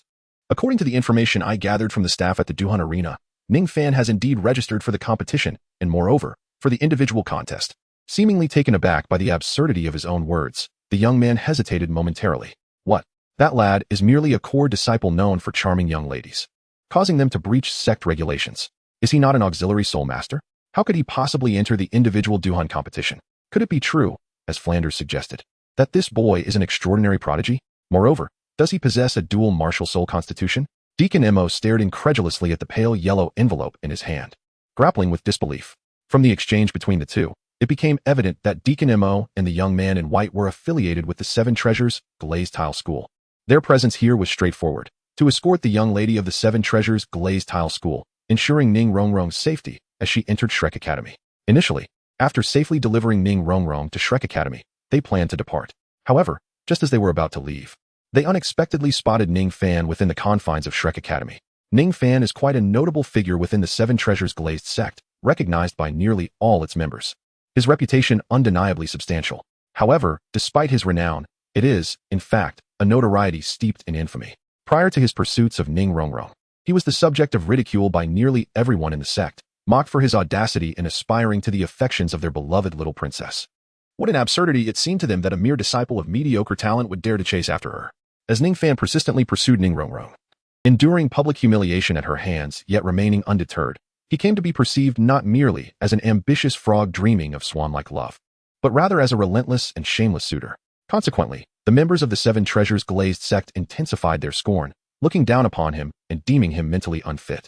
Thus, during his year in the sect, Ningfan became widely known for his audacious pursuit of the princess, his reputation tarnished by his ill-fated aspirations. Yet one day, a curious transformation began to unfold. The frequency with which Ning Rongrong teased Ningfan diminished, and they were often seen together in public, their bond evidently growing closer. The laughter that once echoed through the sect morphed into a palpable jealousy. However, soon after, Ningfan inexplicably vanished from the Seven Treasures Glazed sect, and the little princess found herself mysteriously confined by the sect leader. This series of events was accompanied by whispers of Ningfan and Ning Rongrong frequently meeting in solitude behind the mountains, further compounded by Ning Fengji's silence on the matter. Consequently, the disciples of the sect, though initially resistant to the notion, began to piece together the truth. They had once mocked Ningfan mercilessly, deriding his aspirations as folly. Yet he had never reacted with anger, always wearing a calm smile in response to their ridicule. In the past, they could not comprehend the meaning behind that smile. Now, the younger disciples of the Seven Treasures Glazed sect have come to understand the essence of Ningfan's demeanor. They had spent their days laughing at him as a fool, only to realize, in the end, that the true jesters were themselves. Among the younger generation, their interactions with Ning Rongrong had been limited, leaving them unaware of the darker side lurking beneath her charming facade. They only recognized her as the sect leader's daughter, the lively little goddess of the Seven Treasures Glazed sect, always adorned with a gentle, endearing smile. A mere glimpse of her smile could fill one with hope for the future, igniting a fervor for training and cultivation. Yet, this little goddess, this princess in the eyes of many, Ningfan, often derided as an arrogant sycophant by others, has surprisingly won the affections of the princess of the Seven Treasures Glazed Tile School. This unexpected turn of events has left the young disciples of the sect in a state of rage and despair, convinced that Ningfan must have employed some despicable means to deceive the innocent Ning Rongrong. Had they not been unable to locate him, many would have disregarded their status and sought him out for a duel to the death. However, a glimmer of solace emerged when, after scouring the entire sect without finding Ningfan, they speculated that he had likely been secretly expelled by the sect leader for being unworthy of Ning Rongrong. This thought brought them a sense of satisfaction. Ironically, while Ningfan was supposedly drifting aimlessly across the continent after his expulsion, he was spotted at Shrek Academy, a place Ning Rongrong had entered under the sect leader's instructions. This peculiar discovery compelled them to reconsider their timeline for returning to the sect, driven by the desire to understand why Ningfan had suddenly appeared there. Simultaneously, they reported this situation to their leader, the sole emperor-level Elder Mo, who was tasked with escorting Ning Rongrong. Upon receiving this news, Elder Mo, astonished, hurried to Shrek Academy to confirm Ningfan's presence. En route, he encountered the academy's director, Flanders, who recognized him and handed him a letter to deliver to the sect leader, Ning Fengji. Flanders also spoke some cryptic words, reassuring him that he would take good care of the two prodigies, Ningfan and Ning Rongrong. He questioned whether Ningfan's strength and identity were meant to be kept secret, hinting at the complexities of the situation involving the twin martial souls. After Flanders departed, leaving Elder Mo in a state of confusion, the elder contemplated the implications of Flanders' words. Despite having matured beyond youthful jealousy, he had heard tales of Ningfan's exploits, which were renowned throughout the sect.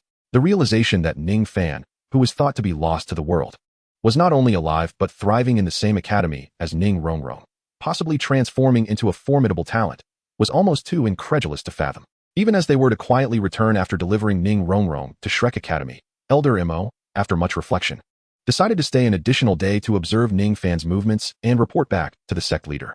Pondering the improbability of Ningfan being a twin martial soul, he questioned how such a person could have been expelled from the sect and what the sect leader's intentions might be. With a sigh, he glanced at the yellow envelope in his hand, perplexed by the strange turn of events. He then looked at the ordinary-looking young man clad in white, a thoughtful expression crossing his face as he surveyed the bustling Soul arena, declaring, "There is still time.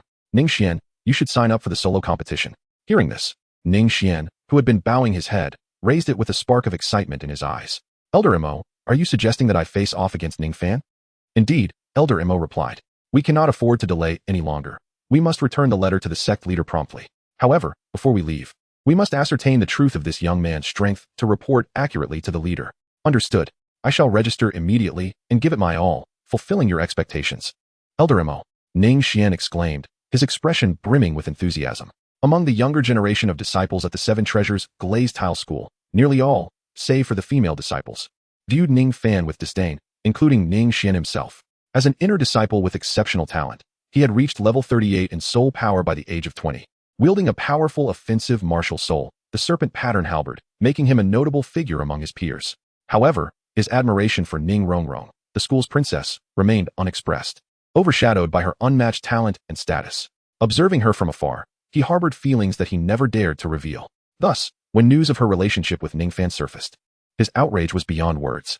Initially, he found it impossible to believe that the illustrious Ning Rongrong would favor someone like Ningfan, who seemed to possess little more than good looks. Yet, after witnessing their close interactions over the past days, he could no longer suppress the flames of jealousy ignited within him. Had it not been for the constant reminder of the sect's orders to maintain discretion unless in dire circumstances, he would have confronted Ningfan directly. Now, with Elder Mo's directive to gauge Ningfan's strength, the opportunity to act upon his desires had finally arrived.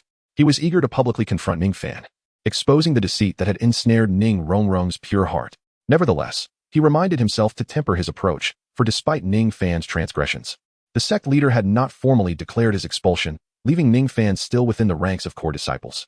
As Elder Mo observed the smile curling at the corners of Ningxian's lips, it seemed he had discerned the thoughts swirling within him.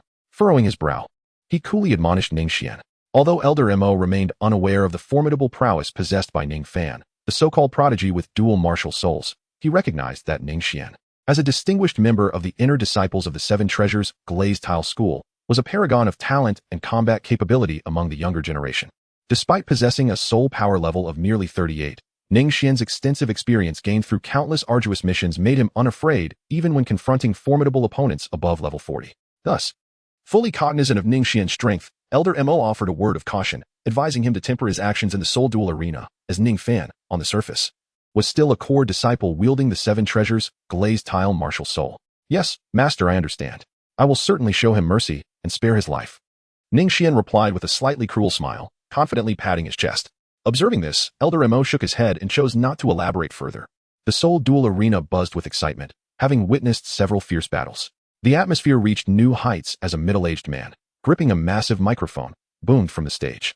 "Next up, we present the 5th match of our 8th soul duel arena, featuring a one-on-one battle. Today, both combatants are newcomers making their debut at our Soto Soul arena. Though they are novices, their strength should not be underestimated.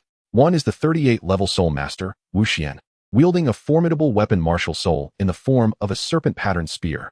At 38, coupled with his potent martial soul, he stands as a formidable contender in the realm of soul masters." The middle-aged man's exaggerated expressions introduced the opponent slowly emerging onto the arena. And his rival is none other than Ningfan. Well, this contestant, Ningfan, is an exceedingly rare 36-level support-type soul master. His martial soul is the Seven Treasures Glazed Tile. Haha, this battle is a once-in-a-century spectacle. Ningfan's ability to participate in a solo soul duel as a support-type soul master undoubtedly stems from his own confidence. Yet it remains uncertain how he will perform against the equally inexperienced Wu Xian. Will this be a grueling contest or an overwhelming slaughter? Let us await the outcome. With the announcer's voice echoing, the entire arena erupted in fervor. Soul duels occur daily, yet such an intriguing matchup is exceedingly rare. A 36-level support-type soul master against a 38-level rare weapon martial soul combatant? Is this not akin to courting death? Is this newcomer named Ningfan merely here for amusement? As the host finished the introductions, anticipation filled the air. Ningfan, along with the inner disciple of the Seven Treasures Glazed Tile School, known by the alias Wu Xian, ascended the arena from opposite sides of the soul fighting platform. "Oh, is that fellow truly so fortunate to face such a formidable opponent first?" exclaimed Xiaowu, observing Ningfan as he stepped onto the stage. They had previously engaged in a round of battles, each emerging victorious, and were now resting in the audience. At this moment, Ningfan was about to confront his inaugural battle. Wu Xian, although a newcomer, possessed a martial soul renowned for its formidable attack power, the serpent pattern long halberd. In terms of offensive capabilities, only the 7 killing sword and a select few other powerful weapon-type martial souls could rival it. Tang San nodded thoughtfully, a contemplative expression gracing his features as he provided insights.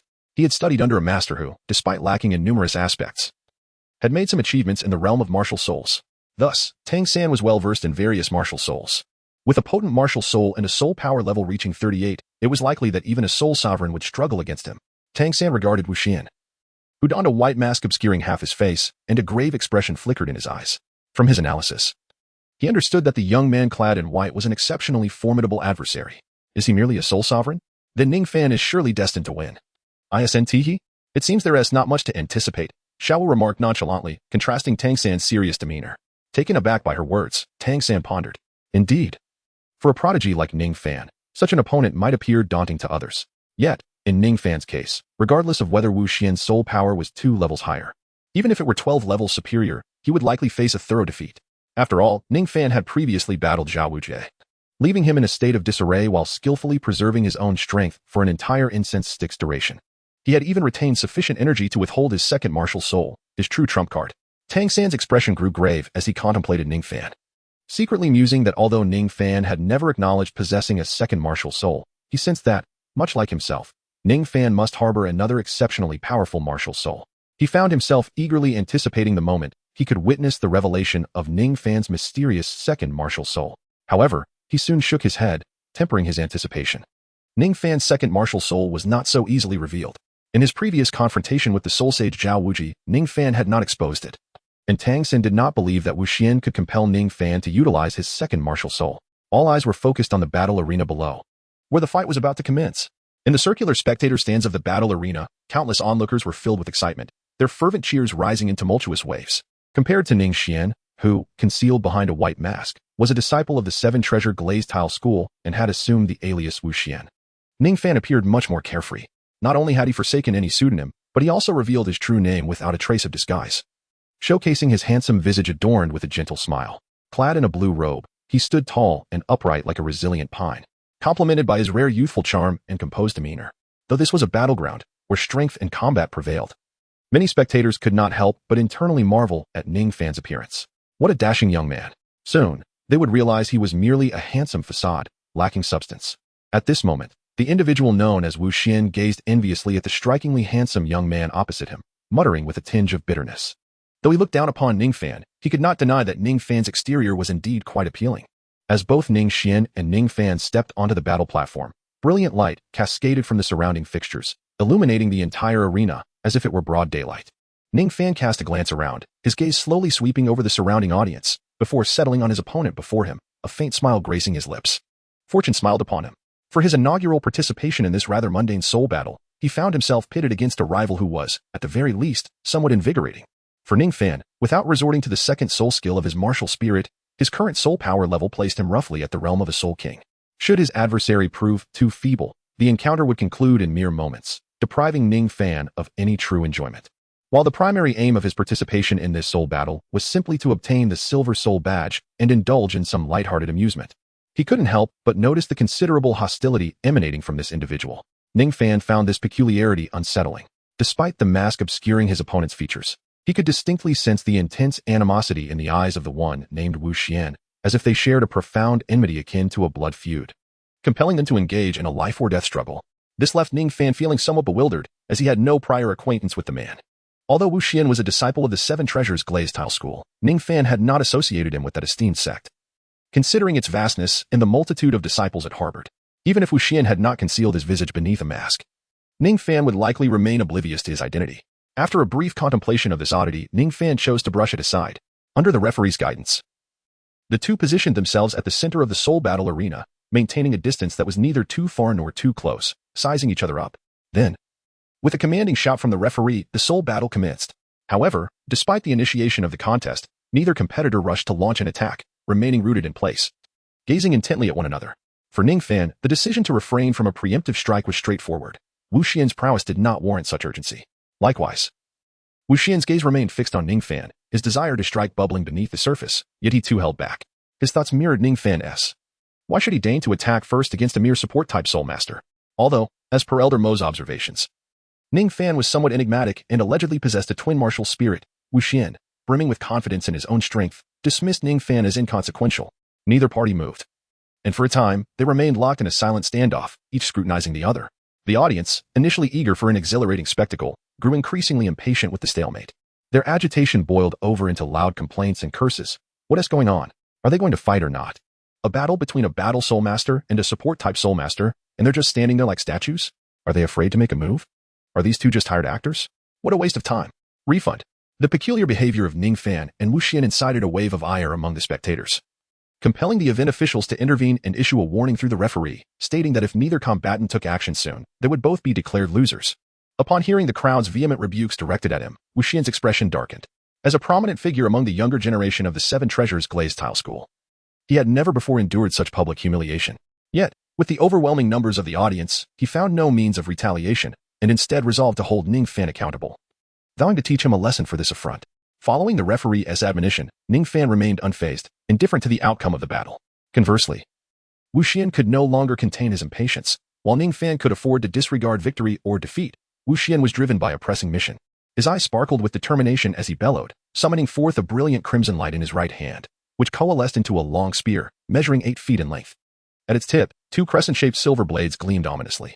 Additionally, faint golden serpentine patterns coiled around the shaft, shimmering with a subtle glow.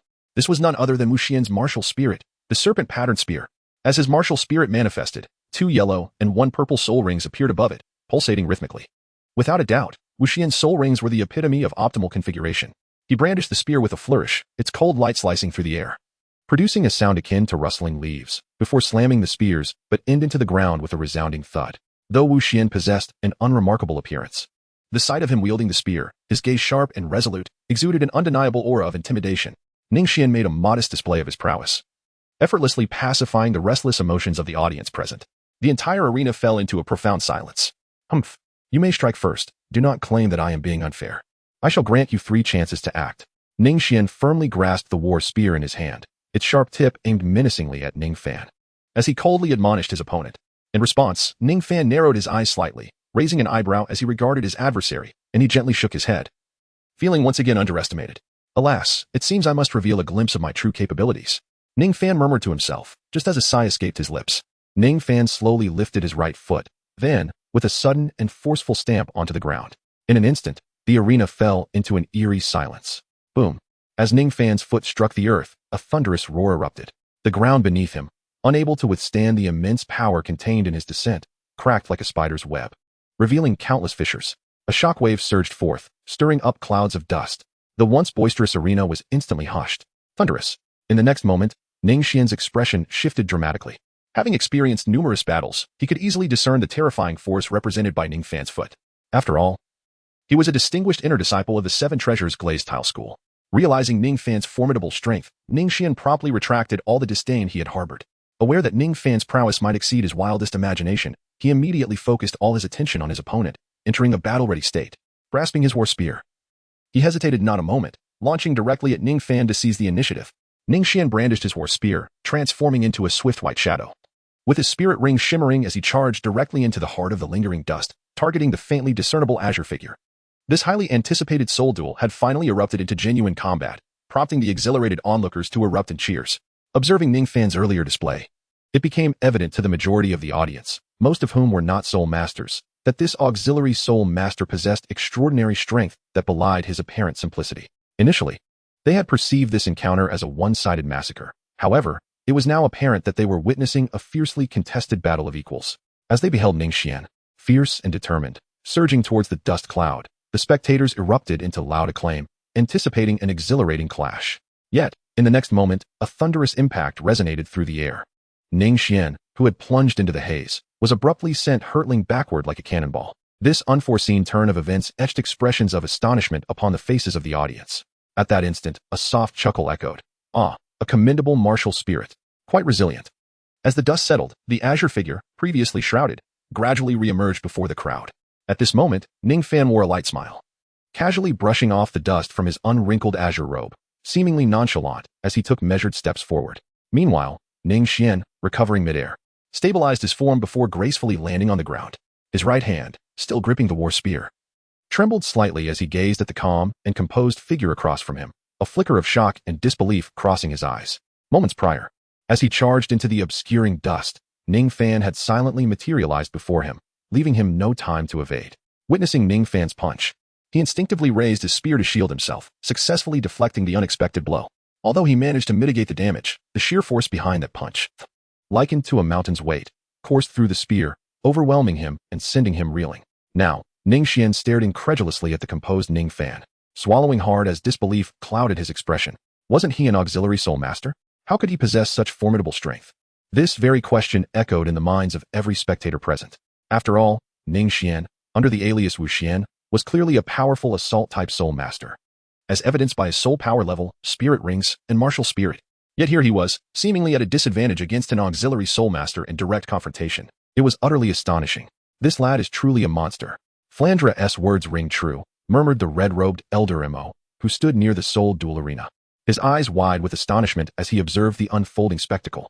He had not taken his place in the VIP section, primarily due to the glint of cold light in Ning Xian's eyes earlier, which caused him concern that Ning Xian might unleash his full might against Ningfan. Ningfan is, after all, a core disciple of the Seven Treasures Glazed Tile sect, possessing the martial soul of the Seven Treasures Glazed Pagoda. As long as the sect leader has not publicly declared his expulsion from the sect, he will continue to enjoy the protection of the sect. Therefore, he contemplated that should Ningfan find himself in peril, he would intervene to rescue him. However, from the brief moment of contact just now, it appeared that Ningfan's strength was entirely sufficient to negate the need for his assistance. As a disciple of the inner sect of the Seven Treasures Glazed Tile School, Ningxian frequently undertakes missions, having encountered numerous battles, thus possessing a wealth of combat experience and a mindset far beyond that of an ordinary person. Although Ningfan's recent punch, imbued with an overwhelming force that surpassed Ningxian's expectations, left him astonished and even instilled a twinge of fear, Ningxian understood that sheer power alone does not determine the outcome of a confrontation. Factors such as combat experience, speed, and the utilization of soul techniques are the critical elements that dictate victory or defeat. Consequently, Ningxian swiftly adjusted his mentality. After gaining a preliminary understanding of Ningfan's strength, he adopted a more cautious approach. Having devised an offensive strategy, he bent his knees slightly and brandished his war spear, charging fiercely towards Ningfan once more. Now, having witnessed Ningfan's prowess, his initial desire to teach Ningfan a lesson had dissipated. His sole objective was to emerge victorious in this soul duel. Interesting. Ningfan mused as he stood his ground, unflinching and amused, observing Ningxian advance with his war spear. Chapter 64. Second Soul Technique. The spear shadow danced incessantly, accompanied by the resonant thuds of fists striking metal. An ancient proverb states, "An inch of advantage is an inch of strength." This sentiment resonated deeply with Ningfan at present, with Ningxian wielding the long spear. Exploiting the advantage of range while maintaining a safe distance, he unleashed a barrage of attacks, each striking movement precise and powerful. The razor-sharp spearhead rendered Ningfan, despite his extraordinary physical prowess, incapable of finding a flaw in Ningxian's defense. Although Ningfan's strength vastly eclipsed that of Ningxian, should the latter choose to engage in close combat, defeat would be inevitable. However, Ningxian, with his wealth of combat experience, was acutely aware of Ningfan's overwhelming strength and thus refrained from direct confrontation. Relying on the spear's sharpness, he effectively kept Ningfan at bay. Indeed, while Ningfan possessed formidable strength, resilience, and robust defenses, he was not impervious. The war spear could inflict damage upon him. It is worth noting that Ningxian's ability to withstand Ningfan for so long was primarily due to Ningfan's intent to playfully engage rather than to dominate. Sensing that his first opponent in the soul duel was quite formidable, likely one of the finest in this arena, Ningfan wished to savor the experience, aware that such encounters might be rare in the future. Otherwise, had he chosen to utilize spatial powers, even Ningxian's sharp spear would have succumbed easily to Ningfan's prowess, leading to an instant resolution with a single blow. As the long spear descended upon him with ferocity, Ningfan remained composed, lightly stepping aside with grace, effortlessly evading the strike. The sharp spear, akin to a massive hammer, crashed into the ground, sending shards of stone flying. In comparison to Ningfan, Ningxian's strength was undeniably lacking, yet as a powerhouse in offense, he was not without might. Upon witnessing Ningfan evade his attack with ease, a flush of frustration crossed Ningxian's face, beads of sweat dotting his brow, and his breathing became labored, indicating significant exertion. Throughout their earlier exchanges, despite the advantage conferred by his spear, Ningfan's terrifying strength had not inflicted substantial harm upon him. However, Ningfan's fluid movements and remarkable speed rendered Ningxian's assault futile, leading to a complete lack of effective strikes. But wait, not all of his attacks had missed their mark. As Ning Xian gazed at the spear in his grasp, a grimace overtook his features. His spear's strikes had not entirely been evaded. Many had been met with Ningfan's iron fists, absorbing the blows directly. Now, as he examined the once indomitable spear, capable of cleaving stone with ease, he was shocked to find numerous dents marring its surface, a testament to the force of Ningfan's punches. How could this be? What manner of creature is he? With a fierce roar, Ning Xian rekindled his fighting spirit, grasping the spear once more. The second soul ring shimmered as he charged towards Ningfan anew. The second soul technique, is it? Ningfan murmured softly, observing Ning Xian's renewed assault. Ningfan refrained from hastily concluding the battle, partly due to a desire for amusement, and partly to observe the soul abilities of his opponent. In their brief encounter moments ago, Ning Xian had already employed the first soul skill from his initial soul ring. The effect of Ning Xian's first soul skill is to wield a battle spear, unleashing a series of rapid strikes that are nearly impossible to evade, exerting tremendous pressure with a relentless barrage of slashes. Ning Xian's inaugural soul skill, the Relentless Cleave, wields an exceptionally formidable halberd, yielding effects that are truly extraordinary. Should an ordinary soul master, lacking in strength, encounter this assault, it is likely they would be swiftly vanquished by Ning Xian's might. However, for Ningfan, Ning Xian's primary soul skill poses little threat to him, as he can largely evade the sweeping strikes of the battle spear. Even when he is unable to dodge an incoming attack, he can rely on his iron fists to withstand the blows. In fact, the numerous dents on Ning Xian's spear are a testament to the recent clash, resulting from Ningfan's resolute defense against the assault. Having witnessed Ning Xian's first soul skill, Ningfan found it quite impressive. At this moment, as he observed Ning Xian activate his second soul skill, a glimmer of anticipation flickered in his eyes. The audience, too, erupted in cheers upon seeing the activation of Ning Xian's second soul skill. Although their previous encounter was brief, the battle arena, strewn with cracks and flying debris, bore testament to their formidable strength, far exceeding that of the soul sovereign level. The resounding clash of weapon against flesh, the thundering impact of metal against muscle, stirred their emotions profoundly. Watching the auxiliary soul master, who had yet to unleash his martial spirit and was solely relying on his terrifying power to fight, the spectators were filled with hope, eager to see whether this enigmatic auxiliary soul master would unveil even more unexpected prowess following his opponent's second soul skill activation. In contrast to the intricate interplay of spear shadows and the sweeping motions of Ning Xian's soul skills, the anticipation hung thick in the air. Ning Xian's second soul skill appears to be considerably simpler in effect. As a formidable assault-type soul master, his second soul skill is a rather commonplace ability that temporarily enhances his power. Though it may be ordinary in nature, its effects are anything but trivial. Upon activation, it enables a remarkable doubling of his strength, a staggering 100% increase. With the might of his battle spear, Ning Xian, after unleashing his second soul skill, instilled fear even in the hearts of soul masters at the soul sovereign level, who dared not confront him head-on. Now, with his second soul skill activated, Ning Xian charged toward Ningfan with unwavering confidence gleaming in his eyes. Having recently endured a moment of humiliation, he felt an overwhelming surge of power coursing through him, bolstering his self-assurance. He did not believe that Ningfan could once again best him in direct combat. However, he was clearly too naive, underestimating Ningfan's strength. Had Ning Xian witnessed the scene of Ningfan effortlessly sending Zhao Wujie flying with a single punch, he might have reconsidered his assumptions.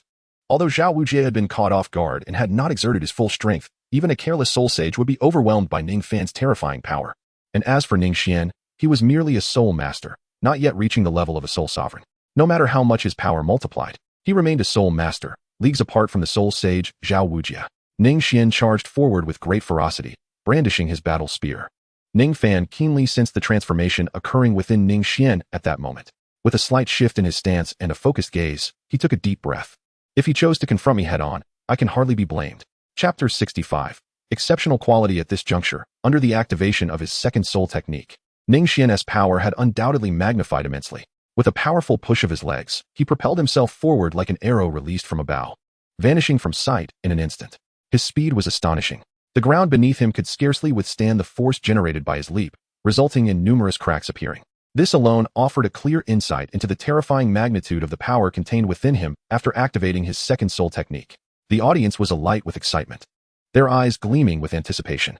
During the brief yet intense skirmish that had just unfolded, they observed that while Ning Xian relentlessly wielded his spear with formidable intensity, he was, in fact, at a disadvantage. Meanwhile, Ningfan maintained an unwavering composure throughout the exchange, his expression unaltered, exuding an air of calm detachment, clearly holding back his strength. Thus, upon witnessing Ning Xian unleash his second soul technique, appearing as though invigorated by a stimulant, his power surging, the crowd erupted in cheers, eager to witness a true battle where both contenders would exert their utmost efforts. However, they were destined to be disappointed. Ningxian, moving with incredible speed, soared through the air, wielding a mighty halberd that sliced through the atmosphere, producing a series of extraordinary sound waves that conveyed an imposing presence. In an instant, he arrived before Ningfan, gripping the halberd with unwavering determination, and then swung it downwards with great force. In stark contrast to Ningxian's formidable stance, Ningfan remained as composed as ever. He merely shifted his weight slightly and took a deep breath. Observing the halberd descending towards him, he deftly sidestepped, narrowly evading what appeared to be a devastating blow capable of cleaving mountains. Typically, when an opponent temporarily amplifies their strength, the prudent course of action is to retreat and evade, preserving oneself until the enhancement dissipates, after which a genuine confrontation may ensue. However, for Ningfan, the significant surge in Ningxian's power meant little. Just moments ago, Ningfan had dispatched him with a single punch. Now, even with his newfound strength, Ningxian posed no greater threat. A single strike would still suffice to end the encounter, albeit this time with a bit more weight behind it. Ningxian wielded the great halberd, striking at empty air, only to lift it once more. With a deft twist of the weapon's blade, he aimed a sweeping blow at Ningfan. As the halberd sliced through the air, even before it neared Ningfan, he could almost feel the sharpness that threatened to pierce his skin. Yet, as the halberd approached, Ningfan's gaze sharpened. He did not flinch or evade. With a deep breath, he summoned the power within him, taking a half step back, his body slightly sinking as he activated his legs, waist, and arms simultaneously. With a cold shout, he unleashed a powerful punch toward Ningxian. The force of Ningfan's punch stirred the air around him, generating a tempestuous wave. Ningxian's expression shifted abruptly as he sensed the terrifying power behind the blow. A flicker of fear ignited in his eyes. He had believed that with his strength doubled, he could confront Ningfan directly. However, the dreadful wind accompanying Ningfan's punch revealed a stark truth. He was still woefully inadequate. If that punch were to land on him, he would not only be mortally wounded but might even lose half his life. In a moment of panic, Ningxian grasped the halberd tightly, positioning it horizontally before him, hoping to use it as a shield against Ningfan's assault. Yet, the instant Ningfan's fist collided with the halberd, an overwhelming force surged through, causing Ningxian to feel a violent tremor. The strength was so immense that the halberd slipped from his grasp, propelled away from his hands. What was once a weapon of offense now hurtled back toward its master's chest with ferocity. In the next instant, Ningxian spat out a mouthful of blood midair. As if struck by a colossal hammer, he transformed into a streak of white light, forcibly ejected from the center of the battle arena. Upon landing at the edge of the arena, he left behind a long, deep groove in the earth, crashing down and kicking up a cloud of dust. In that moment, the arena fell into an eerie silence. A support-type soul master? He had not even unleashed his martial soul throughout the entire confrontation, yet with sheer strength alone, he had effortlessly inflicted severe injury upon a young soul master comparable to a soul ancestor. You dare to tell me that this is a support-type soul master? Am I mad, or is this world deranged? Beside the arena, Elder Mo was struck dumb. He had previously thought that Flandra had exaggerated, but after witnessing the clash, he now understood completely. Flandra's claims had been devoid of any embellishment. Was this a monster? No, this was a prodigy, a spirit beast that had attained sentience. How could a soul master of soul elder rank, facing an opponent with a soul power level 2 ranks above him, manage to inflict such grievous harm without even summoning his martial soul? Now, Elder Mo gazed with concern at the figure shrouded in dust, lying motionless. He had come to prevent Ningxian from harboring resentment and acting out of jealousy against Ningfan, hoping to save Ningfan in case of life-threatening danger. Yet now, it seemed prudent to keep a closer watch on Ningxian. As Ningxian found himself on the brink of collapse, timely intervention ensured his rescue. Master Mo was acutely aware of Ningxian's prowess. Despite sustaining considerable injury from that blow, he believed Ningxian still possessed the capacity to continue fighting. However, even with this potential, Master Mo held no illusions about Ningxian's prospects for victory. After all, having activated his second soul skill, Ningxian transcended the typical capabilities of a soul master at the soul sect level, embodying his most formidable state. Yet, despite this, he was still sent flying by a single punch from Ningfan. Remarkably, throughout the encounter, Ningfan had not even resorted to using his soul skills or martial spirit. The disparity in their strengths was stark and needed no further elaboration. As the dust settled, Ningfan observed Ningxian, who was trembling as he propped himself up with his long spear, a peculiar expression crossing his face. Was the caliber of newcomers at the Soto Soul Arena truly this high? In Ningfan's eyes, though Ningxian had absorbed a near full force punch from him, delivered without the aid of his martial spirit, he had not been struck directly. Even the damage inflicted merely from the recoil of the spear was astonishingly severe. Such power would typically incapacitate a soul master of the soul sovereign rank upon receiving such an assault. Yet here stood a fellow soul sovereign, only marginally superior in soul power, still gripping his spear and seemingly retaining some semblance of combat ability. It was utterly incredible. Unaware of Ningxian's background, Ningfan could not help but marvel at the exceptional quality of newcomers he encountered in the Soto Soul Arena. The very first newcomer he faced was of such caliber that they could easily rival the core disciples of prominent sects in every regard. Chapter 66. The falling star. Ningxian stood upright, the war spear embedded in the ground. One hand supporting the weapon as he endured the excruciating pain coursing through his body. Gradually, he rose to his feet once more. He then lifted the spear, gazing at the current state of his martial soul. At that moment, the war spear, his martial soul, were not only numerous subtle indentations but also exhibited a visibly discernible bend after enduring the formidable force of Ningfan's recent strike. Ningxian raised the battle spear in his hand, silently gazing towards a certain spot on the observation platform. There stood a delightful girl clad in a white dress. Possessing an enchanting visage, her face adorned with a sweet smile, she was none other than the little princess of the Seven Treasures Glazed Tile School, Ning Rongrong. At this moment, Ning Rongrong's lovely face radiated joy as she frequently placed her small hands before her mouth, exuberantly cheering, seemingly to celebrate Ningfan's remarkable performance. Ningxian let out a long sigh. Though he still possessed the strength to fight, he was acutely aware that he had been defeated. Ultimately, he could not vanquish this auxiliary soul master whom he had always looked down upon. Yet, even in defeat, he refused to submit. He was determined to showcase his utmost power to all. At that moment, Ningxian's gaze sharpened as he looked at Ningfan and spoke solemnly. I have already lost, but I still have one final strike. As he finished speaking, the third of his purple thousand-year soul rings began to pulse with energy, transforming into a unique golden essence that flowed into his war spear. With the infusion of this extraordinary golden energy, the golden serpent patterns that adorned the spear seemed to come alive, swirling around the spear's body and radiating an otherworldly glow, truly remarkable. It was evident that this serpent-patterned spear was indeed among the elite few top-tier martial souls on the continent, possessing distinct characteristics that set it apart from other martial souls. For instance, the transformation accompanying the activation of the third soul ring's thousand-year soul skill was extraordinarily evident and remarkable. As the golden serpent patterns continued to undulate along the length of the spear, the dents caused by Ningfan's iron fist were gradually mended, including the visible curvature from the last punch. The spear regained its original pristine condition, its black surface gleaming with a faint golden light. At this moment, Ningxian stood firm with the spear in hand, motionless, yet his aura surged ever higher. Ningfan narrowed his eyes as he observed his opponent, not far away. It was evident to him that this soul master, known as Wu Xian, possessed a third soul skill that unleashed formidable power through a battle spear, delivering an offensive prowess that far surpassed that of a typical soul master at the soul sovereign level. However, despite the might of this millennium-old soul skill, it bore a conspicuous flaw. It required an extensive charging time. In a team battle, this would be manageable, as allies could provide cover during the execution of the soul skill. Yet, in a one-on-one confrontation, it was exceedingly susceptible to interruption. Ningfan discerned the fatal flaw in this soul skill and understood the words of surrender uttered by Ningxian when he unleashed this remarkably powerful third soul skill. If Ningfan wished to secure victory, he could easily approach and deliver a comparatively gentle punch, which would instantly disrupt Ningxian's third soul skill, leaving him utterly defenseless. While such a method might be more expedient, Ningfan observed the defiance in his opponent's expression and felt a curiosity to witness the true nature of his third soul skill. Consequently, he remained motionless, patiently awaiting the formal activation of the skill. In truth, the activation of Ningxian's third soul skill did not require an extensive accumulation of power. Merely a few seconds passed before the battle spear in Ningxian's right hand shimmered with a dark golden radiance, its tip radiating with flickering brilliance. The soul power coursing from his right hand into the spear converged almost entirely at its apex, where the formidable assault, fueled by all the remaining soul power within Ningxian, was continuously brewing. Ningxian clutched the dark golden battle spear, his aura steadily ascending, exuding an extraordinary presence akin to that of a war deity. Observing the terrifying attack brewing on Ningxian's spear, the hearts of all present quickened, their gazes fixated upon the ominous weapon. They awaited the manifestation of that dreadful strike, eager to witness the magnitude of its power. Meanwhile, Elder Mo, stationed on the sidelines, watched the transformation of the spear in Ningxian's grasp, then glanced at the seemingly indifferent Ningfan, a flicker of concern evident in his eyes. Elder Mo was acutely aware of the formidable might of Ningxian's third soul skill. It was unlikely that even soul masters of the soul sect could rival its potency. In this moment of manifestation, Ningfan appeared utterly unfazed, neither thwarting Ningxian's third soul skill nor treating it with any semblance of seriousness, standing there with an air of nonchalance that struck Elder Mo as somewhat arrogant.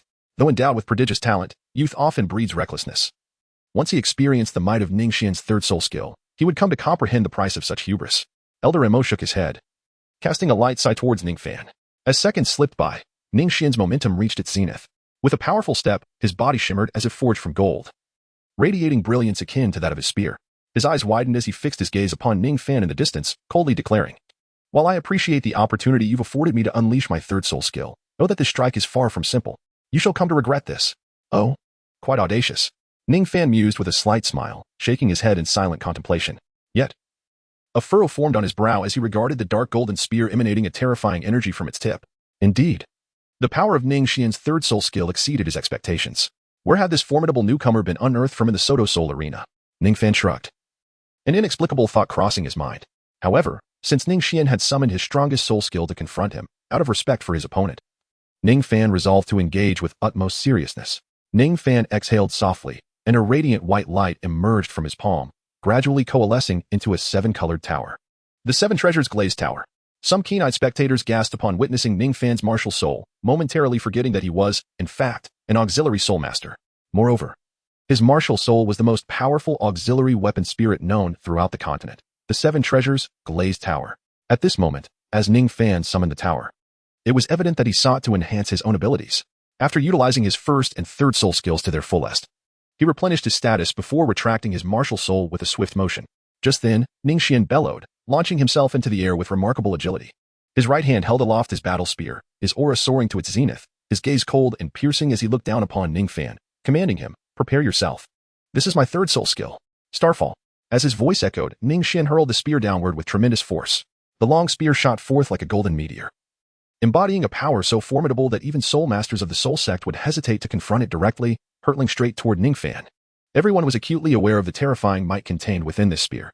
This was Ningxian's third soul ring, his soul millennium soul ring skill, Starfall. The spear sliced through the air with incredible speed, as if wielding the strength to pierce through anything in its path, aimed directly at Ningfan. Yet, in the face of this overwhelming assault, Ningfan bore an enigmatic smile, standing resolutely in place, neither dodging nor evading. He merely raised his right hand, fingers slightly apart, a nearly imperceptible silver light shimmering in his palm. What a fool. Is this boy courting death? At that moment, witnessing Ningfan's demeanor, Elder Mo felt an anxious pang in his heart. Although he perceived the terrifying power of Ningxian's third soul skill, he believed that as long as one did not remain stationary and absorb the full brunt of the attack, Ningfan would not be in any mortal peril. At worst, he would sustain some injuries and learn a minor lesson. However, he had never anticipated that Ningfan would so recklessly choose to face such an attack head-on. This was nothing short of suicidal. In an instant, Elder Mo's anxiety escalated tremendously. The talent that Ningfan currently exhibits, given sufficient time, is certain to ascend to the rank of a titled Douluo. Such a prodigy must not be allowed to falter. However, despite the proximity of this Elder Mo to the arena, the golden streak formed by the long spear moves at a swifter pace, rendering any attempt at rescue futile. At this moment, all he can do is pray that Ningfan possesses a life-preserving trump card, one that might afford him a glimmer of survival. Otherwise, he would be burdened with grave consequences.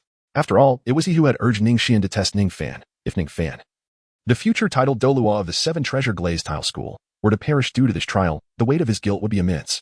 Presently, it is not only Elder Mo who is apprehensive for Ningfan's safety. In the viewing area, Ning Rongrong, witnessing Ningfan struggle against the menacing energy of the attack that surged toward him, tightened her grip on the railing. The sight of Ningfan standing resolute, unflinching in the face of danger, quickened her heartbeat as she worried for his well-being. He will be fine. Sensing Ning Rongrong's concern, Zhu Zhuqing softly reassured her. With her cool, piercing gaze fixed upon the composed azure figure, Zhu Zhuqing understood that if Ningfan lacked confidence, he would never exhibit such audacity. The golden streak of light in her vision gradually became clearer, expanding into an indistinct shape resembling a battle spear, aimed directly at her. The formidable energy enveloping the spear's tip was palpable, and even from a distance, Ningfan could distinctly sense the violent aura of destruction emanating from it. Indeed, an impressive soul skill.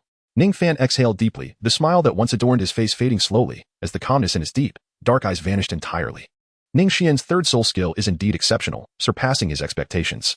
However, with such a soul skill, to make Ningfan regret it, that is still rather naive. Ningfan's lips curled slightly, and at that moment, his right hand reached out, a fleeting silver light shimmering from his palm, as an invisible force emanated forth. The surrounding space underwent a subtle transformation in an instant. The golden light, hurtling towards Ningfan with astonishing speed, suddenly slowed for a brief moment.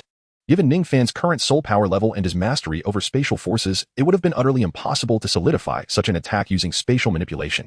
However, he could merely manage to decelerate the war spear that was aimed at him for the briefest of moments. Yet, that fleeting instant was more than sufficient for Ningfan. In the next heartbeat, his pupils contracted sharply as he thrust his right hand into the void and then clenched it tightly. Instantly, he felt a tremendous force surge through his right hand, causing him to emit a soft grunt. The inertia of the object he grasped propelled him backward. And even with his current physical strength, he was forced back several steps, leaving 2 long trails on the ground and stirring up a cloud of dust. As he neared the edge of the arena, Ningfan stamped his right foot down powerfully, emitting a low growl. Finally, his rapidly retreating form came to a halt. He then raised his right hand, observing the weighty object in his palm, a smile finally gracing his face. At that moment, the audience was fixated on Ningfan. More precisely, on his right hand. A profound silence enveloped the crowd. What had just transpired? Countless spectators blinked in confusion, having witnessed a flash of golden light. Then, inexplicably, Ningfan had reached out, and subsequently, his form had been sent reeling, raising clouds of dust. When they finally beheld Ningfan standing still, they were astonished to see a dark golden war spear materialize in his grasp. Many rubbed their eyes, unable to fathom the reality of the scene before them. Ningfan, astonishingly, caught the attack with his bare hands. Not merely in the ordinary sense, but he directly grasped the war spear, imbued with terrifying energy. Unleashed by Ningxian's third soul skill. How on earth did he manage this? Such a question lingered in the minds of all present. That fleeting golden flash, nearly imperceptible to the naked eye, was effortlessly seized by Ningfan, without incurring a scratch. The sheer simplicity yet extraordinary nature of this action led them to ponder whether Ningfan might actually be a soul king or even a soul emperor. However, as this thought began to take root, they were confronted by the youthful visage of Ningfan, which dispelled such notions. At this moment, Ningfan was merely 14 years old, although due to the level of his martial soul and his breakthroughs, he had matured rather early. He appeared to be no more than 15 or 16. To reach the Soul King level at such a tender age was unfathomably terrifying. A notion too daunting for them to entertain. Yet, if Ningfan was neither a Soul King nor a Soul Emperor, how then could such a remarkable feat be accomplished? Even Elder Emo from the Seven Treasures Glazed Tile School, along with Zhu Shiqing, Tang San, and all the Soul Masters present, were utterly perplexed by how Ningfan could achieve this. After all, intercepting a swiftly approaching attack was infinitely more challenging than merely withstanding it. Hence, all were left in bewilderment. Ningfan, how did you accomplish that? Kiki, is this your soul skill? Indeed impressive. However, it appears rather perilous. Perhaps it's best to return it to you. Ningfan weighed the battle spear in his right hand, gazing at his dazed opponent, and chuckled softly. As soon as his words fell, he crouched slightly, propelling himself off the ground and leaping into the air, hurling the spear downward. Chapter 68. A Joyous Occasion. The long spear pierced through the air, like a beam of light shattering the very fabric of space, landing directly in the center of the soul-fighting platform. The third soul skill of Ningxian harbored an exceedingly terrifying energy. As the tip of his halberd struck the ground, the energy concentrated at its point erupted suddenly. With the emergence of a blinding golden radiance, a resounding explosion ensued, sending intense waves of energy rippling outward. The entire soul-fighting platform trembled violently. In the aftermath, deep black fissures began to snake their way from the epicenter of the explosion, spreading relentlessly towards the edges of the arena. The soul-fighting platform, which had withstood countless fierce battles and remained unscathed, was now ensnared by dark cracks resembling a spider's web, enveloping the entire stage. Soon after, a thunderous roar erupted. With a deafening crash, nearly half of the arena's surface shattered, stones jutting upward, dust billowing into the air, transforming it into a desolate ruin. An impressive soul skill indeed. Ningfan stood atop a prominent stone slab, clapping his hands as he surveyed the chaotic soul arena, a smile gracing his lips. The terrifying energy coalesced by Ningxian's third soul skill, combined with the might of a humanoid beast, was unleashed in a direct projection downward. Its effect and destructive power far surpassed the capabilities exhibited by Ningxian when using his third soul skill. This level of devastation was such that not only soul masters of the Soul Elder and Soul Sect ranks found it daunting. Even Soul Kings rarely possessed the ability to unleash such formidable attacks. At that moment, all the spectators were rendered speechless, caught in a state of disbelief. They had witnessed numerous battles, yet none had ever witnessed such an exaggerated display of soul combat. The Soul Arena, which even Soul Sect and Soul King masters struggled to damage, was now shattered over half its surface. And this immensely terrifying attack had been unleashed by a Soul Master not even at the Soul Sect level. To be precise, this Soul Master was merely an auxiliary-type Soul Master, typically perceived as weak and incapable of causing harm. How could this be possible? Meanwhile, in the audience, Elder Emo gaped in astonishment, utterly unable to comprehend the unfolding spectacle. After a prolonged silence, as the swirling dust settled, the shattered arena was revealed alongside two shadowy figures within it. Although Ningfan's earlier strike was intended to allow Ningxian to test the power of his soul skill, in reality, he had not aimed the battle spear at Ningxian, but had rather directed it towards the center of the arena. After all, Ningfan was acutely aware that had he truly aimed the spear at Ningxian, the latter would undoubtedly have perished under the onslaught of Ningfan's enhanced third soul skill. He had merely come to enjoy himself. There was no need for a fatal outcome. However, despite his intention to show restraint, Ningfan had exerted himself to such a degree that he had nearly unleashed his full power in the projection of the spear. The martial soul of Ningxian, the war halberd, was utterly incapable of withstanding the terrifying might of Ningfan. Upon impact with the ground, it erupted with a thunderous roar, shattering into fragments. Ningxian's martial soul disintegrated, and as he suffered a backlash, he coughed up blood and stared blankly at Ningfan, who remained composed and unfazed. His eyes reflected a sense of disbelief before he collapsed to the ground, unconscious. Elder Mo, after briefly confirming that Ningxian had merely been subjected to the backlash and was not in any life-threatening danger, felt a wave of relief wash over him. He then shifted his fervent gaze towards the young man standing tall and elegant at the edge of the fractured stone platform. With this young lad in our Seven Treasures glazed tile school, surpassing the Haotian sect to become the foremost sect in the continent may not be beyond our reach. Realizing this, Elder Mo's heart raced with excitement, his demeanor transformed from stoic to exuberant as he danced with abandon, disregarding his status. Fortunately, most of the audience was captivated by Ning Xian's predicament, thus oblivious to Elder Mo's peculiar antics. How handsome! Ning Rongrong gazed at Ningfan, who stood gracefully amidst the debris of the battle arena, exuding confidence and tranquility, her eyes sparkling with admiration. Beside her, Zhu Zhuqing, upon hearing Ning Rongrong's words, also turned her cool, beautiful gaze towards Ningfan, instinctively nodding in agreement. Ningfan stood with his hands clasped behind his back, exuding an air of formidable confidence that was utterly captivating. One might ponder whether the soul fighting platform requires a complete renovation. However, I trust one shall not be held liable for the costs. Alas, this situation seems rather troublesome. Perhaps it would be prudent to withdraw for the time being. Ningfan murmured softly before shrugging his shoulders, glancing at the judges who were gradually approaching him. With a deft flick of his toes, he soared into the air, his movements light and swift. Before the soul-level judges could even react, Ningfan vanished without a trace. "Oh, how was that? Did I perform well just now?" he remarked, as the audience began to notice his sudden disappearance, leaving no sign of him on the arena. At that moment, Ningfan inexplicably appeared in the spectator stands, gazing at the Shrek team with a gentle smile. Upon Ningfan's appearance, Ning Rongrong's beautiful eyes sparkled brilliantly, and she leaped into his embrace, nuzzling her little head against his right arm like a playful kitten. After blinking, she lifted her head and sweetly exclaimed, "You've become so powerful. I can hardly believe my eyes." For Ning Rongrong, although she had witnessed the battle between Ningfan and Zhao Wujie before, most of their encounters had been characterized by Ningfan's evasive tactics. Thus, even though he had successfully endured a full incense stick's time against the soul sage Zhao Wujie without sustaining significant injuries, leaving Zhao Wujie, who had not exerted his full strength, looking quite disheveled, the true extent of Ningfan's strength remained somewhat ambiguous due to the lack of direct offensive displays. However, today, Ningfan's combat on the Soul Arena showcased an overwhelming power that could penetrate space, a terrifying attack that even Soul Kings found difficult to withstand, obliterating much of the arena. Without a doubt, this allowed everyone to witness Ningfan's strength in a far more direct manner. Not just impressive, but truly eye-opening, remarked Tang San, turning to observe Ningfan with a light smile, his eyes holding a deeper meaning as he shook his head. "How is it that you are so powerful?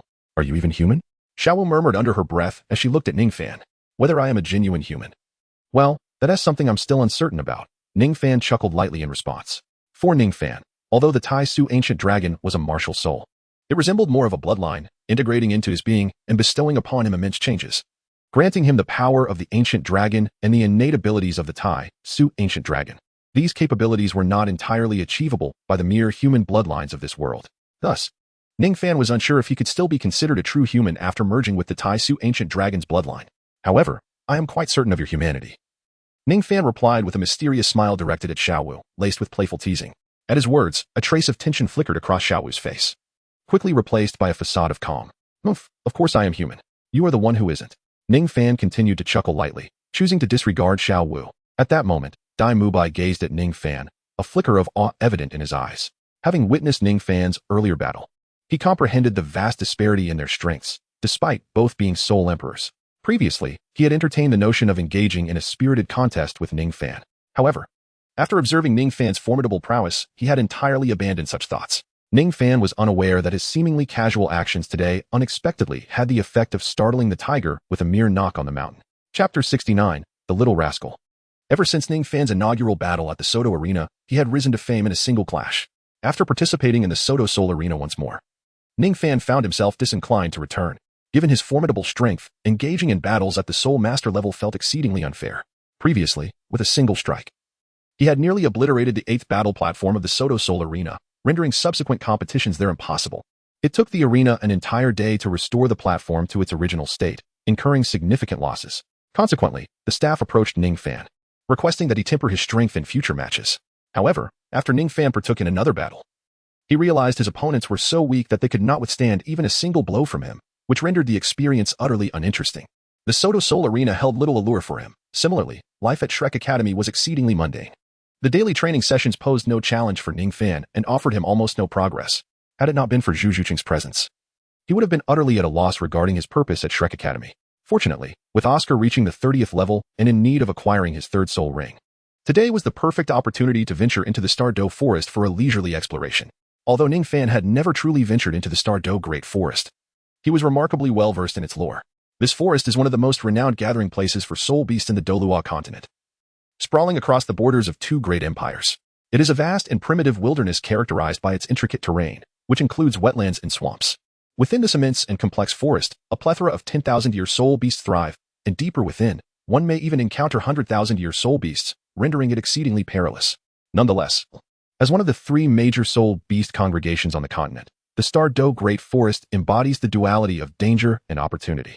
Any soul master with sufficient strength and a stroke of luck could find the most suitable soul ring for themselves within its depths. However, for Ningfan, the allure of the Douluo Great Forest extended beyond mere soul rings. With Oscar's recent breakthrough to the 30th level, a day had passed, and the group was preparing for the following day.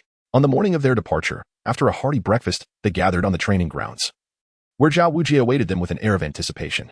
At that moment, Zhao Wujie bore a bruised and battered visage, prompting a mixture of surprise and amusement among the group. However, Tang San's gaze lingered on Zhao Wujie's injuries with evident astonishment. He was acutely aware that the wounds he and Ningfan had inflicted were merely superficial. For Zhao Wujie, such minor injuries should have healed long ago. Yet, it appeared that the injuries on his face and body had worsened considerably since then. Tang San's bewilderment did not escape Ningfan's notice. He understood the source of Zhao Wujie's inexplicable injuries, merely a consequence of Tang San's titled Douluo, father seeking retribution by delivering a beating to Zhao Wujie. What are you all laughing at, you little brats? Are you itching for trouble? Zhao Wujie bellowed in indignation. At his words, the group's laughter subsided, though Xiao Wu expressed her discontent with a reluctant murmur. Why call us little brats? Why not call us little bears? What did you say, little girl? Repeat that. Zhao Wujie's formidable presence silenced her, causing Xiao Wu to flinch and hide behind Tang San. Observing this, Ningfan regarded Xiao Wu with a knowing smile, as if recalling a memory that brought him amusement. After a brief period of preparation, the 9-member group set forth towards the Douluo Great Forest without delay. A significant portion of the forest lies within the territory of the Barak Kingdom, with Ningfan and Ning Rongrong taking turns utilizing the second soul skill of the 7 Treasures Glazed Tower to accelerate their journey. They swiftly approached the outskirts of the Douluo Great Forest. By evening, they arrived at a quaint town not far from the forest's periphery and chose a hotel to rest for the night. However, an unexpected encounter with the students of Tsanghui Academy led to a minor altercation that left Ningfan feeling quite exasperated. The incident began when Dai Mubai, unable to tolerate the ostentatious attire of the Tsanghui Academy students, openly expressed his disdain in a voice that bordered on provocation. They're just a small academy. What is there to flaunt? This seemingly innocuous remark escalated tensions, and a brawl erupted between the two groups. Naturally, the students of Tsanghui Academy were no match for Dai Mubai and Ma Hongjun. However, their team had a Soul King-level teacher with a tortoise martial spirit, who, upon entering the fray, turned the tide of battle in favor of Tsanghui Academy. With Zhao Wujie momentarily absent, Dai Mubai, Ma Hongjun, and Tang San found themselves in a precarious situation. Initially, Ningfan intended to observe the unfolding drama, but as Zhu Zhuqing and Ning Rongrong intervened, the tavern descended into chaos, making it impossible to maintain any semblance of calm. Ultimately, Ningfan decided to intervene, delivering a single punch that reverted the tortoise spirit to its original form, prompting Tsanghui Academy to retreat in disgrace. Afterward, Zhao Wujie, unfazed by the incident, refrained from reprimanding Dai Mubai for instigating trouble.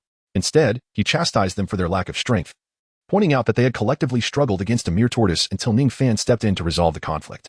This left Ningfan feeling somewhat bemused, and he began to understand their mentality, as Shrek Academy, under Flanders' guidance, upheld the doctrine that a soul master who does not dare to seek conflict is not a worthy soul master, and that the timid are mere mediocrities. As dawn broke, Zhao Wujie aroused the group, and they set off toward the fabled Douluo Great Forest. Shortly thereafter, they stepped into the verdant embrace of the forest, serving as a borderland between two empires and one of the continent's premier habitats for soul beasts.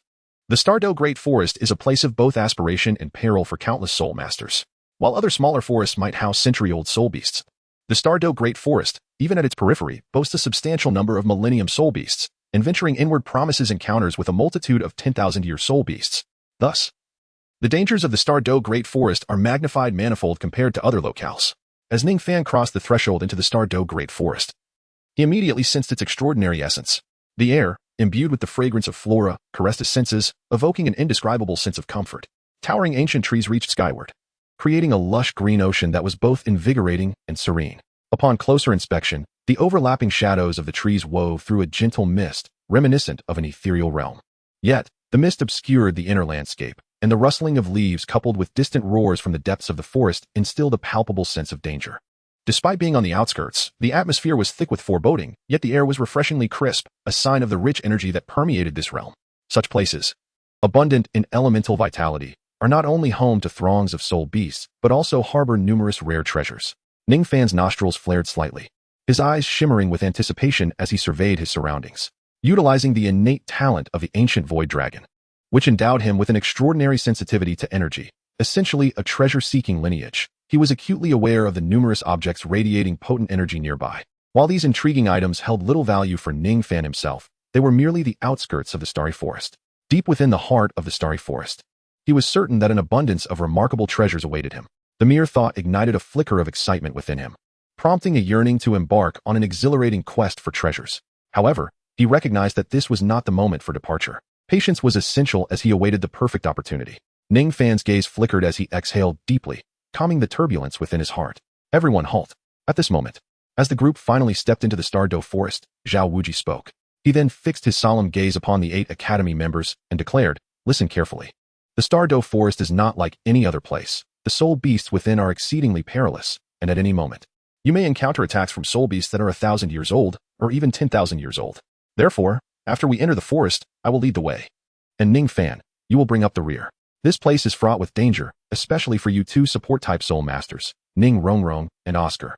Remember, do not stray too far from me and this lad, Ningfan."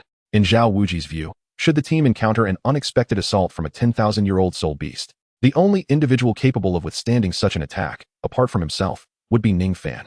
Thus, he positioned Ningfan at the back of the team to safeguard their rear flank. Zhao Wuji's grave admonition caused Ning Rongrong's eyes to brighten slightly. With a lively leap, she pressed her soft form tightly against Ningfan's right arm, cheerfully affirming, He, understood. I won't leave his side for a moment."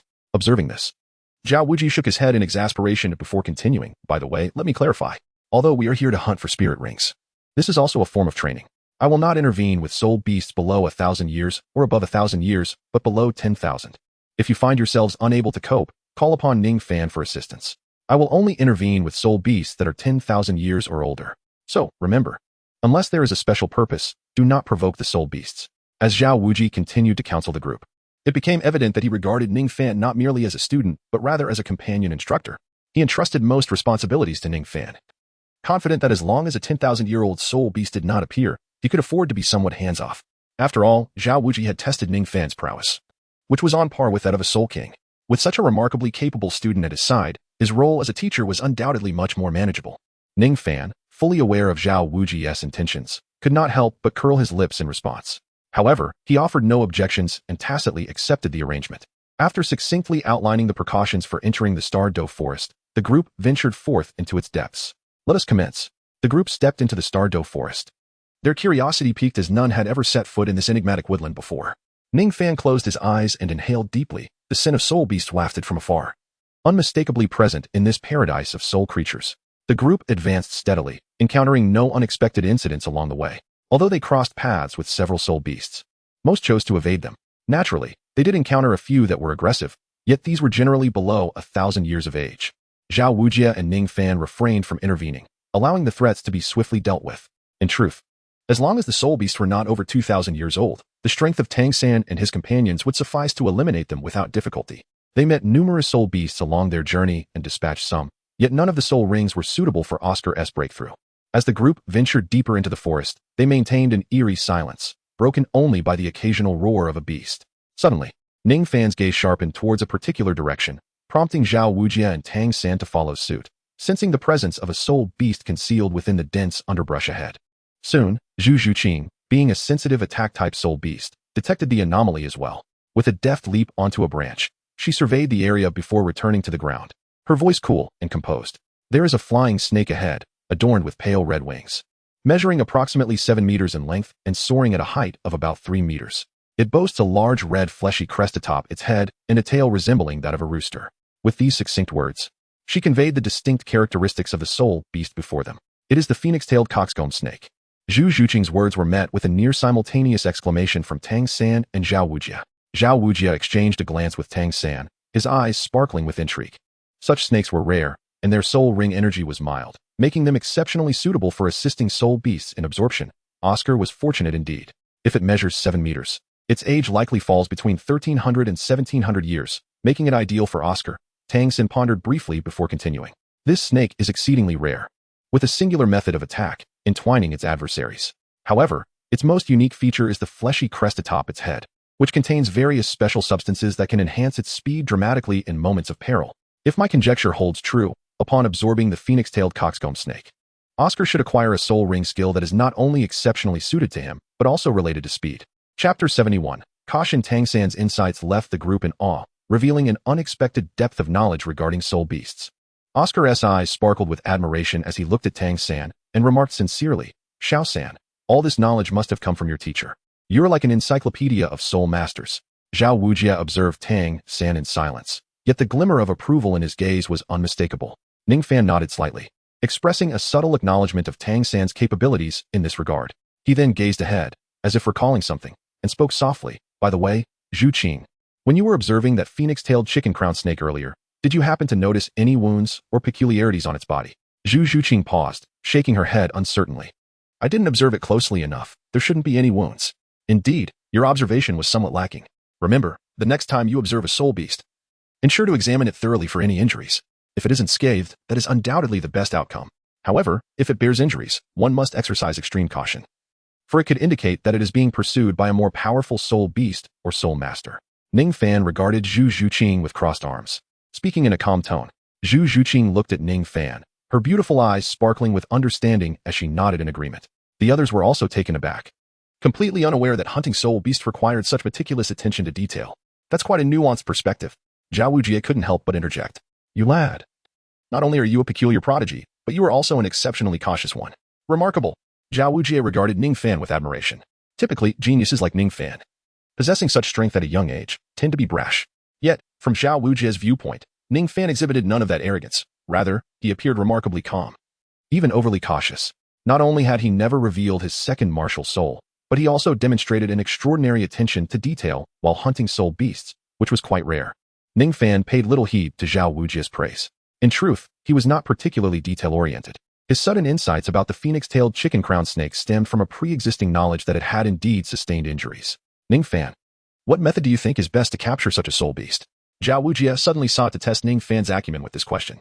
While the phoenix-tailed chicken crown snake was a unique 1,000-year soul beast, its offensive capabilities were not particularly strong. However, its speed was extraordinary, making it exceedingly difficult to capture. Without ample preparation, one might easily allow it to escape. Thus, Zhao Wujie was eager to see how Ningfan would approach capturing this creature. How to capture it? The method is quite simple for such a fast soul beast. Ningfan replied with a slight smile, exuding confidence. The others turned their curious gazes towards him, eager to discover what unique strategy he would devise to ensnare the phoenix-tailed chicken crown snake. The method is straightforward, as long as you are faster and stronger than it. It cannot escape. Ningfan chuckled. Methods are merely tools employed when one lacks the strength to dominate a situation. For me, capturing a 1,000-year soul beast requires no intricate strategy. Indeed, no method at all. Zhao Wujie looked at Ningfan with a hint of exasperation. He had anticipated that this astonishing prodigy would propose some ingenious plan, yet his approach was astonishingly simple. Nevertheless, such straightforwardness aligned perfectly with Zhao Wujie's temperament. To him, any problem solvable with sheer strength did not warrant the expenditure of mental energy on convoluted schemes. "Look out." At that moment, Zhu Qing, having leaped back onto a branch, suddenly called out in a low voice. As her words fell, she leaped down from the tree, intent on restraining the peculiar giant snake. The phoenix-tailed chicken crown snake had an oddly grotesque appearance, measuring approximately 7 meters in length, and was far from aesthetically pleasing. Its red fleshy crest, while referred to as a crown, resembled a ghastly tumor, rendering it quite hideous. Zhu Qing dove from midair, her soul rings shimmering as she activated her soul technique. However, the phoenix-tailed chicken crown snake, being a 1,000-year soul beast, despite its lack of offensive power, reacted with remarkable speed. It swiftly dodged her attack as her spectral stab struck its body, failing to inflict significant damage, but nonetheless reducing its momentum. Instantly, the phoenix-tailed chicken crown snake became enraged. The fleshy crest on its head glowed, and its speed surged dramatically. Simultaneously, it attempted to ensnare Zhu Qing with its tail, releasing a vibrant mist towards her. Although the phoenix-tailed chicken crown snake was not venomous, the mist produced a numbing sensation that rendered Zhu Qing momentarily sluggish and unable to respond. All of this transpired in the blink of an eye. Suddenly, Zhu Qing found herself in a perilous situation, startling everyone present. Just as Zhao Wujie was gathering his soul power to rescue her, The next moment, a flash of white light appeared. Seeing Zhu Zhuqing in distress, Ningfan acted without a moment's hesitation, unleashing his full speed. His velocity was such that he appeared as nothing more than a white blur to the onlookers. In an instant, he stood before the phoenix-tailed chicken-crowned snake, executing a powerful leap and delivering a forceful punch directly into the creature's gaping maw. With a resounding crash, the phoenix-tailed chicken-crowned snake's mouth, along with half of its head, was obliterated by Ningfan's strike. The massive serpent, which had been coiling around Zhu Zhuqing in midair, immediately fell limply to the ground. Zhu Zhuqing extricated herself, casting a brief glance of trepidation at the defeated snake before landing safely in front of Ningfan. I may have overdone it a bit. Fortunately, it still has a breath left. Hurry and finish it off, she urged, looking at the snake, which was now left with half a head and was on the brink of death, prompting Ningfan to signal Oscar to assist. Chapter 72. The contest. Although the group was already acquainted with Ningfan's strength, witnessing him dispatch the 1,000-year soul beast with a single punch was an impressive spectacle that left them in awe, momentarily speechless. Upon hearing Ningfan's call, they quickly regained their composure and rushed over. What a beautifully executed punch, perfectly timed, Tang Sen remarked, glancing at the fallen chicken-crowned snake before turning to Ningfan with admiration. Not only was the timing impeccable, but the force was also well calibrated. While you obliterated half of this creature's head, you still allowed it to retain a breath, permitting Oscar to absorb its soul ring. How tragic. At this moment, Ma Hongjun observed the pitiful state of the soul beast lying on the ground and couldn't help but shake his head. Ah well, it still has a breath of life left, and its flesh crown appears intact, without any defects. Oscar, why are you still dawdling? This creature is on the verge of death. You should come and finish it off, Zhao Wujie remarked, surveying the phoenix-tailed chicken-crowned snake on the ground, urging Oscar to act. Upon hearing this, Oscar's face lit up with excitement and gratitude as he cast a glance at Ningfan before breaking into a grin. Rubbing his hands together, in an instant, a short sword materialized in his palm. He approached the phoenix-tailed chicken-crowned snake, aiming for its vital point, just as he was about to strike. However, at that moment, Zhu Zhuqing, who stood nearby, suddenly spoke up. Ningfan was right. It has a wound on its abdomen, and it appears to be quite fresh, likely inflicted by human hands. The others were momentarily taken aback by this revelation, which implied that this snake had been a target of another hunter. Soul beasts residing in the Stardow Forest are not owned by anyone. Although it was previously someone's quarry, since we have encountered it, there is no reason to let it go. After all, treasures of heaven and earth belong to the capable. Ningfan, leaning against a tree with his arms crossed, spoke with nonchalance. Indeed, treasures of heaven and earth belong to the capable. Zhao Wujie nodded appreciatively at Ningfan. Then, with a mischievous grin, he shouted at Oscar, exactly. What are you afraid of?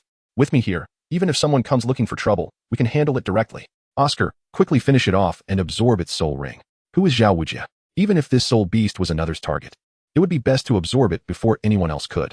After hearing Ningfan and Zhao Wujie's words, Oscar nodded, grasped the short sword, and was just about to strike when a hoarse, aged voice suddenly rang out, "Stop."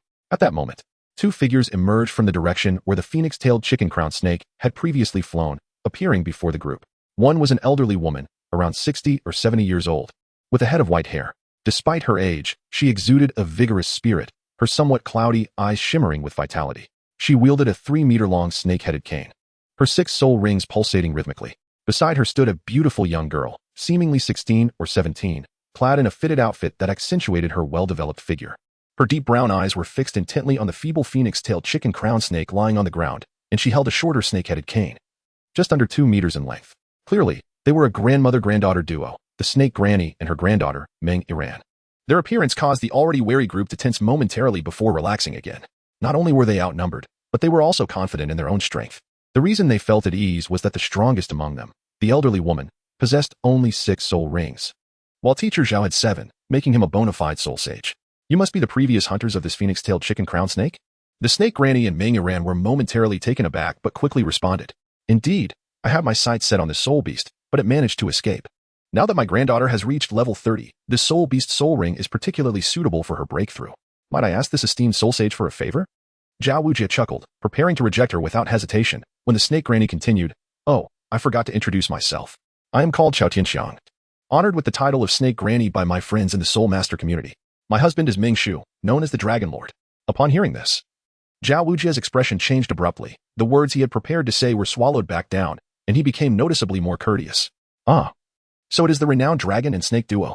I have heard of your illustrious husband. What an honor it is to encounter you here.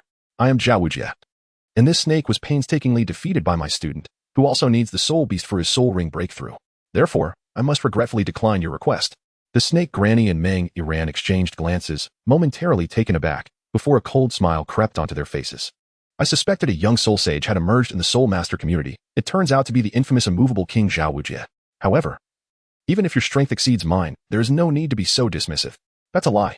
Meng Iran glared at the half-dead phoenix-tailed chicken crown snake. Her voice filled with frustration. Given the lethal blow it had received, it was evident that it had been inflicted by a soul sage's hand. Huh, senior snake granny. Do you doubt my words? I assure you, I did not intervene. This soul beast was indeed hunted by my student alone. Zhao Wujie laughed heartily, glancing at Ningfan. Following his gaze, both the snake granny and Meng Iran turned their attention to Ningfan. Oh, such a young man? Could it really be him who defeated the phoenix-tailed chicken crown snake with a single strike? The snake granny questioned. Her skepticism evident as she scrutinized the youthful visage of Ningfan, who appeared no older than 16. Humph. Him? Meng Iran was even more direct, pointing at Ningfan with disdain. That phoenix-tailed chicken crown snake was merely granted a temporary reprieve in the hands of a soul emperor-level granny. I cannot believe that someone of his age could single-handedly hunt such a formidable soul beast and deliver a fatal blow. Hee. Since both of you doubt my abilities and neither side wishes to relinquish the snake, let us resolve this according to the customs of the soul master community. We shall engage in a duel. The victor shall claim the phoenix-tailed chicken crown snake. Ningfan declared, stepping forward and shaking his head at the near-death creature. Chapter 73, Proceed with caution in the soul master community. There exists a tradition. When two parties desire the same soul beast in the wild, and both have exerted effort, they may resolve the matter through combat, determining the victor, who then claims the soul ring. Upon hearing Ningfan's proposal, the snake granny instinctively nodded before inquiring warily, Young man, what is your soul power level? Before Ningfan could respond, Zhao Wujie chimed in with a grin. This lad possesses a soul power level of 36. 36. The snake granny and Meng Iran gasped in unison, their faces reflecting disbelief. However, despite his level of 36, he is actually an auxiliary soul master, Zhao Wujie added, chuckling as he pointed at Ningfan. An auxiliary soul master? The snake granny regarded Ningfan with astonishment. At that moment, a radiant glow emanated from Ningfan's right palm, gradually coalescing into a seven-tiered pagoda, upon which 2 yellow and 1 purple soul rings pulsated rhythmically. The 7-treasure glazed tile pagoda. With the keen discernment of the serpent matriarch, she immediately recognized the martial spirit wielded by Ningfan. Not only was he an auxiliary system soul master, but he also possessed the most formidable auxiliary martial spirit on the continent, the 7 treasures glazed pagoda. Could he truly be an auxiliary soul master? The serpent matriarch cast a glance at Zhao Wujin and then at Ningfan, her confusion palpable. She could not fathom why Zhao Wujin would send an auxiliary soul master to compete against them, and thus she tentatively inquired of Zhao Wujin, questioning the veracity of his words. If we emerge victorious, will the phoenix-tailed coxcomb snake truly belong to us? Indeed, it is true. As long as your granddaughter defeats this young man, the phoenix-tailed coxcomb snake shall be yours, Zhao Wujin replied with a hearty laugh, exuding confidence.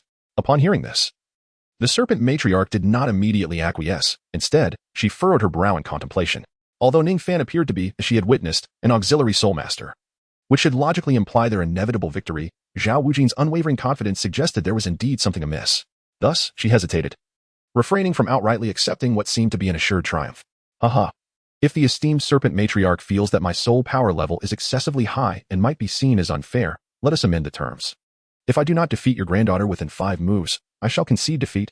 How does that sound? Ningfan observed the hesitant demeanor of the snake matriarch, shrugged his shoulders, and spoke with a light-hearted smile. The snake matriarch furrowed her brow deeply. It was evident that she recognized Ningfan's provocation and chose to remain silent. However, her granddaughter, Meng Iran, a young prodigy who had excelled in the academy since childhood, could hardly endure such an affront. After all, he was merely a support-type soul master devoid of combat prowess, yet he audaciously claimed he could defeat her within 5 moves. How arrogant! Meng Iran felt utterly insulted. She glared at Ningfan, her face flushed with anger, and declared, Fine, I accept your challenge. If you can defeat me, this phoenix-tailed coxcomb snake will be yours. With that, she regarded Ningfan with an air of pride. As Meng Iran accepted the challenge, a visible smirk appeared on Zhao Wujie's face, while the others looked at Meng Iran with expressions of disbelief, shaking their heads. Sensing the peculiar expressions of the crowd, the snake matriarch felt a sinking sensation in her heart. Indeed, these young ones from the 7 treasures glazed tile school were not to be underestimated. Go ahead, Ningfan. But do take it easy, Zhao Wujie whispered to Ningfan. Ningfan shrugged lightly and then stepped forward to position himself between the 2 parties. At that moment, Meng Iran gazed at the man opposite her. Although she had felt insulted by Ningfan earlier, now, upon observing his handsome visage and his ethereal, composed demeanor, her anger began to wane. Humph. You are a support-type soul master. I do not wish to overly bully you. I shall go easy on you later. Hee. Thank you. I too will endeavor to restrain myself and ensure you remain unhurt. Ningfan replied with a faint smile directed at Meng Iran. You. You refuse a toast and instead demand a penalty drink. It appears I must teach you a proper lesson. Meng Yiran's expression shifted as she shouted angrily at Ningfan. Ningfan shook his head and cast a glance at Meng Yiran, remaining silent. At this moment, both sides prepared for battle. I am Meng Yiran, wielding the serpent staff. A soul master of the second ring at level 30, the girl stated with an air of indifference. I am Ningfan, bearer of the 7 treasures glazed tower. A soul sovereign of the third ring at level 36, Ningfan replied slowly. You may attack me. I shall remain still and grant you 5 strikes. Following the introductions, Meng Yiran thrust her serpent staff into the ground, defiantly addressing Ningfan. Clearly, this was her way of retaliating against his earlier dismissive remarks. Observing this, the members of Shrek Academy regarded Meng Yiran with increasingly peculiar expressions, while the snake matriarch could not help but shake her head with a wry smile, recognizing her granddaughter's naivety and lack of experience. In that case, I shall not hold back, Ningfan said with a smile that was more enigmatic than genuine. Humph. Come then. Meng Yiran retorted disdainfully, evidently underestimating the potential threat posed by the auxiliary soul master Ningfan. As soon as her words fell, Ningfan ceased his pretense. He vanished from his original position, only to reappear before Meng Yiran in the next moment. With a swift motion, he unleashed a punch. Although it was merely a punch, he did not exert his full strength. Nevertheless, even this moderate force was beyond the capability of Meng Yiran, who was caught off guard while hastily attempting to defend with her serpent staff. The unexpected and immense recoil from the impact caused her to lose grip of the staff, leaving her momentarily stunned as she instinctively reached for it once more. Ningfan resolutely grasped the serpent staff and, with a vigorous motion, hurled it behind him. Before the onlookers could fully comprehend the situation, they witnessed several towering trees behind Meng Yiran trembling violently, as if struck by an unseen force. In the very center of these aligned trees, a fist-sized void suddenly materialized, piercing through the entire trunk. Though Meng Yiran found herself momentarily unable to unleash her soul skills after losing her serpent staff, her spirit remained unyielding. With gritted teeth, she flicked her long sleeves. And in an instant, several palm-sized throwing knives appeared in her hands. These transformed into streaks of silvery light, hurtling directly toward Ningfan's face. The sharp sound of the knives slicing through the air echoed ominously. Yet, Ningfan stood his ground, unflinching and composed. In the next moment, just as the knives were about to strike him, they executed an inexplicable 360-degree turn, redirecting their lethal trajectory back toward their mistress, Meng Yiran. This sudden turn of events left the young and inexperienced Meng Yiran utterly bewildered, unable to react in time. As the knives hurtled toward her, she gasped. Her face drained of color, and instinctively closed her eyes, cowering as if embodying an ostrich in fear. Yiran, Mengpa, witnessing the imminent threat to her granddaughter, cried out in alarm. Meng Yiran, hands clutching her head, trembled uncontrollably. However, as moments passed, the anticipated assault of the throwing knives seemed to evade her. Had they missed? Meng Yiran pondered with her eyes shut tightly. Gradually, she dared to open her eyes. Yet, the instant she did, her gaze met the razor-sharp glimmer perilously close to her face, causing her pupils to constrict in terror. She stumbled back, losing her balance and collapsing onto the ground. You have lost. Ningfan stood with his hands clasped behind him, observing Meng Yiran, who had fallen to the ground. He spoke in a calm tone. Yiran, are you all right? At that moment, Grandma Snake approached Meng Yiran, supporting her granddaughter, and called out to her. Meng Yiran appeared dazed, only seeming to awaken upon seeing Grandma Snake by her side. Her gaze shifted to the flying dagger, suspended in midair, and turned to Ningfan, softly inquiring. What on earth is happening? How did you accomplish this? Just moments ago, the dagger she had launched had abruptly altered its trajectory, hurtling towards her, or rather, it had remained motionless before her face. It seemed devoid of any external force, yet it defied gravity, lingering in the air in an eerie manner. Undoubtedly, all of this was the work of Ningfan. However, in that fleeting instant, Meng Yiran, who had been thoroughly defeated by Ningfan's swift actions, failed to grasp how he had achieved it or what power he wielded. In fact, as she reflected on the brief encounter, she realized that Ningfan had not even summoned his martial soul during their exchange. Suddenly, the memory struck her. She had suggested allowing Ningfan 5 moves, believing him to be merely a support-type soul master. Yet, she had faltered and succumbed to fear, shutting her eyes before she could withstand even 2 moves against him. As this realization dawned upon her, her cheeks flushed with embarrassment. Oh, is this what you meant? It was merely a trivial trick. Ningfan smiled faintly. And with a mere flicker of thought, the 2 daggers, which had been suspended motionless in the air, seemed to possess a consciousness of their own. In an instant, they transformed into streaks of light and gracefully landed in the palm of Ningfan's hand. The blades of the daggers faced inward, hovering delicately in his grasp, slowly rotating with an elegant rhythm. Ningfan would certainly not disclose to Meng Yiran his extraordinary ability to manipulate spatial forces. A mere trick? Meng Yiran curled her lip. Observing the scene before her, she comprehended that Ningfan would not unveil the secrets he harbored. Although Ningfan refrained from revealing the source of his power over the flying daggers, Meng Yiran understood that even if he were to share the enigma with her, she would likely be unable to master such wondrous abilities. However, as she beheld her daggers in Ningfan's palm, seemingly transformed into living beings, gracefully hovering and rotating in midair. A palpable envy flickered in her eyes. In truth, it was not only Mangyiran who felt this way. Even the members of Shrek Academy, including Tangsan, gazed upon Ningfan's miraculous prowess with great admiration. The ability to control objects without physical touch, relying solely on one's will to make them levitate and fly, was undeniably magnificent and astonishing. Well, you have lost, so this snake rightfully belongs to us, Ningfan declared, his hand sweeping over the two daggers, which then soared effortlessly from his palm to rest before Mangyiran. He subsequently withdrew his spatial power, causing the daggers to fall helplessly to the ground, returning them to their rightful owner. Upon hearing this, Mangyiran fell silent. The snake lady cast a deep glance at Ningfan before addressing Zhao Wuji with a casual tone. Zhao, you indeed have a remarkable student. Haha. And a support-type soul master at that. It appears we have lost. However, the mountains remain unchanged, and the waters flow eternally. We shall meet again. With that, after collecting the fallen daggers, the snake lady turned and departed with Mangyiran. Once they had left, Zhao Wuji exhaled in relief and promptly urged Oscar to deal with the ailing phoenix-tailed chicken-crown snake. Meanwhile, Zhu Zhiqing glided gracefully to Ningfan's side, her cool gaze momentarily flickering. She then gently rose on her toes and whispered to him, "Thank you for saving me once again." Previously, during their initial encounter in the kingdom of Balak, Ningfan had rescued her from the brink of death, and now, as danger had once again emerged, he had swiftly come to her side, ensuring her safety. Though Zhu Zhiqing had always embraced an independent mindset, never relying on others, each time she found herself in peril, there was always one person who vigilantly protected her and timely rescued her from danger. For Zhu Zhiqing, this was quite comforting. Haha. I told you I would always protect you, Ningfan replied softly, a smile gracing his deep-set eyes as he spoke to Zhu Zhiqing. In response, Zhu Zhiqing silently nodded. Ning Rongrong's adorable little nose slightly crinkled, as the interactions and movements between the two could not escape the watchful eyes of her, the ever-vigilant guardian of Ningfan. Ningfan, you will always protect me, won't you? She said, puffing her cheeks and shifting her feet to stand directly beside him, her beautiful eyes sparkling with immense anticipation. Upon witnessing this endearing sight, Ningfan helplessly patted her little head and assured her, "Yes, I will always protect you." Satisfied with Ningfan's promise, Ning Rongrong cast a playful glance at Zhu Zhiqing.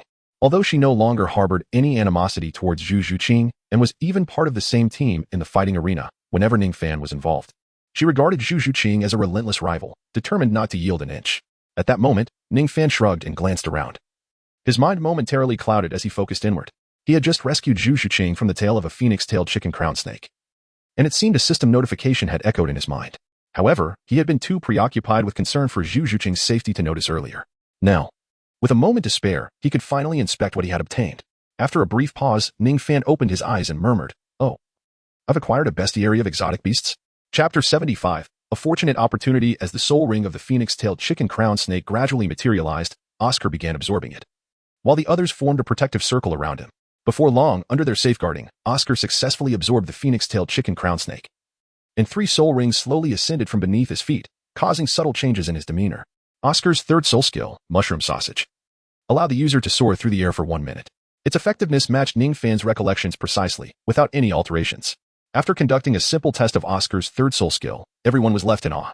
After all, the ability to fly for a minute was extraordinarily powerful and practical for most soul masters who lacked flight capabilities. Whether in combat or during retreat, it proved immensely useful. Even Ning Rongrong, who possessed the 7 Treasures Glazed Tower, renowned as the continent's strongest auxiliary martial spirit, felt a twinge of envy upon witnessing Oscar's third soul skill. Flight was undeniably an admirable ability. However, for Ningfan, although he could not currently fly, it was merely due to his low soul power level and weak strength, which rendered his control over spatial power quite tenuous. At present, he could only manage a leap off the ground, momentarily hovering with the aid of spatial manipulation. Yet, as his soul power gradually increased and his command over spatial forces strengthened, flight would become an effortless ability for him. Notably, this ability would differ fundamentally from traditional flight. It would be termed walking through the void. Thus, he held no envy toward Oscar's capabilities. After resolving the matter with Oscar's soul ring and experimenting with its abilities, Zhao Wujin, seeing that their objective had been achieved, expressed his satisfaction. "All right, everyone prepare yourselves. We shall depart and return to the academy." Upon hearing Zhao Wujin's words, Ningfan cast his gaze toward the other side, where Tang San was quietly meditating with his eyes closed, and remarked calmly, "There is no rush. Someone has broken through. We might be staying in the Stardow Forest for another day." "Someone has broken through?" Zhao Wujin was taken aback, turning his attention to Tang San. Shortly after Ningfan's words, Tang San suddenly opened his eyes, glancing at Ningfan with surprise before addressing Zhao Wujin. "Yes, Teacher Zhao. I just achieved a breakthrough to level 30 and have advanced to Soul Master. We will need to stay here a while longer to hunt for my third soul ring." With Tang San's breakthrough, the group, instead of returning as initially planned, continued deeper into the outer forest in search of suitable soul beasts for Tangsan. From morning until evening, their efforts yielded no suitable candidates. As night descended, after a day of tense exploration in the forest, it was time to rest. Under Zhao Wujin's guidance, the male students set up tents while the female students prepared food. Ningfan and Zhao Wujin patrolled the area, ensuring no powerful soul beasts lurked nearby. Though they were on the outskirts of the Douluo forest, where encounters with thousand-year soul beasts were rare, vigilance was necessary in the wild, where unexpected events could occur. After all, for everyone in their group, aside from Ningfan and Zhao Wujin, encountering a thousand-year soul beast would pose a significant threat. Thus, Ningfan and Zhao Wujin took on the responsibility of safeguarding the entire team. In fact, while searching the vicinity around the camp, Ningfan found himself feeling somewhat helpless as he gazed at the tranquil forest. He felt more like a guardian than a student at Shrek Academy. With his presence as free labor beside Zhao Wujin, the latter's burden was considerably lightened. Ningfan shrugged, resigned to his thoughts. Continuing his patrol, he spotted a towering tree nearly 100 meters high. With a graceful leap, he lightly touched the air a few times with his toes and ascended along the trunk. However, while the outer Douluo forest was teeming with soul beasts, their powers were still too weak, and he found no cause for heightened alertness. Standing atop the tree's branch, Ningfan surveyed the area, whispering to himself, I have confirmed that within a 5-mile radius, there are no soul beasts that pose a threat to our group. Very well, time to head back. Ningfan clapped his hands and jumped down from the branch, landing deftly. Just then, an idea struck him, and he exclaimed, almost forgot. This is a perfect opportunity to catch a few rabbits to prepare a sumptuous dinner for everyone. Ningfan came to a halt, a congenial smile gracing his features as his gaze swept through the surrounding thickets, searching for any signs of rabbit activity. He murmured softly, little bunny, where are you? At that moment, Zhao Wuji completed his search and returned to the camp. Shortly thereafter, Ningfan also made his way back, triumphantly carrying several unconscious rabbits. Why on earth did you bring that back? Zhao Wuji inquired, pointing at the rabbits in Ningfan's grasp. Well, of course, to feast upon. It's not every day we venture out for training, and it would be a shame not to indulge in some outdoor barbecue, Ningfan replied with a cheerful grin. Barbecue? No, that's out of the question. It's best not to light a fire in the Douluo forest. What if we attract soul beasts? Zhao Wuji frowned, firmly refusing. While most soul beasts are indeed terrified of flames, a select few are drawn to them. Lighting a fire could easily lure them in. So what if they come? We've been searching all day without finding a suitable soul beast. Perhaps lighting a fire might attract the very millennium soul beast we seek. Saving us considerable effort in our search, Ningfan countered lightly. Besides, Zhao, during your earlier search, you didn't encounter any formidable soul beasts, did you? Just some millennium ones.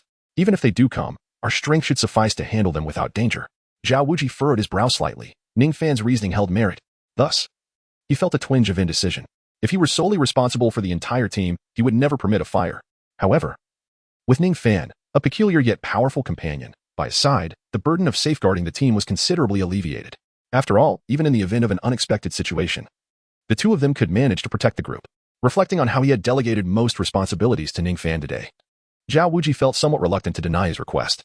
After pondering for a moment, he nodded and said, all right then, it's your call. With Zhao Wuji's consent, Ningfan promptly gathered dry twigs and piled them in the center of the camp before igniting them. In an instant, flames leapt into the air, casting a warm glow that transformed the atmosphere of the camp entirely. As if sensing the change, the others, who had been busy setting up tents and foraging for food, gravitated towards the fire, their eyes drawn to Ningfan, who was kneeling and diligently adding more twigs to the growing blaze. Ningfan clapped his hands, feeling that the bonfire was just right, and then stood up. At the same time, he raised several unconscious rabbits in his hands, signaling to the crowd. Tonight, you are in for a treat. You will get to savor my culinary skills. Your culinary skills? Ning Rongrong blinked, looking at the rabbits in Ningfan's hands with a hint of confusion. Indeed, my barbecuing skills. Rongrong, you must not have tasted it yet. My greatest talent lies in outdoor barbecuing. Ningfan waved the dinner in his hand and smiled at everyone. Oh, Ningfan, you possess such a skill? Oscar looked at Ningfan with a curious expression. He never expected that such a young and powerful disciple from the prestigious Seven Treasure Glazed Tile School could be a master of outdoor barbecuing, exuding an air of calm and composure. Of course, if you don't believe me, you can ask Zhu Xuqing. She has tasted my barbecue before. Hearing Ningfan's words, everyone turned their gaze to Zhu Xuqing. At that moment, Zhu Xuqing looked at the rabbits in Ningfan's hands and recalled the unforgettable taste of the rabbit he had grilled. Unconsciously, she extended her delicate tongue and gently licked her red lips. This action, so unlike her usual cool demeanor, appeared exceptionally alluring, capturing everyone's attention.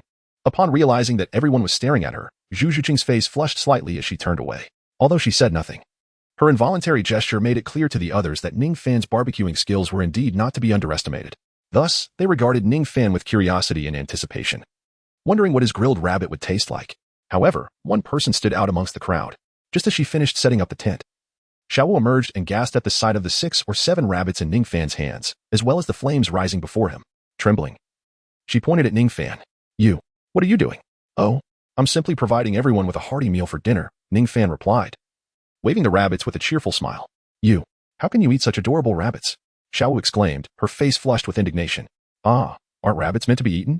Or do you think, since your martial soul is a rabbit, you can't bear to harm your kin? Ningfan scratched his head, seemingly perplexed. Exactly. No matter how cute rabbits are, they are still meant for consumption. Ma Hongjun chimed in, wiping the corner of his mouth with a look of anticipation. It has been ages since I've had barbecue, especially grilled rabbit. Just thinking about it makes my mouth water. But my martial soul is a rabbit. You are not allowed to eat them. Xiaowu crossed her arms, glaring at everyone in frustration. Why can't you eat them just because your martial soul is a rabbit? If I hadn't been unable to find a phoenix, I would have liked to try grilled phoenix myself, Ma Hongjun muttered under his breath. Right, Xiaowu. I eat my own martial soul every day, and nothing happens to me. Besides, Teacher Zhao and Big Brother Dai often enjoy bear paws and tiger bones in restaurants to replenish their energy, Oscar said carelessly. Hearing this, Dai Mubai's expression darkened. Ningfan and Tang San exchanged astonished glances, wondering if the twins were indeed that formidable or if Dai Mubai was struggling. Had he been drained at such a young age that he needed tiger bones to restore his vitality? Now that the tent is set up, let's not waste any time. Quickly roast the meat, have dinner, and then rest, Zhao Wujia finally spoke. Seeing the others so determined, Xiaowu wore a frustrated yet helpless expression, glancing at Tang San in hopes he would understand her plight. However, to her dismay, Tang San also failed to comprehend why Xiaowu is so resistant to eating rabbits. Xiaowu, stop causing a fuss. Let's finish dinner and rest, he urged. With everyone against her, Xiaowu angrily plopped down on the ground, sulking in silence. Observing this, Ningfan smiled slightly, then found a spot to settle. His right hand shimmered with silver light, and the 7 rabbits floated in the air. Subsequently, Ningfan began to prepare the rabbits, drawing out 2 small knives and swiftly wielding them in the air, his movements too quick for the eye to follow. In just a few moments, the rabbits were skinned and ready, skewered on the barbecue forks he had prepared in advance. Then, utilizing his spatial powers, Ningfan made the rabbits rotate automatically over the flames. Ningfan rose to his feet, brushing off his hands as he surveyed the scene before him. It must be said that as he delved deeper into the mastery of spatial powers, he increasingly recognized the remarkable convenience of such an ability. On the other side, Xiaowu sat, her heart heavy as she gazed at the rabbit roasting over the fire. If she had not attained sentience, enduring 100,000 years of cultivation only to take on a human form, she feared she would have met a similar fate if captured. Lost in her thoughts, a wave of melancholy washed over her. Before long, Ningfan retrieved several small pouches from his spatial ring, each brimming with an array of aromatic spices. He carefully removed the rabbit from the flames, deftly sprinkling the seasonings over it with a flourish before returning it to the fire for a brief, intense roasting. In less than 15 minutes, the delectable golden roasted rabbit was ready. Zhao Wujia wasted no time, captivated by the enticing aroma. With a swift motion, he seized a rabbit, devouring it voraciously. Delicious. He mumbled through mouthfuls, witnessing Zhao Wujia's voracity. Oscar and Ma Hongjuan's eyes sparkled with desire as they beheld the roasted delicacy in Ningfan's hands. In response, Ningfan unwrapped oil paper, meticulously wrapping each roasted rabbit before distributing them to the group. Upon receiving their portions, Oscar, Ma Hongjun, and Tang San expressed their gratitude, immediately succumbing to the temptation of the tantalizing fragrance as they indulged in their feast. Chapter 77, My Goodness. So tasty. Oscar and Ma Hongjun gave Ningfan a thumbs up in approval. Ningfan smiled faintly before continuing to distribute the roasted rabbits. There were a total of 7 roasted rabbits, 1 each for Oscar, Ma Hongjun, Tang San, and Zhao Wuji, while Ning Rongrong and Zhu Qing each received half a rabbit due to their smaller appetites.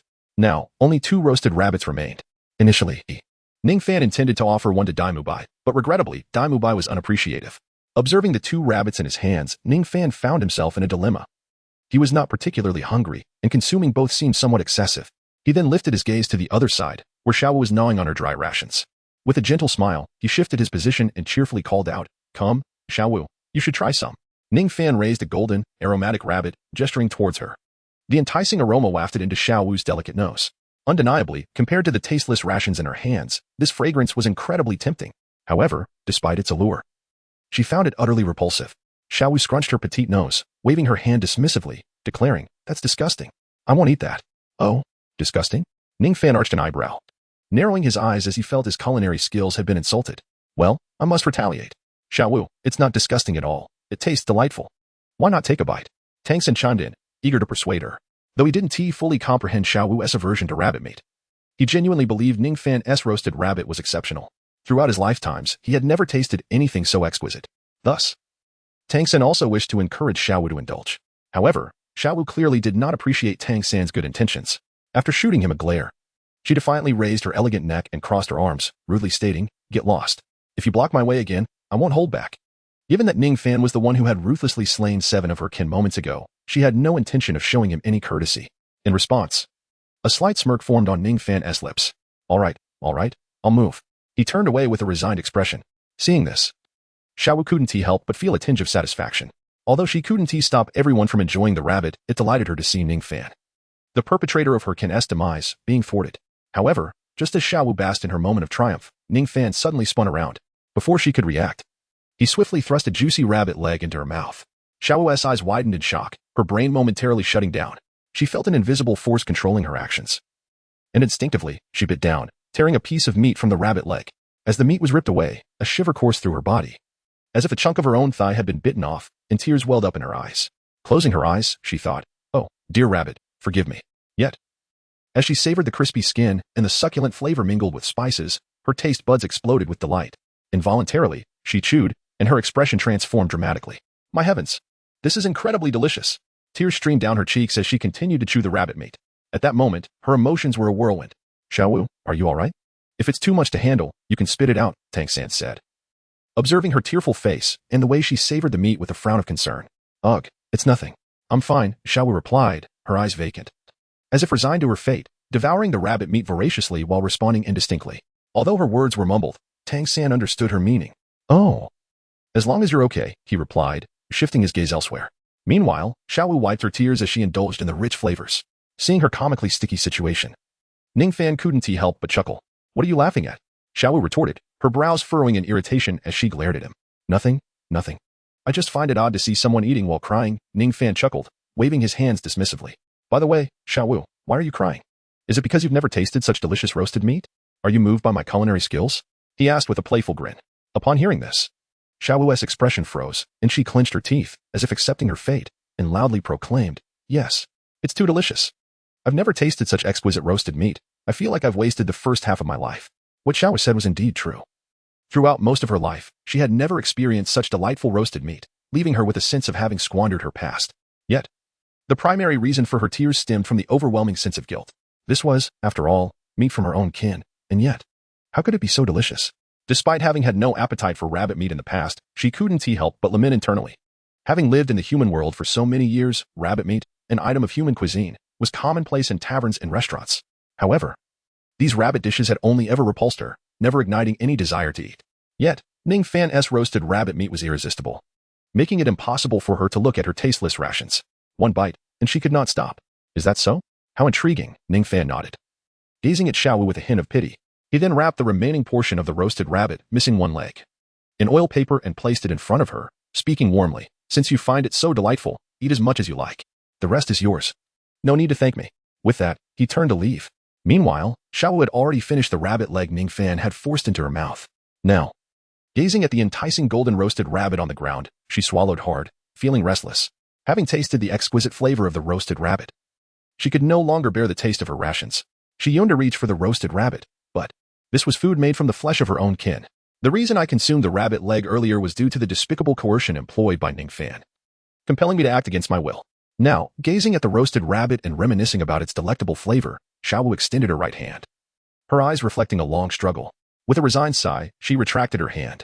Although a hint of regret lingered in her eyes for the inability to savor such a delicacy again, there was also a glimmer of relief, for she had resisted temptation and upheld her moral principles.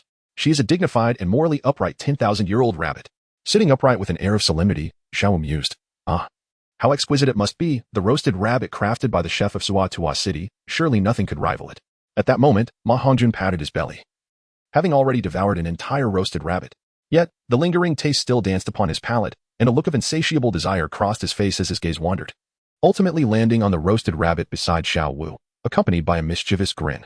"Hey, Xiaowu, since you're not eating this, allow me to take care of it," he declared, reaching towards the roasted rabbit beside her. Observing Ma Hongjun's greedy hand approaching, Xiaowu swiftly cradled the roasted rabbit in her embrace, inhaling its aromatic fragrance, and exclaimed with her eyes closed, "Who said I wouldn't eat it?" Chapter 78, Given Freely. Though she spoke in denial, her body betrayed her. Witnessing the roasted rabbit slip from his grasp, Ma Hongjun muttered with a hint of resentment towards Xiaowu. She had no strength to retort and merely shot him a fierce glare. Subsequently, she directed all her pent-up frustration onto the roasted rabbit in her hands. Oh, it's so fragrant. Xiaowu whimpered, her mouth stuffed with meat, yet her face radiated satisfaction, punctuated by her continuous whimpering. It was as if she sought to assuage her guilt of succumbing to such deliciousness through her lamentations. Observing Xiaowu's adorable antics, everyone couldn't help but laugh. Soon, apart from Xiaowu, the others finished their dinner. At this moment, Ningfan sat on the ground, gazing at the bright moon and the myriad stars in the sky. Feeling quite content. Arriving in this world, though abrupt and initially disorienting, over the years, Ningfan realized that, compared to his former home, Blue Star, he had grown fond of this realm, though it lacked the vibrancy of his past life, at least here. He could witness the pristine night sky and the twinkling stars each day. Ningfan gazed at the night sky, feeling a profound sense of reflection. Suddenly, his expression shifted slightly, and he sprang to his feet, peering into the distance, murmuring softly to himself. Oh, it seems they are coming. He could sense peculiar sounds approaching from afar, accompanied by an extraordinary aura. At that moment, Zhao Wuji also bellowed with a powerful voice that resonated throughout the entire camp. Everyone, leave your tents, quickly. As he shouted, 7 radiant soul rings materialized around Zhao Wuji, his formidable bear spirit manifesting, exuding an intensely chilling presence. Instantly, everyone gathered behind Zhao Wuji, exchanging puzzled glances, utterly bewildered. There is no time to explain. Ningfan, if anything happens, do not concern yourself with me. Leave this place immediately. You are responsible for ensuring their safe passage out of the Douluo forest, do you understand? Ningfan possesses strength that rivals that of a Soul King, making him the most formidable presence within the team. Naturally, Zhao Wuji entrusted the responsibility of safeguarding the group to Ningfan. Ningfan remained silent, his gaze fixed intently ahead. Suddenly, 2 towering trees fell apart, revealing an imposing figure that exuded an overwhelming presence. It was a being as colossal as a mountain, its dark fur glistening faintly under the starlight. Though it was on all fours, its shoulder height clearly surpassed 7 meters, and if it were to stand upright, its height would exceed 15 meters. To the eye, it resembled a gigantic gorilla, with eyes the size of lanterns shimmering with a crystalline yellow hue. Its entire form was pitch black, robust and massive, every inch adorned with muscles more formidable than yellow sandstone, bulging like small hills. Is this the Titan Great Ape? Ningfan murmured. Gazing at the awe-inspiring creature before him, the king of the forest, the Titan Great Ape, Tang San trembled with fear, his voice quaking. Clearly, Tang San recognized this terrifying soul beast. The Titan Great Ape was a natural sovereign among soul beasts. A 100-year-old Titan Great Ape could rival even a 10,000-year-old ordinary soul beast. Due to its immense power, most who encountered it met their demise, leaving little information about it. However, the tremendous pressure and size of the Titan Great Ape before them undoubtedly indicated that it was a soul beast of over 50,000 years. Truly a legendary entity. Tang San succinctly introduced this fearsome soul beast to the group. Upon hearing his words, everyone except Ningfan and the famed fearful Xiaowu felt a deep chill course through them. They could neither comprehend nor fathom why the Titan Great Ape, a creature that should reside at the heart of the Douluo forest, would suddenly appear here, let alone encounter them. What dreadful misfortune! Unbeknownst to the others, Ningfan understood the reason for the Titan Great Ape's presence. At this moment, the Titan Great Ape, with its mountain-like bulk, stood less than 10 meters away from the group. Although it appeared calm, they could feel its intangible yet powerful aura. Fear rendered them motionless, terrified that any movement might provoke this terrifying soul beast. Respected king of the forest, we mean you no offense. If this is your territory, we shall leave at once. Zhao Wujin said, beads of cold sweat forming on his forehead as he regarded the Titan Great Ape. Such a creature, of this age, possessed intelligence comparable to that of humans and should understand human speech. Nevertheless, the Titan Great Ape ignored Zhao Wujin, simply taking a step forward. That single movement sent their hearts racing. At that moment, as Zhao Wujin observed the Titan Great Ape advancing, closing the distance between them, the taut string in his mind finally snapped. Gritting his teeth, he declared, I will hold it off. You all must flee at once. I cannot last long. Move quickly. After taking a deep breath, Zhao Wujin activated his 7 soul rings, charging towards the Titan Great Ape. Moments after his departure, Dai Mubai, disregarding Zhao Wujin's command, followed suit, rallying Tang San, Ma Hongjun, Xiao Wu, and Zhu Zhuqing along with him. Ningfan surveyed the crowd, shrugging his shoulders. He wished to counsel them to retreat, to refrain from squandering their efforts against the formidable Titan Great Ape, which had existed for 100,000 years. For Ningfan understood that the creature's true intention was to pursue Xiao Wu. It would not harm them unless provoked. To recklessly launch an attack could very well result in their own injury. Yet, in this fervent moment, everyone surged forward, and Zhu Zhuqing joined the fray as well. He felt compelled to join them, lest he be perceived as a coward. Ningfan, let us depart. Unless Grandfather Jian arrives, we stand little chance against this behemoth. Ning Rongrong gently tugged at Ningfan's sleeve, her soft voice resonating delicately. Ning Rongrong is often accompanied by 2 titled Douluos, which allows her to acutely sense the terrifying aura of the Titan Giant Ape, distinct from ordinary soul beasts. At present, Ning Rongrong, who harbors little affection for Shrek Academy, merely wishes to flee with Ningfan, avoiding a futile demise. In response, Ningfan gently patted Ning Rongrong's head, offering her a faint smile. Indeed. Had he been without Xiaowu's presence when encountering the Titan giant ape, Ningfan would not have shared the same fervor as the others, recklessly charging forth.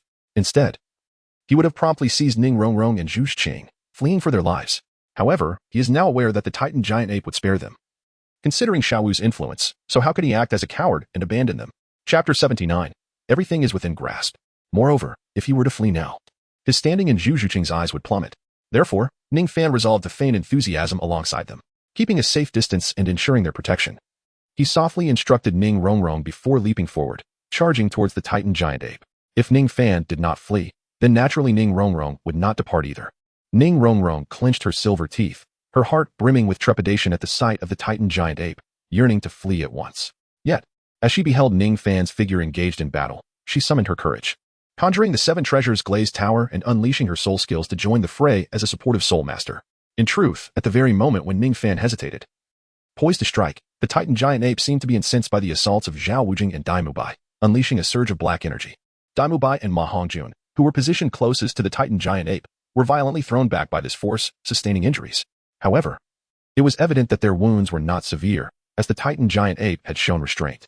After all, with the might of a 100,000-year soul beast, even a casual attack would be beyond the capacity of Dai Mubai and Ma Hongjun to endure. As Ningfan had anticipated, with Xiaowu present, the Titan giant ape would not endanger their lives. Nevertheless, even if their lives were spared, being struck and spewing blood was undeniably a disheveled affair. One must proceed with caution. Ningfan gazed at the pitiable figures of Dai Mubai and Ma Hongjun, a silent thought stirring within him. In an instant, he vanished from sight, reappearing behind the Titan giant ape, and unleashed a powerful punch aimed at its neck. The ferocity of his strike creating a gust of energy around his fist.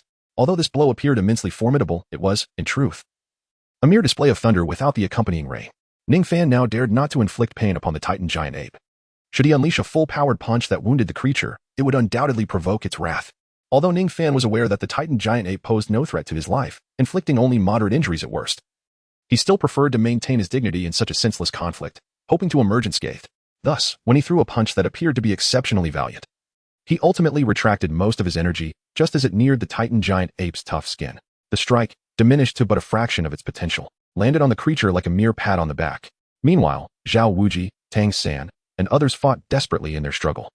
Ningfan chose to engage in battle using his fists, simultaneously paddling through the fray while providing a vigorous massage to the Titan great ape. However, this peculiar interlude did not last long. The moment Zhao Wuji's formidable diamond palm struck the Titan great ape, it was immediately repelled. This full-force blow, potent enough to dispatch even a soul saint in an instant, failed to inflict any discernible harm on the Titan great ape. The sole effect was to evoke a sensation of pain, igniting an unprecedented fury within the creature, which erupted in a thunderous roar. Instantly, the air began to churn, unleashing a terrifying wave of energy that swept through the surroundings like a hurricane, severing countless trees with ease, creating a scene of profound awe. Simultaneously, the Titan great ape's legs sank slightly, and its colossal form executed a fierce movement. With an almost imperceptible speed, it lunged skyward. And then its massive body descended like a weighty mountain, bearing down upon the crowd. At this moment, Ningfan, already prepared, remained unfazed by the Titan great ape's roar. He employed the snow without traces technique, lightly tapping the void to gain momentum, allowing his figure to drift through the air like willow catkins. In the same breath, he swiftly reached out to grasp Zhu Qing, who had been knocked back, and Ning Rongrong, who had been momentarily dazed by the roar, drawing them into his embrace. Boom! The Titan great ape crashed to the ground, causing an immediate tremor that sent a surge of air rippling outward, enveloping the area in a flurry of fallen leaves and swirling dust. Ningfan gently descended to the ground, cradling Zhu Qing and Ning Rongrong. As his toes barely touched the earth, a sudden, piercing cry echoed through the air. No, Xiaowu. At that moment, Xiaowu appeared pale and lifeless, her eyes tightly shut, ensnared within the grasp of the Titan great ape. Quite the performance, Ningfan thought to himself, nodding slightly at Xiaowu's state. A sigh of relief escaped him. Allowing the Titan great ape to carry Xiaowu was fortuitous, especially since the others were largely unscathed. However, upon reflection, it seemed that apart from himself, the rest were decidedly worse off. In stark contrast to the others, who lay incapacitated on the ground, their faces drained of color, Ningfan was vibrant, clad in azure, untouched by dust, a stark disparity. It appeared he had been rather conspicuous in his idleness. Observing his companions fighting valiantly, a flicker of embarrassment crossed Ningfan's mind. His gaze shifted to the unconscious Xiaowu in the Titan great ape's hand. With determination igniting within him, he transformed his stance, launching himself towards the Titan great ape, exuding an aura of fearless resolve. You beast! Do not leave. Return Xiao Wu to us. Ningfan. Come back. Zhao Wujia, witnessing this scene, was nearly driven to madness, shouting desperately. Yet, despite hearing Zhao Wujia's pleas, Ningfan remained undeterred, charging toward the Titan Great Ape with unwavering conviction. His demeanor was one of righteous valor, imbued with a sense of tragic heroism. Of course, all of this was merely a fade. He had no intention of risking his life for Xiao Wu, whom he regarded as a mere dead rabbit. Moreover, Xiao Wu was simply meeting her younger brother, posing no real danger. His actions were primarily motivated by the camaraderie displayed by his companions, who fought fiercely for their friends. To avoid appearing overly aloof, Ningfan resolved to stage a performance at the last moment. After all, the Titan Great Ape posed no threat to his life, at most. It would sweat him away for his reckless interference. As long as Ningfan prepared himself adequately, he would emerge unscathed. A subtle smile graced Ningfan's lips as he felt a flicker of amusement. His expression soon transformed as he focused, swiftly darting to stand before the Titan giant ape. Just as he had anticipated, the colossal hand of the ape came crashing towards him. Indeed, it unfolded precisely as I foresaw. A knowing look crossed Ningfan's face. The ensuing drama was one where he, prepared to risk everything, found himself utterly powerless against the Titan giant ape, who would send him flying with a single swipe, leading to a woeful defeat. As the saying goes, life is but a play, reliant on performance. Everything was within his grasp. However, in that very moment, Ningfan's expression shifted abruptly. As the giant hand approached, it diverged from his expectations. The Titan giant ape's posture suggested not an attempt to strike him down, but rather a subtle inclination to seize him with its curved fingers. Yet, by the time Ningfan realized this, it was far too late. What? Ningfan was taken aback. The Titan giant ape's hand lunged, capturing him effortlessly. At that moment, it held Xiao Wu in its left hand and a bewildered Ningfan in its right. With a thunderous roar directed at Zhao Wuji and the others, it turned and fled, vanishing in a matter of bounds. Instantaneously, two piercing screams echoed through the air. No, Xiao Wu. No, Ningfan. Chapter 8. The reason at this moment, Ningfan was utterly bewildered. Wasn't the Titan ape here for Xiao Wu? Why seize him instead of simply capturing her? At this juncture, the Titan ape, having grasped both Ningfan and Xiao Wu, charged forth in a frenzied sprint. Ningfan found himself ensnared within the colossal palm of the Titan ape, ruminating on the inexplicable reason for his abduction. Could it be that the earlier barbecue had ignited a grudge in Xiao Wu, prompting her to discreetly communicate with the Titan ape? Orchestrating my capture to exact revenge in a secluded spot? A sudden thought crossed Ningfan's mind. He then directed his gaze toward Xiao Wu, who was ensconced within the Titan ape's other hand. Through keen observation, he noted that although Xiao Wu had previously succumbed to unconsciousness, the corners of her mouth were subtly twitching. Though no sound reached his ears, Ningfan was certain she was conveying some message to the Titan ape. Upon realizing this, a pallor washed over Ningfan's face. It was indeed as he feared. With no one around and Xiao Wu in the company of the Titan ape, she could torment him at her whim without restraint. Ningfan felt an overwhelming sorrow, completely unable to comprehend that Xiao Wu was such a person. He had truly gone to the lengths of rescuing a treacherous ingrate, felt a profound despair engulfing his heart. Suddenly, darkness enveloped him, and he found himself grasped tightly within the palm of the Titan giant ape. As his vision faded into obscurity, Xiao Wu, who had been unconscious in the grip of the Titan, abruptly awakened. Perched upon the Titan's shoulder, she cast a glance at the clenched fist that held Ningfan. Her expression was complex. Her earlier fainting was merely an act. Thus, she was acutely aware of the events that had transpired. To her astonishment, the very person she had deemed despicable, Ningfan, had, against all odds, braved peril to thwart Ming's intentions and attempt to rescue her after witnessing her abduction. Xiao Wu shook her head in disbelief, leaning closer to Ming's ear and whispering, Ming, why are you holding Ningfan captive? Please release him. Her confusion mirrored Ningfan's own bewilderment regarding Ming's actions. The Titan let out a series of roars, conveying his reasons. What, Ming? You sense the pure dragon blood within Ningfan and wish to consume him? Xiao Wu exclaimed incredulously. How could that be? Ningfan is merely human. Fortunately, Ningfan was held so tightly that he could barely breathe, rendering him unaware of the external circumstances. Additionally, the Titan's bumpy movements caused him to drift in and out of consciousness, leaving him oblivious to Xiao Wu's words. Had he been aware that the Titan intended to devour him due to the ancient dragon blood coursing through his veins, he would undoubtedly have been struck by a myriad of emotions. Upon hearing Xiao Wu's skepticism, the Titan roared again, affirming, You cannot have misjudged. By consuming Ningfan, my strength will surpass its limits and increase significantly. Xiao Wu furrowed her brow, her gaze fixed on the Titan's tightly clenched fist. Is that truly the case? She asked slowly. The Titan nodded in response. Dragon blood? Xiao Wu murmured in disbelief. Even in the Stardow Forest, one of the continent's 3 great spirit beast gathering places, there were no spirit beasts with pure dragon blood. According to legends, only in the far northern glaciers existed a spirit beast with true dragon lineage, the Ice Dragon King. How could Ningfan, a mere human, possess such noble blood? Though she grappled with the origins of Ningfan's dragon blood, she began to understand why his powers were so extraordinary. After all, dragon blood was unparalleled, a mark of the most elite species in any realm. Lost in contemplation, Xiao Wu's eyes shifted to the Titan's clenched fist, worry etched across her features. Even if Ningfan possesses dragon blood, you cannot do this. Release him. He is my friend, and you bear no grievance against him. How can you consider consuming him merely to enhance your own strength? Xiao Wu implored Ming, her voice laced with urgency. The Titan let out several more roars. Seemingly aggrieved. You claim this is for my own good? That he, with dragon blood, may have already discerned my true identity? Xiao Wu blinked, uncertainty creeping into her voice. The Titan nodded in affirmation. Seeing this, a flicker of conflict crossed Xiao Wu's eyes. A spirit beast of 100,000 years was a source of both fear and greed for humanity. While they feared the overwhelming power of such a beast, they also coveted the treasures, 100,000-year spirit ring and spirit bones, that could be obtained from its demise. Xiao Wu, a transformed spirit beast herself, lacked the strength of her true form. In her current state, if her true identity were discovered by humans, she would surely face peril at the hands of their insatiable greed. Thus, a fleeting thought of silencing Ningfan crossed her mind. Yet, recalling his selfless act of bravery, she felt a surge of guilt and shook her head in dismay. Ningfan had just risked his life to save her, so how could she entertain such thoughts? She anxiously called out to Ming, "Quick, let Ningfan go. You said it was merely your conjecture, and even if he knows my true identity, he would not harm me." Upon hearing her words, the Titan giant ape shook his head, clearly unwilling to release Ningfan. The primary concern was not that the Titan giant ape desired to consume Ningfan for strength, but rather that he feared Ningfan's presence might jeopardize Xiao Wu's safety. It was evident that he did not trust Ningfan, a mere human, and worried that upon discovering Xiao Wu's identity as a 100,000-year soul beast, he might develop covetous intentions. Xiao Wu, visibly frustrated, saw the Titan giant ape's obstinacy and struck its head with her small hands.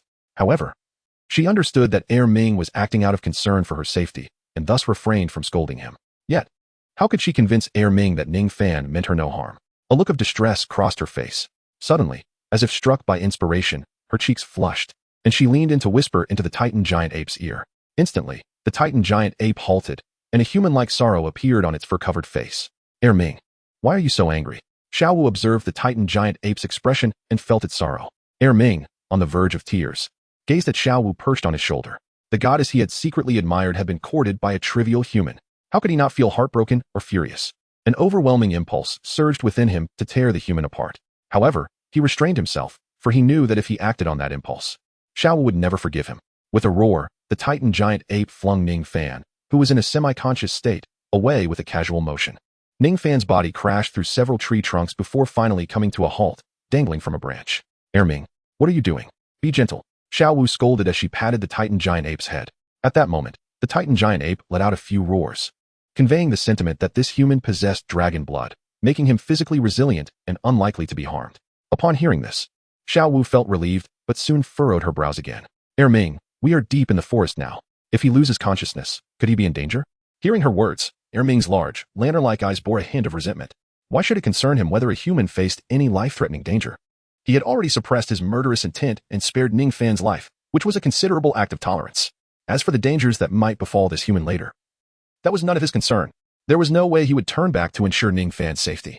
After roaring a couple more times, the Titan giant ape disregarded Xiao Wu's protests and continued to run deeper into the forest. Ouch, that hurts. What is the situation now? Ningfan found himself hanging from the sturdy branch of a towering tree, having been flung away by the Titan giant ape. Shortly after the Titan giant ape departed, he regained consciousness. As he surveyed his surroundings, he shook his head to clear his mind and gradually stood up, leaning against the tree trunk. Pain coursed through his body, and upon lifting his shirt, he observed extensive bruising. He gazed at the massive trees that had been splintered in two and recalled the hazy sensations he experienced while in a semi-conscious state. Ningfan had a general understanding of his recent experiences. It seems that Xiao Wu is not an ungrateful person. She did not intend to teach me a lesson. The Titan great ape that grabbed me just now was likely a mere coincidence. Ningfan nodded slightly, then winced, taking a sharp breath.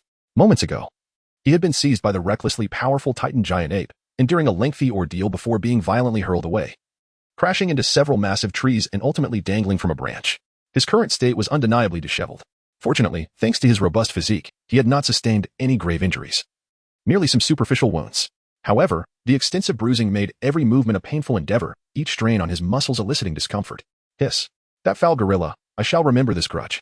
When I grow stronger, I will certainly make you pay. Ningfan cursed under his breath. No, wait. I should invite you for a barbecue. A sumptuous feast of braised gorilla awaits.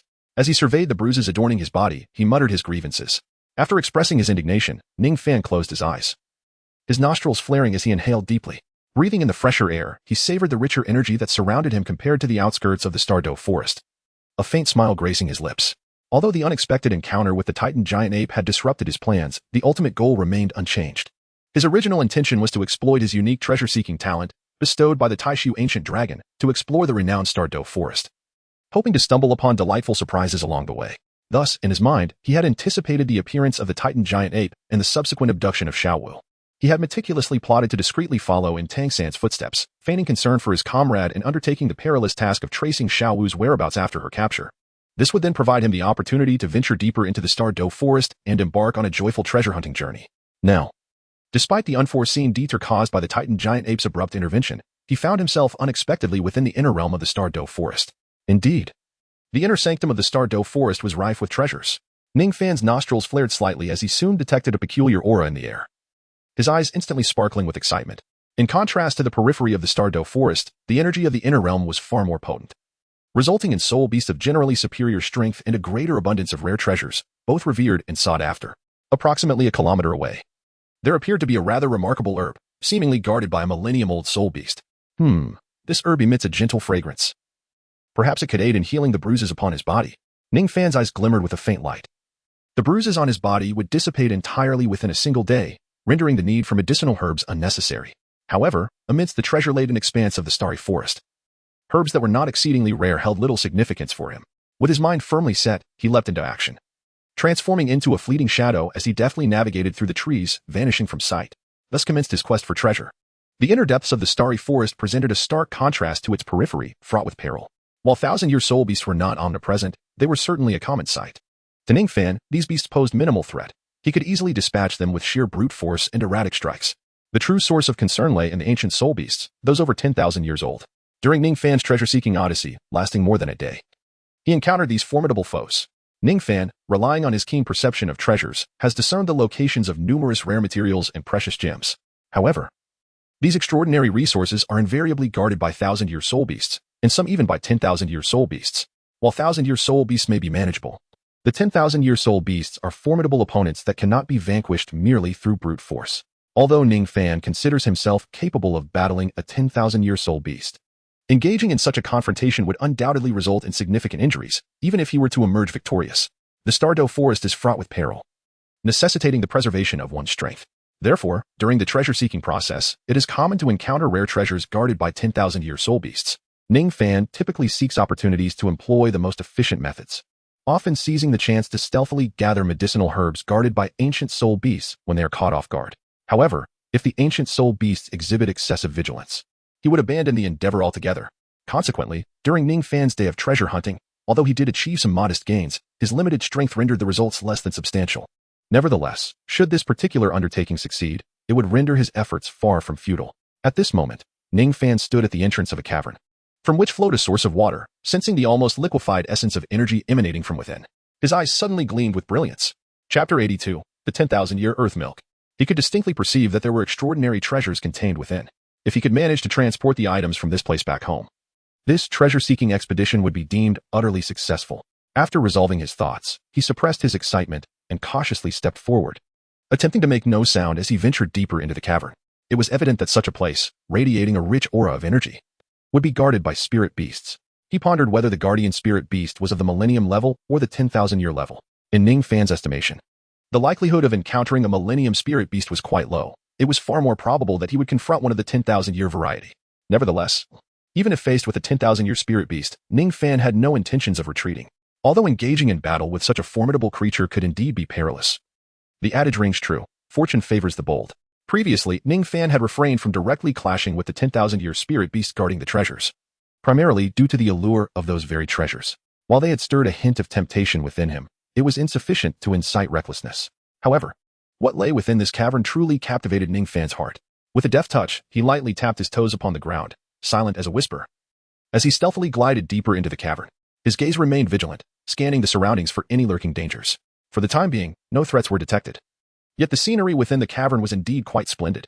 If this cavern were to exist in his past life, it would undoubtedly qualify as a 5-star scenic area. The entire cavern twisted and turned like a sinuous dragon, with Ningfan traversing its banks, while a stream 2 to 3 meters wide meandered through the center.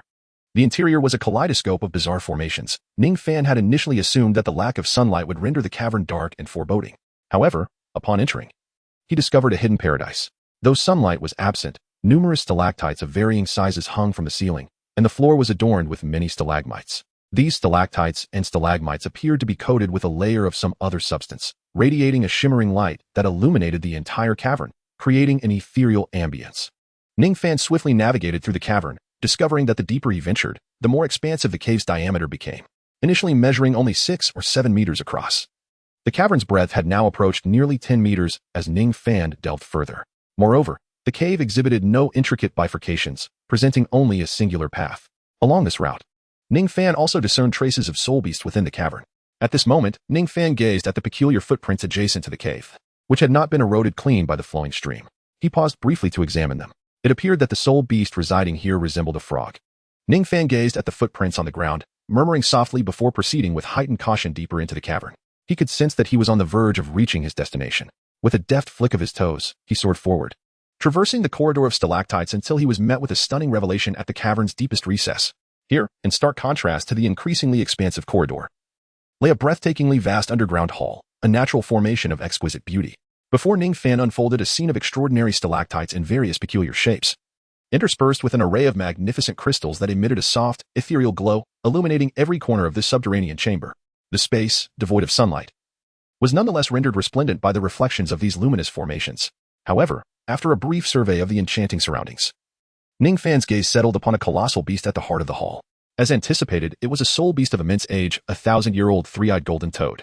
The creature, adorned in a vibrant blue-green hue with delicate golden stripes and numerous protrusions lining its back, was undeniably striking. Such vivid coloration signified the presence of potent toxins, confirming that this three-eyed golden toad was a creature of venomous nature. In its slumber, the gigantic toad lay sprawled upon the ground, its 3 enormous eyes shut tight, seemingly lost in dreams. Its long, sinuous tongue rested in the center of the cavern, beneath a magnificent white stalagmite. This pure white formation, a breathtaking sight, hung from the cavern's walls, perpetually dripping with droplets that were not mere water, but a milky substance reminiscent of cream. The milky droplets oozed from the surface of the stalagmite, cascading gently to coalesce upon the toad's tongue, which had gathered a pool of this ethereal liquid, radiating a rich and potent energy. It remained uncertain just how long the golden toad had been asleep, but the accumulation of these droplets hinted at the passage of time and the strength contained within. Ningfan gazed at the colossal milky stone, his eyes alight with fervor. Ningfan, having gleaned insights from the detailed analysis of the medicinal herbs he previously acquired, recognized the substance that dripped from the milky white giant stone onto the tongue of the golden toad. It was the legendary 10,000-year earth milk. However, this potent essence, suffused with an intense energy aura, was merely a diluted version. Even in its diluted state, the energy it exuded remained astonishingly formidable, rendering it invaluable even to the three-eyed golden toad, a 10,000-year soul beast, which would not hesitate to grasp it even in slumber. One can only fathom the true rarity of the authentic 10,000-year earth milk. Ningfan ventured into this cavernous domain with the singular aim of acquiring the genuine 10,000-year earth milk. He was acutely aware that the true essence resided within the stone permeated by the milky liquid. By shattering the stone, he could lay claim to the pure 10,000-year earth milk. Yet, the cacophony generated by such an action would undoubtedly awaken the slumbering giant toad. Thus, in pursuit of this exceedingly rare treasure, Ningfan resolved to confront the golden toad head-on. With a focused gaze, he refrained from immediate aggression and summoned the 7 treasures glazed pagoda, his soul rings shimmering as they enveloped him in a protective enhancement. The energy fluctuations emanating from the activation of his soul abilities, though subtle, were still detected by the hyper-aware and vigilant 10,000-year soul beast. Instantly, the beast's 3 eyes sprang open, and it rose on its 4 legs, towering at nearly 10 meters, regarding the diminutive human in its vicinity with an ear-piercing shriek. The peculiar sonic waves reverberated, causing a sharp discomfort in Ningfan's ears. After taking a deep breath, Ningfan stored the 7 treasure-glazed tower within his body. A flicker of golden light flashed in his eyes as a peculiar aura, imbued with the majesty of the wild, gradually spread out. Confronted by the 1,000-year-old soul beast, he recognized that this was not the moment for concealment. He had to give his all to obtain the exceedingly precious Millennium Earth Milk. Thus, after retrieving the 7 treasure-glazed tower, Ningfan immediately summoned his second martial soul, the ancient dragon of the void. Chapter 83. Full effort accompanied by the emergence of a pitch-black Millennium Soul Ring. Ningfan's right arm was enveloped in black-scaled armor, transforming into a sharp dragon claw. His eyes sparkled with golden light, emanating a terrifying and unique aura of oppression. This was the purest dragon might, stemming from the depths of his bloodline. Such an aura instilled a sense of dread in the three-eyed golden toad, which simultaneously sensed a flicker of fear. However, the next moment, a flash of anger crossed the three eyes of the golden toad, seemingly incensed that it could feel such trepidation towards a human so seemingly insignificant. Even among thousand-year soul beasts, this three-eyed golden toad was a formidable presence. Nearing the age of 20,000 years based on its size and the quantity of golden patterns adorning its body. Faced with such an adversary, Ningfan dared not underestimate it. This battle could very well be the most arduous and perilous he had ever encountered. After all, in previous encounters, the opponents he faced were mostly crushed under his overwhelming power. Although he had engaged in combat with Zhao Wujin, a soul sage, that encounter posed no real danger, as Zhao Wujin had not fought with full strength. Therefore, the battle with the three-eyed golden toad represented a true contest. With narrowed eyes, Ningfan gazed at the dragon claw formed from his right arm. Although he was currently quite weak and unable to fully manifest the simplest embodiment of the ancient dragon of the void, he had managed to transform his arm into a dragon claw. Yet, as he observed the hardened scales covering his arm and felt the surge of power within it, as well as the sharpness of the dragon claw, he found a renewed sense of confidence in his ability to defeat the colossal beast before him. At this moment, Ningfan was at his peak. Although this might be the most challenging and dangerous battle he had faced, it was also the very first time in his life that he would fight with all his strength. Ningfan gazed at the three-eyed golden toad, contemplating strategies and endeavoring to discern its vulnerabilities. Suddenly, the colossal beast unleashed its elongated tongue, which transformed into a crimson streak of sharpness, hurtling directly towards Ningfan's position. Ningfan was taken aback and swiftly leaped away from his original position. With a thunderous roar, the hard, rocky ground was punctured by the tongue of the three-eyed golden toad, creating a large crater, with debris scattered all around. At that moment, upon witnessing Ningfan evade its attack, the three-eyed golden toad let out a furious roar. Muscles rippling on its back, countless small protuberances resembling volcanic craters erupted, releasing torrents of thick, yellow liquid. Instantly, a toxic rain began to fall within the cave.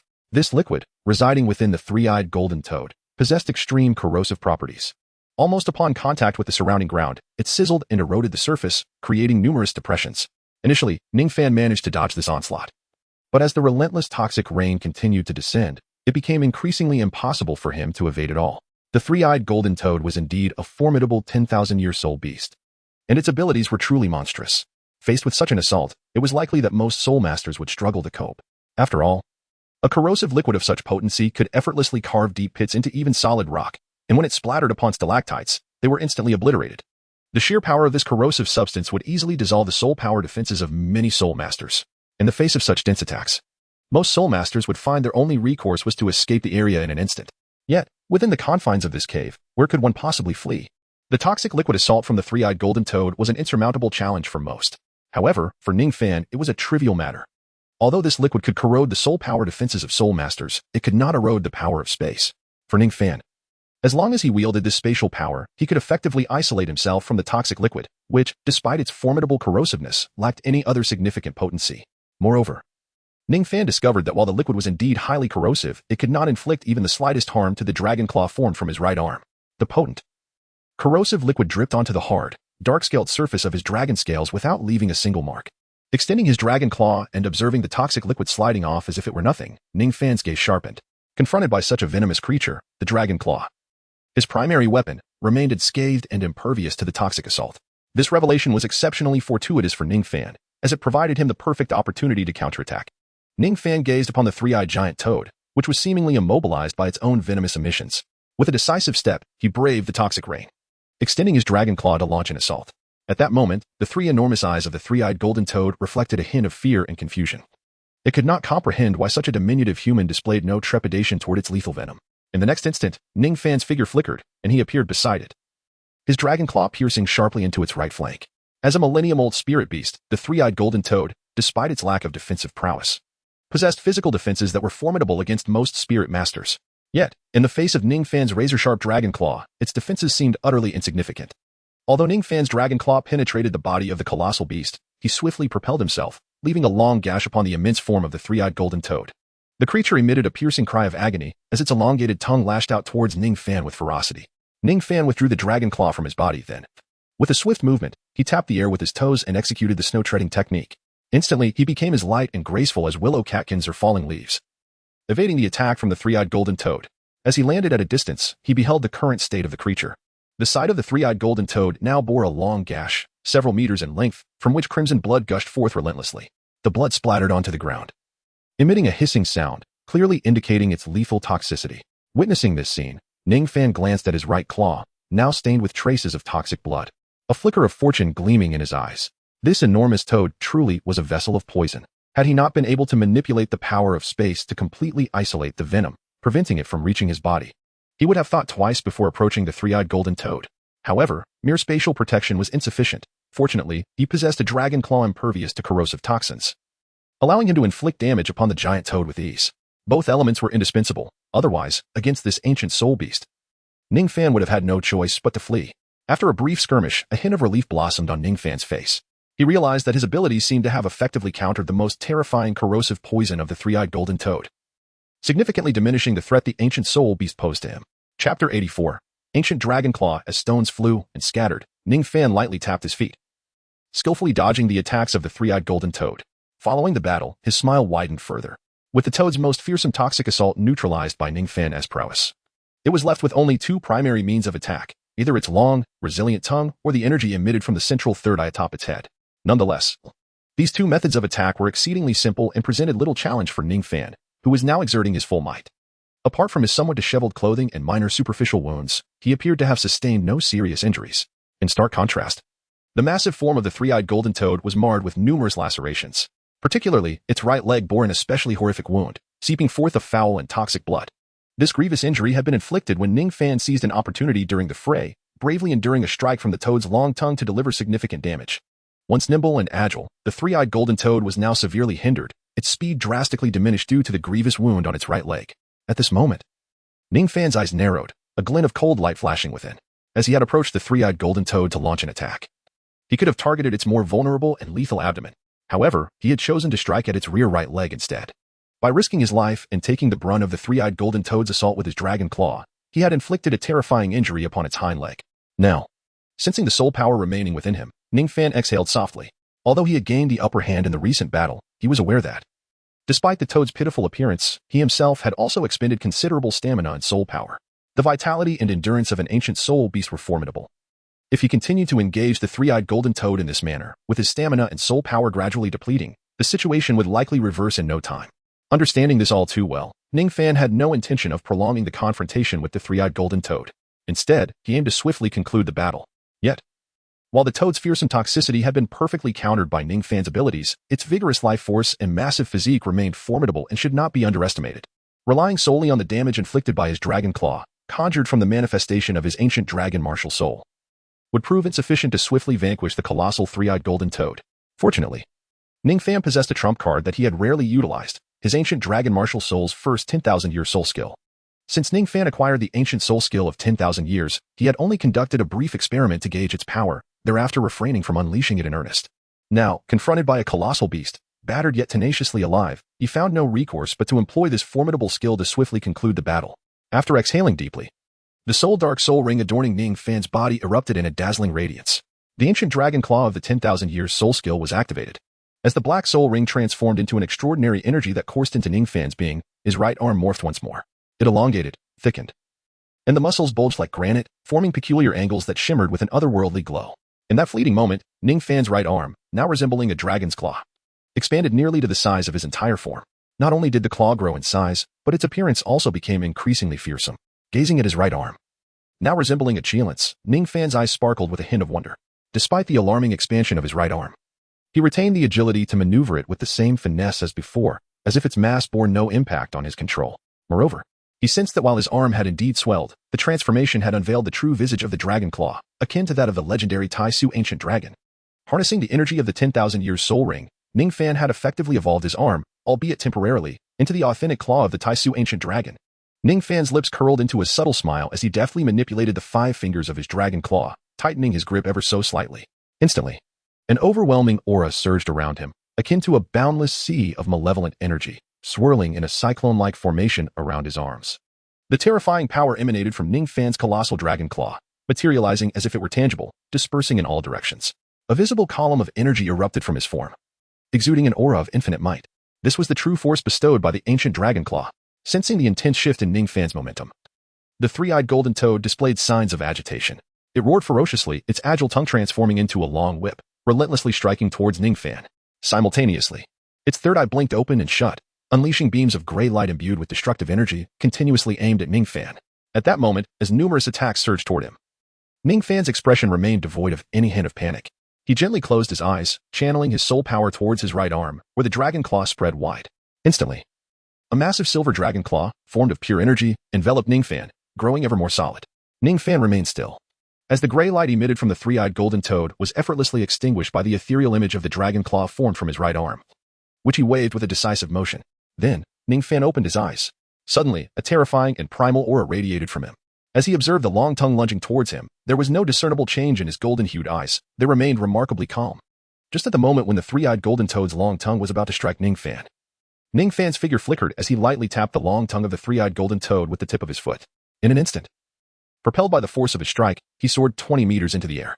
Suspended in midair, Ningfan gazed down at the colossal beast, a slight smirk gracing his lips. Without hesitation, he extended his right arm, the claw-like hand directed menacingly at the three-eyed golden toad, grasping fiercely through the void. Simultaneously, a gigantic silver dragon claw, born of energy, lunged toward the creature. As Ningfan descended, it resembled a giant claw plummeting from the heavens, delivering divine retribution upon the three-eyed golden toad. At that moment, the beast looked up at the bloodline-imbued dragon claw, a primal fear resonating in its three eyes. Instinctively, it yearned to flee. Yet, the massive wound on its hind leg, at this critical juncture, evidently hindered its escape. Boom. The colossal silver dragon claw, formed from energy, aimed for the three-eyed golden toad's head. After a moment of tension, it erupted instantaneously. A wave of terrifying energy surged forth, causing stones to plummet and shaking the entire cavern. At this moment, Ningfan's garments tore inch by inch, revealing his robust physique, with countless blood vessels thundering and pulsating vividly, as if on the verge of explosion. His muscles mirrored this intensity, each sinew seeming to possess a heartbeat of its own, throbbing violently as though they too were ready to burst.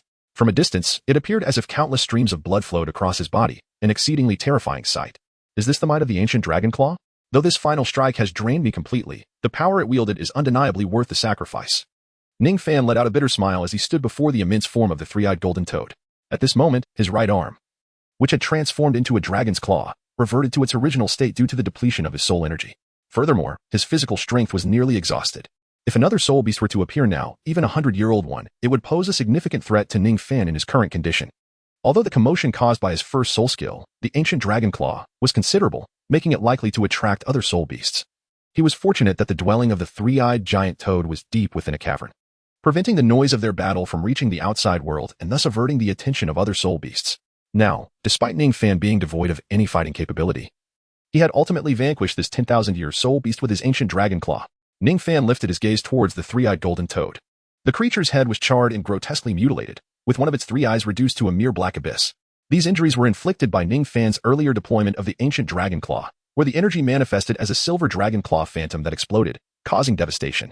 However, these wounds were not fatal. The true lethal injury lay at the center of its head, a deep, blood-red cavity that had shattered its skull.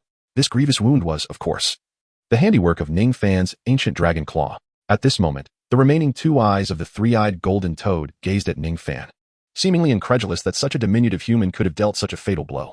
Yet, regardless of its disbelief, the overwhelming sensation of weakness coursing through its body, coupled with the encroaching darkness in its vision, caused its massive form to crash heavily to the ground.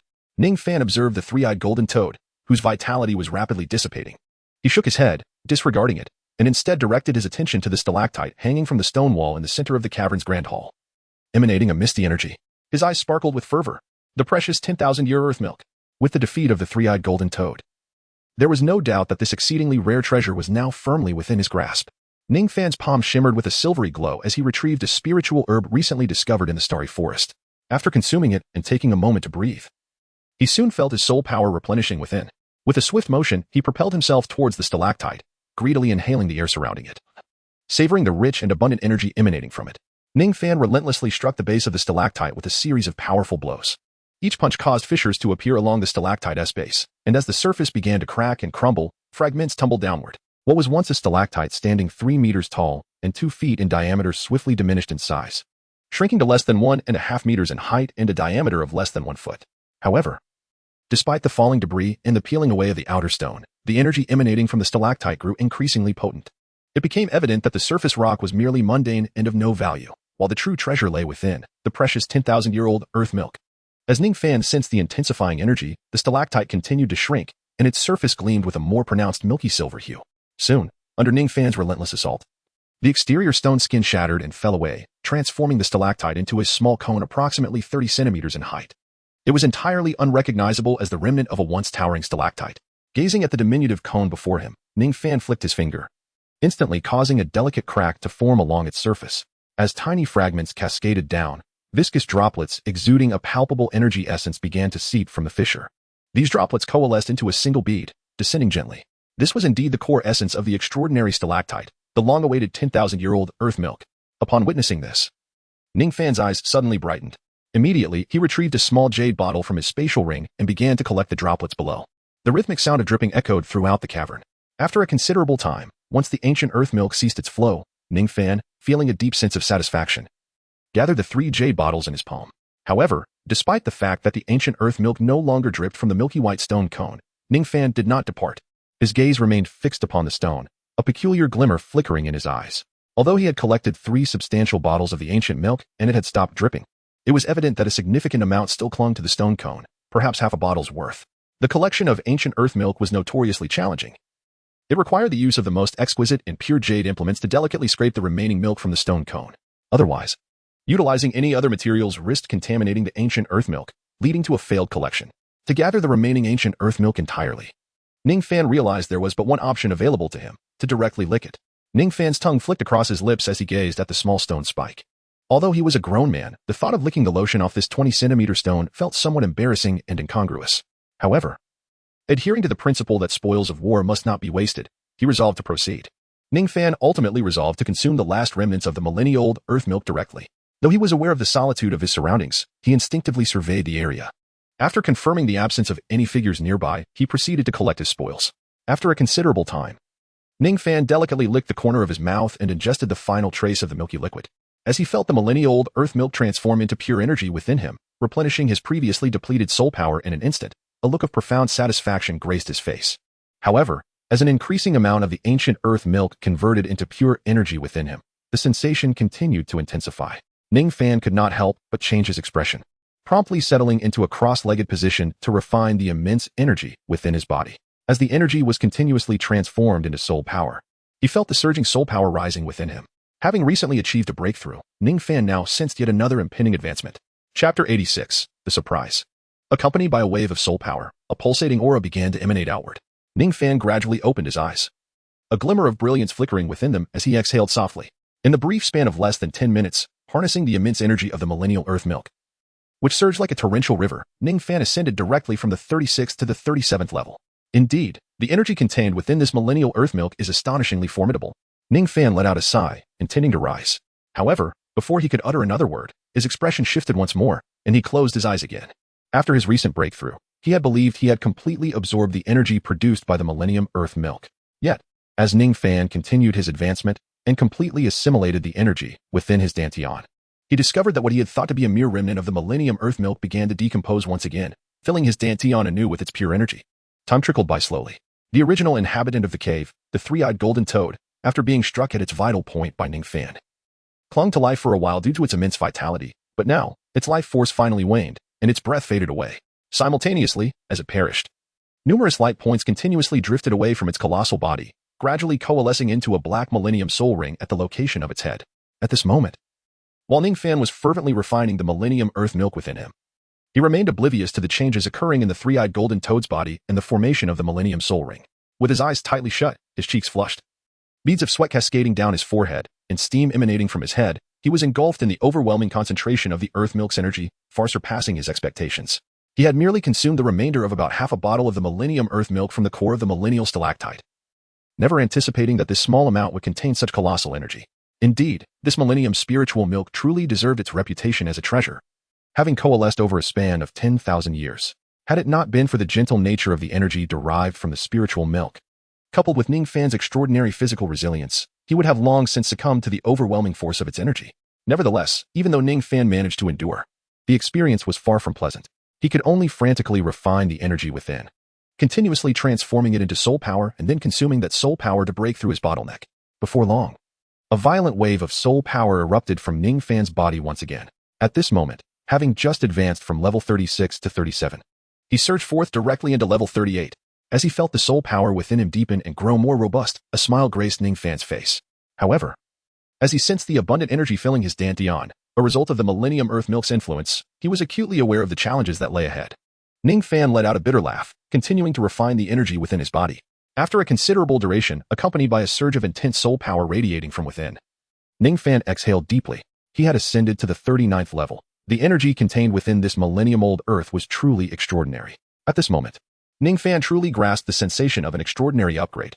Ever since the awakening of this system within him, he had been in a state of remarkable advancement. Previously, during his year at the Seven Treasure Glaze Tile School, he felt that with the aid of the system, he had elevated his soul power level by 10 ranks in merely 1 year, transitioning from a Grand Soul Master to a Soul Sovereign. This was already an exceptionally abnormal rate of cultivation, akin to soaring through the skies.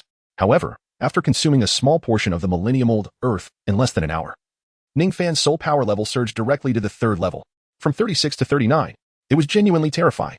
Ningfan shook his head, stretched lazily, and rose to his feet. He surveyed his surroundings, and his gaze soon fixated on the black 10,000-year soul ring formed after the demise of the three-eyed golden toad. He stroked his chin, a hint of regret flickering in his eyes. This was indeed a 10,000-year soul ring. If left unabsorbed, it would dissipate into nothingness after a few hours. However, he was currently only at the 39th level, not yet reaching the 40th, which meant he could not bestow a new soul ring upon his Seven Treasures Glazed Tower. The only option was to allow this soul ring to be absorbed by his Tai Su Ancient Dragon Martial Soul. Yet, if this soul ring were to be absorbed by the Tai Su Ancient Dragon Martial Soul, Ningfan felt that the soul ring, approximately 20,000 years old, was wholly unworthy of his formidable Tai Su Ancient Dragon Martial Soul. In his view, his Tai Su Ancient Dragon Martial Soul deserved a second soul ring that was not merely 100,000 years old, but at the very least, one exceeding 50,000 years. The three-eyed golden toad, which was barely less than 20,000 years old, was something Ningfan regarded with disdain. However, he had another method at his disposal, to consume half a vial of the 10,000-year earth milk, leveraging its immense energy to forcibly break through to level 40. Upon achieving this level, he would be able to absorb the soul ring formed by the three-eyed golden toad into his relatively unimportant Seven Treasures Glazed Tower Martial Soul. Nonetheless, having already relied on the vast energy of the 10,000-year earth milk to ascend 3 levels in quick succession, his internal foundation was exceedingly unstable. Should he attempt another forced breakthrough, it could significantly hinder his future cultivation progress. Moreover, the 10,000-year spiritual milk was exceedingly rare. Ningfan had painstakingly discovered a cave rich with it, vanquished the 10,000-year soul beast, and had only managed to collect less than 3 vials. In truth, the most effective and least wasteful method of utilizing the 10,000-year earth milk was to refine half a drop daily, thereby accelerating his cultivation speed remarkably. While swallowing half a vial would allow him to shatter the level 40 barrier due to the immense energy, it would result in a considerable waste of that energy. Additionally, Ningfan was reluctant to endure the overwhelming sensation he had just experienced when nearly bursting from the energy of the 10,000-year earth milk. Thus, after a moment's hesitation, he gazed at the soul ring formed by the three-eyed golden toad and decided against it. Well, if it's a waste, then so be it. I shall wait a little longer. He shook his head with a sigh, but suddenly his eyes sparkled with realization as a flicker of joy illuminated his face. Lowering his gaze, he spread open his right palm, and with a flash of white light emanating from his palm, a capsule materialized, half red and half white, scarcely the size of his pinky finger. This was the experience capsule he had obtained from the system's reward package after rejecting Ning Rongrong's apology. The effects of this experience capsule were remarkable for soul masters below level 40. Consuming it would allow them to elevate their soul power by a level without any adverse effects. Ningfan gazed at the experience capsule in his palm, excitement shimmering in his eyes. Initially, he had acquired 2 capsules. Out of curiosity regarding their effects, he consumed one, influenced by various other reasons. The remaining capsule had been reserved with the intention of maximizing his benefits, planning to ingest it upon reaching level 39, thereby propelling himself directly to level 40.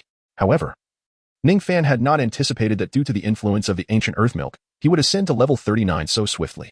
Consequently, he had momentarily overlooked the existence of this extraordinary experience capsule.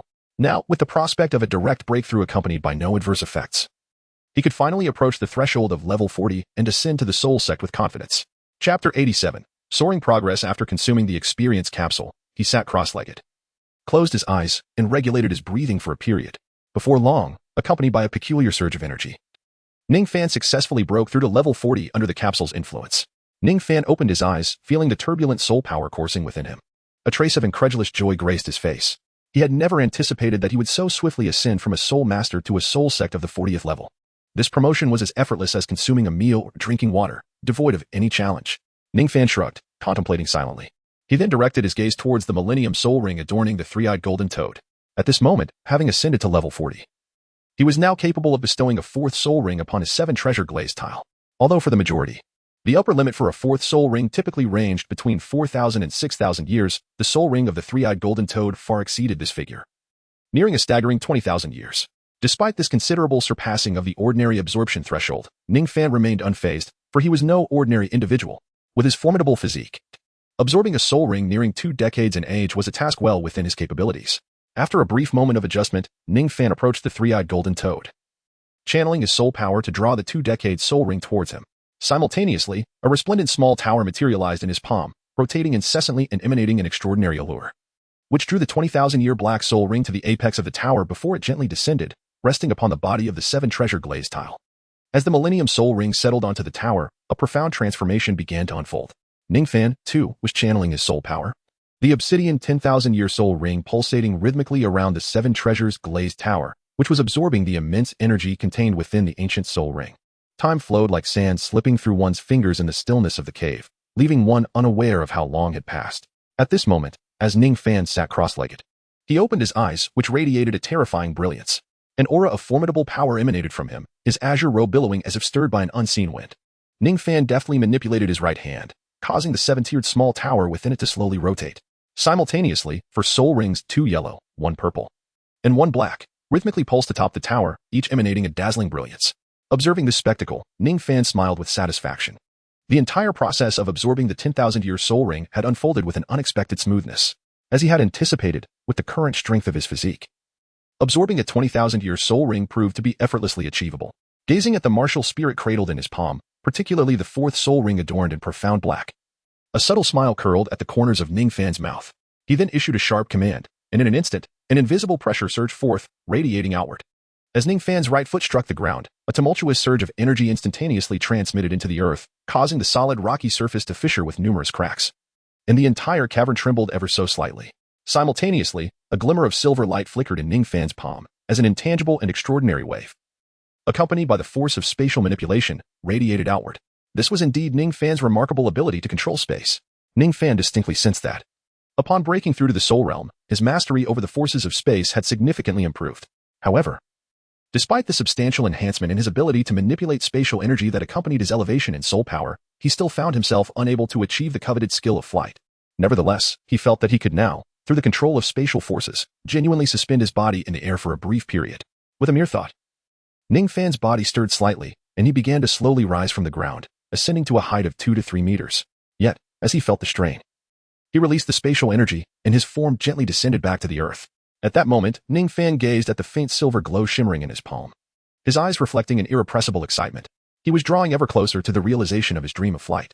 Although he could presently only achieve a fleeting levitation through the manipulation of spatial forces, with the continual advancement of his abilities and a future ascension to the Soul King, both his soul power and control over space would be further enhanced. At that time, the dream of soaring through the skies would no longer remain an illusion. Ningfan's lips curled slightly as he clenched his fists, momentarily suppressing the fervor within his heart. He then felt the surging soul power coursing through his body, accompanied by an omnipresent and terrifying force. After Ningfan absorbed the soul ring formed by the 2,000-year-old soul beast, the three-eyed golden toad, he drew upon its immense energy. After Ningfan transcended the limitations of the 40th level, he ascended to the 41st level, and subsequently broke through once more, achieving the remarkable 42nd level. Now, within less than half a day, he soared from the 36th level Soul Master to the 42nd level Soul Sect. The most significant transformation within Ningfan at this moment, aside from the considerably more robust and abundant soul power coursing through his entire being, is the palpable intensification of the terrifying strength he already possessed, which has now become even more formidable. Ningfan clenched his fist tightly and struck the rock wall before him with a powerful blow. With a resounding crash, debris flew as a substantial crater, over a meter in diameter, was formed by his seemingly diminutive punch. Around the edges of the crater, as Ningfan's energy permeated the wall, spiderweb-like fissures began to radiate outward. Conical stalactites continuously fell from the ceiling, prompting Ningfan to swiftly dodge in alarm. Observing the chaos wrought by his own punch within the cave, he glanced at his fist with a sense of satisfaction. Since his breakthrough to the Soul Sect, his strength had experienced a remarkable surge. Presently, in terms of raw power, he could easily rival Zhao Wujia, who had yet to unleash his martial spirit. If only time could rewind to the day of the entrance examination, with such formidable strength, Ningfan would have no need to evade Zhao Wujia's attacks. He could have engaged in a true melee battle. For Ningfan now, relying on his overwhelming strength, he could contend with Soul Emperors despite being merely a Soul Sect cultivator. The gap of 2 realms between a Soul Sect and a Soul Emperor in terms of power was astonishingly negligible. One need only contemplate this to grasp the terrifying implications. Perhaps it would not be long before Ningfan could serve the Titan Great Ape a taste of roasted gorilla delicacies.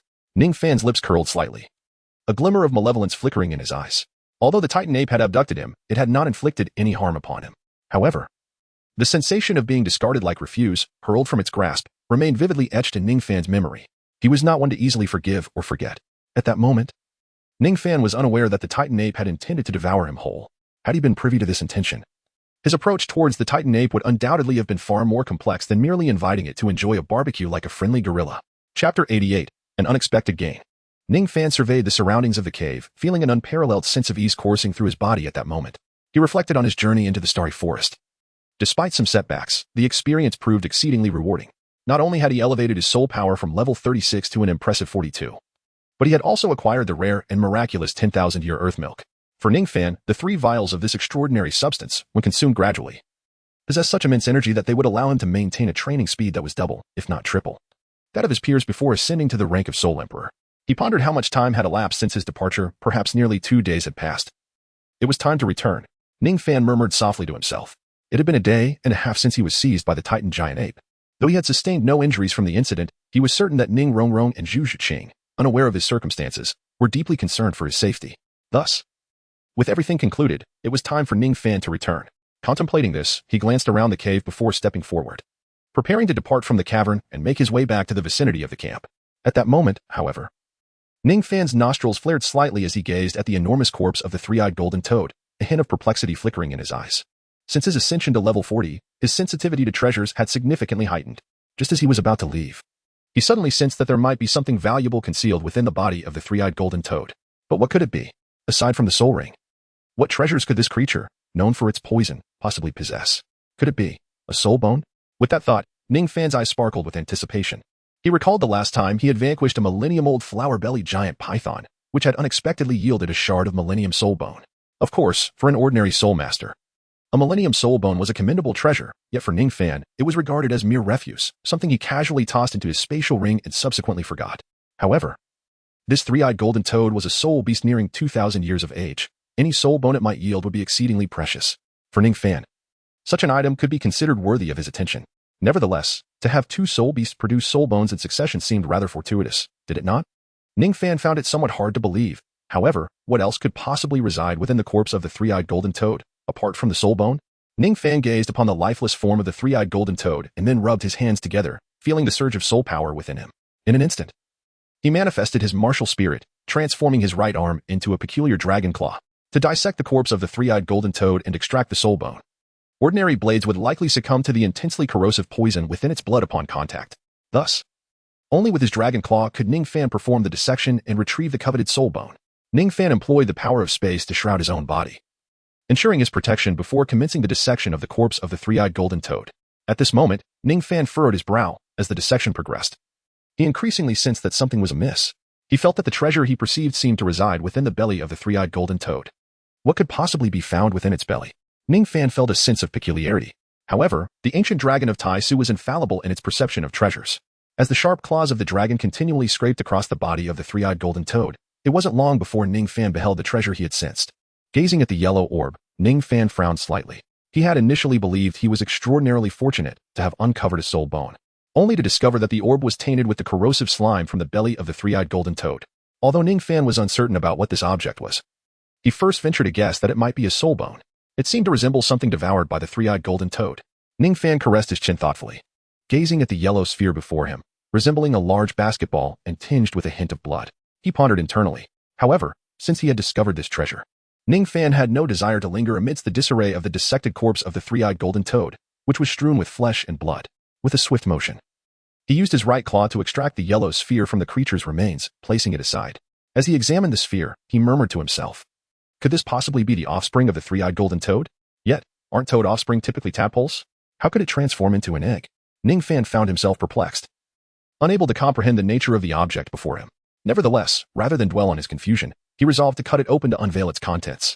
With curiosity etched upon his face, Ningfan swiftly slashed the surface of the sphere, which bore a texture reminiscent of flesh. In an instant, a gaping wound opened, releasing a foul-smelling yellow liquid. He instantly recognized it as the highly corrosive gastric fluid of the 3-eyed golden toad. Observing this, Ningfan's gaze darkened. Although the exterior of the sphere appeared to serve as a protective shell, safeguarding its contents from the creature's digestive acid, a portion of the gastric fluid had nonetheless seeped inside. He hoped fervently that this substance would not ruin his treasure. With a resigned sigh, he manipulated his claw to peel away the sphere's outer layer, eager to discover what lay within. His eyes widened in astonishment as he uttered, filled with strange disbelief. Inside this thing, is it a dog? Ningfan gazed at the creature with 4 limbs inside, blinking in astonishment. He had never anticipated that what he had initially believed to be a treasure was, in fact, a dog. No, this did not seem to be a dog at all. Ningfan scrutinized the peculiar creature before him. In comparison to a dog, its head shape bore a closer resemblance to that of a fox. Ningfan felt a sense of uncertainty regarding the peculiar entity before him.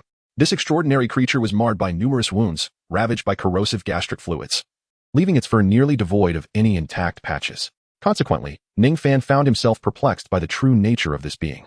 It bore a faint resemblance to both a dog and a fox, yet there appeared to be a distinctive horn protruding from its back. However, these details paled in significance compared to the more pressing question: how long had this enigmatic creature endured within the belly of the three-eyed golden toad? It seemed to be alive still. Ningfan gently lifted the peculiar creature he had discovered within the belly of the three-eyed golden toad. Immediately struck by the faint pulse of life it possessed, his eyes reflecting a shade of disbelief. Chapter 89, Riding the Yellow. Remarkably, this being was still alive. However, its vitality was exceedingly fragile, to the extent that it could not even open its eyes. Although Ningfan had rescued it from the depths of the three-eyed golden toad, without prompt treatment, it would likely succumb to its fate in no time. Ningfan blinked and, upon sensing the faint breath of the diminutive creature in his palm, hesitated momentarily. He then retrieved a soft blanket, gently laying the feeble being on the ground. With a swift motion of his right hand, he revealed a plant adorned with silver veins and 3 leaves that shimmered with a gentle luster. This was the herb he had stealthily acquired from a sacred ground guarded by a millennia-old soul beast while wandering through the starry forest. Ningfan plucked a drop of leaf from the plant, and with a gentle rub of his palm, transformed it into a fine powder. He then carefully poured this powder into the mouth of the 4-limbed creature, followed by a splash of clear water, allowing the mixture to flow directly into the strange being's belly. The creature's will to survive was remarkably intense. Initially, it lay motionless, akin to a lifeless body. However, upon the addition of water, it seemed to awaken to some realization. Its eyelids trembled slightly, as if summoning every last ounce of strength to inch closer to Ningfan's fingers. Witnessing this little creature's struggle for life stirred something within Ningfan. After a moment of contemplation, he flipped his hand, revealing a small silver vial. This was the precious milky substance he had collected, aged for 10 millennia. Ningfan gently probed the peculiar creature's maw with his fingertips, and soon a drop of milky white liquid, emanating an ethereal energy, poured from the jade vial. The liquid dripped from the bottle's mouth and fell into the creature's mouth. As the clear water cascaded down, it directly entered the belly of the strange beast, mingling with the spiritual herbs and earthly milk. In an instant, the once lifeless creature, with a faint breath and on the brink of death, found strength within. It finally opened its eyes, which sparkled like pure gemstones. Despite its unattractive appearance, curled up with a flesh-colored body marred by scars and wounds, and nearly devoid of intact fur, the creature gazed at Ningfan with a pitiful expression, lifting its head with great effort. Ningfan couldn't help but feel an affection for the little beast before him. "Ah, you truly are fortunate to have encountered me here, little one," Ningfan murmured, gently stroking its head. Indeed, had it not been for Ningfan's chance encounter with the three-eyed golden toad and his subsequent discovery of the creature's presence within its belly, it would have faced certain demise. Nevertheless, he pondered, "Are you the treasure I sensed? What extraordinary qualities do you possess?" With a slight furrow of his brow, he regarded the little beast, now freed from its perilous plight. Ningfan was also pondering what unique qualities the small beast possessed that could evoke the perception of the innate abilities of the ancient dragon of the void. Ningfan lowered his head slightly, appearing to ponder. In his perception, the little creature was not particularly powerful. In terms of age, its strength was likely comparable to that of a 3,000-year-old soul beast. The reason for this little beast's presence within the belly of the three-eyed golden toad was quite straightforward. As Ningfan gazed upon the cavernous hall, he observed numerous skeletal remnants of soul beasts excreted by the three-eyed golden toad. Coupled with the rich energy emanating from the ancient earth milk he had sensed earlier in the cave, it became evident to him that this diminutive creature possessed a keen sense of perception. It had detected treasures deep within the cave, yet remained oblivious to the lurking dangers, venturing forth unhesitatingly. Despite its frail strength, the creature delved deeper into the cavern, ultimately falling prey to the three-eyed golden toad that had long safeguarded the ancient earth milk, which swallowed it whole. However, despite its weakness, this creature exhibited a unique quality that set it apart from other soul beasts. Had it been any other 1,000-year soul beast, the corrosive gastric juices of the three-eyed golden toad would have swiftly reduced it to mere bones. Yet, this small beast appeared to possess a remarkable survival instinct, allowing it to linger within the confines of the toad's belly for an extended period, still retaining a glimmer of vitality. This singular trait undoubtedly marked it as exceptional. Moreover, upon closer inspection, Ningfan noticed a faint yellow horn protruding from the back of its head. Initially, he had mistaken it for a misaligned cervical vertebra. With this realization, he gently touched the iridescent horn with his fingers. The moment his fingertips made contact, the creature seemed to react as if stimulated. Its ears, still adorned with traces of white fur, drooped, and its entire body shivered slightly. Observing this, a knowing expression surfaced on Ningfan's face as he withdrew his hand. Rubbing his chin while contemplating the creature nestled in his arms, he began to comprehend its distinctive attributes. Clearly, the subtly raised horn on its back was the defining characteristic of this creature. After retrieving the small beast, which had been tainted with blood and filth from within the three-eyed golden toad, Ningfan nodded slightly. He then poured a bit of clean water over its body, gently cleansing it while meticulously examining its anatomical structure. Before long, he had thoroughly cleaned the small beast. As he beheld it, now devoid of fur and marred by scars, it appeared endearingly peculiar. A smile broke across his face as he finally discerned the species of this soul beast before him, the celestial beast, riding the yellow. With a white body, resembling a fox, and adorned with a horn upon its back, living for 2,000 years, Ningfan gazed at the small creature, peacefully slumbering with its eyes closed, its condition visibly improving at an astonishing rate due to the dual effects of the millennium earth milk and spiritual herbs.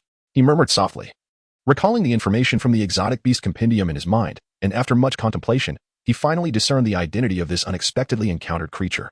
Observing the remnants of white fur and the small horn emanating a silvery sheen from its back, a hint of disbelief flickered in Ningfan's eyes.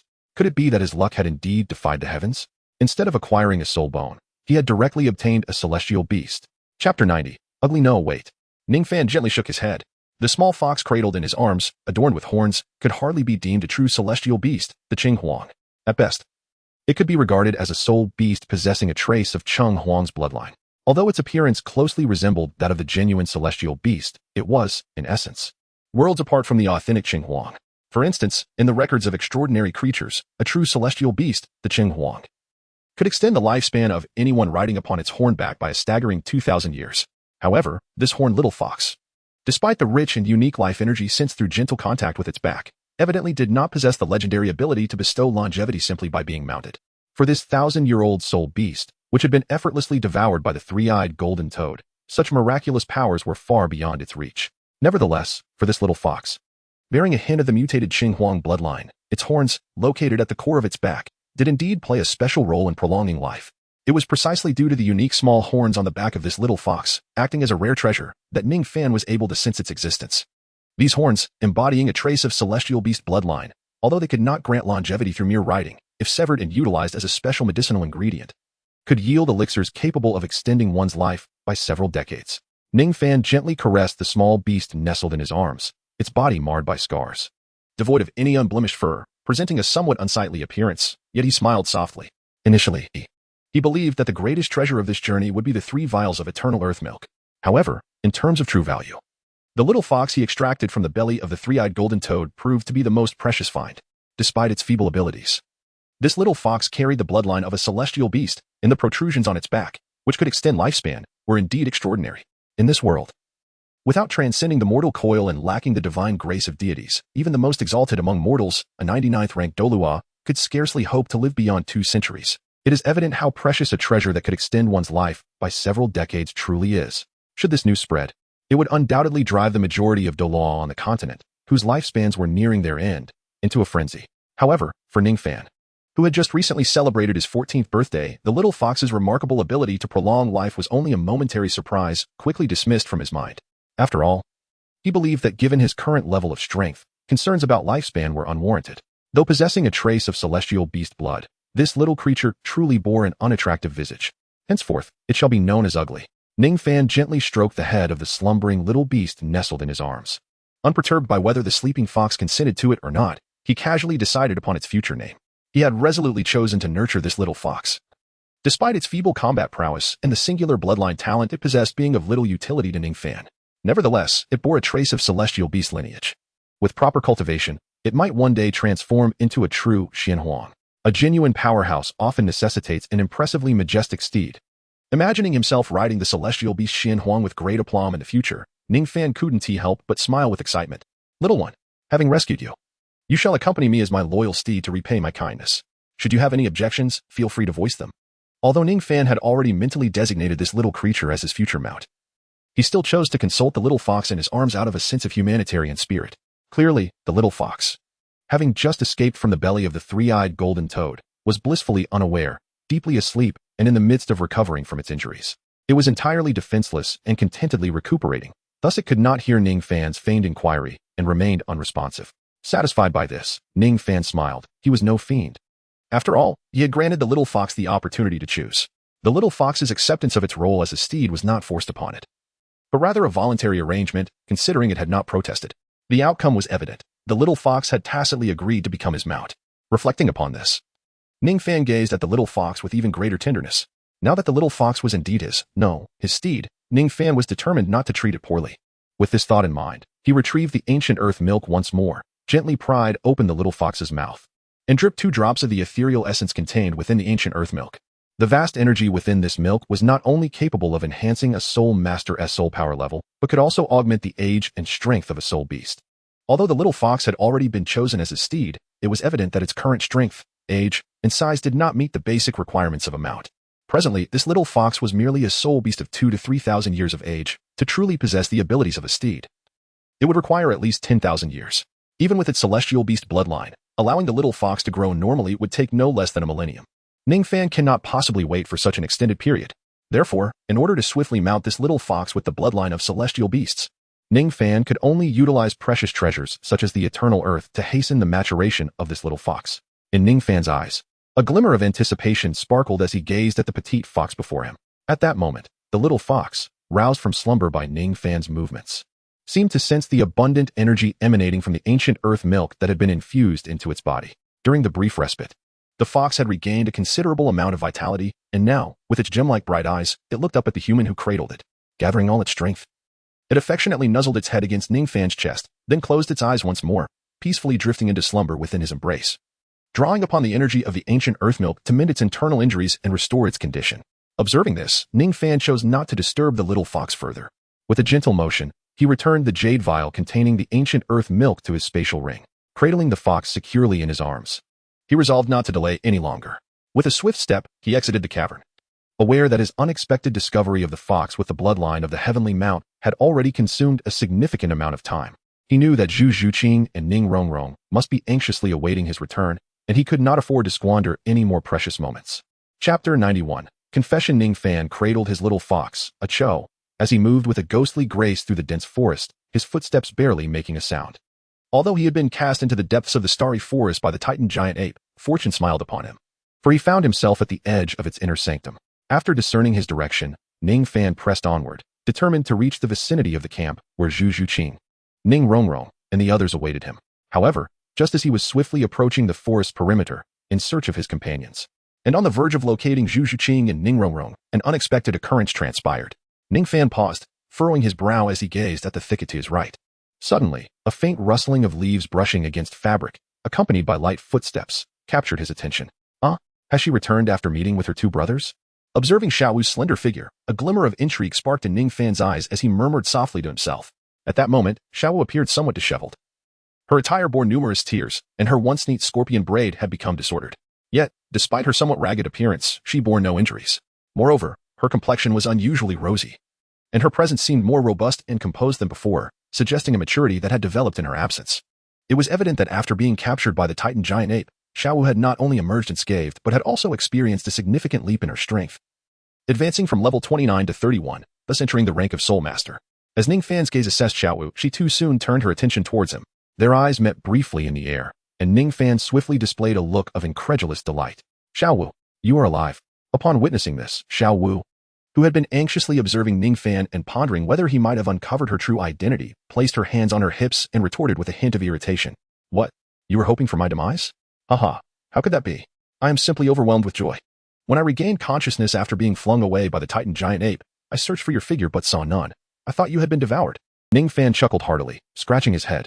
Devoured by Erming? If it weren't for me, Erming would have swallowed you long ago. Xiaowu thought to herself.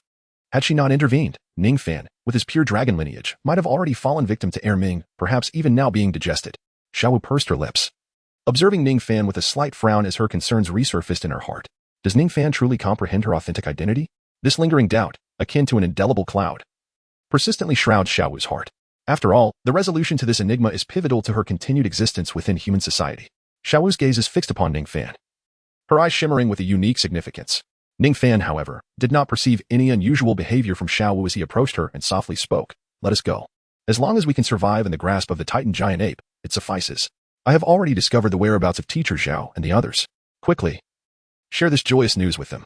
Upon hearing his words, Xiao Wu nodded and promptly fell in step beside Ningfan, her form gracefully leaping as they continued towards Zhu Shiqing, Ning Rongrong, and Zhao Wuji. Soon, Xiao Wu returned to the group alongside him, where everyone was safe and sound.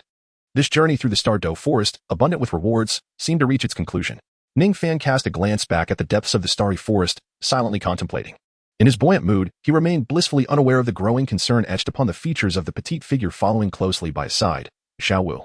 As Ningfan journeyed onward, he keenly observed the traces left behind in his surroundings, while simultaneously relying on the extraordinary perceptive abilities of the ancient void dragon to sense everything around him. Before long, gazing into the distance, a light smile graced his face. He turned to his companion, Xiao Wu, and said, "They are just ahead. Let us hasten our pace." Just as he prepared to propel himself forward with a surge of energy, Xiao Wu unexpectedly grasped his right arm, halting him in his tracks. Xiao Wu, what are you doing? Ningfan furrowed his brow, perplexed by her sudden intervention. After restraining him, Xiao Wu looked up, her eyes glowing with a faint red light. A stark contrast to her usual carefree demeanor. With great seriousness, she regarded Ningfan and, after a moment of contemplation, slowly spoke. Before we meet them, I would like to ask you a question.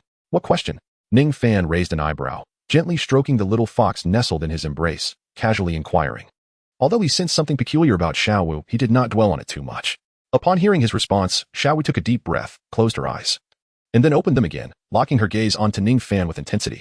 In a hushed tone, she asked, "Do you, by any chance, know my true identity?" At her words, Ningfan's heart skipped a beat, and his hand, which had been caressing the little fox, faltered. He was indeed aware of Xiao Wu's true identity. But how was it that she knew he was cognizant of it? Although Ningfan felt a pang of shock in his heart, his expression swiftly returned to normal, feigning indifference while harboring a hint of curiosity. Oh, true identity. What true identity? Could it be that you, Xiao Wu, possess another identity? Upon hearing Ningfan's response, Xiao Wu remained silent, her gaze fixed intently upon him. At that moment, she already possessed the answer within her heart, despite Ningfan's efforts to maintain a calm demeanor. The fleeting change in his expression did not escape her keen observation. Indeed, as Erming had said, Ningfan, with his pure dragon lineage, had long since uncovered her true identity. Realizing this, Xiao Wu instinctively took a few steps back, widening the distance between them and adopting a wary stance. Her past experiences, coupled with her years of interaction within human society, had made her acutely aware of the immense allure she, as a 100,000-year soul beast, held over humans. Observing the wary glint in Xiao Wu's eyes, a flicker of understanding crossed Ningfan's own gaze. Indeed, Xiao Wu had disowned that he was aware of her identity as a soul beast, but how had she come to this realization? Ningfan found himself in a state of perplexity. With a soft exhale, he gazed at Xiao Wu, who maintained a considerable distance and exhibited a wary demeanor. He shook his head, shrugged, and spoke with a hint of resignation. Very well, I shall confess, I have long been aware of your soul beast identity. However, there is no need for you to be so cautious. If I truly desired your 100,000-year soul beast and soul bone, given the disparity in our strengths, I would have acted long ago. Chapter 92. S-Class Objective. Having uttered these words, he flipped his right hand, and a radiant light coalesced as he summoned his martial spirit. Of course, his release of the 7 treasures glazed tower bore no malicious intent. Rather, it was to demonstrate to Xiao Wu that should he choose to engage her, she would possess neither the strength to retaliate nor the opportunity to flee. Xiao Wu stared in astonishment at the 7 treasures glazed tower, particularly at the 4th soul ring emanating a deep, obsidian glow. Pointing incredulously at the tower, she stammered, "YUVE advanced to Soul Master? Just a few days ago. Your soul power was only at level 36. Xiao Wu struggled to comprehend the scene before her. Though Ningfan had previously exhibited formidable combat prowess, his soul power had not been significantly superior to theirs. Now, she had anticipated a substantial leap in her own strength after her ascension to Soul Sovereign. Yet, before the monster that was Ningfan, despite the considerable gap in their abilities, she had hoped to evade him using her 3rd soul skill, instantaneous movement. However, she could never have imagined that the Ningfan, whom she believed to be merely at level 36, had now ascended to Soul Master. Having absorbed a 4th 10,000-year soul ring, when Ningfan was merely a soul sovereign, his speed and power were already fearsome, even with her instantaneous movement. Xiao Wu was acutely aware of her limited chances against him. After all, her 3rd soul skill only allowed for a short distance flicker, not the so-called instantaneous travel across miles. Now, with Ningfan's elevation to Soul Master, his strength had undergone yet another terrifying enhancement. Xiao Wu realized that, with Ningfan's current capabilities, if he truly wished to attack her, she would stand no chance of escape. Observing the might of his martial spirit, her initial feelings of danger and unease began to subside. After all, she understood that Ningfan, fully aware of his overwhelming advantage, had chosen not to act against her with malice. It was evident that Ningfan was unlike other humans. He seemed indifferent to her identity as a soul beast. With a smile gracing his face, Ningfan caught Xiaowu's gaze. After a moment of contemplation, she spoke in a solemn tone. Did you know my soul beast identity from the very beginning? If you had such assurance, why did you refrain from acting? Surely, you must recognize the rarity and value of 100,000-year soul ring and soul bone. Indeed, I am aware, he replied. However, to me, while 100,000-year soul bone and soul ring are precious, their allure has yet to compel me to commit the act of taking life. I hold a deep reverence for life itself. Ningfan smiled faintly and spoke slowly. Regarding Xiaowu, although with Ningfan's current strength, he could easily eliminate her under such circumstances and acquire her soul bone and soul ring, he could also deftly frame the Titan Great Ape for her murder, leaving no trace for others to uncover. However, for Ningfan, while he could indeed kill Xiaowu, he found no necessity to do so. After all, there was no deep-seated animosity between them. The 100,000-year soul ring and soul bone, though precious, held little allure for someone like Ningfan, who possessed a system, and there was no need to resort to murder for such gains. In summary, Ningfan simply did not wish to take Xiaowu's life. Cherishing life? Xiaowu frowned as she gazed at Ningfan, curling her lip in disbelief. Ningfan had previously employed exceedingly cruel methods against several of her kin, the rabbits, an act that Xiaowu remembered vividly. Since he had long been aware of her true identity, it dawned on her that during their previous dinner, he had deliberately prepared roasted rabbit. His knowledge of her true form, coupled with such actions, was a calculated attempt to disgust her. Xiaowu gazed at Ningfan, her expression tinged with embarrassment, and her thoughts simmered with indignation. Was it merely because she had misunderstood and scolded him a few times? She had later apologized. Yet he retaliated in such a petty manner. Upon realizing all this, her heart seethed with resentment. Recalling the time when Ningfan had forcibly fed her roasted rabbit, she shivered at the memory of the dish's exquisite flavor intertwined with a profound sense of moral conflict. She raised her eyes to meet Ningfan's warm and cheerful smile. And in that moment, she grasped the depths of his cunning concealed beneath his amiable facade. To think he would feed a roasted rabbit. Truly inhumane. Nevertheless, upon understanding the nature of Ningfan's malicious retaliation, Xiaowu felt a sense of relief wash over her. After all, while his vengeance was indeed dark, it was not an act befitting a human being. This realization made her understand that despite his awareness of her true identity and his inclination to toy with her, his actions were devoid of murderous intent. She had not erred. He was genuinely unlike those ordinary humans. As she observed Ningfan, her eyes sparkled with a hint of intrigue. After thwarting Erming's attempt to devour Ningfan and allowing him to escape, she had been plagued by doubts about whether her actions were justified or if she would come to regret them. But now, she had found her answer. She had done nothing wrong. Looking at Ningfan, a glimmer of something unusual flickered in her gaze. He was the first in the human world to recognize her identity and accept her as one of his own. Ding. You have discovered an S-rank target. Xiaowu. Ding. You have gained 20% experience. Ding. You have acquired basic alchemy skills. Ding. Your painting talent has increased by 2 points. Ding. You have received 103 gold coins. Upon hearing the voice echoing in his mind, Ningfan's expression froze, and he regarded Xiaowu with a peculiar look. He instinctively took a step back, creating distance between them. Why was Xiaowu suddenly interested in him? Had he not done anything at all? Although Xiaowu was undeniably beautiful, despite her tender age of 12, with her soft, slender figure complemented by her charming face, she was undeniably a beauty in the making.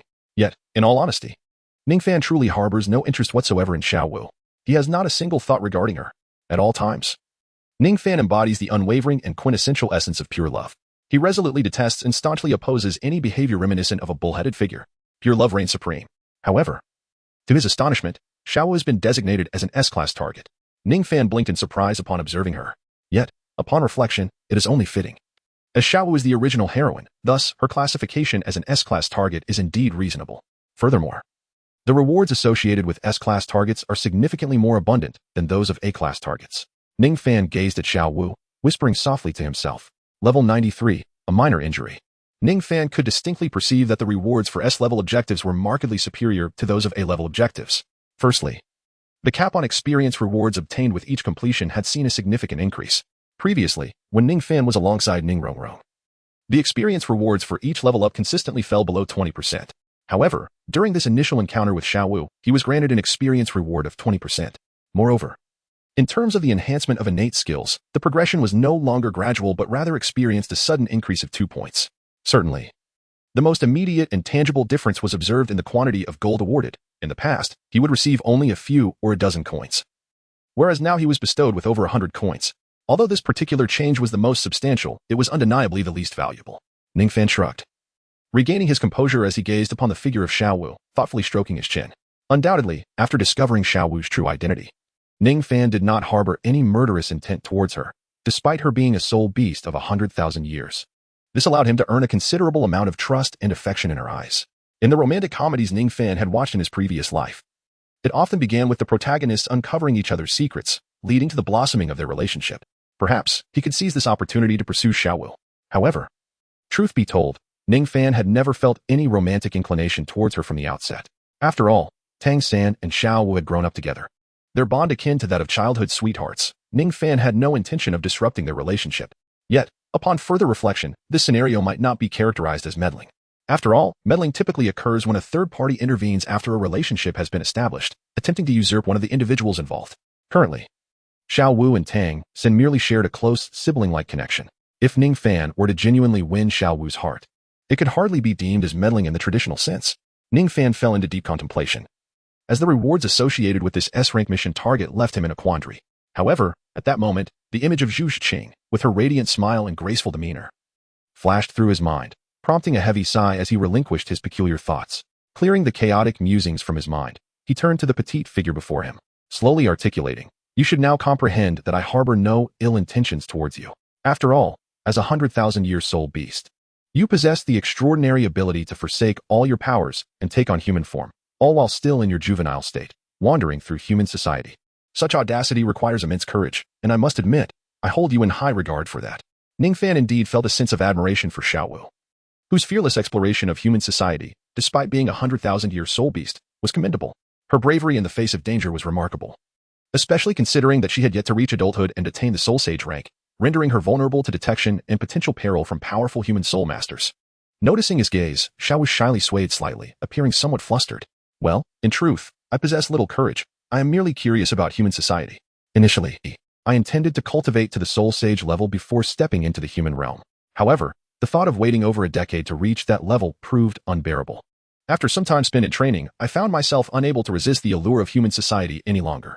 Fortunately, throughout these years, aside from you, who is rather unique, I have not encountered any powerful human soul masters capable of discerning my true identity." After a brief moment of gathering her thoughts, Xiaowu spoke to Ningfan with a leisurely cadence, even displaying a hint of pride. It seemed she reveled in her ability as an unadult soul beast to navigate human society undetected for so long. Observing her demeanor, Ningfan felt a mix of exasperation and amusement. He shot her a sidelong glance and said nonchalantly, "While I commend your bravery, did you not catch my drift? I was merely engaging in polite flattery." Taken aback, Xiaowu's smile faltered at his words. "Have you not heard the saying that bravery without wisdom is folly? Should you reflect on why you acted so recklessly, venturing into human society without a thought for the risks involved, especially at such a young age while still striving for the soul sage rank? Instead of recognizing the folly of your actions, you seem to take pride in your luck, much like a mouse concealing itself. In many respects, you are rather foolish," Ningfan remarked with a weary sigh, rubbing his forehead. "You." Xiaowu's eyes widened in indignation at Ningfan's bluntness. Yet, despite her irritation, she found herself at a loss for a rebuttal. Deep down, she understood that her actions had indeed been somewhat foolish. "Enough of this foolishness. It matters not to me. I only offered you a piece of advice out of goodwill. Whether you heed it is of no concern to me. What intrigues me now is how you came to know that I was aware of your true identity." Ningfan squinted slightly, directing a question towards Xiaowu. At that moment, Xiaowu exhaled sharply, glared at him, and then slowly articulated her thoughts. "Of course. It was Ming who informed me." "Ming?" Ningfan inquired, his tone laced with confusion. He was well aware of who Ming was, the colossal titan ape. How could such a simple-minded, brawny creature possess knowledge of this matter? Noticing Ningfan's puzzled expression, Xiaowu misinterpreted his confusion, believing he was unaware of Ming's true nature. With her arms crossed, in a huff, she declared, "Ming is the titan ape that captured you earlier. He is, in fact, my companion. He revealed to me that you possess pure dragon lineage, which likely means you have sensed my true identity. That is why I inquired whether you were aware of who I am." Upon hearing this, Ningfan nodded, finally grasping why the titan ape had seized him. However, as he gazed at Xiaowu, who stood with her arms folded and neck arched in a proud manner, it was evident she was relishing this moment. Despite frequently finding herself outmatched by Ningfan, her demeanor was unmistakably clear. "Though I may not be able to defeat you, I have a beast backing me. You witnessed its prowess. It could easily handle you. I suggest you tread carefully and refrain from treating me this way in the future." Ningfan effortlessly understood the veiled threat she conveyed. He narrowed his eyes slightly, aware that he was more inclined to yield to gentler approaches. "You truly fail to comprehend your position, don't you? Soon we shall return, but consider this. Being captured by the titan ape surely left you with some injuries. Returning unscathed would raise suspicions. For your own sake, I believe you ought to bear a few minor wounds." He chuckled and added, "Wouldn't you agree, Xiaowu?" With hands clasped, he produced a sound of cracking knuckles, a genial smile gracing his face. Yet, to Xiaowu, the smile was akin to that of a devil. As Ningfan approached, his fist radiating an aura of terrifying power, Xiaowu's eyes widened in fear, prompting her to step back. You intend to strike me? How could you? I'm a girl, she exclaimed, panic evident in her expression as she waved her hands in protest. Oh, does being a girl exempt you from being struck? Besides, I'm not intending to harm you. I merely wish to bestow upon you some superficial injuries that will not arouse suspicion, Ningfan replied, his smile unwavering. Ningfan twisted his neck and flexed his wrist joints, observing the gentle smile on Xiaowu's face as it gradually morphed into something sinister with their approaching proximity. This little rabbit dared to threaten him, completely oblivious to the peril she was in. Today, he would allow her to experience the might of his iron fist. As Ningfan drew closer, poised to strike, Xiaowu, stricken with fear, repeatedly retreated in her attempts to escape. Ningfan's fist was something Xiaowu had encountered before. She could hardly bear to imagine that if that fist truly struck her delicate, fragile form, it would surely take half her life. Xiaowu was engulfed in terror. You can't do this. Oh. At that moment, as she observed Ningfan continuing to speak while stepping backward, she suddenly lost her footing. A small stone on the ground tripped her, causing her to fall unceremoniously onto the ground, rubbing her rear, just as she lifted her gaze. She saw the shadow of a fist descending toward her head, filling her with dread. In an instant, she shut her eyes tightly, wrapped her arms around her head, and shouted, You can't do this. I am your savior. Oh, your savior? Ningfan's fist halted just before her smooth forehead. The fierce wind generated by his punch causing a few strands of Xiaowu's dark hair to flutter wildly. Feeling the force, her entire body trembled involuntarily. And with her eyes still closed, she stood frozen in place, resembling a frightened little rabbit. In truth, he had no intention of actually striking her. His aim was merely to intimidate her, to effectively curb her arrogance. However, amidst this intimidation, he seemed to have caught wind of something unexpected. Yes. I am your savior.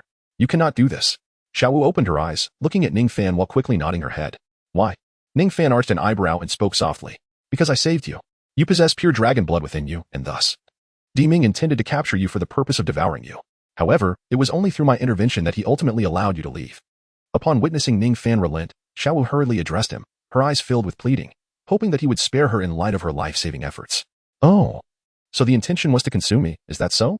Ningfan let out a soft sound, lifting his gaze towards the depths of the starry forest. His eyes narrowing slightly, and a dangerous smile tugging at the corners of his mouth. Upon seeing the smile on Ningfan's lips, Xiaowu shuddered.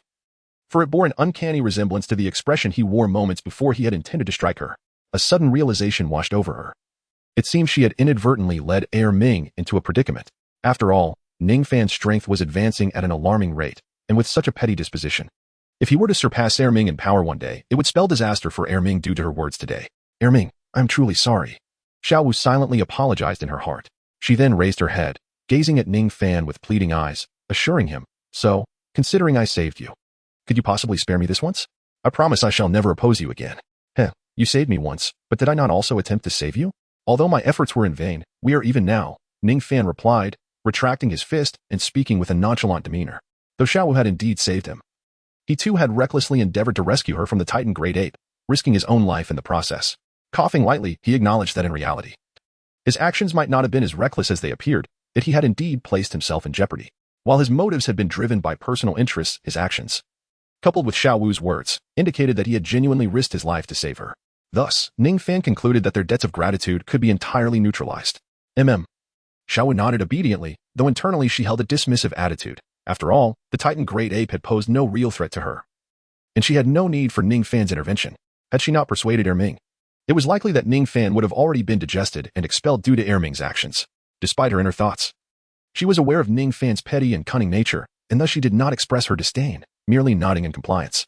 Yet, beneath her seemingly indifferent exterior, another thought lingered. She had to concede that it was not she who had saved Ningfan, but rather he who had rescued himself. For when she was captured by the Titan Great Ape, it was Ningfan who had rushed to confront the beast, striving to protect her. This profound act of bravery stirred her deeply, compelling her, despite the risk of exposing herself, to continue urging Ming to spare Ningfan. However, Ningfan remained oblivious to the deeper sentiments residing within Xiaowu's heart. Had he been aware, he might have felt a tinge of embarrassment, perhaps even flushing slightly. All right. Let us return. They should be just ahead, and we have lingered too long. They must be quite worried about us. We ought not to waste any more time. Ningfan said gently, clearing his throat as he addressed Xiaowu. Xiaowu nodded again, standing up and brushing off her backside, refraining from saying more. Just as they prepared to depart, Xiaowu inadvertently noticed an object cradled in Ningfan's arms, piquing her curiosity. In the tension of the earlier moments, She had subconsciously overlooked the small fox in his embrace, but now, seeing it, she inquired, "You are holding an injured thousand-year soul beast?" "Yes. This soul beast appears to have a somewhat unique bloodline, though it looks rather unattractive at the moment," she noted, peering down at the creature in Ningfan's arms. "This little fellow was extracted from the belly of a 20,000-year soul beast. I intend to raise it and have named it a Cho," Ningfan replied softly. "A Cho? What an unpleasant name. Moreover, it is a female, is it not? If she wakes up and hears you call her that, she might become quite upset." "It's surprising that you would take in such a soul beast," Xiaowu remarked, wrinkling her nose as she scrutinized Ningfan, seemingly reevaluating him. Ningfan shrugged indifferently. "All right, let's not waste any more time. Let's go." With that, he cradled the small fox in his arms and took a leap, swiftly darting away. Chapter 95. Reunion. After traversing a dense forest, Ningfan soon spotted the familiar figures of Shrek Academy's members, whom he had not seen for nearly 2 days. "Who is it?" Zhao Wujie, standing guard, cast a cold gaze in a particular direction. His spirit power surged due to his inadequate strength. 2 students had already been captured, and he could not allow any further mishaps. "Hee, Teacher Zhao. It's us." A soft, teasing laughter emerged from the depths of the forest, followed by 2 figures that everyone recognized, dashing into view, Ningfan and Xiaowu. "Ningfan, Xiaowu." The group gasped in surprise and hurried towards them. Ning Rongrong was the first to reach Ningfan, wrapping her delicate arms tightly around him. Her beautiful, slightly swollen eyes glistened with tears as her small face buried itself in his embrace. "Ningfan, I thought you were done for." "What do you mean done for? Little girl. Do you wish for my demise? You should say that you believed I would return safely." Ningfan teased gently, noticing the ominous tone in Ning Rongrong's words. No. That Titan great ape was incredibly strong. After it captured you, I was so worried." Ning Rongrong realized her words had sounded grim and quickly looked up to clarify. However, the joy of Ningfan's sudden return left her momentarily speechless, struggling to articulate her thoughts. "All right, I understand your concern. I was merely joking." Ningfan affectionately patted Ning Rongrong's head, chuckling softly. He then turned his gaze to Zhu Xing, who stood before him, her expressive eyes filled with a peculiar emotion. She stared at Ningfan, seemingly wanting to say something, but ultimately only nodded slightly and said, "As long as you are safely back." After speaking, she attempted to step back, wishing to leave Ningfan and Ning Rongrong to their reunion. However, at that moment, Ningfan seized Zhu Xing's right arm. Looking into her cold yet delicate face, and with a playful blink, said, "After escaping death, is that all you have to say to me? Frankly, I'm a bit disappointed." Zhu Xing was taken aback by his words, and upon noticing the mischievous smile on his face and the unmistakable gaze directed at her, she instinctively lowered her head, her cheeks flushing slightly, her previously icy voice softening. "What would you like me to say? Perhaps something expressing your concern for me, or how much you missed me." "A big hug to soothe my rattled heart would be splendid," Ningfan replied with a cheeky grin. Zhu Xing's blush deepened, contrasting beautifully with her fair complexion, rendering her irresistibly enchanting. Observing this, Ning Rongrong, who was still in Ningfan's arms, furrowed her brow. Yet, she had made up her mind to reclaim Ningfan from Zhu Xing. Ningfan had just escaped danger, and this was not the time for petty jealousy. Thus, Ning Rongrong merely huffed softly, choosing not to voice her thoughts. She tightened her embrace around Ningfan, as if to assert her claim. The surrounding onlookers were captivated, their expressions filled with envy as they observed Ningfan. "Why is it that a handsome support-type soul master like me has no female admirers?" Oscar lamented, watching the 2 girls encircling Ningfan with admiration. On the other side, Ma Hongjun shared Oscar's sentiments, expressing admiration for Ningfan's charm. Meanwhile, Xiaowu, observing the scene, couldn't he help but scoff inwardly, muttering, "What a flirt." At that moment, Tang San, who had just completed absorbing the magic spider's soul ring and integrating the external soul bone, opened his eyes to see Xiaowu. He rushed over, concern etched on his face. "Xiaowu, are you hurt? Let me see." Upon confirming that she was uninjured, he sighed in relief. "Thank heavens. You 2 were captured by the Titan great ape and still managed to return unscathed." Zhao Wujie, witnessing their safe return, patted his chest, a relieved smile breaking through his previously serious demeanor. After all, Ningfan was no ordinary student. He was a prodigy of the 7 Treasure Glazed Tile School, with the potential to become a titled Douluo in the future. The thought of such a talent being captured by a soul beast was alarming. Had he not returned safely, Zhao Wujie had contemplated resigning from Shrek Academy and fleeing. Fortunately, Ningfan had proven himself lucky, surviving the encounter with the terrifying Titan Great Ape. "Apologies for worrying everyone." Ningfan smiled at the group, his gaze sweeping across them. "By the way, Ningfan, Xiaowu, how did you manage to escape the clutches of the Titan Great Ape? Could you enlighten us about what transpired?" Zhao Wujie inquired, curiosity piqued. Before Ningfan could respond, Xiaowu, having prepared her narrative, stood beside him, reflecting the relief of surviving a harrowing ordeal. "We're not entirely sure what happened. The Titan Great Ape grabbed us and dashed into the forest. Not long after, we heard a roar that sounded like a bull from another direction. The Titan Great Ape seemed startled, glanced at us, and then tossed us aside. We were both knocked out, and when we woke up, it was gone. We then made our way back through the forest together to find you. Oh, a bull's roar? What kind of bull could elicit such a response from the Titan great ape? Never mind. What soul beasts lurk in the depths of the Stardow forest is of no concern to us. The important thing is that you both returned safely, Zhao Wujie remarked, his brow furrowing slightly. You two are quite fortunate to have survived an encounter with such a fearsome soul beast, Oscar added, recalling the Titan great ape's fearsome visage. Indeed. I feel quite lucky. After being thrown aside, I was dazed and fainted. When I came to, I unexpectedly found myself at level 30. With Ningfan's help, I managed to hunt down a 1,000-year soul beast and absorb its essence. Now, I have successfully reached level 31, Xiao Wu recounted with excitement. Xiao Wu, with a composed demeanor, fabricated a plethora of lies as she addressed the crowd. At that moment, Ningfan shrugged. Xiao Wu's enthusiastic explanation certainly spared him considerable effort. Indeed, he nodded in affirmation of her words. Chapter 96. The Incompatibility of Desires. You are already at the 31st level? Ma Hongjun gulped, astonished by Xiao Wu's youthful visage. Tang San, at 32, had already attained the rank of Soul Master, setting a record for the swiftest breakthrough in Shrek Academy. To his surprise, the slightly younger Xiao Wu had also reached the same rank at this moment. Upon hearing this, Zhao Wujie was equally taken aback. What? You have also broken through to Soul Master? By how much are you younger than Tang San? Xiao Wu replied, approximately a few months younger than him. Zhao Wujie's eyes widened in disbelief. The record established by Tang San was swiftly surpassed by Xiao Wu. However, both Tang San and Xiao Wu had broken through to Soul Master at the tender age of 12, suggesting that in terms of talent in cultivating soul power, Xiao Wu was not to be underestimated. Suddenly, Zhao Wujie recalled Ningfan and turned his gaze toward him. As per Zhao Wujie's knowledge, Ningfan was around 14 years old and a 36th level Soul Master. Based on his cultivation speed, he likely broke through to Soul Master at approximately 12 as well. With this thought, Zhao Wujie felt compelled to impart a sense of urgency to Ningfan. He cleared his throat and said, Kid, do you feel any sense of urgency? Although they may not match your combat strength, they are about to catch up to you in terms of soul power. He gestured towards Tang San and Xiao Wu, hoping to provoke Ningfan, this arrogant youth who had never heeded his commands, into understanding the reality of the competition. Though you possess extraordinary talent, remember that there are others equally formidable. Oh, is that so? Ningfan smirked, displaying a nonchalant attitude. Seeing this, Zhao Wujie's brow furrowed, as if he wanted to say more. However, Xiao Wu, glancing at Ningfan, continued softly, Teacher Zhao, in fact, Ningfan has already broken through to Soul Zone. Soul Zone? Of course, I know he is a 36th level Soul Zone, Zhao Wujie replied, dismissively. But then realization struck him, and he looked at Xiao Wu in shock. Soul Zone? Xiao Wu, what did you just say? This kid has already broken through to Soul Zone? How is that possible? Hee, my luck was quite fortuitous. On our way back, Xiao Wu and I accidentally stumbled upon a unique valley, where a 10,000-year soul beast guarded a special treasure. After defeating that soul beast and consuming the treasure, alongside absorbing the 10,000-year soul ring, I directly broke through to level 40, Ningfan explained simply to the crowd. As he spoke, a radiant spectrum of color shimmered from his palm, where the 7 treasures glazed tower materialized, adorned with 2 yellow, 1 purple, and 1 black soul ring swirling around it.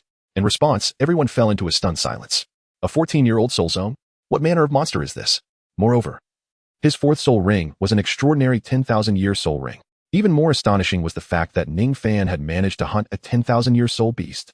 The strength of a soul master was already extraordinary, capable of slaying such formidable foes. Now that he had ascended to Soul Zone, one could only imagine the extent of his power. Zhao Wujie stared at the soul rings in Ningfan's palm, utterly dumbfounded. At that moment, he pondered whether he should be more generous and set aside past grievances to forge a better relationship with Ningfan. After all, even as a soul master, Ningfan had exhibited combat prowess comparable to that of a soul king. Now, having advanced to Soul Zone, it was conceivable that his combat ability rivaled that of a soul emperor. Though the gulf between Soul Emperor and Soul Saint was vast, this 14-year-old lad might not yet be able to surpass Zhao Wujie. However, given Ningfan's rapid ascent in strength, if Zhao Wujie continued to suppress this arrogant youth, it wouldn't be long before he surpassed him. Furthermore, this young man seemed to possess a keen sense of awareness. Having come to this realization, Zhao Wujie's gaze softened considerably as he patted Ningfan's shoulder warmly. Originally, I intended to use their progress to spur you on in your cultivation, but it appears you have already broken through to Soul Zone. It seems I need not worry about your training at all. Haha, splendid. Just luck, just luck. Ningfan shrugged, offering a modest smile. Why wasn't it me who was captured by the Titan giant ape? My luck is truly dismal. Ma Hongjun lamented, a pained expression on his face as he looked at Xiao Wu and Ningfan. At this moment, aside from Ning Rongrong and Zhu Shiqing, it seemed all the other male students had reached the 30th level, while he hadn't even touched the threshold. Watching Ningfan and Xiao Wu return unscathed after being captured by the Titan giant ape, and even benefiting from the ordeal, only fueled his envy. Had he been the one taken, perhaps he too would have reached level 30 by now. Oscar, save you? If you were captured by the Titan giant ape. With your physique and strength, I dare say any soul beast deep within the Douluo forest could swallow you whole. Don't even think about us finding you. By the time we did, you'd likely be a mere meal for the soul beasts, Oscar scoffed, looking disdainfully at the daydreaming Ma Hongjun. Besides, when Xiao was taken, it was Ningfan alone who dared to charge forward and intercept the Titan giant ape. Hiki, with that in mind, would you have had the courage to do the same, fatty? Oscar regarded Ningfan with a hint of admiration before continuing to mercilessly mock Ma Hongjun. Rendered speechless, Ma Hongjun was acutely aware of the overwhelming despair the Titan giant ape exuded. Though he had held back a bit, he had not pursued. Not only him, but even Zhao Wujie, a soul saint, had refrained from engaging. Only Ningfan had dared to confront the Titan giant ape. Upon hearing Oscar's words, nearly everyone cast admiring glances at Ningfan. At that moment, Zhao Wujie fell silent for a moment, looking at Ningfan with a serious expression. While I admire your courage and character displayed at that moment, I must say, though it may sound harsh, I hope that if you ever find yourselves in such a situation again, you will wisely choose to retreat and not throw your life away unnecessarily. In Zhao Wujie's eyes, when faced with a being as formidable as the Titan giant ape, their current strength would not suffice to effect any meaningful resistance. They could only strive to minimize losses. Understood. However, sometimes, just as one cannot have both fish and bear's paws, reason and emotion cannot coexist either. Ningfan nodded, seemingly reflecting as he spoke slowly. In truth, Ningfan feared death and was averse to making senseless sacrifices. The reason he had rushed out to save Xiaowu was that he already understood the relationship between her and the Titan giant ape. Thus, there was no real danger in his actions. However, if other formidable soul beasts or powerful entities had captured Zhu Zhuqing and Ning Rongrong, Ningfan was uncertain. At that moment, whether he could guarantee absolute rationality. Upon hearing Ningfan's words, the crowd fell silent for a brief moment. Chapter 97. I apologize. Ningfan, I am truly grateful to you. Thank you for escorting Xiaowu all the way back from the depths of the Douluo forest. You saved Xiaowu. At this moment, Tang San grasped Ningfan's hand tightly, his face filled with gratitude. For Tang San, ever since the mysterious disappearance of his father, Xiaowu had become his only family. Yet, Xiaowu was taken from before his very eyes by the Titan great ape, vanishing into thin air. The moment he lost Xiaowu, Tang San felt as if the sky was about to collapse. Fortunately, in the end, Ningfan brought Xiaowu back before him. Whether it was during Ningfan's prior battle against the Titan great ape, where he bravely intervened to confront the beast that had abducted Xiaowu, ultimately becoming entangled and captured himself, or at this moment, where Ningfan navigated the perilous depths of the Douluo forest to escort Xiaowu back safely. It left Tang San at a loss for words on how to express his gratitude to Ningfan. This debt of gratitude was beyond measure. Should there ever be a moment when my assistance is required, I, Tang San, will never decline. Tang San held Ningfan's hand firmly, his expression earnest with appreciation. At this time, Ningfan observed Tang San's demeanor, cleared his throat softly. He had always been indifferent towards Tang San. Moreover, he was not fond of holding hands with men, especially not with such intensity. Ningfan cleared his throat softly, discreetly withdrawing his hand. In truth, he felt no profound sense of indebtedness towards Xiaowu, nor did he particularly care for Tang San's gratitude. After a moment of contemplation, he merely waved his hand, subtly declining Tang San's expression of thanks. My act of saving Xiaowu stemmed from my affection for her akin to that of a sister, hence, there is no need for gratitude. Upon hearing this, Tang San furrowed his brow. The intentions of Ningfan were evidently clear, rendering any expression of gratitude unnecessary. However, considering such a profound favor, disregarding it as Ningfan suggested left Tang San with a sense of unease. Indeed, brother, there is no need for thanks, for he possesses lofty aspirations and is not easily impressed. At this moment, Xiaowu had returned to the group. Her earlier timidity instilled by Ningfan's formidable punch now replaced by renewed boldness. Upon witnessing Tang San's fervent expressions of gratitude towards Ningfan, who nonchalantly declined, Xiaowu felt a surge of indignation on behalf of Tang San. She promptly pulled him back, glancing at Ningfan with a scoff. Thus, Ningfan found himself once again at the receiving end of this spirited rabbit's rebuttal. Ningfan's eyes narrowed slightly, exuding a dangerous glint as he gazed at Xiaowu. In that moment, Xiaowu, feeling the intensity of Ningfan's stare, trembled involuntarily, seemingly recalling the formidable power of his iron fist. Instinctively, she wanted to shield her head and crouch defensively. However, considering the multitude of onlookers, she realized that Ningfan would surely refrain from striking her. Thus, she gradually summoned her courage and boldly returned his glare without hesitation. In Ningfan's eyes, a glimmer of light flickered as he pondered how to teach a lesson to this oblivious rabbit, who believed that returning to the crowd would guarantee its safety. Xiaowu, how can you behave this way? It was Ningfan who saved you. Quickly apologized to him. At that moment, Tang San, pulled back by Xiaowu, immediately reprimanded her without hesitation upon hearing her words. Well, what? You want me to apologize to him? Xiaowu exclaimed, her eyes wide with disbelief. It was she who had stood up for Tang San, daring to confront Ningfan despite the risk of being reprimanded. Yet Tang San insisted she apologize to him. Tang San, upon hearing this, nodded earnestly. Impossible. He didn't save me. I won't apologize. Xiaowu crossed her arms defiantly, her stubbornness flaring up as she huffed. Oh? Ningfan glanced at Xiaowu and then at Tang San, whose expression had darkened, a sly smile curling at the corners of his mouth as an idea formed. It's all right. Xiaowu is right. She does not need to apologize to me. I truly did nothing. Our survival was merely a stroke of luck. Ningfan shook his head gently, offering words of persuasion to Tang San. Xiaowu, it seems I have been too indulgent with you, allowing you to act petulantly at such a time. Observing Xiaowu's demeanor and hearing Ningfan's understanding words, Tang San's expression darkened further as he scolded her. Indeed. It was Ningfan who truly rescued you from the Titan Great Ape. However, he risked his life to save you, ultimately being captured by the Titan Great Ape. Moreover, without Ningfan's protection, how could you have safely traversed the perilous depths of the Douluo forest and returned here? Tang San spoke slowly, his voice heavy as he looked at Xiaowu. In his view, having just reached the Soul Master level, Xiaowu would not have made it back safely without Ningfan's escort. Furthermore, according to Ningfan, they had encountered a 10,000-year soul beast on their return journey. Without Ningfan by her side, Xiaowu would undoubtedly have faced grave danger. Thus, in Tang San's eyes, although Ningfan had not directly saved Xiaowu from the Titan Great Ape, his companionship throughout the journey was a life-saving grace. Yet here was Xiaowu, still sulking over past misunderstandings, unwilling to acknowledge Ningfan's life-saving kindness and refusing even a simple apology. This left Tang San deeply disappointed, feeling that his upbringing of Xiaowu had been a complete failure. Xiaowu, apologize. Tang San commanded once more. I did nothing wrong. Xiaowu stood tall, stubbornly asserting her position. Although she appeared confident, her heart was filled with grievances. She had done nothing amiss. Ningfan was never indebted to her for saving her life. Rather, it was she who saved him. Had she not persuaded Erming, it is possible that Ningfan would have been devoured whole. However, she could not reveal this truth, as it implicated her true identity. She could not simply declare that the Titan Great Ape was, in fact, a close companion of hers, and that its presence here was merely to seek her out for a visit. Within the Douluo forest, she was entirely free from peril. If she were to utter such words, the others would likely deem her to be evading responsibility, her mind fraying and fabricating tales. Thus, although Xiaowu felt a deep sense of injustice, she stubbornly held on to her beliefs, resolutely refusing to apologize to the tyrant Ningfan. Absolutely not. Apologize. Tang San reiterated in a grave tone. As his words hung in the air, Xiaowu, who had intended to continue her defiant stance, was suddenly met with a sigh, one that emanated from Zhao Wujing. At that moment, Zhao Wujing regarded Xiaowu with a shake of his head and a furrowed brow, his expression a portrait of disappointment. It was not only Zhao Wujing. The rest of the Shrek team shared the same sentiment, their gazes laced with unspoken disappointment. To them, Xiaowu resembled a child who had erred yet remained obstinately unrepentant.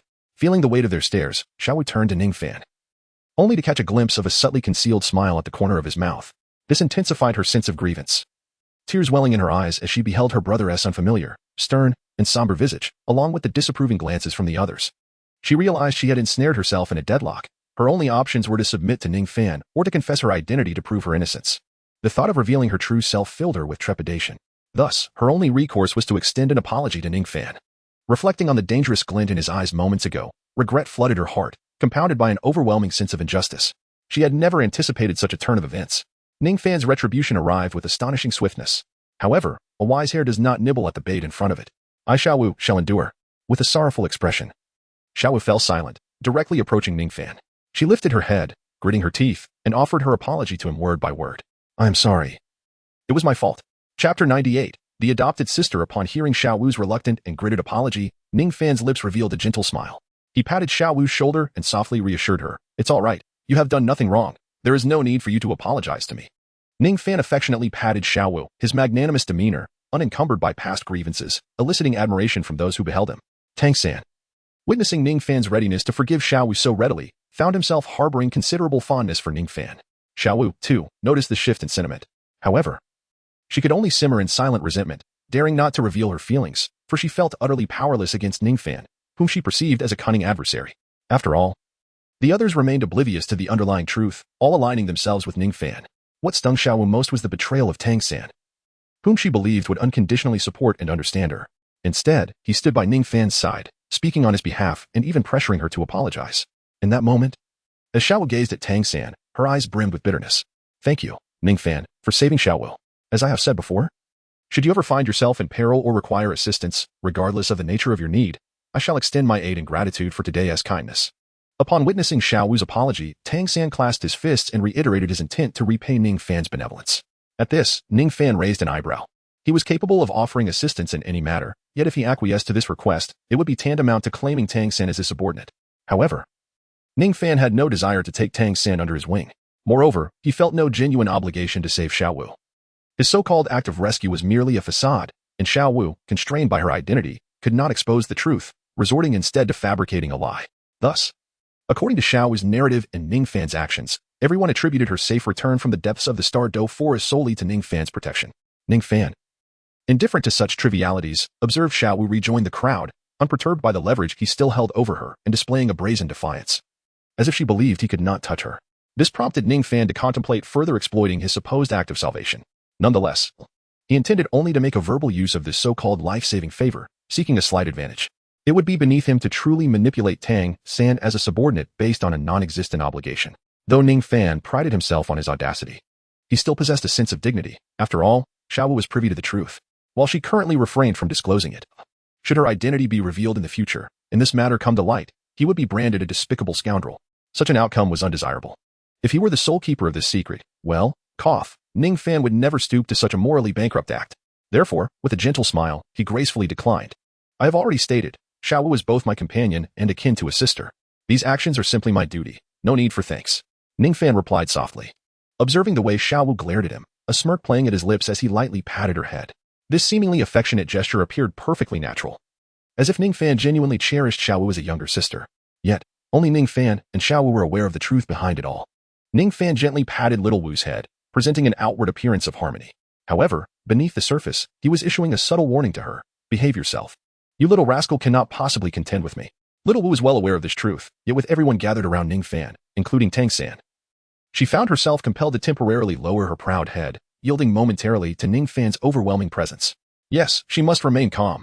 With her head bowed, Little Wu incessantly urged herself to maintain composure. Thus, this scene unfolded before the eyes of all present.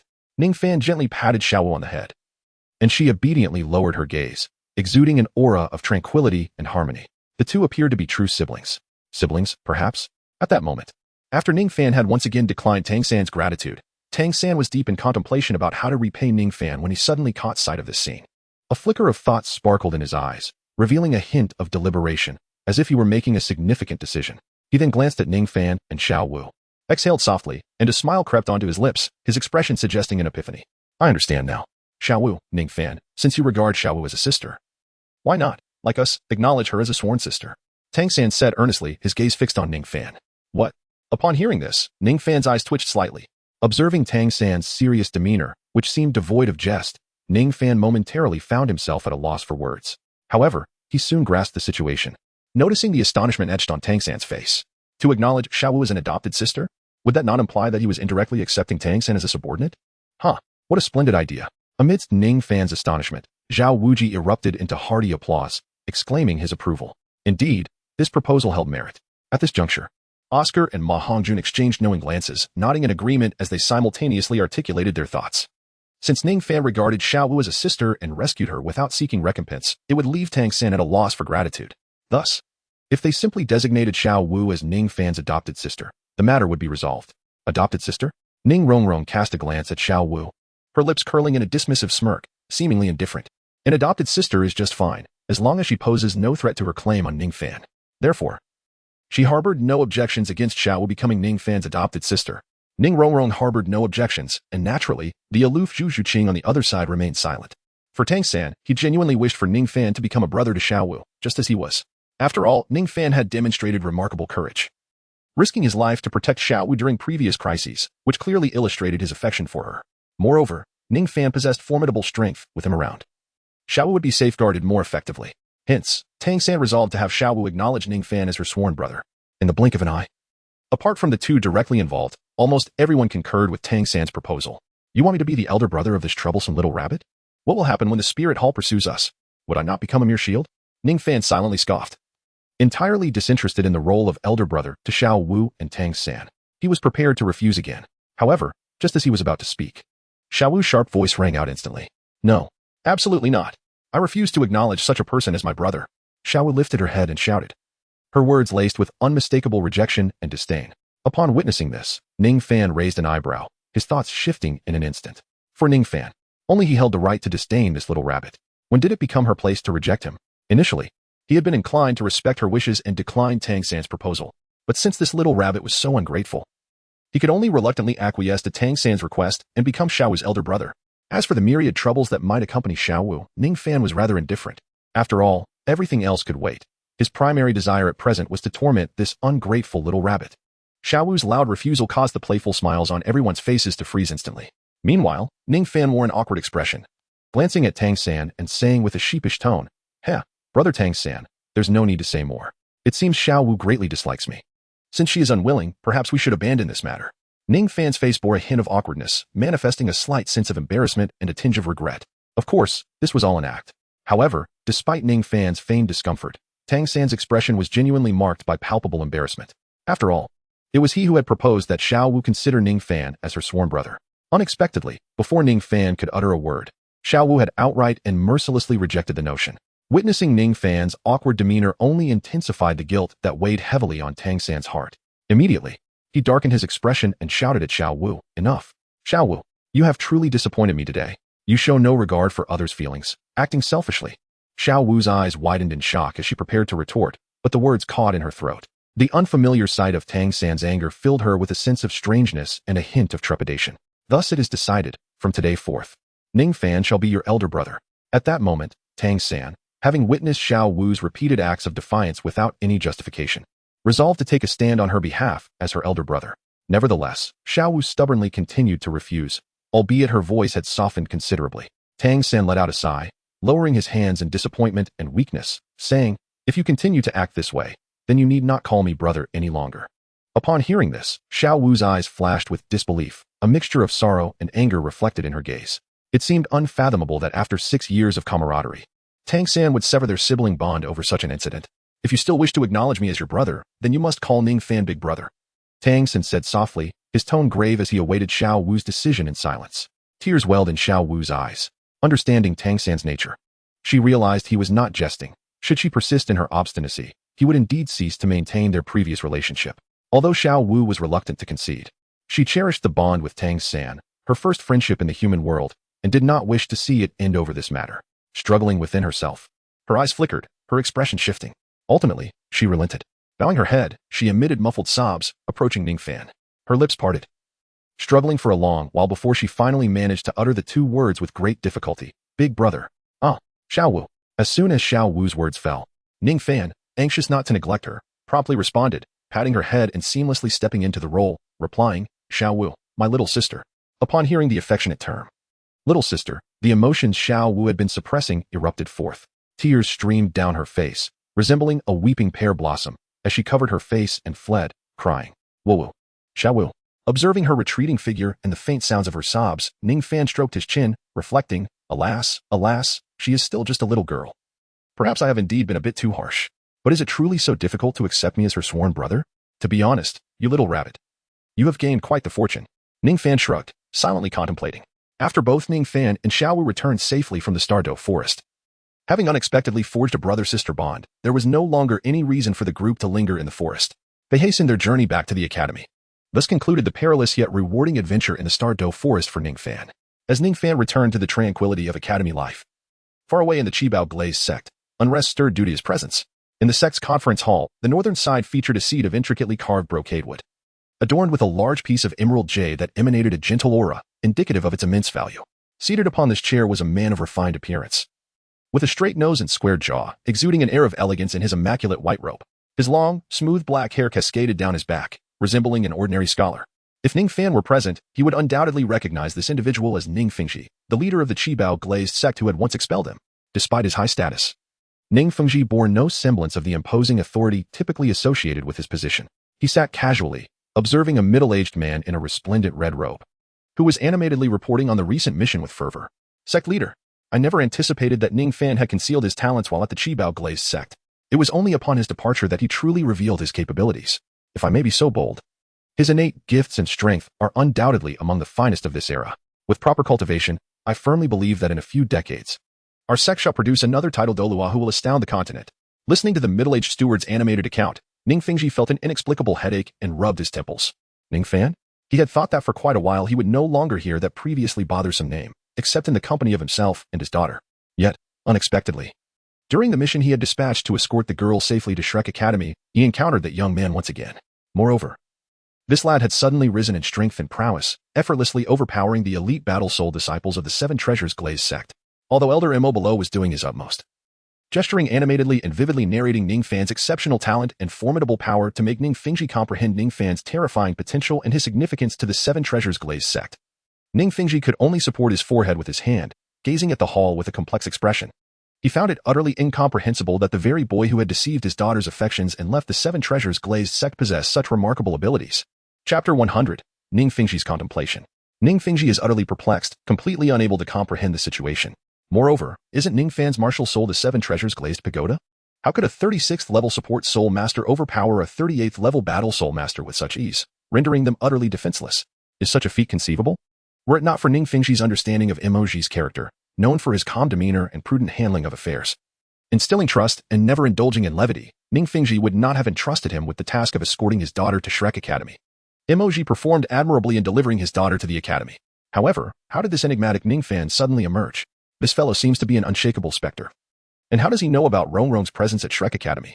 Furthermore, how has he transformed into such an extraordinary individual? Ningfingji vividly recalls that during the soul power assessment of the sect disciples the previous year, Ningfan's soul power level was merely around 20. In the illustrious Seven Treasure Glazed Tile sect, teeming with exceptionally gifted disciples, he hardly made an impression in terms of talent. Were it not for his close association with Ning Rongrong, Ningfingji doubts he would even remember Ningfan's name. Yet, how is it possible that in just over a year, this young man has remarkably ascended from level 20 to 36? An increase of 16 levels in a year? An average enhancement of 1 level every half month? Is such a feat conceivable? Could it be that he had concealed his soul power level within the sect all along? Ningfingji, feeling a headache, rubbed his temples. As the leader of the Seven Treasure Glazed Tile School, he often dealt with intricate matters. Yet he found himself somewhat bewildered by the current situation. However, it wasn't so much confusion as it was disbelief. After all, this was simply too outrageous. The schoolmaster, the dean of Shrek Academy, had met with one of his subordinates, expressing his intent to take good care of the two prodigies from the Seven Treasure Glazed Tile School, while also entrusting a letter to be delivered to you. At this moment, Steward Mo flipped his right hand, and a flash of white light revealed a pale yellow envelope, neatly sealed and containing the letter. He stepped forward respectfully to present it to Ningfingji. Ningfingji examined the envelope, his gaze flickering with curiosity. Without hesitation, he tore it open and began to read the letter inside, absorbing the information meticulously. His countenance shifted through expressions of surprise, joy, disbelief, and ultimately, a hint of awkwardness. After finishing, his expression returned to calm, and, under the curious gaze of Steward Mo, he discreetly stored the letter in his spatial soul tool. With a soft sigh, he exhaled deeply. According to the information conveyed in Flinder's letter, Ningfingji had come to accept the startling emergence of Ningfan. This young man possessed a twin martial soul? Ningfingji murmured in astonishment. Flinder's letter also indicated that, apart from the Seven Treasure Glazed Tile, Ningfan must possess another martial soul. In truth, Flinder had not directly revealed this information. He was intensely curious about Ningfan's second martial soul and had used the pretext of providing targeted guidance to inquire about what it might be. From Flinder's perspective, as the leader of the Seven Treasure Glazed Tile School, Ningfingji surely knew what this powerful and unique martial soul was. Ningfingji discerned Flander's intentions from the brief lines presented. However, he was evidently unable to satisfy Flander's curiosity. At this moment, Ningfingji remained in a state of bewilderment regarding Ningfan. He was unaware that Ningfan possessed a dual martial soul constitution, let alone the intricate details of Ningfan's other martial soul. Yet, how could Ningfan be a dual martial soul? From Ningfingji's understanding, those with the exceedingly rare dual martial soul constitution invariably possessed innate full soul power. How could Ningfan, a soul master with innate level 6 soul power, possibly be a dual martial soul? Was there a mistake during the martial soul awakening ceremony? Could such a thing truly be miscalculated? Perhaps his second martial soul awakened later? Countless possibilities swirled in Ningfingji's mind. He shook his head in resignation, despite his inability to comprehend Ningfan's sudden and extraordinary transformation. The emergence of a dual martial soul within a disciple of the Seven Treasures Glazed Tile School was undoubtedly monumental news for the sect. After all, as the sect leader, Ningfingji was privy to certain obscure secrets of the continent. He was acutely aware of the current Pope, Bibidon, who led the Martial Soul Hall, steadily expanding its influence amidst the two great empires, and who also possessed a dual martial soul. Observing the continental dynamics and the state of the Soul Master world, Ningfingji noted that, under the current stability maintained by the two empires and the Martial Soul Hall, no wars had erupted. and there were no apparent conflicts among the major factions. It was a time of tranquility. Yet, he sensed that beneath this prolonged surface of peace, turbulent currents were brewing, and a colossal wave was forming, poised to engulf the entire continent in the near future. Even the Seven Treasures Glazed Tile School, one of the three upper sects, might not emerge unscathed from this impending tide, should the crisis arise, and if the Seven Treasures Glazed Tile School could acquire another formidable warrior, it would undoubtedly be a boon for the sect. Ningfan's dual martial soul, with a growth rate surpassing that of ordinary soul masters, could be nurtured with the sect's abundant resources, potentially allowing him to break through to Douluo before the continent's situation drastically changed. At this moment, a pleasant smile graced Ning Fengji's face. Although Ningfan's sudden and significant transformation left him utterly astonished, he recognized, as Elder Mo had articulated, that this event was indeed a tremendous fortune for the Seven Treasures Glazed Tile School. Reflecting on the encounter with the dispirited youth over a month ago, when he had advised him to leave the sect and his daughter, he furrowed his brow, despite believing he had approached the matter with great consideration. Speaking in a congenial tone without coercion, Ningfan ultimately departed from the Seven Treasures Glazed Tile School, the place he had called home for so many years. Due to his counsel, Ning Fengji reminisced about the time when Ningfan obstinately rejected the spatial soul guide he had prepared for him. Suddenly, a thought struck him. What if Ningfan harbored resentment towards the Seven Treasures Glazed Tile School and refused to return? He almost forgot. This young man has affections for Rongrong, so that concern need not trouble me. At this moment, Ning Fengji recalled his daughter, and his heart felt at ease. In his view, Ningfan held a deep affection for his daughter. Even after departing from the Seven Treasures Glazed Tile School, he had somehow managed to discover Rongrong's whereabouts, following her all the way to Shrek Academy. If Ningfan were to feel discontent or resentment towards the Seven Treasures Glazed Tile School due to his own circumstances, this issue could easily be resolved by having his daughter persuade him a few times. Ning Fengji smiled, naturally coming to a realization. Chapter 101, Shuqingha. After confirming Ningfan's talents and strength, Ning Fengji had already regarded Ningfan as his future son-in-law. After all, Ning Rongrong also held affections for Ningfan. Ning Fengji considered himself to be a relatively open-minded parent. The reason for his previous opposition to the relationship between the two was due to his rather stern measures that ultimately tore them apart. This was primarily based on two significant factors. On one hand, the rigid rules of the Qibao Glazed sect stipulated that a soul master with an auxiliary martial soul must have a partner who possesses a battle martial soul. On the other hand, Ningfan, despite his decent appearance, displayed rather mediocre talent. Furthermore, both he and his daughter were auxiliary soul masters, incapable of safeguarding her. Thus, in the interest of his daughter's well-being, Ning Fengji felt compelled to intervene. Now, with Ningfan demonstrating extraordinary talent and combat strength that far surpassed the typical elite youth, Ning Fengji believed that this dual martial soul wielder, who was likely to ascend to the rank of Douluo in the future, had completely earned the right to be his daughter's partner. Suddenly, Ning Fengji seemed to recall something, his brow furrowing once again as he inquired of Elder Mo below him. When you sent someone to test Ningfan's strength at the soul fighting arena, did it create a significant disturbance? Elder Mo was momentarily taken aback, unsure of Ning Fengji's intentions behind the question. However, he quickly grasped the situation, his expression turning somewhat awkward as he replied softly, "Yes, it was indeed considerable." He nodded emphatically. That young man's performance in the arena should have spread far and wide by now. In truth, the commotion was not merely considerable. It had effectively detonated the entire venue. After all, the clash between two soul sovereigns had nearly obliterated the soul fighting platform, which even formidable soul masters found challenging to damage. Is that so? Ning Fengji mused, gazing at the distant mountains beyond the grand hall, a hint of concern flickering in his eyes. Alas, Elder Mo, you have always been prudent in your actions. How did such a significant uproar arise? Ningfan is young and impulsive, acting without regard for the consequences. Did you not consider this? He sighed heavily, addressing Elder Mo with measured words. Given Ningfan's currently displayed terrifying combat prowess and soul power level, he was undoubtedly a prodigious talent.